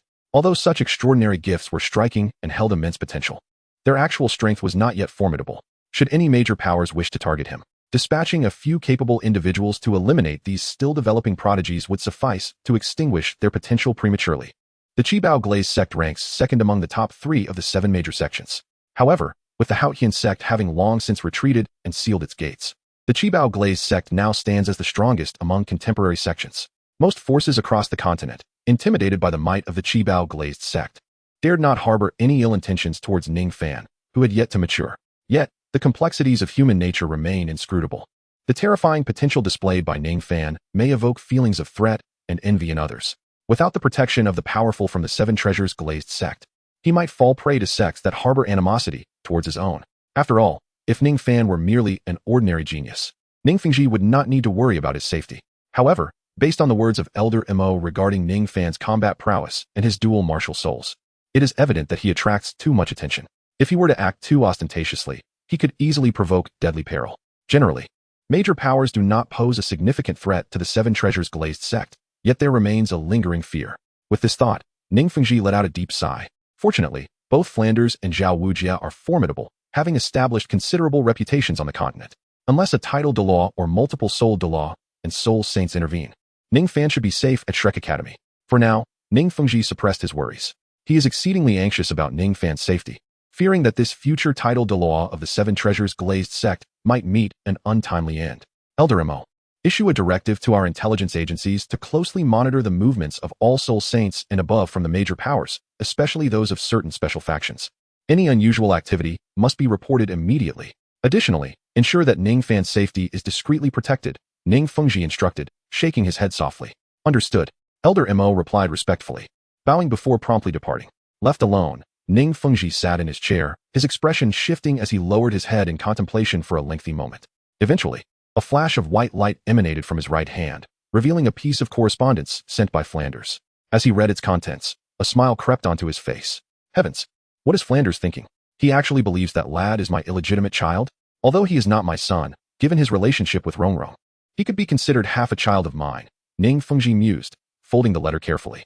But how should I reply to Flanders? A hint of frustration crossed Ningfengji's face as he pondered over the letter. The majority of Flanders' inquiries revolved around Ningfan. However, Ningfengji's deepest impression of Ningfan was limited to his remarkable abilities and his charming words that won over the heart of his little witch. Beyond that, despite being a disciple of the Seven Treasures Glazed sect for many years, Ningfengji realized that he likely knew less about Ningfan than Flanders, who had spent only a few days with him. Thus, he found himself at a loss for how to respond to most of Flanders' questions. While uncertain about how to craft his reply, Ningfengji was reluctant to reveal his ignorance of Ningfan. After all, as the sect master of the Seven Treasures Glazed sect, admitting his lack of knowledge would be quite embarrassing. Never mind, I shall simply reply with a top-secret designation, he concluded, exhaling helplessly. Just as he prepared to rise from his seat, Elder Mo re-entered, accompanied by a young man dressed in elegant robes, exuding an air of nobility. Upon entering the hall, the young man stepped forward, his expression warm and inviting, clasping his hands in greeting. After bowing respectfully to Ningfengji, he looked up and, with a hint of playful reproach, said, "Master, you have deceived me quite thoroughly. When I last inquired if there were any talented youths from the Seven Treasures Glazed sect with whom I might be acquainted, you claimed that the current generation is rather mediocre and that none would catch my eye. Had it not been for a piece of information I unexpectedly obtained from Soto City, I would have remained in the dark thanks to you." His demeanor was polite, and although his words bore a slight grievance, he maintained his composure and grace, emanating a gentle and refined aura that suggested his distinguished status. Moreover, his address of Ningfengji as master made it clear that he was none other than the crown prince of the Tiando Empire and Ningfengji's proud disciple, Shueqinghe. Chapter 102. The fox's lick. As the gentle morning sun rose, the distant sky revealed a soft pearly glow. The warm sunlight dispelled the darkness, bathing the earth in light and rekindling the vitality of a new day. At this moment, atop the roof of Shrek Academy, Ningfan sat cross-legged, meditating and absorbing the pure and rich energy of the morning. Several days had passed since their return from the Stardow Forest. Just as Ningfan recalled, the day after their return, the master, Tang San's teacher, arrived at Shrek Academy to initiate a rigorous training regimen for everyone. Of course, what was dubbed devil training was merely so for the others. For Ningfan, whose physique transcended ordinary limits, the master's so-called devil training was child's play. The notion of running long distances while carrying heavy stones was a trivial challenge. While others were on the verge of collapse, Ningfan remained invigorated. By the end of the training session, he not only bore the weight of his own stones, but also carried the combined weight of Rongrong, Zhu Zhuqing, and even Xiao Wu, a total of several hundred pounds, without breaking a sweat, completely unfazed by the burden. Such extraordinary capabilities left the master, witnessing Ningfan's terrifying performance for the first time, nearly speechless. In the days that followed, the master continued to increase Ningfan's load, even fastening iron rings weighing nearly 100 pounds around his legs and waist, attempting to push Ningfan's limits without hindering his movement. In the past, such a burden might have tested Ningfan's limits as a soul master, but now, having advanced to the rank of soul sect at level 42, such weights were far from sufficient. Thus, for several consecutive days, within the meticulously crafted and grueling training devised by the master, the participants found themselves utterly exhausted. Yet, amidst the fatigue that left others feeling like mere dogs, Ningfan remained in a state of effortless ease. After accomplishing the formidable objectives set forth by the master, he managed to both relax and assist Zhu Zhuqing and Ning Rongrong, alleviating some of their burdens. Reflecting on Ning Rongrong, Ningfan felt a sense of astonishment. Throughout the days of rigorous training, he had anticipated that she would falter, perhaps revealing her little witch temperament. However, her performance surpassed all expectations. According to Ningfan's observations, each time Ning Rongrong teetered on the brink of collapse, she would glance towards Zhu Zhuqing, who was steadfastly persevering. In that moment, an indomitable spirit surged within Ning Rongrong, kindling a mysterious strength that propelled her forward once more. This revelation unveiled a different facet of Ning Rongrong, a fierce stubbornness that lay beneath her surface. While such tenacity enabled this pampered little witch to endure the master's grueling regimen, it also led Ningfan to feel a sense of pride in her maturation. Nevertheless, he harbored a tinge of concern regarding her obstinacy and unyielding demeanor. After all, the roots of Ning Rongrong's defiance and determination were deeply intertwined with Ningfan himself, a fact he was acutely aware of. Ningfan often felt that Ning Rongrong's obstinate disposition might eventually lead to some undesirable consequences for him. He closed his eyes in tranquility, striving to empty his mind of distractions. Breathing in the refreshing and crisp morning air, he attuned himself to the lingering energies that permeated the surrounding world. Ningfan sat cross-legged, engaging in the practice of breath control. Simultaneously, his hands shimmered with an almost imperceptible silver glow as an unseen force gradually enveloped him. Soon, a wondrous transformation occurred in the space above his head. There, invisible currents flowed, creating an unseen vortex that spun incessantly, exuding a formidable gravitational pull, ceaselessly drawing in the energies of heaven and earth from the surroundings. In an instant, the concentration of these energies around Ningfan surged several-fold. Savoring the rich infusion of this energy, Ningfan's lips curled into a subtle smile, tinged with a sense of triumph. The spatial power of the ancient void dragon had indeed become increasingly effective. After ascending to the soul sect, his mastery over spatial force had significantly advanced. However, this enhancement did not enable him to traverse the air. Instead, it allowed him to discover that during his cultivation, he could manipulate spatial energy to gather the drifting energies of heaven and earth around him, thus accelerating his absorption and cultivation speed.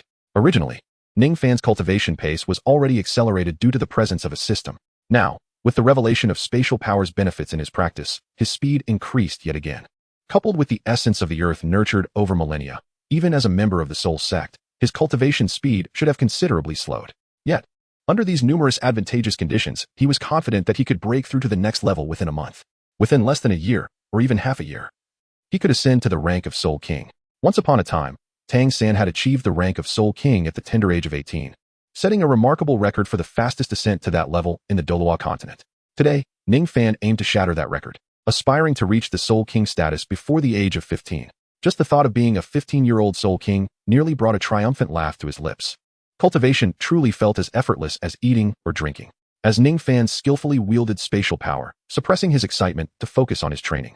A white figure suddenly leapt from the eaves, gracefully bounding to the rooftop. While Ningfan meditated with closed eyes, he felt a slight weight between his legs, as if something soft lay upon them. Having encountered such a situation several times before, he did not even bother to open his eyes. Instead, his fingertips trembled slightly, and his silver aura flickered as an invisible force surged forth, expanding the vortex above his head significantly. With a powerful suction, it fervently absorbed the energies of heaven and earth, which then flowed into Ningfan from the center of the vortex. After a considerable time, as the first rays of dawn light kissed Ningfan's cheek, the warm sunlight, with its unique sensation, made him pause. Warmth? Ningfan opened his eyes, and the first sight that greeted him was a pair of vibrant gemstone eyes, a striking blend of black and dark green, gazing intently at him. Nestled in his embrace was a small fox, possessing a hint of celestial beast bloodline, who was fervently licking his cheek with its soft, red tongue. The fox's playful antics left Ningfan's face drenched in saliva as it insisted on washing him with its tongue. In response, Ningfan gently grasped the fox's front limbs with both hands, allowing its long, elegant tail to dangle freely. He lifted the creature into the air and sighed helplessly. "Acho, how many times must I remind you? You are a fox, not a dog. Please refrain from licking me, whether it be a dog or a fox." Those who indulge in such behavior often meet an unfortunate fate. Chapter 103. Development. Ningfan earnestly urged the little fox before him, cautioning it against the folly of indiscriminately licking humans, lest it inevitably descend into the role of a mere sycophant. No, it should be a lapping fox. However, this millennia-old little fox seemed oblivious to the profound wisdom Ningfan endeavored to impart. With its dark green eyes blinking in confusion, it emitted a couple of calls toward Ningfan. Subsequently, its hind legs kicked vigorously in midair, twisting its body in an attempt to escape the constraints of Ningfan's grasp. Observing this, Ningfan merely shrugged and sighed softly. Alas, I too have become somewhat foolish in my cultivation, attempting to impart life lessons to a dim-witted fox that cares only for food. Can such a creature truly comprehend? After releasing the little fox, he watched as it frolicked beside him, full of energy and exuberance, gazing up at him with eyes glimmering with anticipation. Reminiscent of a spirited husky. With a resigned sigh, Ningfan flipped his right hand, and a shimmering white jade vial appeared in his palm. He uncorked the vial, and in an instant, a rich, ethereal energy surged forth eagerly from the opening. This was the millennia-old earth milk that Ningfan had brought back from the starry forest. Upon witnessing this, the little fox's excitement was palpable as it leaped into Ningfan's embrace, extending its tongue to lick his cheek. Stop! If you lick me again, you can forget about today's earth milk, Ningfan exclaimed, his lips twitching slightly. At his words, the little fox trembled, as if struck by a heavy blow, resting its head on its forelegs in his arms, falling silent.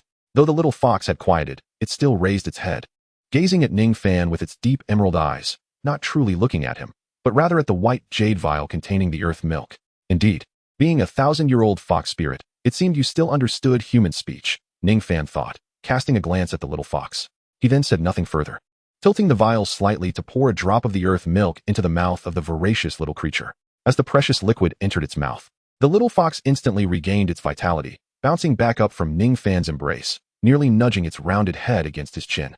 It affectionately rubbed its head against Ningfan's chest before attempting to leap down from the eaves in search of a cozy spot to rest and properly digest the energy within. However, at that moment, Ningfan shook the jade vial, noting the dwindling amount of earth milk inside, and then gazed at the little fox, stroking his chin thoughtfully. He swiftly grasped the little fox again, lifting it up. My dear little one, having consumed so much of my earth milk, let me see how you've developed. Ningfan remarked softly, stowing the jade vial into his spatial ring, observing the bewildered little fox before him. In the vast expanse of the Douluo forest, Ningfan has procured 3 vials of the legendary 10,000-year earth milk. Remarkably, merely a week has elapsed, and he finds that his first vial is nearly depleted. It is worth noting that he did not entirely bestow this entire vial upon the little fox. 2/3 of it was diluted to a suitable dosage for human consumption, which he then gifted in portions to Ning Rongrong and Zhu Zhuqing. A small fraction was further set aside as a present for his newly acknowledged younger sister, Xiao Wu, in exchange for her somewhat reluctant address of him as big brother. The remainder was retained for his own cultivation. Over the course of this week, the little fox has genuinely consumed only 1/3 of a vial of the earth milk. However, even this modest amount represents an extraordinarily substantial consumption. After all, Ningfan, Ning Rongrong, Zhu Zhuqing, and Xiao Wu have utilized merely 1/5 of the diluted 2/3 of the earth milk. In stark contrast, the little fox's usage appears remarkably extravagant. Now, as Ningfan observes the impending depletion of his first vial of 10,000-year earth milk, he is eager to ascertain the extent of development this little fox has achieved after consuming such a bountiful supply. Ningfan lifted the little fox, suspending it in the air, and meticulously examined its body by turning it left and right, scrutinizing every detail. This little fox had been rescued from the belly of the 3-eyed golden toad nearly a week ago. During this week, under Ningfan's generous care, which included the nourishing essence of the ancient earth milk, the little fox's myriad of wounds had healed completely, leaving not a single scar visible on its body. Were it not for the bare patches of skin at the site of its former injuries, where only a few barely perceptible tufts of fur had emerged, one would hardly suspect the fox had ever been harmed. However, seeing the fox's wounds healed brought Ningfan great relief.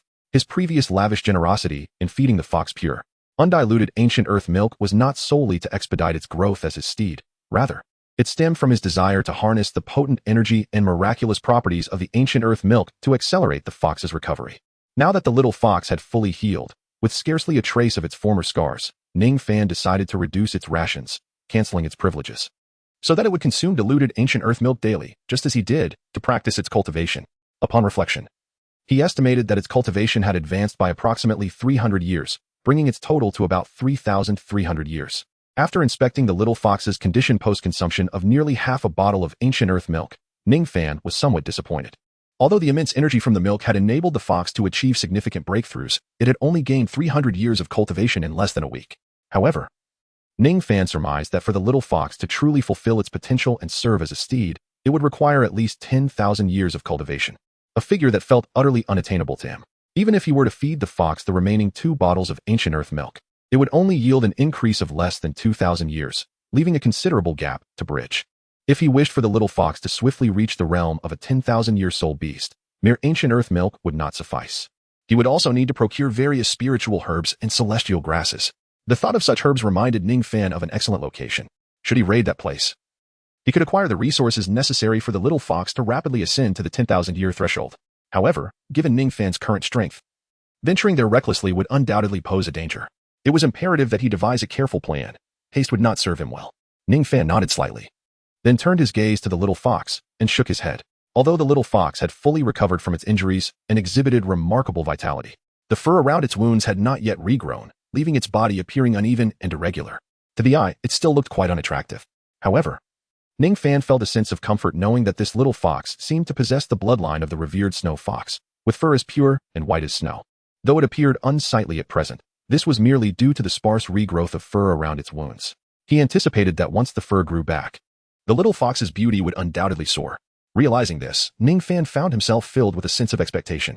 After all, this was the steed he had chosen to cultivate for himself.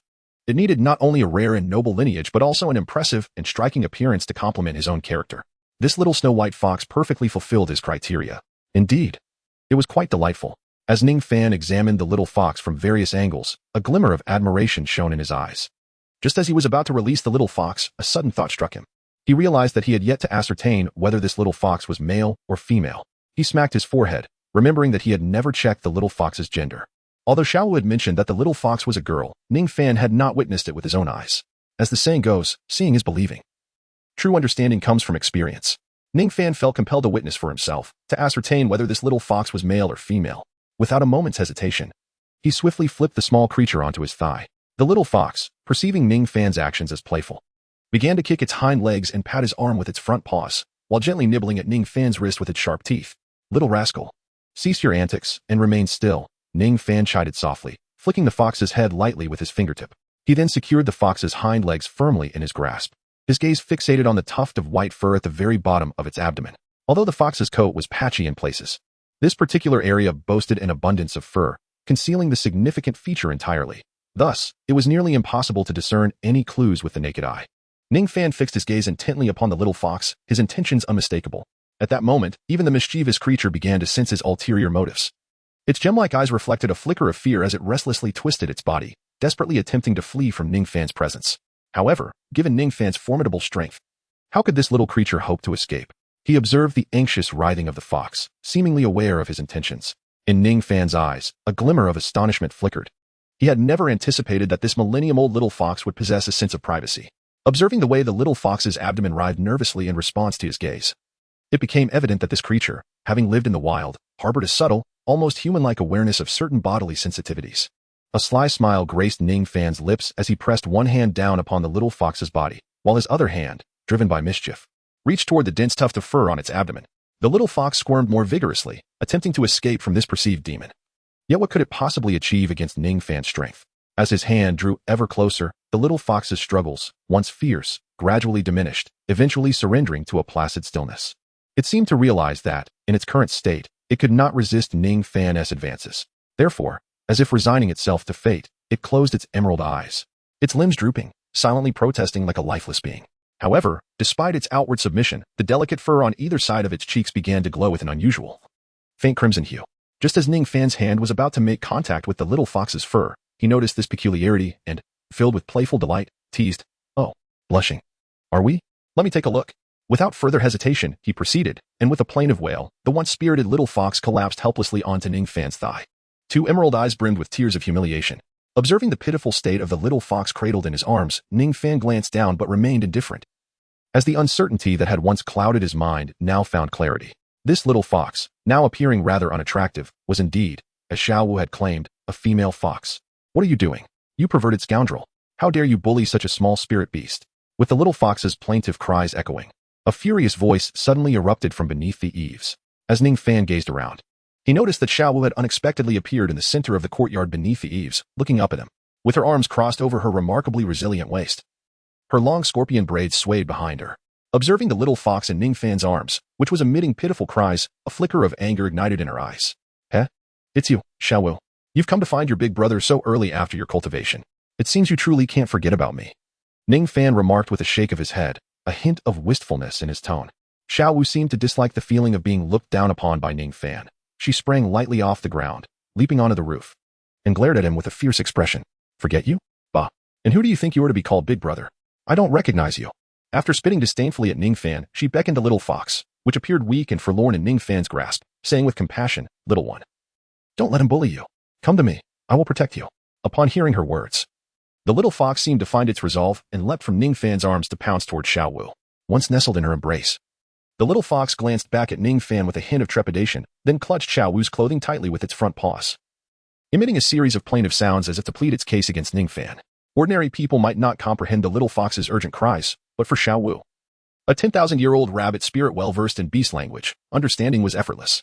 After a brief exchange with the little fox, she lifted her head, her light red eyes reflecting shock, disdain, and a touch of disgust as she regarded Ningfan. Taking a deep breath, she spoke slowly. I can't believe you could be so twisted. How could you do such things to this little one? Oh, what things?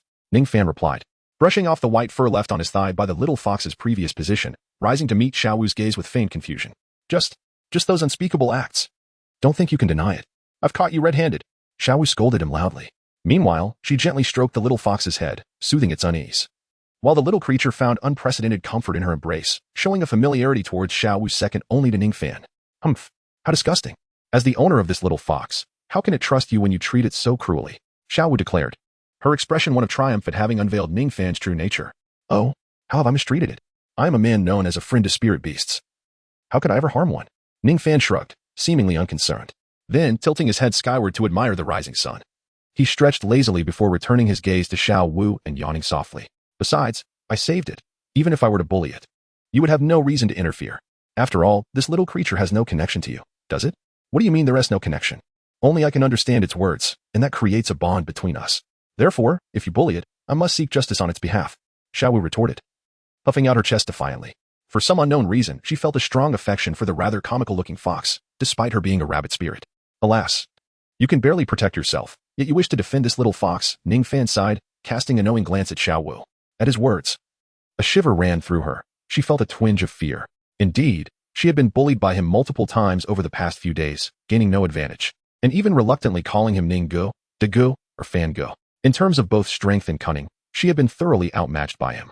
In this terrifying situation, attempting to seek justice for the little fox seemed an impossible task. Perhaps in the end, her efforts would backfire, and she would end up in trouble herself. Xiao Wu thought to herself, a flicker of hesitation crossing her eyes. However, that moment of doubt was swiftly overshadowed by her rising spirit. This time, it was a contest between her and Ningfan, with no one else around to misconstrue her actions as mere petulance or to insist she respect her elder brother. Moreover, this time, she held the upper hand, having found a weakness in Ningfan. Why should she retreat? Morally, she had already triumphed over him. Even if Ningfan eventually forced her to submit through sheer force, she would harbor no regrets. Are you threatening me so soon? Indeed, you are already afraid. Aren't you? Feeling embarrassed and angry? With this thought, Xiao Wu looked at Ningfan, as if she could see through him. Embarrassed? What are you talking about? Ningfan shrugged, perplexed. Although he was somewhat bewildered by Xiao Wu's words, he could distinctly sense her newfound confidence. The rain has cleared, and the skies are bright. This little rabbit believes in her own capabilities. It's your crime. You bullied this little fox, inflicting upon it an indelible psychological trauma. Xiao Wu continued her tirade against him. I have already stated that I am a friend to spirit beasts and would never commit such acts. Can you condemn me based solely on this little creature's account? Ningfan retorted, his eyes wide with indignation. Of course. Our spirit beasts are the most sincere and would never deceive anyone. If you don't believe this little one, would you trust someone with ulterior motives like yourself? Xiao Wu scoffed dismissively. Oh, I see. How reassuring. Ningfan nodded in faint agreement, then smiled gently at the little fox. Little fox, think carefully. Have I ever bullied you, especially as someone who feeds you the precious 10,000-year earth milk every day? As he spoke, Ningfan produced a bottle of the coveted earth milk, offering it enticingly to the little fox. Upon hearing this, the little fox's mournful cries halted abruptly. Its dark green eyes glimmered with visible longing as it yearned to leap into Ningfan's arms and, as usual, plead for a drop of the earth milk. However, glancing back at Xiao Wu, the little fox felt compelled to maintain its moral integrity and steadfast resolve in order to honor the one advocating for it. Thus, after swallowing hard, it struggled to divert its gaze elsewhere. Seeing that the little fox had not succumbed to Ningfan's temptation, Xiao Wu felt a surge of pride. She felt that she had finally triumphed over Ningfan. The little fox stood firmly by her side. No, it represented the moral high ground. She lifted her proud neck, eagerly directing her gaze towards Ningfan. curious to witness the expression of embarrassment and discomfort that would surely manifest on the face of this arrogant individual after being rejected by the little fox. However, to Xiao Wu's surprise, Ningfan's countenance did indeed shift, but not in embarrassment or discomfort. Instead, it was a look of unexpected intrigue. Was the allure of the eternal light milk not sufficient? This little fox certainly had an ever-growing appetite. As he mused this thought, Ningfan flipped his left hand, and in an instant, a flash of white light illuminated the space. A substance appeared, exhibiting a pale yellow hue interlaced with delicate silver serpentine patterns, taking on a humanoid shape adorned with numerous fine, ethereal roots, which manifested in Ningfan's left hand. This was an exceedingly rare medicinal herb known as silver dragon blood ginseng. Ningfan gently detached a delicate root, and a stream of crimson sap oozed from the severed end. The small fox, which had been nestled in Xiao Wu's embrace, leapt away in an instant, pouncing to Ningfan's side. It regained its former exuberance, frolicking around him, affectionately nudging him with its head, its fluffy tail wagging incessantly. Eyes eagerly fixed on the silver dragon blood ginseng in Ningfan's hand. Clearly, under the dual temptation of the Millennium Earth Milk and the silver dragon blood ginseng, the little fox had shamefully betrayed its previous allegiance.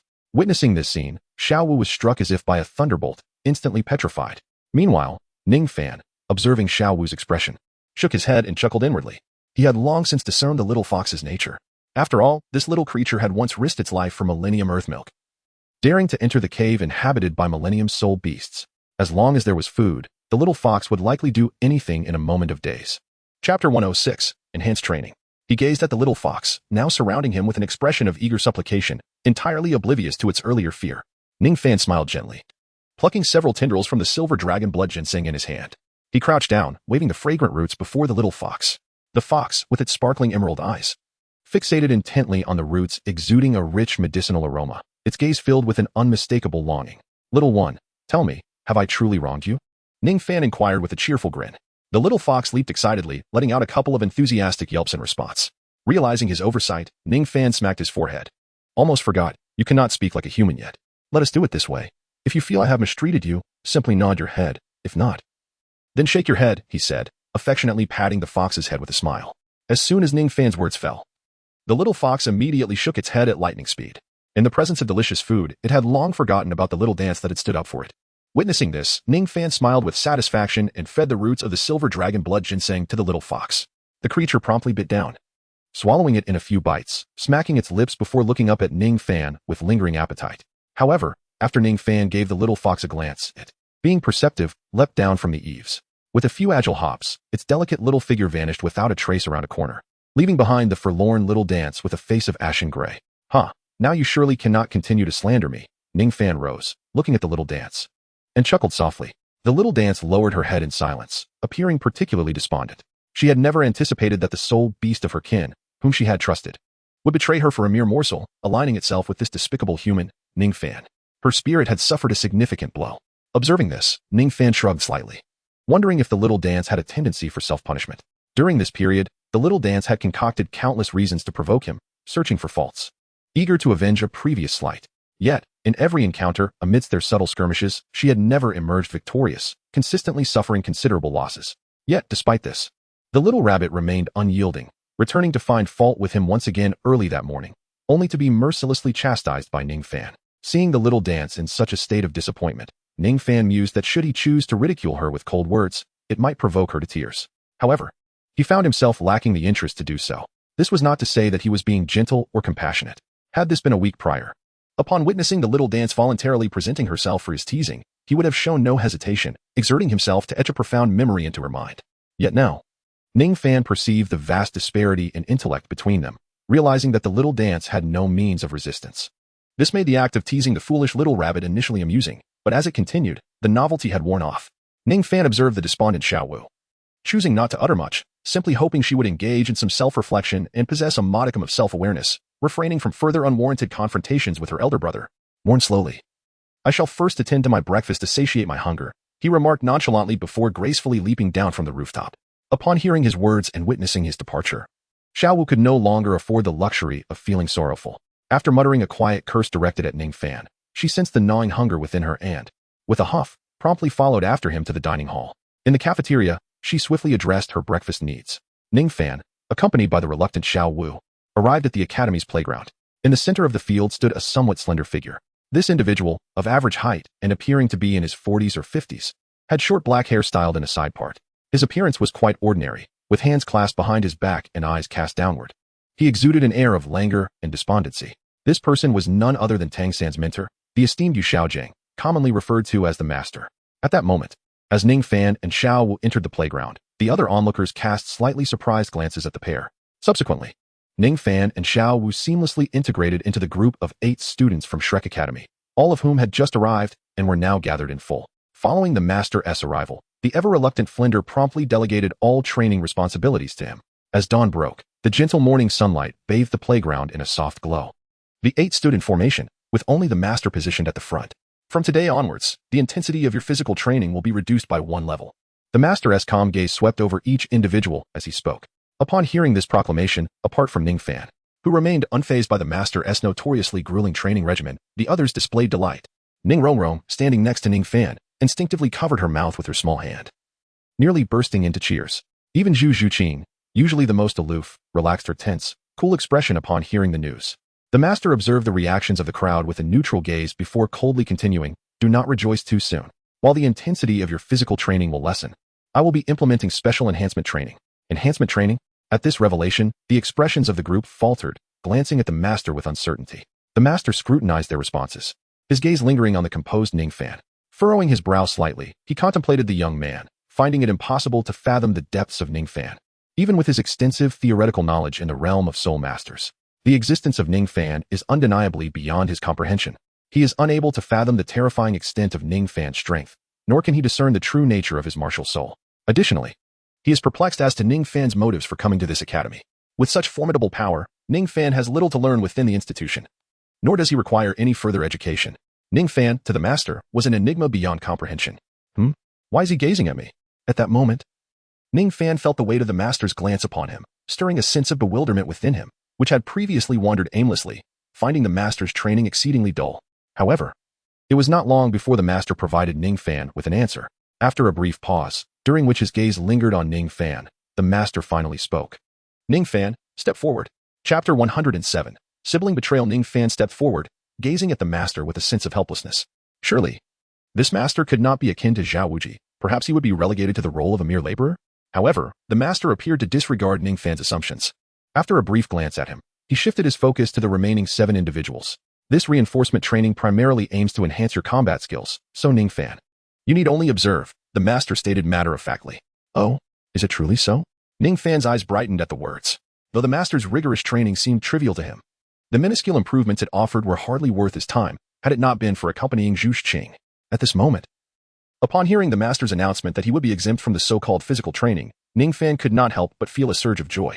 Upon receiving this news, the others cast envious glances at Ningfan.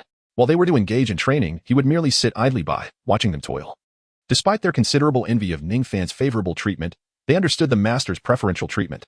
After all, as the Master had stated, this reinforcement training was primarily focused on combat enhancement. It was evident that the Master intended for them to engage in sparring, and they had all witnessed the vast disparity in strength between Ningfan and themselves. Anyone who faced him would undoubtedly suffer defeat. The Master then proceeded to call out Dai Mubai and Tang San, imposing restrictions on Tang San's hidden weapons, and instructed both parties to engage in a duel. Soon enough, Tang San and Dai Mubai clashed, accompanied by the sounds of explosive impacts, stone debris scattering, and the blue-silver grass vines intertwining. The victor was determined swiftly and, unsurprisingly. Despite Dai Mubai's superior spirit power, he was ensnared by Tang San's blue-silver grass and incapacitated by the toxin from its thorns, leading to Tang San's victory. Following this, the Master paired Tang San against the combination of Zhu Zhuqing and Ning Rongrong, while Dai Mubai was set to face the duo of Ma Hongjun and Oscar as arranged by the Master. Although it appeared that Tang San was outnumbered, facing 2 opponents, the dynamics of the battle were yet to unfold. Ning Rongrong, lacking any combat prowess herself, could merely enhance Zhu Zhuqing's abilities with her soul skills. In battle, Zhu Zhuqing had to single-handedly withstand Tang San's assault. Initially, both were merely great soul masters, facing a significant disparity in soul power, compounded by the crucial absence of a millennium soul skill compared to the soul master level of Tang San. Thus, one would expect little surprise from this confrontation. Indeed, Tang San ultimately triumphed over the duo of Zhu Zhuqing and Ning Rongrong. However, in contrast to his previous decisive victory over Dai Mubai, who possessed a higher level of soul power, Tang San found himself struggling against the combination of Zhu Zhuqing and Ning Rongrong, facing considerable difficulty. As a agile attack, soul master, Zhu Zhuqing exhibited greater nimbleness and agility than Dai Mubai. especially since Ningfan had imparted to her a unique technique known as stepping on snow without leaving a trace. In Ningfan's perspective, Zhu Qing, as an agile attack soul master, was far more suited to this swift and ethereal technique than Ning Rongrong. Consequently, in a fortuitous moment, Ningfan proactively offered to teach Zhu Qing this special skill, to which she readily assented without hesitation. This technique, while not overly complex, required one to remember the various trajectories of soul power within the body and the methods of exerting force while evading. Mastery of these elements would enable one to grasp the fundamentals of the technique. Zhu Qing, displaying considerable talent, managed to learn the basics of this unique skill after 2 or 3 late-night sessions with Ningfan. Ningfan still vividly remembers that night when Zhu Qing, having mastered the art of walking on snow without leaving a trace, gazed at him. Her cold and exquisite features, illuminated by the moonlight, formed a captivating smile that was simply enchanting. At that moment, Ningfan, filled with joy, jestingly remarked to Zhu Qing about how, after all his efforts in teaching her, she should show her gratitude. He was merely teasing, yet Zhu Qing took it to heart. With her brows slightly furrowed in contemplation, a charming flush soon graced her delicate face. She glided to Ningfan's side, leaning against him, and then, rising on her toes, pressed her moist, red lips gently against his cheek. To his astonishment, she then executed her skill to escape, her figure vanishing into the darkness of the night. Reflecting on that evening, Ningfan unconsciously touched his cheek. Undoubtedly, Zhu Qing had begun to harbor feelings for him under his subtle influence. However, the sudden kiss she bestowed upon him left Ningfan feeling as though, in his pursuit of Zhu Qing, he had inadvertently become ensnared by her charm. It was through the technique he imparted to her that she managed to evade Tang San's relentless onslaught of blue silver grass with remarkable agility and, at times, even utilized the paralyzing spikes of the grass to close the distance between herself and Tang San. Had it not been for Tang San's unique evasive maneuver, which allowed him to dodge Zhu Qing's lethal strike during their close combat, he might have faced elimination. Despite narrowly avoiding defeat, Tang San appeared somewhat disheveled, his attire marred by numerous gashes from Zhu Qing's claws. With the conclusion of the battle between Tang San and Zhu Qing, the next pairing featured Dai Mubai and Ma Hongjun in conjunction with Oscar. This confrontation proved to be exceedingly frustrating for Dai Mubai, who had never previously faced the duo of Oscar and Ma Hongjun. Oscar's third soul skill, the mushroom sausage, which granted him the ability to fly, rendered Dai Mubai's strategies ineffective against aerial opponents, leading to his eventual defeat. Following this, under the master's guidance, Tang San faced off against Xiao Wu. Their sibling battle was fierce, with Xiao Wu unleashing her pent-up frustration from recent days, largely due to Tang San's failure to support her during conflicts with Ningfan. This resentment fueled her relentless assault, catching Tang San off guard and leaving him no chance to retaliate. Ultimately, she executed a swift maneuver, sending him crashing to the ground. After the conclusion of the bout between Xiao Wu and Tang San, the master restructured the teams, leading to a chaotic melee within the arena. Aside from Ningfan, each of the remaining 7 participants had engaged in multiple skirmishes, after which the master called for a pause. As the group rested, he solemnly addressed them, expressing disappointment with their performances, save for the noteworthy clash between Zhu Qing and Tang San. He scrutinized Dai Mubai, reminding him of the capabilities of Tang San's blue-silver grass. Although aware of the control-type soul master's advantages, Dai Mubai's rapid defeat was unexpected. He admonished Dai Mubai for his reckless approach and failure to neutralize Oscar, whose support allowed Ma Hongjun to thrive. Meanwhile, Oscar and Ma Hongjun shared a knowing smile, particularly Ma Hongjun, who relished his victory over Dai Mubai, despite the significant role Oscar's assistance played in the triumph. However, the master soon chastised Ma Hongjun for not swiftly finishing off Dai Mubai when he had the upper hand, instead choosing to toy with him. Turning his attention to Tang San, the master pointed out his lack of caution, emphasizing that underestimating an opponent could lead to dire consequences. He criticized Tang San for being unprepared for Xiao Wu's enchantment and missing critical opportunities that led to his defeat. Lastly, he addressed Xiao Wu, highlighting the impulsiveness of her attacks driven by emotion. While such fervor could yield success if she maintained the upper hand, it also posed a risk of leading to her downfall if her opponent seized the moment. Xiao Wu, having endured much pressure from Ningfan, relished this chance to unleash her frustrations, caring little for the outcome, only wishing to channel her feelings toward her adversary. The one aspect that brought the master some satisfaction was Zhu Qing's performance. After articulating the shortcomings of the crowd with meticulous precision, the master shifted his gaze towards Zhu Qing, whose pale forehead glistened with beads of sweat after a fierce battle. Although Zhu Qing's performance in combat may not have been particularly outstanding, she exhibited a commendable consistency, making no errors and leveraging her swift agility to avoid any vulnerabilities. Employing her unique and agile movements, she skillfully evaded entanglements, reserving her decisive counterattack for the opportune moment, thus altering the tide of battle in her favor. In the realm of agile attack-type soul masters, Zhu Qing had indeed grasped the essence of combat. At her tender age, her achievements were most commendable. The master's usually stoic expression softened slightly, a hint of a smile gracing his lips as he complimented Zhu Qing with an enthusiastic well done twice. However, He expressed curiosity about how she managed to stand unaffected upon Tang San's spiky blue-silver grass vines, which were laden with paralyzing toxins, and even utilized them to propel herself forward. This does not appear to be a conventional soul skill. Perhaps it is a technique of your own invention? The master inquired. His interest piqued by Zhu Zhuqing's remarkable feat. The others, drawn by the master's curiosity, also turned their attention to Zhu Zhuqing, eager to understand her secret. Only Tang San, glancing at Zhu Zhuqing and then at Ningfan, who was seated on a small bench at the edge of the playground, seemed to grasp the nature of her technique. While they were unable to discern how Zhu Zhuqing achieved her feat, Tang San distinctly felt the unique movement style she employed, reminiscent of the special martial arts Ningfan had utilized against Zhao Wujie. Although Zhu Zhuqing had learned this distinctive technique from Ningfan, it appeared she had yet to master it to the same extent as he had, leading to a noticeable difference in their combat styles. Zhu Zhuqing's movements exuded an elegance akin to a swallow deftly navigating the air, while Ningfan's execution resembled a drifting leaf, weightless and ephemeral, vanishing without a trace in the wind.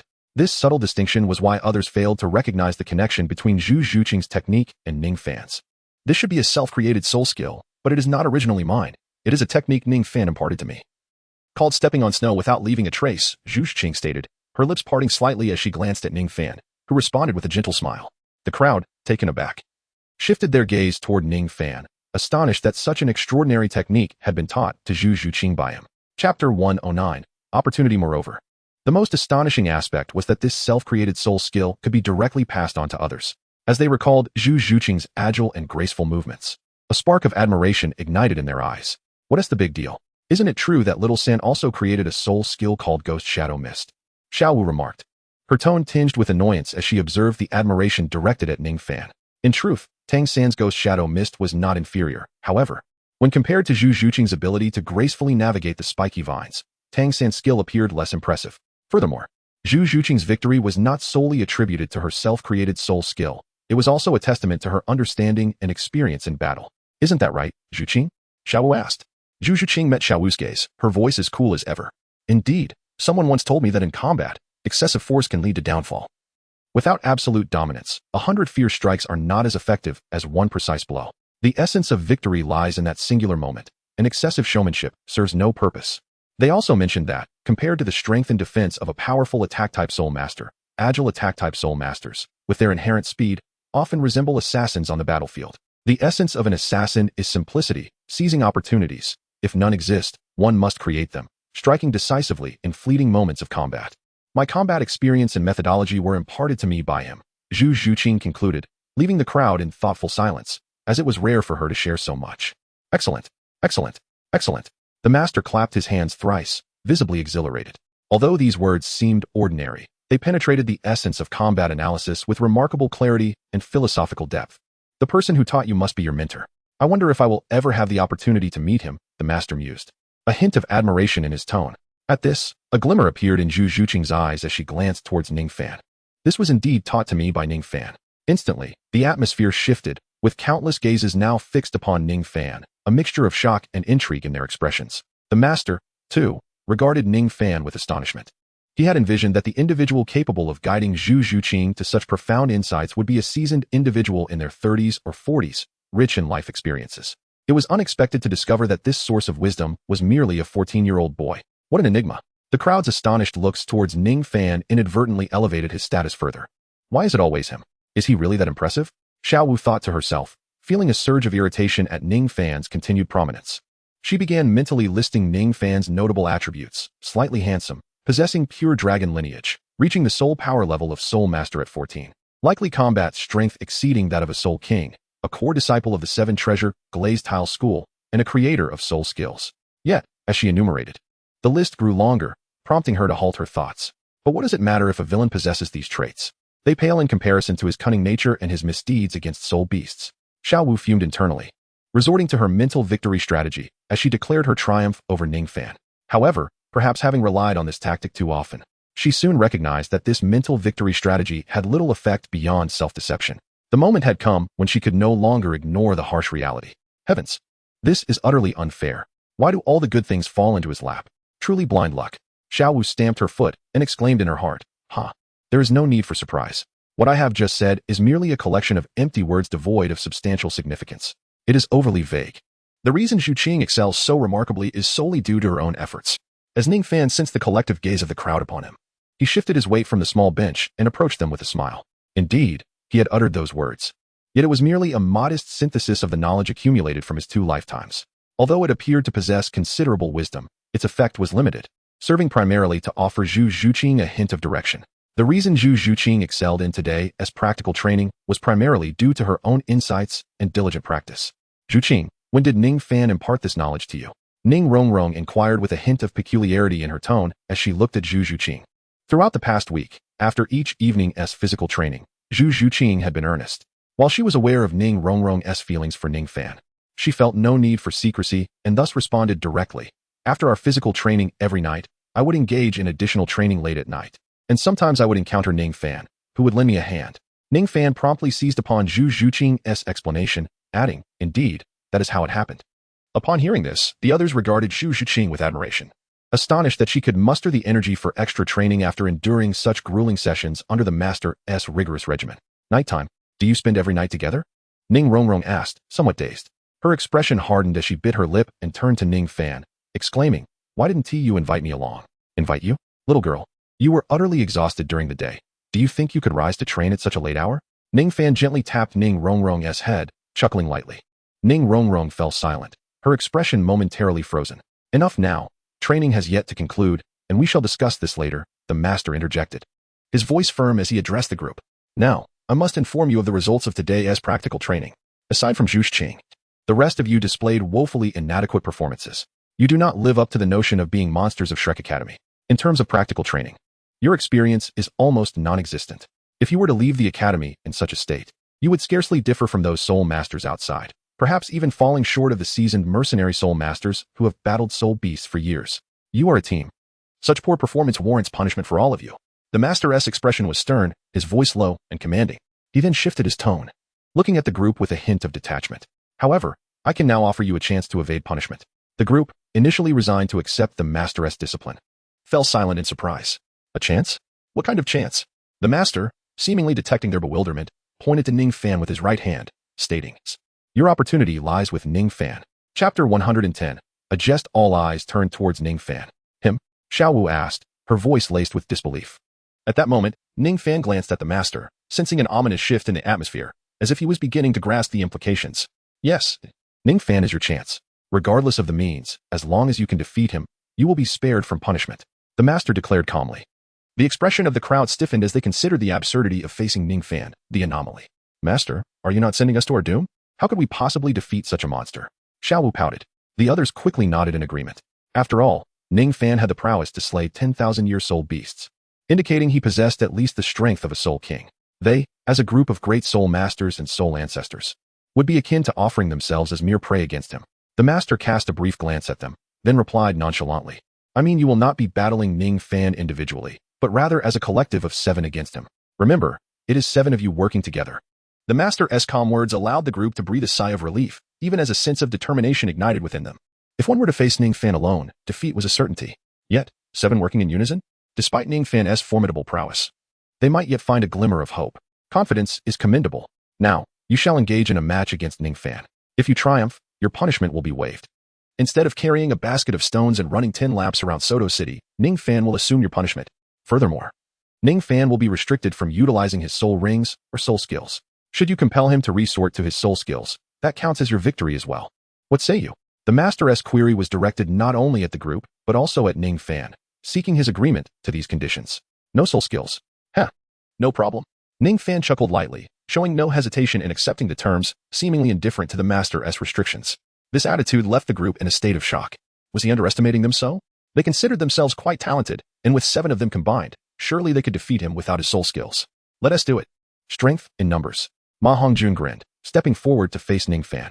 Ningfan, don't blame us for being merciless. After all, I have no desire to face punishment.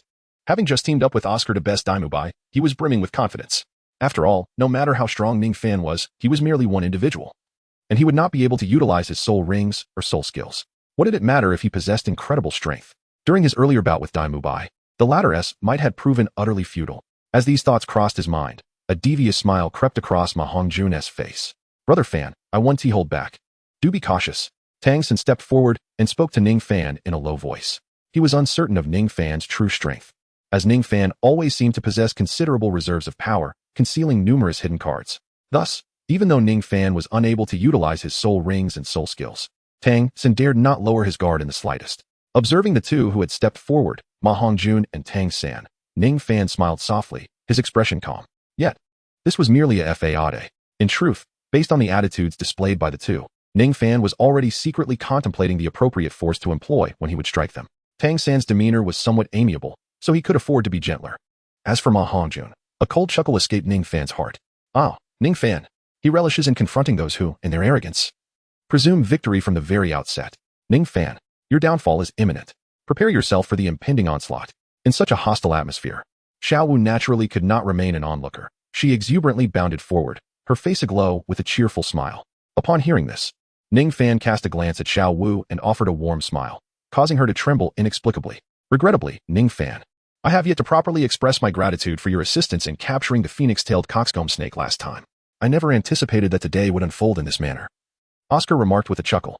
Dai Mubai remained silent, his gaze dark and brooding as he scrutinized Ningfan. Although he had already conceded defeat to Zhu Zhuqing, his disdain for Ningfan was unabated. Nevertheless, like Xiaowu, he was acutely aware that in a one-on-one confrontation, he would be no match for Ningfan. His only role here would be to serve the meal. Yet, undeniably, this was a splendid opportunity to alleviate his pent-up resentment. Ningfan, I am reluctant to join them in their assault against you, yet I am equally unwilling to face punishment, Ning Rongrong lamented, her delicate face etched with distress. She did not wish to partake in the collective effort to strike Ningfan, but failing to do so would result in her having to bear a stone and run 10 laps between Shrek Academy and Soto City. Such a penalty was a harrowing prospect for Ning Rongrong, although she had experienced something akin to this during recent physical training. The memory of that hellish near-death sensation was enough to deter her from wishing to endure it again. Thus, with a flicker of struggle in her eyes, Ning Rongrong bowed her head and hastily murmured an apology to Ningfan before swiftly retreating behind the crowd. Clearly, to avoid punishment, she resolved to lend her utmost efforts to aid them in defeating Ningfan.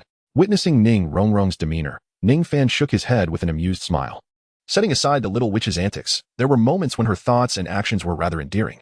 Be cautious. Zhu Zhuqing was the last to step forward, her obsidian-like eyes gleaming with fierce determination as they met Ningfan's. It was evident that Zhu Zhuqing had no intention of holding back. Understanding the resolve reflected in Zhu Zhuqing's gaze, the tension in the air thickened. Ningfan nodded slightly, his face adorned with an unwavering smile, exuding an air of nonchalance. Observing Ningfan's demeanor, the Master's expression momentarily stiffened, revealing a glimmer of contemplation in his eyes. Chapter 111, Dragon Seed Martial Soul. Very well. I shall grant you some time to contemplate your strategy. You may discuss amongst yourselves for 2 minutes before the competition begins, the Master addressed the 7 participants. His voice measured. Upon hearing this, the group nodded gravely, understanding the gravity of the impending battle. Although they did not believe that Ningfan, who could not utilize soul skills, stood a chance against all 7 of them, they recognized the necessity of giving their full effort. For even in a contest against a mere rabbit, a lion must exert its utmost strength. In truth, they felt more akin to the rabbit, while Ningfan embodied the true lion. Yet, facing a single opponent, especially one who was unable to wield soul rings or skills, and should they fail, it would be a tremendous embarrassment. Therefore, in a match that hinged upon their dignity, even the supremely confident Ma Hongjun felt compelled to carefully deliberate their tactics. Thus, the 7 encircled Tang San, engaging in a discussion about their forthcoming offensive approach, strategies to counter Ningfan's formidable strength, agile movements, and peculiar abilities. They exchanged ideas fervently, each offering insights on how to best defeat Ningfan. As their discourse progressed, Tang San appeared to recall something, turning to Xiaowu with curiosity. Xiaowu, when you were captured by the Titan Great Ape and ultimately returned alongside Brother Fan, did you not encounter a 10,000-year soul beast during your journey? At that time, Brother Fan must have unleashed his second martial soul. What abilities does it possess? Upon hearing this, the group directed their inquisitive gazes toward Xiaowu. Indeed, during their expedition in the Stardow Forest, as per Xiaowu's prior account, they had witnessed Ningfan hunt a 10,000-year soul beast upon their return. The terror of such a beast could not merely be vanquished through the immense strength Ningfan had previously demonstrated. Ningfan must have harnessed his enigmatic second martial soul. For the onlookers, the existence of Ningfan's second martial soul, although never explicitly stated by him, has become a widely acknowledged secret. After all, if Ningfan were solely reliant on the unremarkable 7 Treasures Glazed Tower martial soul, how could he attain such formidable heights? The 7 Treasures Glazed Tower would then not merely be regarded as the continent's premier auxiliary martial soul, but rather the most powerful martial soul of them all, unequivocally. Consequently, the 7 Treasures Glazed sect would not merely rank second among the top 3 sections. In truth, if the 7 Treasures Glazed Tower were indeed so potent, it would not only claim the top spot, but would also overshadow the continent's most formidable soul master faction, the Spirit Hall. Thus, the crowd is resolute in their belief that Ningfan undoubtedly possesses a second martial soul. However, the nature of this second martial soul remains a mystery to all except Ningfan himself. Even Zhu Shuqing and Ning Rongrong are oblivious to the true identity of Ningfan's martial soul. As the gazes of the crowd converged upon her and hearing Tang San's inquiry, Xiaowu momentarily froze. Her previous encounters with Ningfan were merely fabrications, crafted to conceal her true identity. When Ningfan slayed the 10,000-year soul beast, she was likely deep within the Douluo forest, engaged in a heartfelt conversation with the Ming and Erming. How could she possibly know what Ningfan's second martial soul was? Upon hearing Tang San's inquiry, Xiaowu momentarily became dumbfounded, standing there in a daze. At that moment, Tang San, who was intently observing Xiaowu, noticed her unusual reaction and curiously called out, "Xiaowu, Ningfan's martial soul. I think I've seen it before," Xiaowu finally responded, feeling the curious gazes of the crowd upon her. Her words coming out in a stutter. "You've seen it before?" Tang San frowned, perplexed, murmuring to himself. He had observed that ever since Xiaowu and Fangu returned from the Douluo forest, she exhibited peculiar behavior whenever Fangu was mentioned. This realization stirred an inexplicable feeling within Tang San, one he could not fully comprehend. "What do you mean you've seen it? Weren't you with Ningfan at that time? Did you perhaps hide away, terrified by the 10,000-year soul beast, and see nothing at all?" Oscar teased, a hint of curiosity in his tone. "Who said that?" "I saw it. Ningfan, his second martial soul. It's a dragon-type martial soul," Xiaowu retorted with conviction. Although she had not witnessed Ningfan's second martial soul directly, she inferred from Erming's words that Ningfan possessed pure dragon bloodline. Without a doubt, Ningfan's second martial soul had to be a dragon type. A dragon-type martial soul? The crowd gasped in astonishment. Dragons, without question, are the apex of the biological chain. Any martial soul even remotely related to dragons is guaranteed to be formidable. Yes, a pure dragon-type martial soul. It's incredibly powerful. It cannot be compared to Ma Hongjuan's evil fire phoenix. Xiaowu affirmed again, nodding in certainty. Humph. Ma Hongjuan scoffed, though his expression was grave. His fire phoenix martial soul, while not pure, was still exceptionally strong, particularly in terms of offensive capabilities. One could only imagine the sheer terror of Ningfan's pure dragon martial soul. Hearing this revelation, Tang San momentarily pushed aside his confusion and murmured, "Dragon-type martial souls are quite renowned. Among the 7 great sects of the current era, the Blue Lightning Tyrant Dragon family ranks 3rd, possessing a dragon-type martial soul. However, the Blue Lightning Tyrant Dragon martial soul is not a pure dragon type. Even so, it is celebrated as one of the most potent beast martial souls on the continent. The pure dragon-type martial soul that Ningfan possesses is beyond my imagination in terms of its might." Now that they were aware of Ningfan's dragon-type martial soul, they could finally elucidate the remarkable strength and resilience he exhibited. However, the ability to manipulate objects from a distance, a rather peculiar trait of the dragon-type martial soul, seemed to have no historical record. Tang San pondered. As a disciple of the master, he had acquired considerable knowledge regarding martial souls. Yet, in all his recollections, he could not find any dragon-type martial soul that matched the unique abilities Ningfan possessed. Nevertheless, there was no time to delve into such thoughts now. The competition was about to commence, and now that they understood Ningfan's dragon-type martial soul, they needed to strategize how to cope should Ningfan's second martial soul manifest during the battle. Contemplating this, a hint of concern crossed Tang San's face. A dragon-type martial soul, in the realm of martial souls, was nearly perfect, given its formidable power, defense, and relatively swift speed, rendering it almost devoid of weaknesses. 2 minutes, or 120 seconds, swiftly elapsed. As the discussions among the group concluded, they gathered at the venue, their expressions grave as they regarded Ningfan. In stark contrast to the solemn demeanor of the others, Ningfan remained relaxed, a faint smirk dancing in his eyes. Despite the trouble posed by the 7 individuals joining forces, even without the use of soul skills, they posed no threat to him. Ningfan's primary concern was merely contemplating how long it would take to conclude the battle. Should he show some mercy and engage them in a playful manner? Observing Ningfan's expression and sensing the teasing glint in his eyes, the master's countenance shifted slightly. After a moment of contemplation, just before the battle was set to begin, he glanced at the nonchalant Ningfan and announced a new rule, stating calmly, "The battle will commence shortly, with a time limit of 5 minutes. Should the fight exceed 5 minutes, Ningfan will automatically be deemed a loser." 5 minutes? Ningfan furrowed his brow. That's rather brief, however, it's manageable. I'll need to use some of my true strength, he mused to himself. After the master concluded his announcement, he walked to the opposite side of the arena. At that moment, Flinder and Zhao Wujin seemed to have coordinated their appearance. Standing outside the arena and observing the unfolding situation. What does this mean, master? Wasn't he the purpose to test this kid's strength? Why restrict him from using soul skills and impose a time limit? Zhao Wujin questioned, his thick brows knitted together. These 7 brats are no ordinary opponents. Even if you were to send me in without using soul skills, I would only be on the receiving end of their attacks, let alone with the time constraint. Zhao Wujin felt somewhat embarrassed, recalling the day of recruitment when Ningfan and Tang San had left him in a disheveled state. Do you think that these 7 brats can force Ningfan to reveal his soul skills by teaming up against him? At most, they could only compel his second martial soul to emerge. Zhao Wujin speculated, a hint of disbelief in his voice. Meanwhile, Flinder raised an eyebrow slightly, intrigued yet silent. Compared to Zhao Wujin's understanding of the master, Flinder undoubtedly possessed deeper insights. He recognized that the master would not engage in pointless actions. Though I have not witnessed Ningfan's true capabilities firsthand, I have observed over the past few days of training that his strength far surpasses that of others. His power and physical resilience even exceed that of a Soul Emperor-level battle soul master.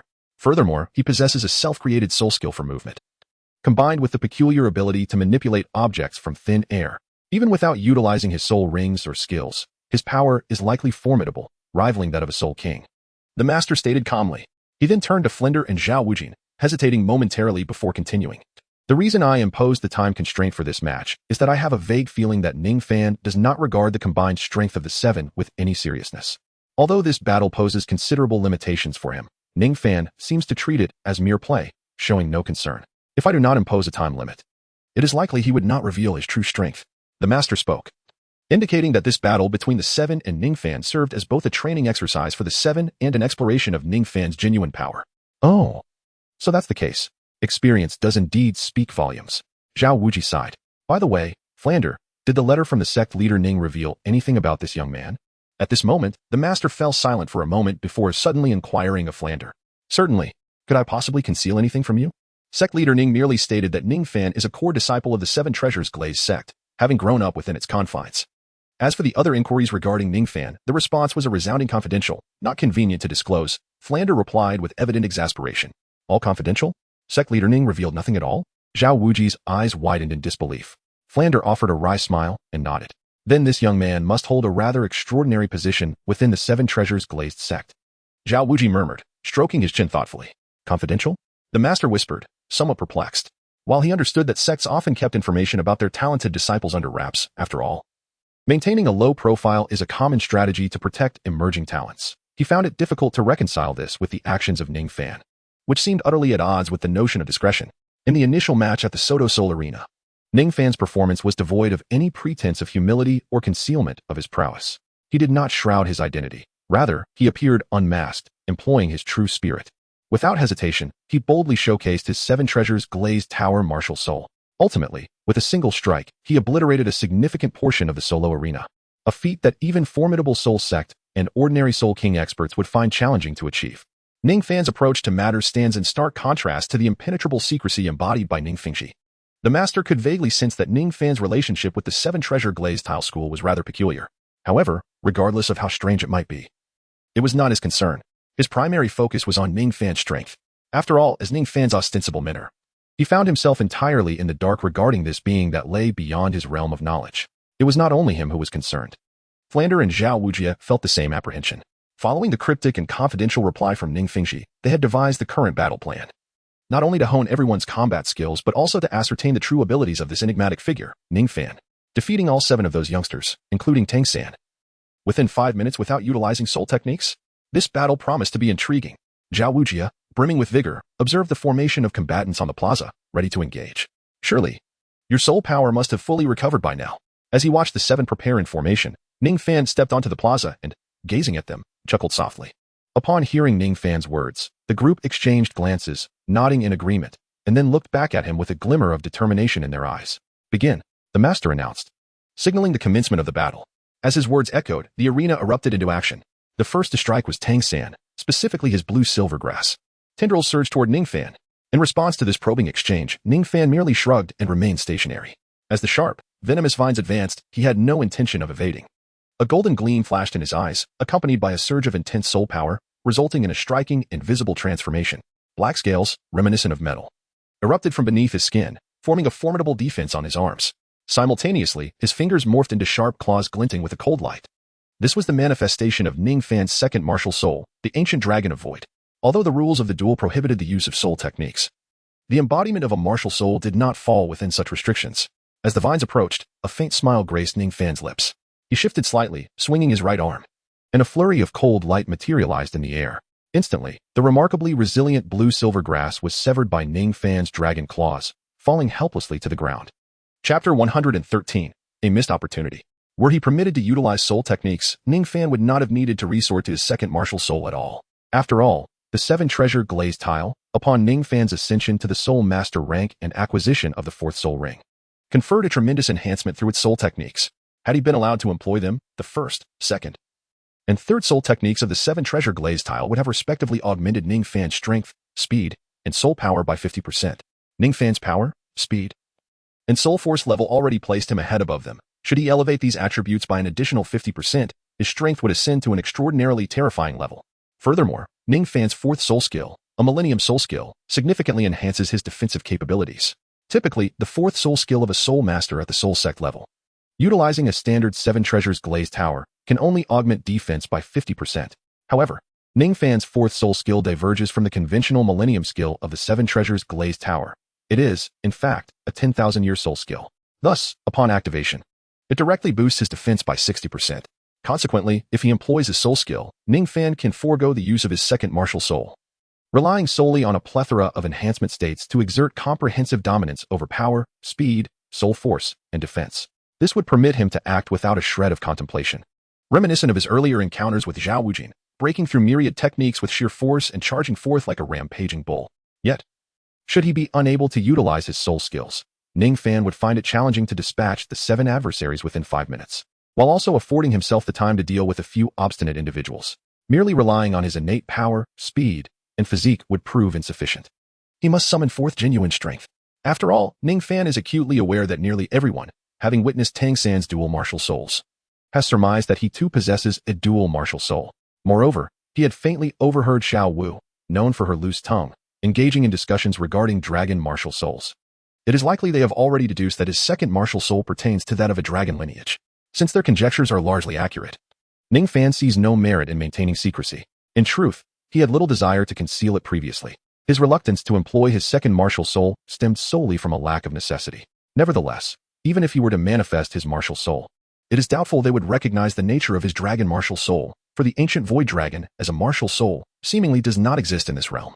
Furthermore, due to the overwhelming power of his martial soul, while he can embody it, he can only do so to a limited extent. In contrast to other beast martial soul masters, whose bodies undergo significant alterations upon manifestation, Ningfan, even as a soul master, is unable to fully materialize the phantom of the ancient void dragon. He can merely conjure a single dragon claw. With just one claw, it is likely they would not discern much. Indeed, at this moment, every gaze converged upon the dragon claw on Ningfan's right arm. As they beheld the dark, scaled claw, the onlookers were momentarily taken aback. Ah, is this the second martial soul of that young man? But what kind of martial soul is it? Master, do you comprehend? Frand, with a puzzled expression, inquired of the master while observing Ningfan's claw. It appeared that his martial soul manifestation differed from the norm. However, judging by the scales on his arm, it should be a dragon lineage martial soul. Yet, precisely what it was remains a mystery, as one claw alone does not provide sufficient clarity. Ningfan's martial soul seems to diverge significantly from the dragon lineage souls I'm familiar with, the master mused, his eyes flickering with contemplation, before he sighed deeply and shook his head. You do not know either? Zhao Wujin expressed his astonishment anew. As Frand, Zhao Wujin, and others were left in a state of surprise, the skirmish had only just begun. Now, with Ningfan manifesting his martial soul and materializing the dragon claw, the true battle was set in motion. The 7 treasures glazed tower rotated, and in an instant, as Ningfan severed the incoming blue-silver grass vines into segments, Ning Rongrong swiftly summoned the 7 treasures glazed tower, reciting the soul incantation with haste to activate her soul skills. As a great soul master, Ning Rongrong's 1st and 2nd soul rings could grant her allies a 30% increase in power and speed. Although this enhancement pales in comparison to Ningfan's capabilities as a soul master, a 30% boost is still substantial. However, Ningfan was unperturbed. Despite possessing numerous methods to thwart Ning Rongrong's activation of her soul skills, he chose not to intervene. Were his opponent Zhao Wujin, such a 30% enhancement in power and speed would undoubtedly be pivotal in determining the outcome of the confrontation. Ningfan was undoubtedly determined to thwart the auxiliary soul master's activation of their soul skills at the earliest opportunity. However, the 7 individuals before him, in terms of both strength and speed, were minuscule in comparison to Ningfan. An ant, even if its power were to be augmented by 30%, would still be inconsequential to a human. The vast chasm that lies between them remains insurmountable. Thus, despite the increase in the ant's capabilities, it would still be a mere nuisance, easily crushed beneath a foot. Similarly, while the disparity between Ningfan and the 7 was not as pronounced as that between an ant and a human, Their 30% enhancement in strength and speed bore no significance to him. Consequently, Ning Rongrong's formidable 7-treasure glazed tile pagoda soul skill was of little concern to Ningfan. Instead, his attention was drawn to another auxiliary soul master among the 7. Oscar. Ningfan found himself in a bit of a predicament. After all, Oscar's third soul skill, the mushroom sausage, could propel one directly into the air upon consumption. Although Ningfan had the ability to manipulate spatial forces, he still lacked the capacity for flight. Thus, the utility of the mushroom sausage posed a significant challenge. Consequently, Ningfan's primary objective became Oscar. Ningfan's gaze sharpened slightly, and in an instant, he vanished from his original position, darting directly towards Oscar. His speed was astonishingly swift. The blue-silver grass vines, severed into several segments by Ningfan, had yet to touch the ground. The onlookers hardly perceived the event in its entirety. Tang Xin barely had the time to utilize the blue-silver grass to intervene. Ningfan had materialized before Oscar. Upon witnessing Ningfan's right arm transform into a sharp dragon claw, Oscar's face turned pale with fright as he let out a startled cry. At that moment, Tang Xin finally reacted. The blue-silver grass vines rapidly spread, but instead of entangling Ningfan to impede his advance, they swiftly coiled around Oscar's waist, lifting him into the air and extracting him from the battlefield. Thus, Ningfan's initial assault missed its target entirely. Chapter 114, The Fire Line Indeed. Tang Xin is quite experienced. He has already made this young man suffer upon his arrival. Zhao Wuji nodded in acknowledgement. Just as Tang Xin hoisted Oscar, a radiant glow flickered in Oscar's palm, and soon, he conjured a mushroom sausage. With a mischievous grin, Oscar swallowed it, and instantly, a pair of transparent wings sprouted from his back, allowing him to hover midair. Daimo Bai, Zhu Shiqing, and Ma Hongjun, you 3 must restrain him from 3 directions. Xiao Wu, use your teleportation to protect Oscar and Ning Rongrong. Oscar, quickly create another mushroom sausage. Tang Xin bellowed. Upon hearing his command, the trio sprang into action. As Ningfan observed the oncoming assault from the group, his expression remained unchanged. White Tiger's radiant light wave. A beam of intense energy surged towards Ningfan. Ningfan gracefully leaped, effortlessly evading the attack. Just as his toes barely touched the ground, a shadowy figure emerged behind him with a sudden lunge. The glinting claws, exuding an icy brilliance, seemed capable of slicing through anything. Ningfan slightly turned, having thoroughly grasped Zhu Zhuqing's combat style, agility, and the nuances of her movements during their training sessions over the past few nights. At the moment Zhu Zhuqing appeared behind him, unleashing her soul skill, Ningfan swiftly pivoted, seizing her arm with intent to neutralize her swiftly. However, at that instant, countless blue-silver grasses emerged beneath his feet, ensnaring his hands with an unyielding grip. Clearly, the true objective of Dai Mubai and Zhu Zhuqing was not to assault Ningfan, but rather to provide cover for Tang Xin, granting him the opportunity to execute his control. Upon witnessing Ningfan ensnared by the blue-silver grasses, Tang Xin's gaze sharpened slightly. Ningfan's dragon seed martial soul possesses formidable physical attributes and defensive capabilities. In close combat, conventional attacks are unlikely to inflict harm upon him. Instead, they may find themselves apprehended by Ningfan. Consequently, they had long devised a strategy, centering their offensive maneuvers around Ma Hongjuan's flame ray, the Phoenix Fire Line. Almost the moment Ningfan found himself ensnared, Ma Hongjun, imbued with the essence of the Fire Phoenix, unleashed a fiery column directly towards Ningfan. At that very moment, Ningfan let out a sharp reprimand, stamping his right foot down. His entire being trembled violently, and instantly, the blue-silver grass that had coiled around him shattered completely. Witnessing this, Tang Xin furrowed his brow, astonishment etched across his face. Although he had anticipated that Ningfan would break free from the restraints of his blue-silver grass, he had not expected him to do so with such swiftness. Nonetheless, this was sufficient time. Ningfan raised his head and felt the searing heat of the flames right before him. Gazing at the lines of fire that were so close, he realized that evasion was no longer an option. If avoidance was impossible, then he could only brace himself and endure. Ningfan subtly raised his dragon claw. In an instant, a barely perceptible silver gleam flashed by. An invisible wave of spatial fluctuation surged forth. The once overwhelming lines of fire abruptly halted less than an inch before Ningfan. These lines of fire radiated an astonishing heat, eerily suspended in midair. However, this peculiar spectacle lasted only for a fleeting moment. Yet, for Ningfan, that brief moment was more than sufficient.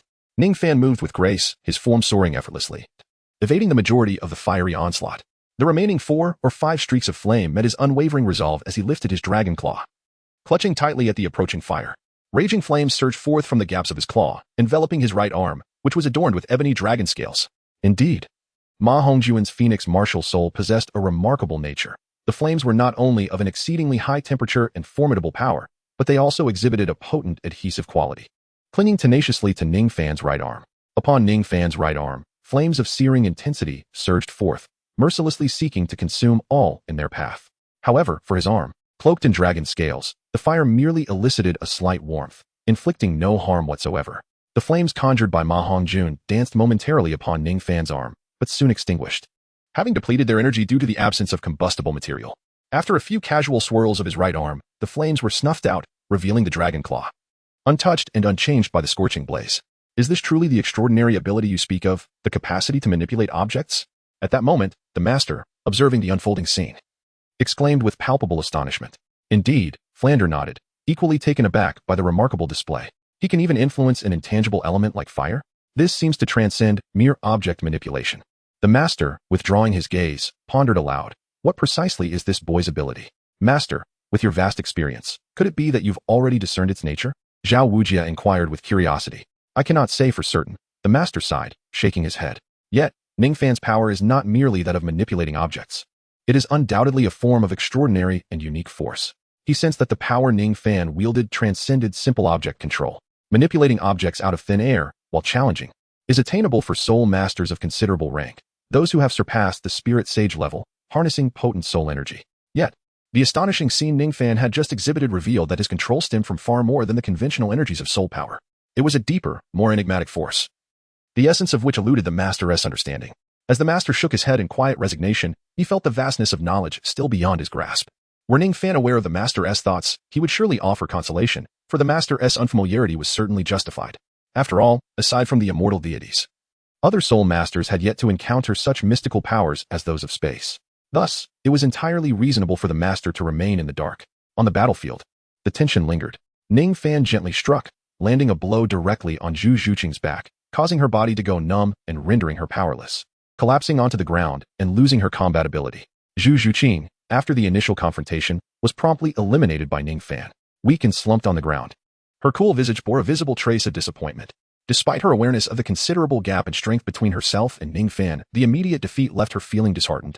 Since the last time Ningfan was captured by the Titan giant ape, she had been reluctant to face such a feeling of helplessness again.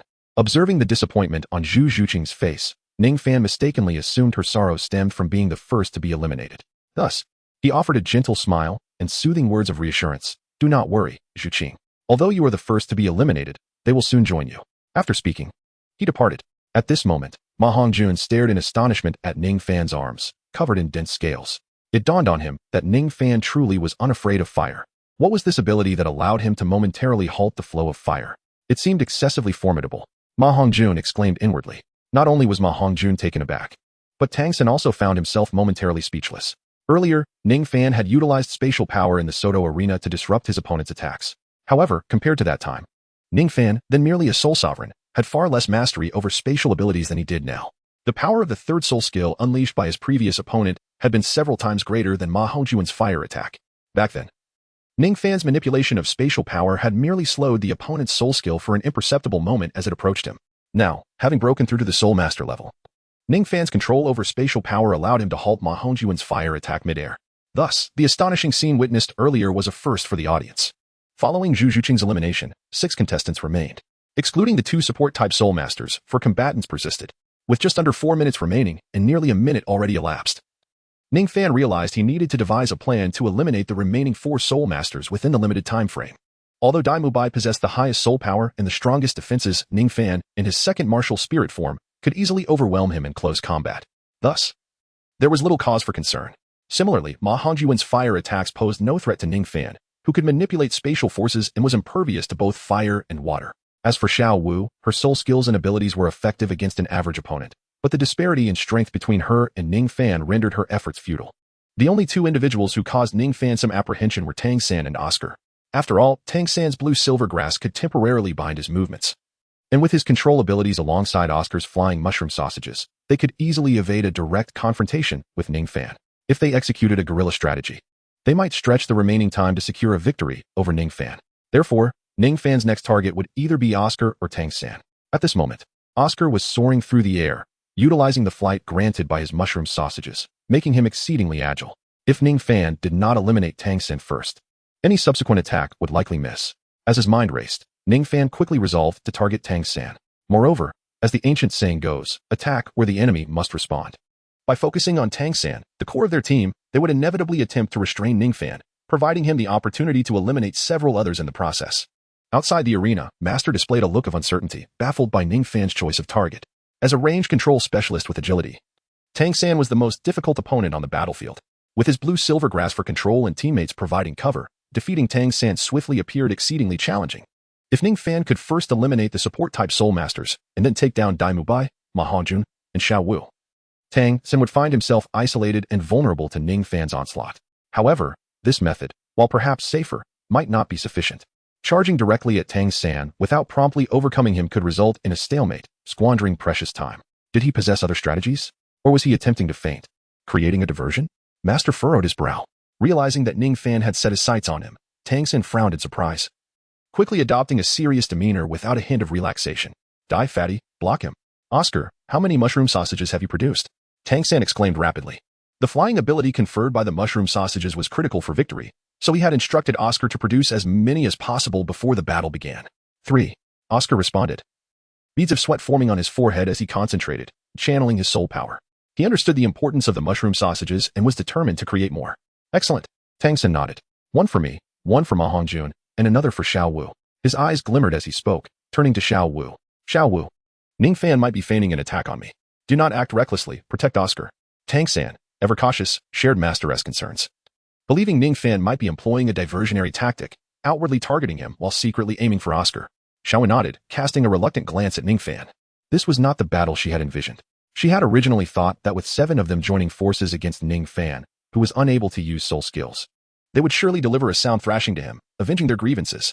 Yet, she had not anticipated that Ningfan, after manifesting his martial spirit, would display strength far beyond their expectations, swiftly eliminating Zhu Qing. Now, Xiao Wu dared not rush into battle. At present, Xiao Wu's sole desire is to safely endure the remaining 3 minutes. Tang San's strategy is evidently to use Dai Mubai and Ma Hongjun as a diversion, allowing him the opportunity to unleash the web of restraint and buy himself some time. The web of restraint requires a specific duration for its execution in order to maximize its range and effectiveness. Ningfan's speed was astonishing. His blue-silver grass could not entangle him effectively. The only reliance left was on the strength of his companions. Among them, if one could stand against Ningfan's frontal assault, it would be none other than Dai Mubai. As the soul master with the highest spirit power among the 7, and possessing the beast martial soul, he excelled in stamina, strength, endurance, and defense. At this moment, bolstered by Ning Rongrong's 7 treasures glazed tile soul skill, he should, at the very least, be capable of withstanding Ningfan's inhuman punch without losing his combat capability. After Dai Mubai withstood Ningfan's advance, Ma Hongjun, suspended in midair after consuming a mushroom sausage, utilized his aerial advantage to unleash fiery assaults, incessantly harassing Ningfan and buying time. Tang San's mind raced with thoughts like flashes of lightning, his 3rd soul ring shimmering as he prepared to unleash his 3rd soul skill. Chapter 116. The Ultimate Exchange. Dai Mubai nodded vigorously, adhering to Tang San's tactical arrangement. He immediately activated the White Tiger transformation, doubling his physical attributes. He charged directly in front of Ningfan. At the same moment, his 1st soul ring glimmered. White Tiger Shield. As the 1st soul skill activated, Dai Mubai's power, defense, and endurance surged once more, providing him with a profound sense of security. Meanwhile, Ma Hongjun, having consumed the mushroom sausage, floated in the air, offering cover. He then shouted loudly at Ningfan, "If you wish to defeat Tang San, you must first get past me." Ningfan did not respond. He gazed at Dai Mubai, who stood in his path, his expression betraying no emotion. With his right arm, resembling a dragon's claw, clenched tightly, he unleashed a powerful punch that resonated through the air. Upon witnessing the iron fist, encased in hard scales and resembling metal, hurtling towards him, Dai Mubai's heart raced, and he retaliated with a punch of his own. Although Ningfan was unable to utilize the soul rings and soul skills of the 7 treasures glazed tower, which would typically enhance his power significantly, the manifestation of his 2nd martial soul brought about considerable changes to his body, despite only his right arm appearing altered. Suddenly, a shockwave erupted in the air, sending Dai Mubai flying over 100 meters like a streak of light. Witnessing this, Tang San, who was preparing to unleash his soul skill, felt a jolt of surprise. He had just seen Dai Mubai being hurled away, as he had anticipated. Dai Mubai, with his exceptional endurance and defense, was indeed capable of withstanding a punch from Ningfan without losing his combat ability. However, after being struck, Dai Mubai emerged unscathed. Though Tang San keenly observed that his right arm had suffered an abnormal bend during the clash, it was evident that even someone as resilient as Dai Mubai had sustained a fracture in his right arm from Ningfan's formidable punch. While this injury did not incapacitate him, it rendered him unable to impede Ningfan any further in the short term. Ningfan, seemingly unaffected, evaded Ma Hongjun's attacks while charging towards Tang San once more. Ma Hongjun unleashed a barrage of fire lines and rings in a desperate attempt to halt Ningfan's advance, but the speed at which Ningfan moved was astonishing. In the blink of an eye, he was before Tang San. Webbind. At that moment, Tang San shouted, centering himself as he cast his meticulously prepared third soul skill. A radiant halo floated above him, and countless fine yet resilient vines spread outward, forming a web that ensnared both combatants. Due to Ningfan's incredible speed and strength, both Ma Hongjun and Dai Mubai were unable to delay him for long, forcing Tang San to activate his soul skill as Ningfan approached. In sacrificing his own freedom, he sought to bind Ningfan within the web. Brother Fan, I know this web won't hold you for long, but even if you break free, you will still be affected by the toxins in the surrounding vines and spikes, Tang San said with a smile, as Ningfan closed in, barely a foot away. These toxins will accumulate, and even with the dragon lineage of your martial soul, your resistance will wane. While you may not lose your combat ability entirely, your physical prowess will surely diminish significantly. During this interval, Oscar had already produced a sufficient quantity of mushroom sausages. With just 2.5 minutes remaining, could you possibly defeat 3 flying spirit masters? That seems rather unrealistic. Tang San's calm words resonated, drawing a nod of approval from the distance. Where the master watched with admiration, he had not anticipated that Tang San would not consider fleeing from Ningfan's onslaught. Instead, he aimed to ensnare Ningfan and poison him, sacrificing his own chance of survival. For Ningfan, who could not utilize soul skills, his only reliance lay in his unmatched speed and overwhelming strength. Should these advantages be stripped away, he would undoubtedly find himself on the path to defeat. Ningfan furrowed his brow slightly, sensing that his body had been insidiously eroded by toxins at some unknown point. Although the formidable power of his Taishu ancient dragon martial spirit prevented these toxins from directly incapacitating him, they nonetheless caused a gradual decline in his strength, speed, and overall responsiveness. At that moment, as he gazed at Tang San, a flicker of surprise crossed his eyes. He had somewhat underestimated Tang San. He had not anticipated that Tang San, as the pivotal core of their team and a control-type soul master, would resort to such an extreme one-for-one strategy. A careless oversight had led to his predicament. Upon hearing Tang San's explanation, the remaining few finally revealed smiles. Big brother Dai, Ma Hongjun, Xiaowu. Come partake of my roasted sausages to rejuvenate yourselves. And here are my remaining mushroom sausages, 2 each for you. Oscar quickly distributed the prepared roasted sausages to the other 3 while taking advantage of the time Ningfan was ensnared in spider silk. Humph. This time, you've lost. Ningfan. Lack of intellect is a fatal flaw. After receiving the mushroom sausage, Xiaowu, confident in her imminent victory, immediately switched to taunting Ningfan. You all are celebrating a tad prematurely. Ultimately, you remain blissfully ignorant of my true capabilities, Ningfan remarked, shaking his head with a slight smile. At his words, an ominous premonition suddenly stirred within Tang San's heart. Ningfan swiftly seized Tang San, who was within arm's reach, and rendered him unconscious, leaving him devoid of combat prowess. Boom. Ningfan wielded his dragon claws incessantly, and soon a large hole appeared in the center of the web, which was entwined with vines. Ningfan had freed himself from the constraints of the spider's web. Upon witnessing this, Xiaowu, Daimubai, and Ma Hongjun were all taken aback. They promptly consumed the mushroom sausages, sprouting transparent wings behind them, and ascended to approximately 10 meters above the ground, maintaining a vigilant watch over Ningfan below. Ningfan emerged from the web, twisting his neck with a crackling sound. He simultaneously sensed the spread of toxins within his body and their effects. The poison coursed through him, debilitating his nerves. Currently, Ningfan's overall strength was in a continual decline. He estimated that in about 90 seconds, or a minute and a half, the toxins would cause a drastic reduction in all his physical attributes by half. At that point, although he would still retain considerable power, it would no longer afford him an overwhelming advantage over Xiaowu, Daimubai, and Ma Hongjun. He had to eliminate the 3 of them within this minute and a half, or he would face certain defeat. Chapter 117, Creating a Lively Atmosphere, however. Resolving the situation with Xiaowu, Daimubai, and Ma Hongjun within 90 seconds was undoubtedly a formidable challenge. In fact, for anyone other than Ningfan, it would seem utterly impossible. After all, each of the 3 possessed 2 mushroom-like appendages, enabling them to sustain 2 minutes of free flight about 10 meters above the ground. Meanwhile, the grounded Ningfan could only rely on his agile and powerful jumps to launch himself into the air for close combat or utilize his unique ability to manipulate objects, such as stones, to attack the airborne trio from a distance. Nevertheless, neither method posed a genuine threat to the 3, as Ningfan lacked wings and the ability to fly. Had Ningfan not been afflicted by the poison and maintained his full strength, he might have managed to contend with the airborne trio within the remaining time. However, the deterioration of his physical condition due to the poison was steadily diminishing his chances of victory. To all present, it seemed that Ningfan was destined to fail. Yet, for Ningfan, despite his momentary lapse in vigilance that had led him into a slight disadvantage, the outcome of this battle remained uncertain. Do you truly believe that your flight will render me powerless? Ningfan chuckled softly. In that instant, he charged toward Daimubai with determination. Come on. With 2.5 minutes left, you stand no chance against us. Daimubai's eyes flickered with a hint of trepidation upon seeing Ningfan's advance. However, recalling Ningfan's affliction from Tang San's poison and his diminished strength, coupled with the fact that his white tiger transformation was still in effect, He instinctively recoiled for a moment, but soon regained his fighting spirit, appearing utterly unafraid. Ningfan bent his legs and, with a gentle leap, soared several meters into the air, delivering a powerful punch towards Daimubai. His form resembled a missile propelled into flight, swift and unstoppable. Humph! I fear nothing. A flash of malice flickered in Daimubai's eyes as he completely disregarded Tang San's admonition to avoid a direct confrontation with Ningfan, relying on his formidable defensive strength. He retaliated with a punch of his own. With a resounding crash, the impact echoed, despite the poison coursing through Ningfan's veins. His power was still beyond what Daimubai could withstand. Daimubai was sent flying once more, crashing to the ground and stirring up a cloud of dust. Witnessing this, Ningfan wasted no time, plummeting from the sky like a meteor, charging towards Daimubai on the ground. At that very moment, Ma Hongjun anticipated Ningfan's assault and unleashed a barrage of flames and fiery rings in the direction of Ningfan, creating a curtain of fire intended to impede his advance. Gazing at the fiery barrier ahead, Ningfan's lips curled into a slight smirk. Unfazed, he maintained his speed, merely tapping his toes against the air, and his descending form rapidly ascended. His target shifted from Daimubai to Ma Hongjun. Upon witnessing Ningfan's swift elevation, a hint of undeniable shock flashed in Ma Hongjun's eyes. In the midst of the air, did Ningfan possess any means of leverage? Moreover, there were no wings behind him. Yet, with a mere tap of his toes in the void, he inexplicably surged towards himself. What could possibly be the explanation for this phenomenon? Ma Hongjun found himself perplexed. Not only he, but even Master Flinder was equally bewildered. Nevertheless, upon witnessing Ningfan charging towards him, Ma Hongjun, in a state of alarm, hastily maneuvered his wings to escape. However, despite Ma Hongjun's swift response, Ningfan's speed was even more remarkable.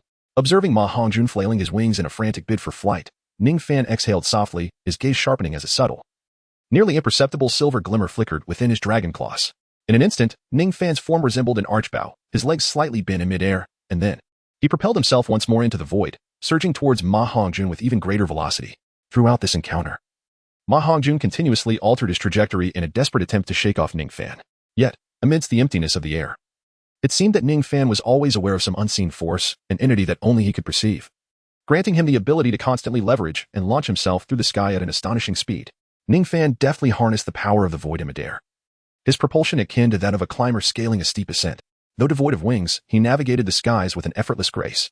Observing Ningfan in pursuit of Ma Hongjun, Zhao Wuji blinked in bewilderment and promptly turned to the master, exclaiming, "This surely cannot be classified as flying."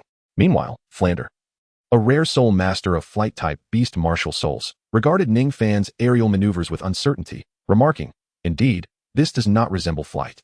The master, sensing their inquisitive gazes, awkwardly admitted,